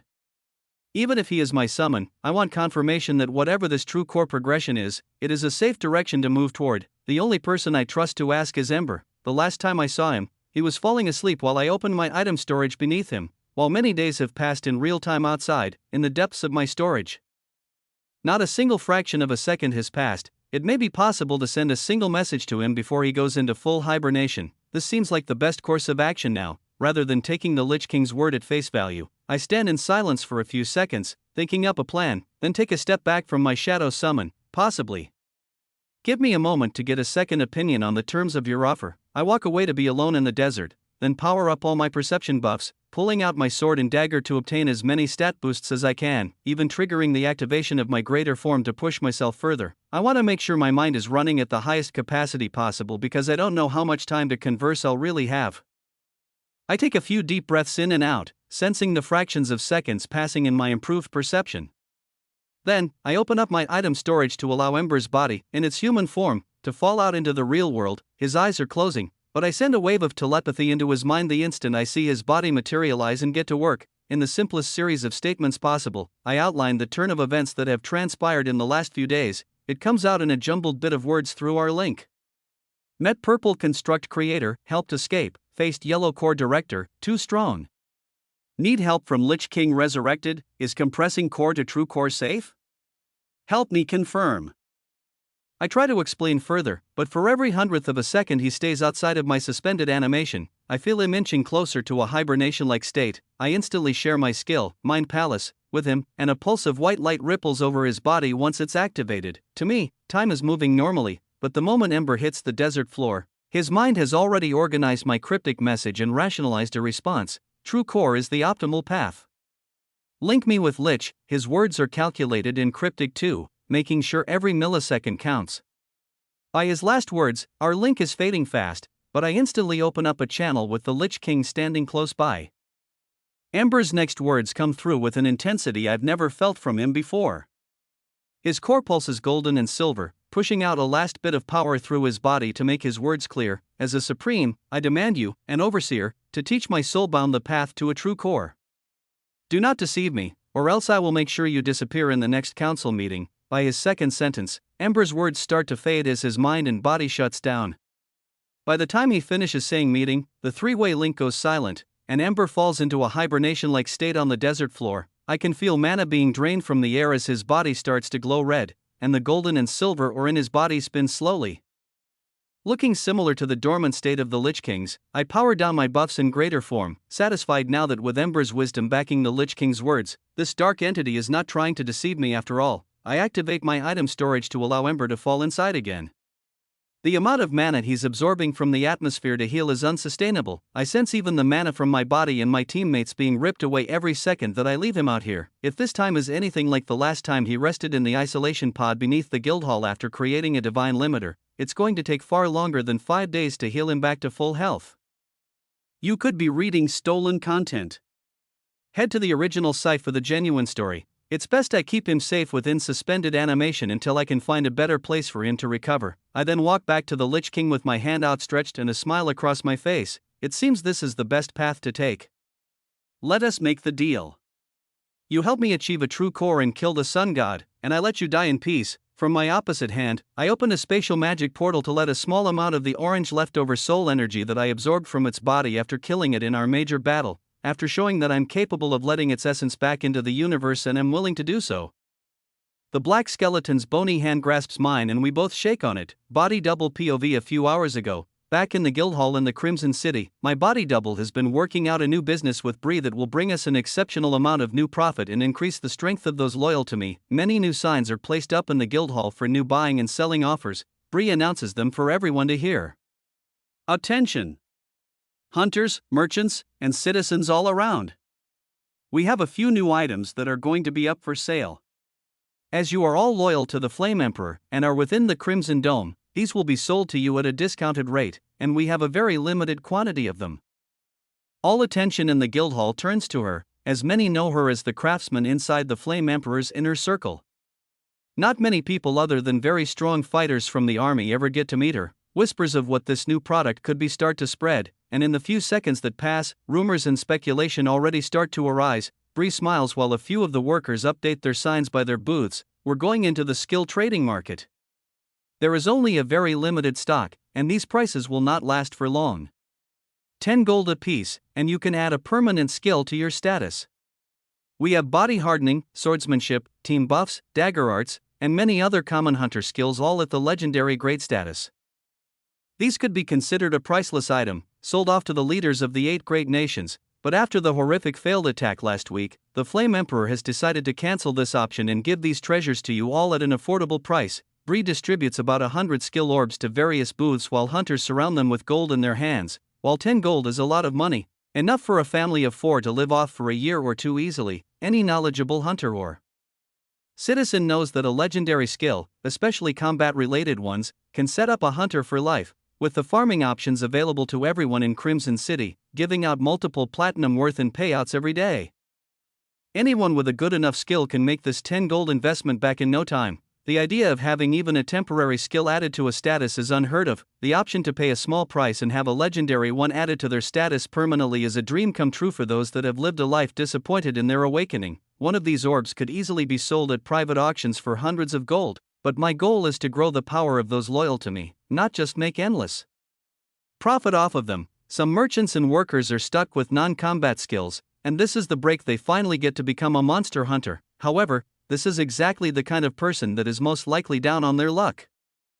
A refugee from a poor surrounding city that doesn't have enough gold to buy a skill at such a high price. Bree, and I talked this over too, and she speaks up again once the lines start to form to buy skills. If you cannot afford to buy a skill, but still are interested in obtaining one, we have a few options for you. The first is to volunteer to join the Crimson Army. After being put through rigorous training with one of the captains, you will be given an extreme great elemental skill of your choosing. That is 2 levels above normal elemental skills, and you may choose between any you like. Ice, water, fire, earth, and air are what we have available. Form a line here if this is the route you wish to take. Bree points to one side of the guild hall and the room erupts into more commotion at these words, but Bree speaks above them all. The second option is if you have a skill unique to humans. Whether that be inspect, appraisal, craftsmanship, conceal, or any other unique abilities that are not found in monsters, we are willing to pay you up to 50 gold to purchase it. Free of charge, we will grant you a legendary combat skill in return as well. This too will be a limited time offer, and this transaction must be scheduled for another date. So if you wish to sell your skill and obtain another, please form a line here and put your name on the list. You will be appraised and have a meeting scheduled later this week. She points to the opposite side of the room, and far fewer people join this line. However, ideas of friends and merchants that wouldn't normally come to the guild hall pop into a few hunters' minds, and they run out to fetch them from their businesses or day-to-day life. Bree speaks up one more time. You should know, once a skill orb is eaten, this is a permanent change to your status. Only 1 skill orb per status screen works, so think carefully about which skill you wish to take. This may be a limited time sale, but there will be many more skills and options to pick from in the future. If you don't get the skill you wanted today, next week may have what you're looking for. Satisfied with her sales pitch, she leaves back up the stairs to her office, and my double continues the conversation with her. As more and more people flock toward the center of the guild hall, my double nods and smiles. Very good. This is exactly how I wanted people to react. I look forward to finally upgrading many of my human skills to mythic grade without having to kill anyone. Bree chuckles. Yeah, and I think word about this is going to spread further than just the 8 great regions. The cat is really out of the bag now. Are you sure you want the world to know this secret? I just smirk back and start to walk down the guild hall steps away from Bree. Yeah, I'm ready now. I'll go check on the army to make sure they can handle training up some new recruits. Then I have to charge up that isolation pod for Ember and deliver it to my main body. He's pretty worn out after helping me during the B-class exams. Chapter 595, I finish shaking the Lich King's hand and speak again. So where do we begin? The jet black skeletal figure ponders for a moment, staring off into the direction of the black abyss on the horizon. In my first life, it took me many decades to compress my core. He turns back to me. I had a teacher, but on that world, divine energy was far more prevalent than it is here. He puts his arms up in the air like he's feeling it. There is hardly enough red threads in this entire desert to awaken a single core. This is a dry planet far from the source. However, if there are beings like the sun god in this world, that means there are most likely more who have grown by other means than natural energy in the atmosphere. We left that strange construct, and you seem to have farmed threads from it. The only way you might awaken a true core is if you have enough yellow fragments to do so. I nod, opening up a spatial magic portal above my hand to let a single yellow gem float out above my hand. I farmed these for quite a while. I have a few hundred. The Lich's gaze tightens, then he responds with a sigh. As I said before, the only technique I know is one that takes decades to complete. Much longer if resources are limited. As you know, with a fully saturated yellow core, every fragment you consume now will give you a temporary surge, but the excess threads will leave your body and expand into the atmosphere afterward. He pauses, then puts his hands up in the air to create a bowl shape. What I'm trying to say is, true cores form over time as tens of thousands of hours training and cultivating energy are stacked on top of each other. Inside his hands, I see the concealment attribute of his cloak and pendant activating, and a large amount of mana being channeled through his arms into his hands. With my enhanced perception, I can easily tell this is all a facade, but I watch the illusional recreation of yellow threads forming a core above his head for all to see. It is no more than a hologram, but he's giving me a visual representation of what he's saying so I can follow along much easier. The threads all form together to show a slowly rotating yellow core above his hands. This here is what your core looks like now. Fully saturated with enough yellow divine threads to stay stable and contained, enhancing all of your physical capabilities by rooting yourself in reality to a staggering degree. The shade of the core changes from yellow to red, while real divine energy is merely the manifestation of the force our complex minds put out into this universe. Our rational thoughts must see it in its most raw and simple state. This is where it all begins, the red core. His words make me think very carefully. Ember said something similar to it in the past, stating that this energy is split in a very rudimentary way for mortals to comprehend. Now, with the Lich King stating the same thing, I can't tell if it makes more sense to me or even less. He continues before it fully sinks in. Awakening your red core allows you to exert dominance on the reality around you with roughly 2 to 5 times as much weight. It is mostly manifested to increase the user's speed, strength, perception, and basic movements. It is the perfect introduction stage into the world of the divine. I nod along while the hovering gem in the Lich King's hand shifts to orange. The second stage, the orange core, is a stage that uses all of the perks of the red core and applies them to the being themselves. During this awakening, the user becomes far more in tune with their body and begins to comprehend the boundaries between self and the universe around them. It is possible to enhance one's defenses with this breakthrough an additional 5 to 7 times above the red core stage. Basic movements and physical capacities may be increased 2 to 3 times again during this breakthrough. While I watch the Lich King shift the orange core to yellow, I remember back to when I learned to create what felt like an unbreakable barrier around my body while awakening this orange core to take on the flocks of insects within the construct. The core in the Lich King's hands glows yellow. In the state you've reached now, the yellow core, what some call the first step toward immortality, is the manifestation of mind, body, and soul all working in unison. Your perception, speed, defense, attack, energy control, and versatility with this awakening have all increased by at least tenfold above the capabilities of an orange core. You see and interact with the world far differently than others. Beings that reach the stage of a yellow core are said to be conquerors, rulers of mortals. I smile at his words as the yellow core reflects in my eyes. Then, the manifestations of countless yellow threads start to come out of the Lich King's fingers and circle around the core as it speeds up its rotation. It looks as if more energy is being pushed into the core. Over and over again, every time a large amount is sucked in. The core pulses bright, giving off the illusion of strength, then ejecting the excess yellow threads while spinning even faster. Over and over, more threads channel into the core, charging it up, and the excess is ejected. It looks exactly like what I was doing while air-stepping high into the green fog of the serpent in the construct. I used many yellow fragments to supercharge my core temporarily, but after a few seconds passed, the excess energy that couldn't stay contained in my fully saturated core was expelled. The Lich King speaks again while the energy display continues. Yellow core awakened are the strongest tier of lifeforms a physical planet can hold. It's said that a yellow core's lifespan can reach up to 300 years if timed out correctly. And their battle scars don't run too deep. He pauses, and we both watch the core spin faster and faster, doing energy cycles in and out many times a second now to show what it looks like in the passing of time. Over this lifetime, the yellow core will fight enemies in high-density divine zones, naturally soaking up the universal energy around them, or even better, consuming the cores of the armies they defeat. The core spins faster and faster, making me use my full perception to witness the energy being consumed and ejected every few milliseconds. Small fractions of energy are left behind inside the core each time, even though over 99% of it is ejected back into the atmosphere. While it is difficult to see this progress when looking at the energy ripples one by one, the difference becomes noticeable after hundreds, even thousands of events go by. At first, the core grows in size, bit by bit as energy is left behind. Thousands of revolutions go by, and 1 millimeter at a time, the core grows over 3 times its original size.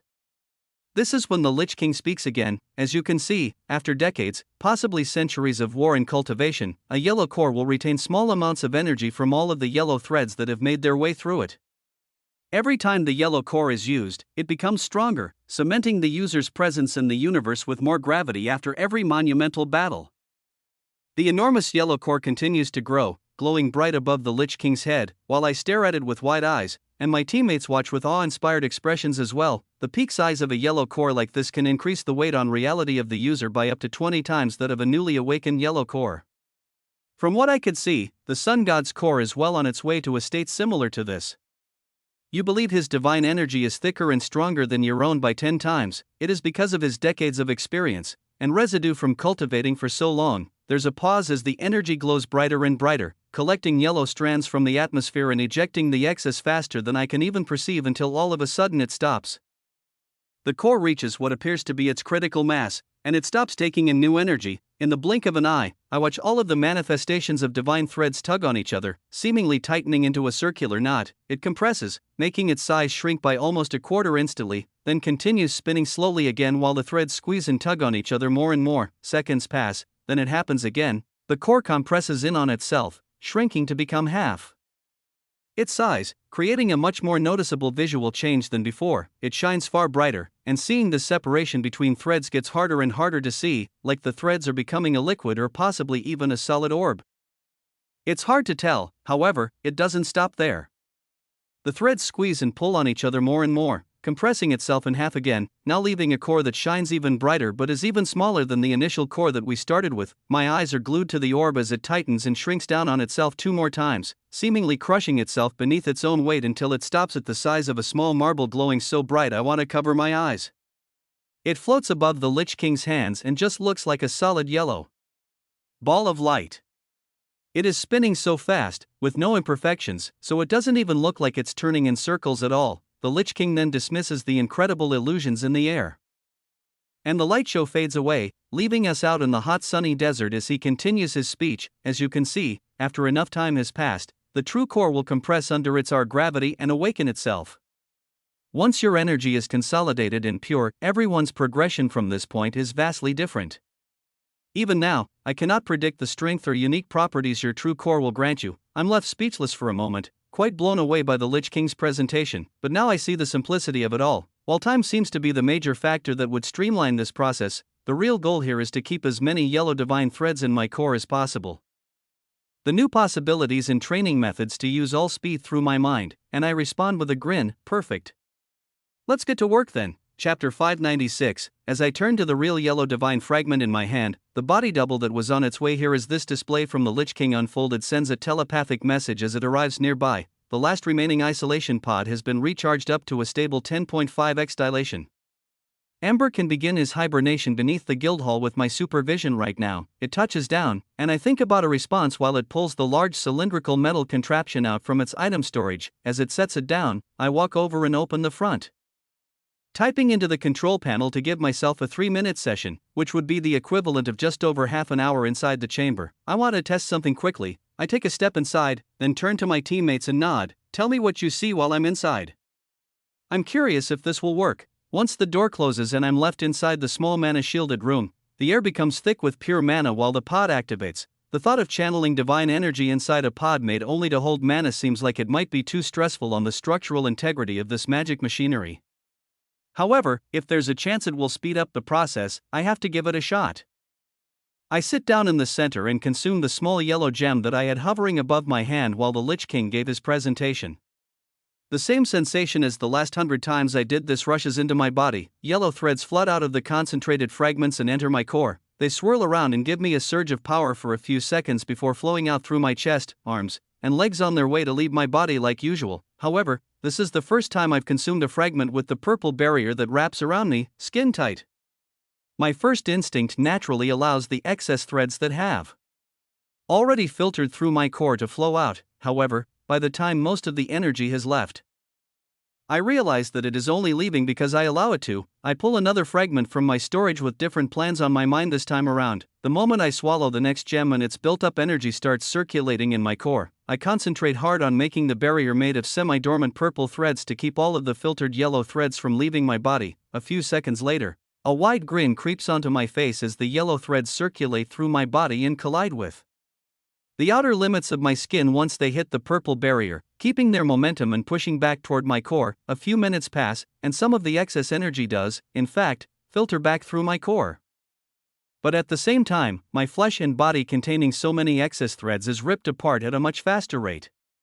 It is very painful, and pretty exhausting to activate my self-regeneration to maintain while concentrating on keeping it inside. Even so, I've been through far worse, so I eat another fragment once the flow of the first excess energy starts to slow down. There's another cycle that passes, and the purple barrier holds all of its energy inside my body, slowly circulating through my core again and again. However, this energy starts to become stagnant too. Just like the first, I eat one more fragment, and the cycle continues yet again. I find that keeping the energy inside my body and using new fragments to stimulate the leftover energy increases the efficiency by roughly 2 to 3 times at most. After about 20 minutes pass, I sit in the center of the isolation pod with the excess divine threads of 3 fragments slowly circulating around my body, ever so slowly seeping into my core. I don't have control over the threads that have been expelled from my core. The extra energy in my body now is only harmful, and there seems to be diminishing returns as every minute that passes. The speed of flow back into my core doesn't continue at the same rate unless I eat another fragment. At the same time, the increased density of threads in my body is eating away at my flesh at even faster rates. Self-regeneration is working as fast as it can, but the rate at which I'm getting fatigued doesn't seem to be worth it. Considering I only have a limited amount of fragments in my storage, only a fraction of the threads even stayed in my saturated core, so even if I ate every single fragment in my storage right now, it may be a total waste of all the divine energy I have left to test with. My core would grow slightly, but at this rate I wouldn't even get close to growing my core to the size of the director's. It would still take decades and tens of thousands of fragments to do so at this efficiency level. My goal is to surpass that by many times, and awaken a true core. Something needs to change. I think things over a little bit longer, considering eating another fragment to speed up the process again. But decide not to and take down my purple barrier to allow the trapped yellow threads to flow through. It all slowly seeps out, and from what I can see, it all just flows right through the outer walls of the isolation pod. While still deep in thought, the isolation pod opens up, and I'm met by curious gazes. The whole pod is void of any leftover threads, and from what my teammates and the Lich King describe, there was yellow aura flowing through the walls of the pod the entire time I was inside. I nod, open up my storage, then let Ember's sleeping body gently fall into the isolation pod where I just sat, and turn to my double. This pod won't be useful to me at all. Set this pod to 30 days our time. Almost a year in isolated sleep.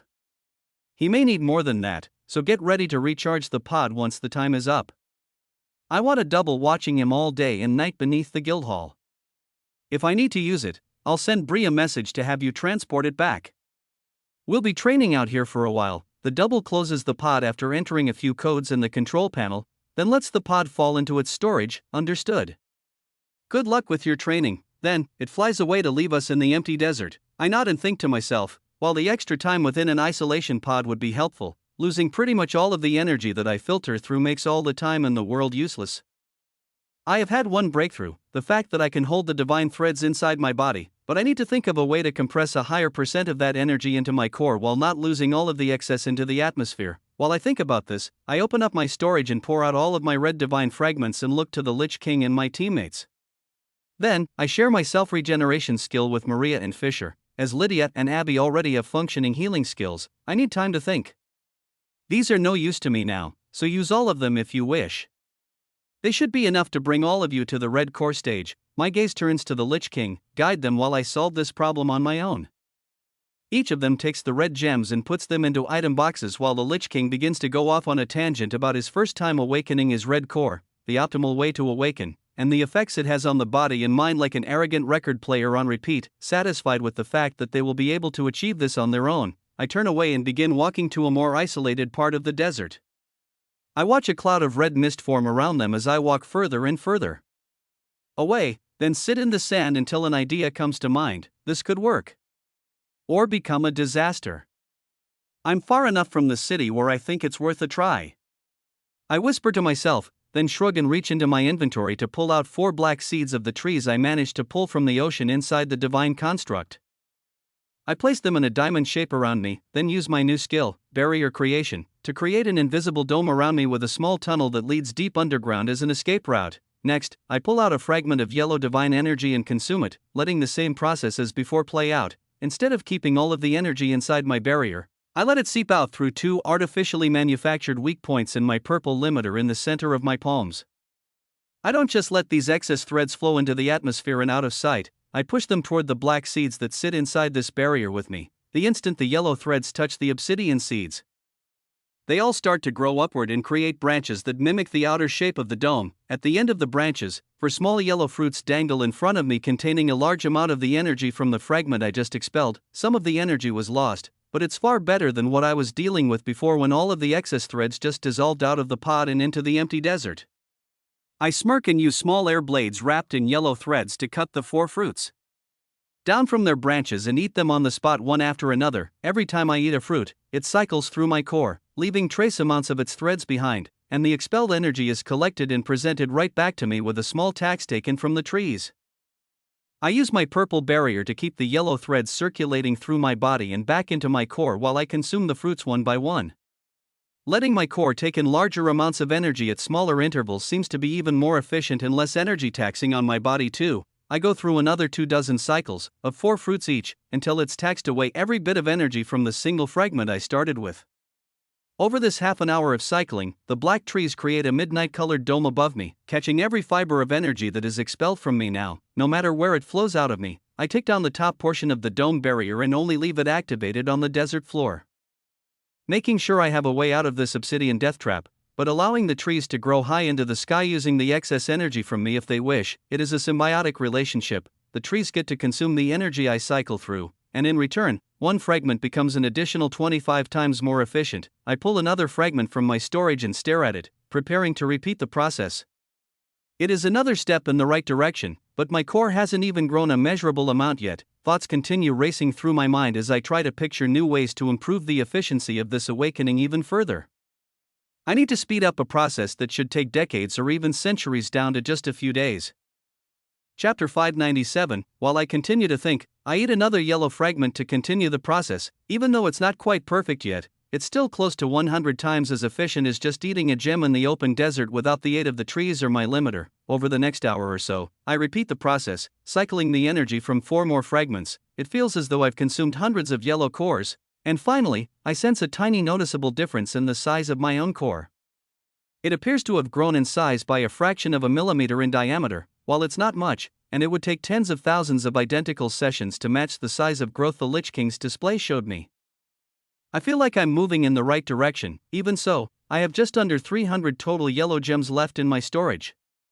At this rate, consuming them all in this manner wouldn't get me anywhere close to the sun god's level. This dormant purple barrier and the obsidian trees are what set me apart from that director in our cultivation processes. Even so, I need something that will set us apart even further. With the new realization from the construct's creator, telling me the abyss and the dark continent could potentially become the end of the world if I'm not the strongest one to conquer the trials once it awakens, really puts things into a far greater perspective. On top of that, a being tens of times stronger than me, the sun god, is actively sending their army to try and take me out. I need to get stronger by any means and not waste any resources. I reach into my item storage and pull out a bright green fruit. The words of the Lich King repeat in my mind, telling me that if I were to ascend to the next tier without awakening my true core, I wouldn't even compare to other higher lifeforms that have. So, I don't plan on doing so, but there must be a use for all this energy I managed to farm. I come up with an out-of-the-box idea that may only be possible for me. Considering the mutation I went through when using absorption while farming this green energy from the serpent's aura, I take a bite out of the massive fruit. Then continue to eat the whole thing in a matter of seconds without thinking twice about my decision. As the bright green divine strands flow through my body and instantly begin eating away at my flesh and bones, I concentrate fully on holding the purple barrier around my body strong. The energy in each one of these green fruits is the amount of green threads I was able to withstand in my body, to the point where I was on the edge of death each time I allowed the trees to tear the energy away from me. Right now, it doesn't feel any different. But I have a theory that I want to test, and if it works, all this agony will be well worth it. I eat a yellow fragment while my barrier still holds back all of the green threads to slowly flow within my body. Portions of my arms, legs, chest, and even face are being burned away, and all that remains is a green holographic energy form while I sit calmly in the lotus position, healing myself as best as I can. At the same time, my core starts to cycle through the new yellow energy I've introduced, but once it tries to eject the excess energy out, it hits a barrier of greater bright green energy. The immense pressure of the green divine threads saturating and tearing apart my physical body is so much heavier and more dominant that it makes it nearly impossible for the excess yellow energy from the fragment I just consumed to leave my core. Small ejections of yellow threads are forced out as my core is saturated to its limit. But the threads have nowhere to go and are forced to cycle right back inside from the pressure pushing down toward my core. I want to yell out in pain as more and more of my flesh disintegrates away and is replaced with a pure green energy form, but I don't want to break my concentration. Instead of just 2 to 3 cycles maximum like before, when the yellow threads stayed stagnant in my body, now they're being forced to cycle through my core hundreds of times. After about 10 minutes pass, it gets to the point where I hardly have any physical flesh left on my body, and the pain and fatigue become overwhelming. Love this novel? Read it on Royal Road to ensure the author gets credit. I release the seal on my purple barrier and reach out to touch the trunks of the trees by my sides. There's a violent but satisfying outward rush of energy as the green threads are torn away from my body, and I can finally use self-regeneration to heal my flesh and bones. I lay on the desert floor beneath my obsidian dome panting, covered in sweat while 4 large green fruits and a few miniature yellow ones form above my head. It takes a few minutes before I can come completely to my senses and see what's happened. Unlike the times before, when the expelled yellow threads were absorbed by the trees, this time nowhere near a full fragment was given back to me. This isn't because the trees were greedy and took more. It's because in a single cycling process, I was able to increase the efficiency even further, absorbing over half of the yellow fragment's energy in just 10 minutes. Instead of losing part of the divine energy to feeding the trees between every cycling process, I just managed to cut down my energy consumption by a monumental degree. Before, over 99.9% of the energy from each fragment was lost into the atmosphere after each time it was expelled from my body. Even with the trees helping me contain the energy to cycle again, not even 1% of each fragment stayed in my core after the dozens of processes over a 2 to 3 hour period.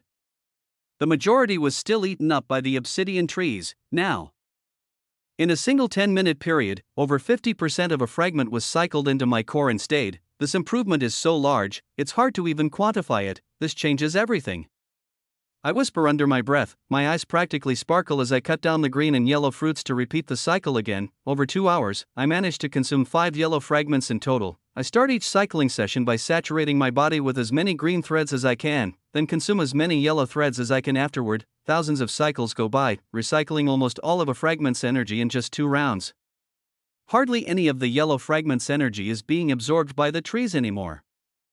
It's mostly all being cycled back into my core until it stays. There is a satisfying hot burn in my chest, and my divine core has grown by a noticeable amount. Its diameter has increased by a few millimeters, giving me confidence that this method of cultivation is exactly the method I need to use to push me far ahead of what should be physically possible for normal lower lifeforms. In just mere hours, I managed to replicate the cycles that would take hundreds of training sessions and countless yellow fragments for a normal cultivator. Most likely, all of this energy would be released into the atmosphere, not kept inside my core. The only problem I fear facing now is the fact that every time I release from a cycling period, the green threads are being consumed by the trees. After just 8 cycles, almost half of the green energy has been taken away. However, I've managed to incrementally increase the time that I can hold the green energy in my body. It's moved up from just above 10 minutes to my newest record of 17 minutes flat. It feels like my control over the yellow threads has grown almost twice as strong since the moment I started this process. I can feel the threads swirling in my chest even now, eager to power my movements, but now isn't the time to test out my improved strength. There's a long way to go. I pull out another green fruit from my storage to make sure the pressure stays dense enough to push the next yellow fragment's power toward my core.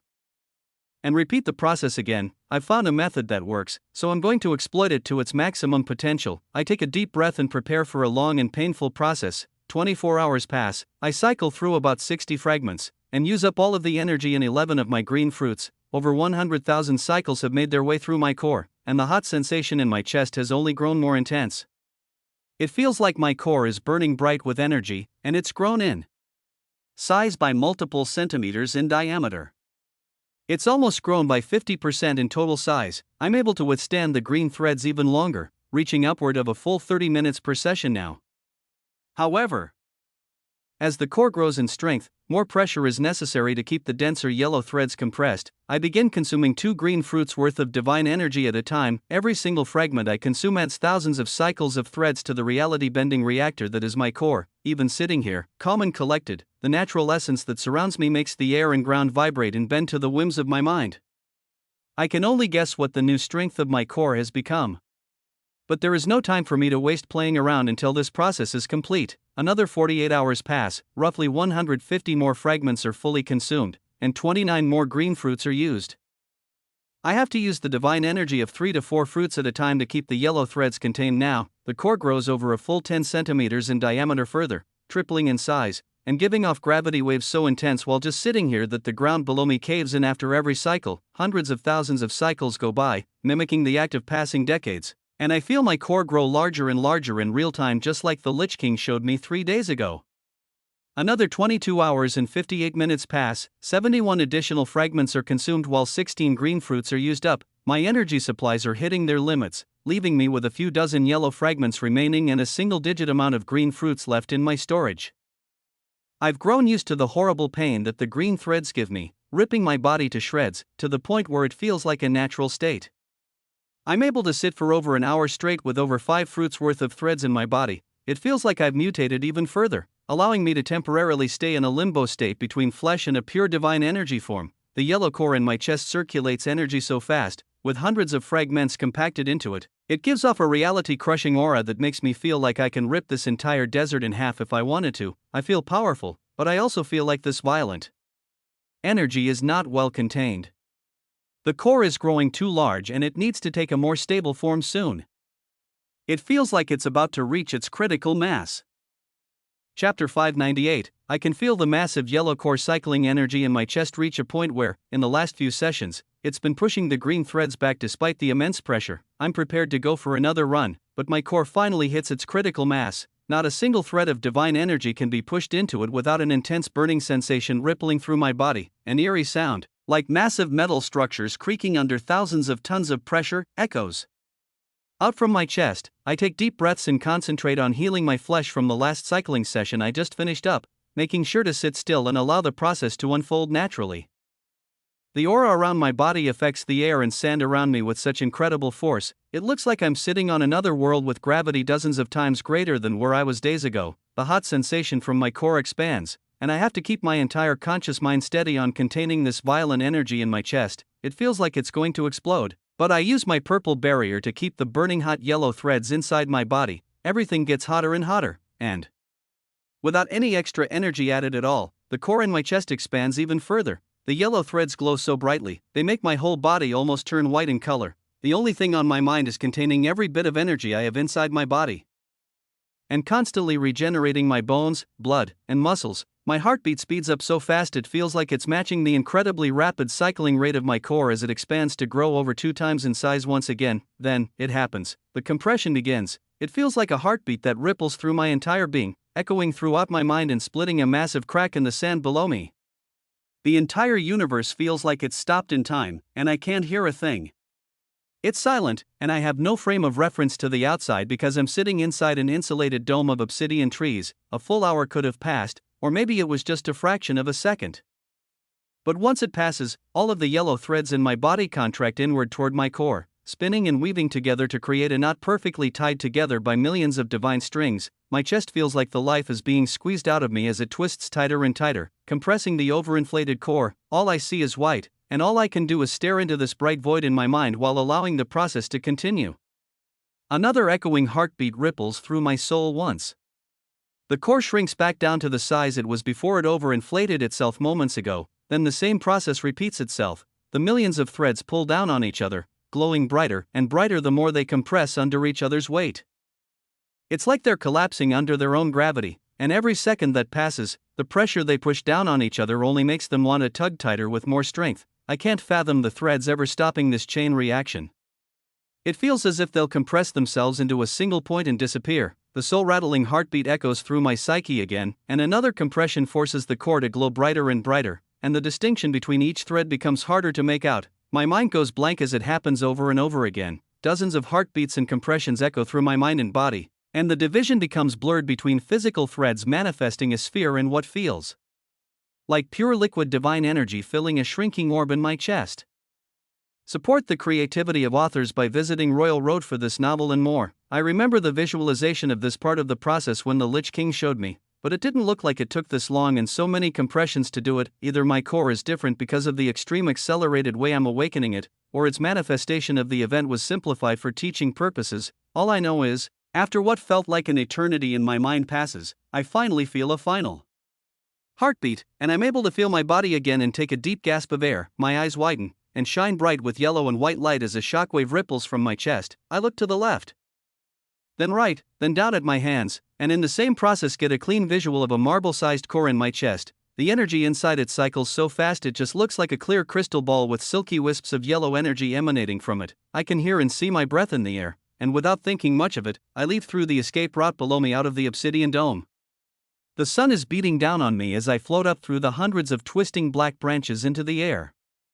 Effortlessly, my flight skill is activated, and silky white and yellow wisps of divine energy flow off of my entire body. The energy is so dense that it takes hundreds of meters to flow away before it separates enough to appear in thread form and disperse into the atmosphere.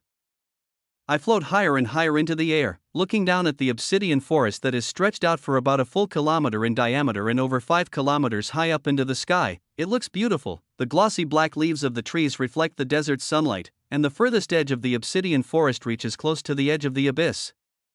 The dozens of green fruits worth of energy they consumed really nourished this forest far more than I initially expected. I would be concerned, but we're over 100 kilometers away from the Crimson City, and I have much more than just this on my mind. I feel so much stronger that it almost doesn't feel real. My enemy detection and natural perception skills activate, pulsing out a bright white and yellow light from my forehead.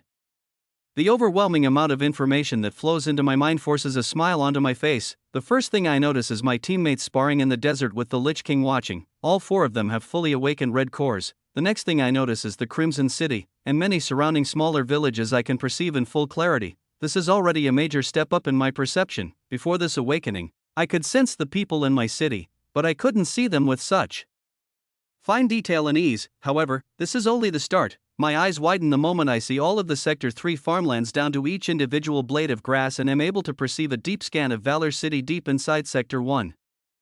The edge of my crystal clear senses reaches into the outer edges of Sector 4.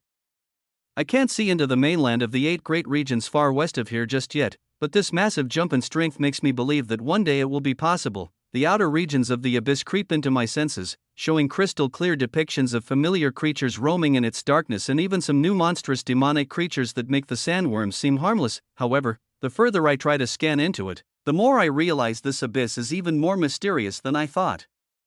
There is a dark black blind spot in its center that is completely invisible to me despite it being well within my perception's range. Once I realize this, my mind wanders off to places I'm able to perceive. I sense the mainland's borders to the west, and high up north, I sense fuzzy intuitive images of a very cold mountainous region. Below me, far to the south, I sense a dangerous volcanic region as well. These unexplored areas never came onto my radar until just now. I make a mental note of it while I continue to admire my new power. It's all baffling. Thousands of kilometers of range just opened up to me in my perception, and my rising Emperor's domain has increased to match this upgrade, making the range in which I can share and take power and skills at maximum potential close to 2,000 kilometers. I want to take out my sword and even activate my greater form to try out some attacks using my full power, but it feels like doing so may put anyone near me in serious danger. I'll have to travel out to an even more desolate area of desert than this. Just 100 or so kilometers away from the city doesn't feel like it will be enough. Residue from my attacks would surely harm innocent citizens. Even now, as I slowly float down toward the desert floor away from the obsidian forest, the sand bends away from my feet, making me feel like I'm living on another plane of existence to the real world around me. To make sure touching down on the desert is possible without destroying the landscape, I contract my perception aura and activate my purple limiter. By the time my feet touch the ground, all of the divine energy from my new core is contained inside my body, and I make my way toward my teammates, making sure not to let any extra aura slip out. My mind wanders back to the violent rejection my body and mind gave me when I tried to get close to the green serpent in the sky within the divine construct. The reaction the ground gave me when I tried to land on it before felt similar, so releasing my full power, even if it's just my natural aura around my teammates, may be unbearable or even deadly. Even if they've grown stronger, it's not a risk I'm willing to take right now. So, I airstep using only mana as I make my way over, keeping all of my divine energy locked away. The Lich King's words of true core awakenings all being different, and the possibility of them granting new abilities repeats in my mind as the 5 of them come into view. There is only 1 day remaining until I'm scheduled to meet the Apex Regions Director to negotiate our contract. However, the curiosity of what unique ability my true core has granted me is all I can think about right now. Chapter 599. The echoing cracks of soul energy attacks, strengthened by countless red threads of divine energy, ring throughout the desert as I approach my teammates' training. None of them have their main weapons out, and no ranked up buffs are activated. They're all fighting in their base human forms. Reality bends beneath the desert ground, and even the air between their fists colliding distorts slightly before they make contact. It makes me momentarily question whether we're still inside a construct like the one I just left. The energy waves from their punches and kicks ripple with even more force than they did when using everything they had against me in our spars just 4 days ago. Once I glide down to the ground, they all stop what they're doing. What were those trees? I can't sense any energy coming off of them. Fisher asks. Abby interjects next. More importantly, I can't sense any energy coming off of you. Are you still wearing that limiter? Was it a success or not? Lydia and Maria both look at me with sharp gazes, trying to figure out what's happened, but neither of them speaks up. As the others have asked the most important questions, I nod and smile while walking closer. It was a success, so much so that I don't think it's safe to release my full power in your presence. And yes, those trees absorb divine energy, so I wouldn't get too close to them. I'm actually not sure how to even dispose of them now. The second these words leave my mouth, the Lich King chimes in. 4 days, you awaken a true core in 4 days. There is no change in expression on the empty black skeletal face, but I feel a ripple of emotions come off of the shadow summon that tells me he's surprised, scared, and full of genuine disbelief. I smirk, then give them all a rundown on how it was done, given the fact that I'm using a purple cord artifact and that the use of my soul energy imbued with my absorption's natural properties triggered this mutation, allowing me to become more and more resistant to the green threads. There's a low possibility that anyone else in the world is capable of such a feat. My teammates are all impressed, but none of them ever doubted I'd be able to pull it off, even though there was no clear method outlined beforehand. It's just another training session for us, but the Lich King can't seem to grasp this fact. The fearful and awe-filled emotions stream out of the shadowy figure as he responds after my story is complete. I am starting to understand why a supreme like the Fallen One chose to soul bond with you. Maybe the events of the past, when this planet was connected to the system, were not so random after all. I never understood why such a weak world so far away from the source was chosen. The Lich King keeps murmuring to himself for a few seconds, but I have other things to ask that have been on my mind since the moment I awakened. How do I find out what my unique true course trait will be? You mentioned everyone's is different, right? I don't see any mention of it in my system text, and usually these things feel intuitive, but I don't feel any different other than the immense jump in pure power. The Lich King looks up and shakes himself out of his deep thoughts to respond. If you don't know yet, it means it isn't a passive ability. You'll need to be in the heart of battle to awaken your true core strength, or possibly it will awaken once the battle is over. Every being is unique. It is similar to a soul energy awakening. You will gain a power that reflects your being. It could be a divine weapon, it could be a new form, it really could be anything. Given the accelerated nature of your awakening, I truly have no guesses as to what your true core's hidden ability could be. After his words, we stand in silence. It makes me even more curious to know what kind of power I possibly have locked up inside my new core. I already feel like a demigod walking on a world that can't handle my power. Even my teammates, who are the next 4 strongest beings on the entire continent right now, feel as though we're leagues apart. I don't even know what to think. It's a combination of the immense rise in power and the built-up fatigue that has riddled my body and mind from 96 hours straight of tearing apart my body and channeling decades worth of divine energy into my core. I let out a long sigh, then open up my item storage to let a pile of orange fragments fall to the desert floor. Understood. I have quite a big day tomorrow. I'm heading back to the Crimson City to rest. I need to prepare myself to face the Apex Region's director. In the meantime, you all need to get stronger in case other forces come here when I'm gone. I sense strong powers from the north and south. I don't know if they're friends or foes, so it's best we prepare for the worst. It's clear I have a lot on my mind and would explain in detail if I thought it was important, so none of them pry, accepting the gems into their item boxes, and the Lich King immediately begins to explain the optimal way to awaken the orange core, not missing a chance to brag about the time he too awakened his orange core in a past life. Stolen content alert. This content belongs on Royal Road. Report any occurrences. It is a little annoying, but I can't argue with the results. The realistic depiction of the yellow core compression really did help me awaken, and the strength that ripples off of the 4 of them makes the red cores they faced just 2 weeks ago seem like ants beneath their feet. The dense gravity that emanates from each of them feels strong enough that I believe they could take out the orange insects that jumped from the dangling chains inside the construct if they used their full power. They're progressing very quickly. I just hope it's fast enough. I make it back to the Crimson City, and once I enter the guild hall, Bree greets me with a long list of names with skills and pricing next to each of them. We speak through telepathy while she brings me upstairs to her office. I was wondering when you'd make it back. I hope your training went well. A double told me you would be away for a few days. While I respond and look down at the list, she motions for a few of her workers to leave the room and go fetch some citizens whose names are on the bottom of the list in another section. Yes, my training went perfectly.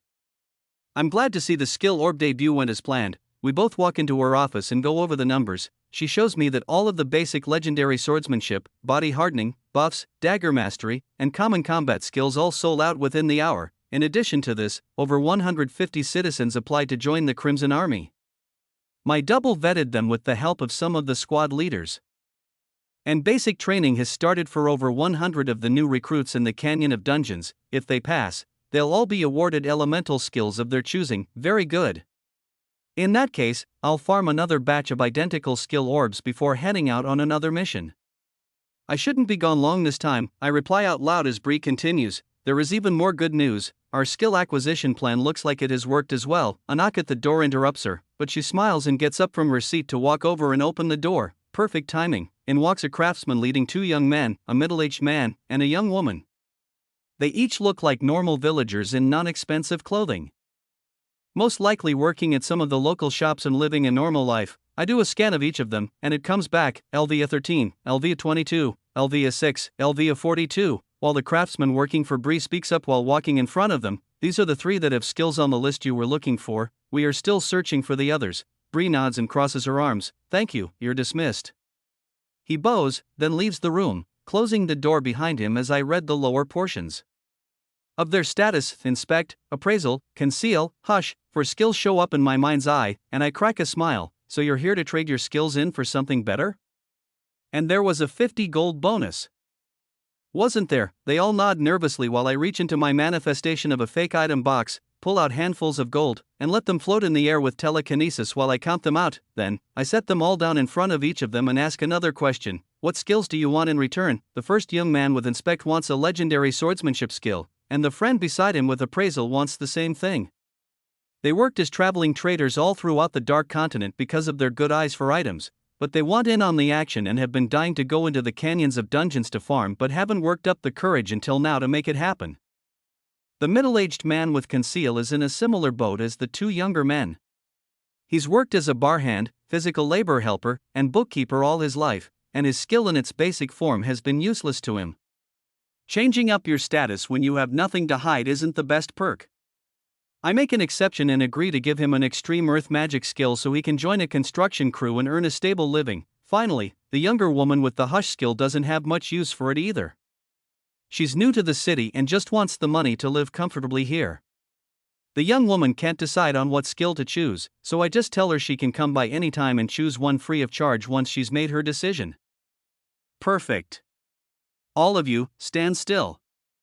This may hurt a bit, but I'll heal you right after it's finished. I activate lifesteal, making sure my limiter brings my power down to incredibly low levels, and drain their HP until I'm able to use my soul energy and absorption attribute to cover their bodies with dark red energy and take out a skill orb from each of them. In the same moment, I share my mythic grade self-regeneration skill with them, as they have links of loyalty with me, and the moment the orbs leave their bodies, they're brought back up to full health. We're all left standing in the room while the 4 blue orbs float above my hand. I nod with a smile and shake each of their hands.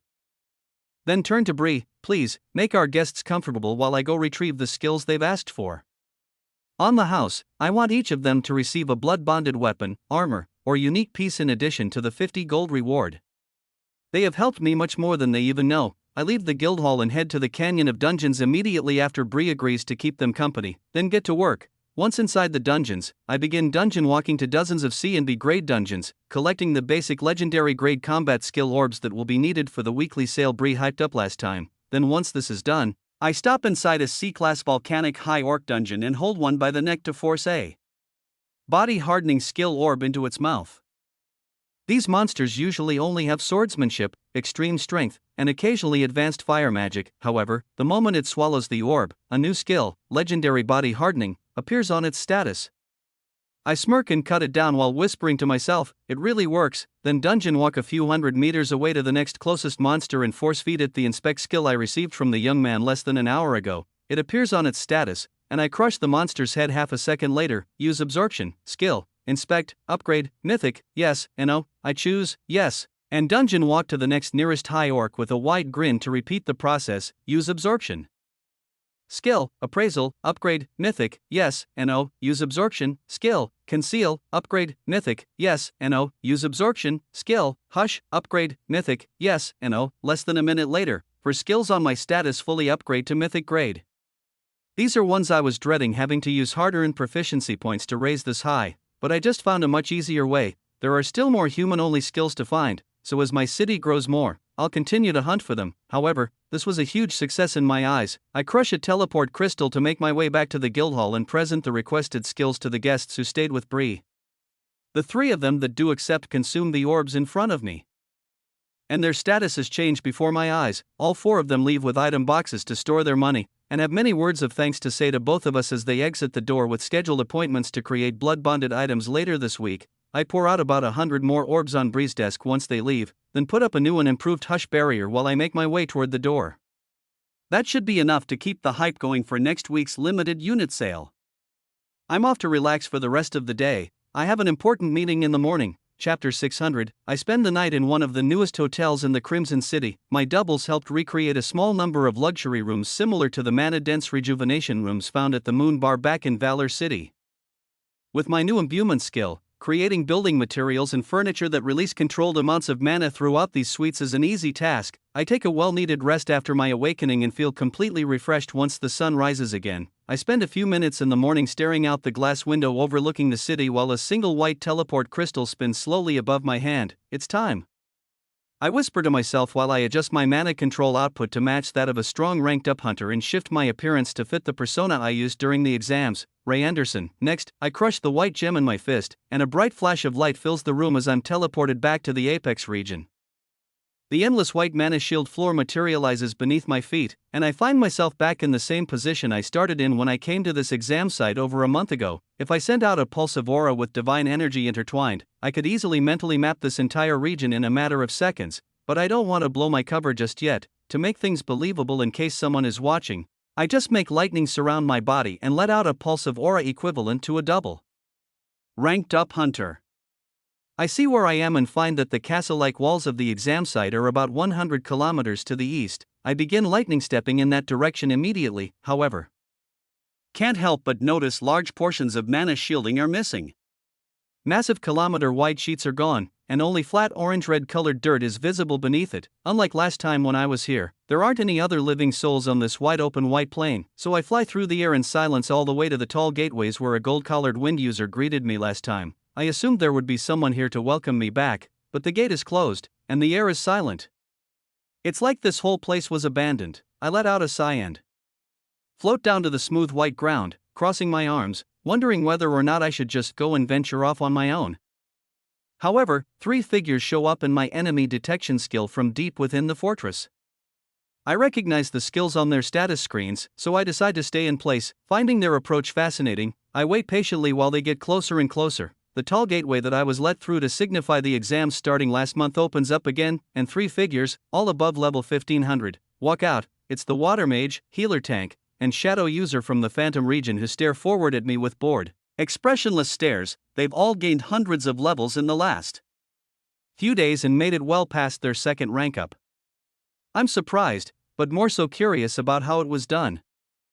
Their progression is very fast. The director wasn't messing around when he said he needs to train up new elites. Callum, the water mage, steps forward and speaks to me first in a monotone voice. Follow us, the director has been waiting for you to arrive. They all turn around and begin walking through the artificial forest region I vividly remember from the exams. The lush green shrubbery and colorful wildlife in this artificial forest seem a lot less cared for than last time I was here. Unauthorized duplication. This narrative has been taken without consent. Report sightings. Some patches of plants look like they haven't been watered in weeks, and some portions of the wildlife are completely gone. Like large sections of it have been taken away. It's similar to the chunks of endless white mana shielding that were missing outside this dying wildlife sanctuary. The three of them silently march forward without saying a word as I follow, and the gate behind me closes. I have a lot on my mind as we walk through the calming forest. I consider the fact that I have the ability to free them right now, but that would drastically ruin my stealth approach to this matter. All there is to do is silently walk behind them until we make it to the entrance to the compound that led into the gambling lounge from the pre-trials of the exam before. Instead of the colorful lights, happy workers, and energetic music, all that is here now is an empty white room with a single door at the back. We walk into the wide open hall that has multiple points of entry from the forest, but only one exit. The door opens up once we get close, and inside, it is a small cube-shaped room just like all of the rooms we were in during the exams. The three men walk in and turn toward me once they hit the back wall. I follow, and the small door closes behind me, the familiar moving sensation, like we're on some kind of magical railway, shakes the entire room as we're transported at high speeds in a direction completely unknown to me. If I were in this position days ago, I would be incredibly paranoid. Looking for an escape route, however now, after feeling the director's full power up close for myself and knowing that he is the boss that rules over everyone here, I am confident in my own abilities to overpower him and leave this place whenever I wish. I'm here to find these hidden facilities that allowed these newly appointed B-class hunters to reach level 1500 in just a few days. The amount of mana used to create hundreds of kilometers of mana shielding and high-tech mana-powered infrastructure like this transportation system must be farmed from somewhere, and I'm extremely eager to find out exactly where. I keep my smile hidden behind my concealment enchantments, and a few minutes later, the cube-shaped room finally comes to a halt, and another door appears on the wall to open. There is a huge contrast between the bright white room I'm in now and the darkness lit up by faint yellow and golden light. The three men step away from the door in motion for me to enter. Without any hesitation, I walk forward and am greeted by a familiar sight of golden eyes behind an oval table being tended to by a pair of nurses with healing abilities. The director's voice echoes through the room in a static tone. 5 days. You really did wait all 5 days to return. I see Emery has not come back with you. I take it that means you have both made your separate decisions. Your appearance back up here means you're ready to become an A-class hunter. Am I correct? His eyes glow brighter, and the aura of greed and anticipation floods out of him. I respond in a calm voice as the three new A-class hunters walk into the room behind me and the door shuts. I'm looking forward to coming to an agreement, but let's not forget about what I asked for. You'll make me the director of the Vice region if I agree to this deal, right? A loud laugh echoes through the room at my words, but I stare forward with my arms crossed and a serious expression still on my face. So young, with great ambitions. I'm sorry to say for now that is impossible. We'll need to come up with other terms. Running an entire region is far more work than just being strong. Brutus is a man who runs the Vice region with honor and integrity. You cannot merely rise the ranks because of a single victory during the exams. You must prove your loyalty and work ethic. He worked his way up the association's chain of command, building business connections, loyal friends, and studying the inner workings of a successful society for decades. It is no small feat to be the face of the association in the 8 great regions. While he brings up great points, stating that running an entire region's association branch is not an easy job for the average hunter, his talk of upholding honor and integrity makes me want to laugh as hard as he did moments ago. I hold it in and reply with a nod. Very well, we can discuss those terms later. For now, I'd like to see the training facilities you've promised will bring me to level 1000 so quickly. I'd like to know what exactly I'll be signing up for. Maybe if it impresses me I'll be able to accept a negotiation for different terms. The director is silent for a few moments but nods and presses a button beneath his desk. That is fine. I will give you a tour of the Apex region facilities if you wish. Maybe you will gain some perspective and see what an honor it is to even be offered this opportunity. When we are done, I will have a word with you alone and we will negotiate a deal once and for all. Understood? The pressure in the room momentarily rises as the yellow threads permeate out from his body just slightly. He only stops when one of the nurses that tends to his side faints from the intensity. As one of the other nurses heals her, the director nods, and the entire room starts to shake. Let's leave this temporary exam site, and allow me to be a welcoming host to a future A-class hunter. I'll bring you back to the association headquarters in the heart of the Apex region.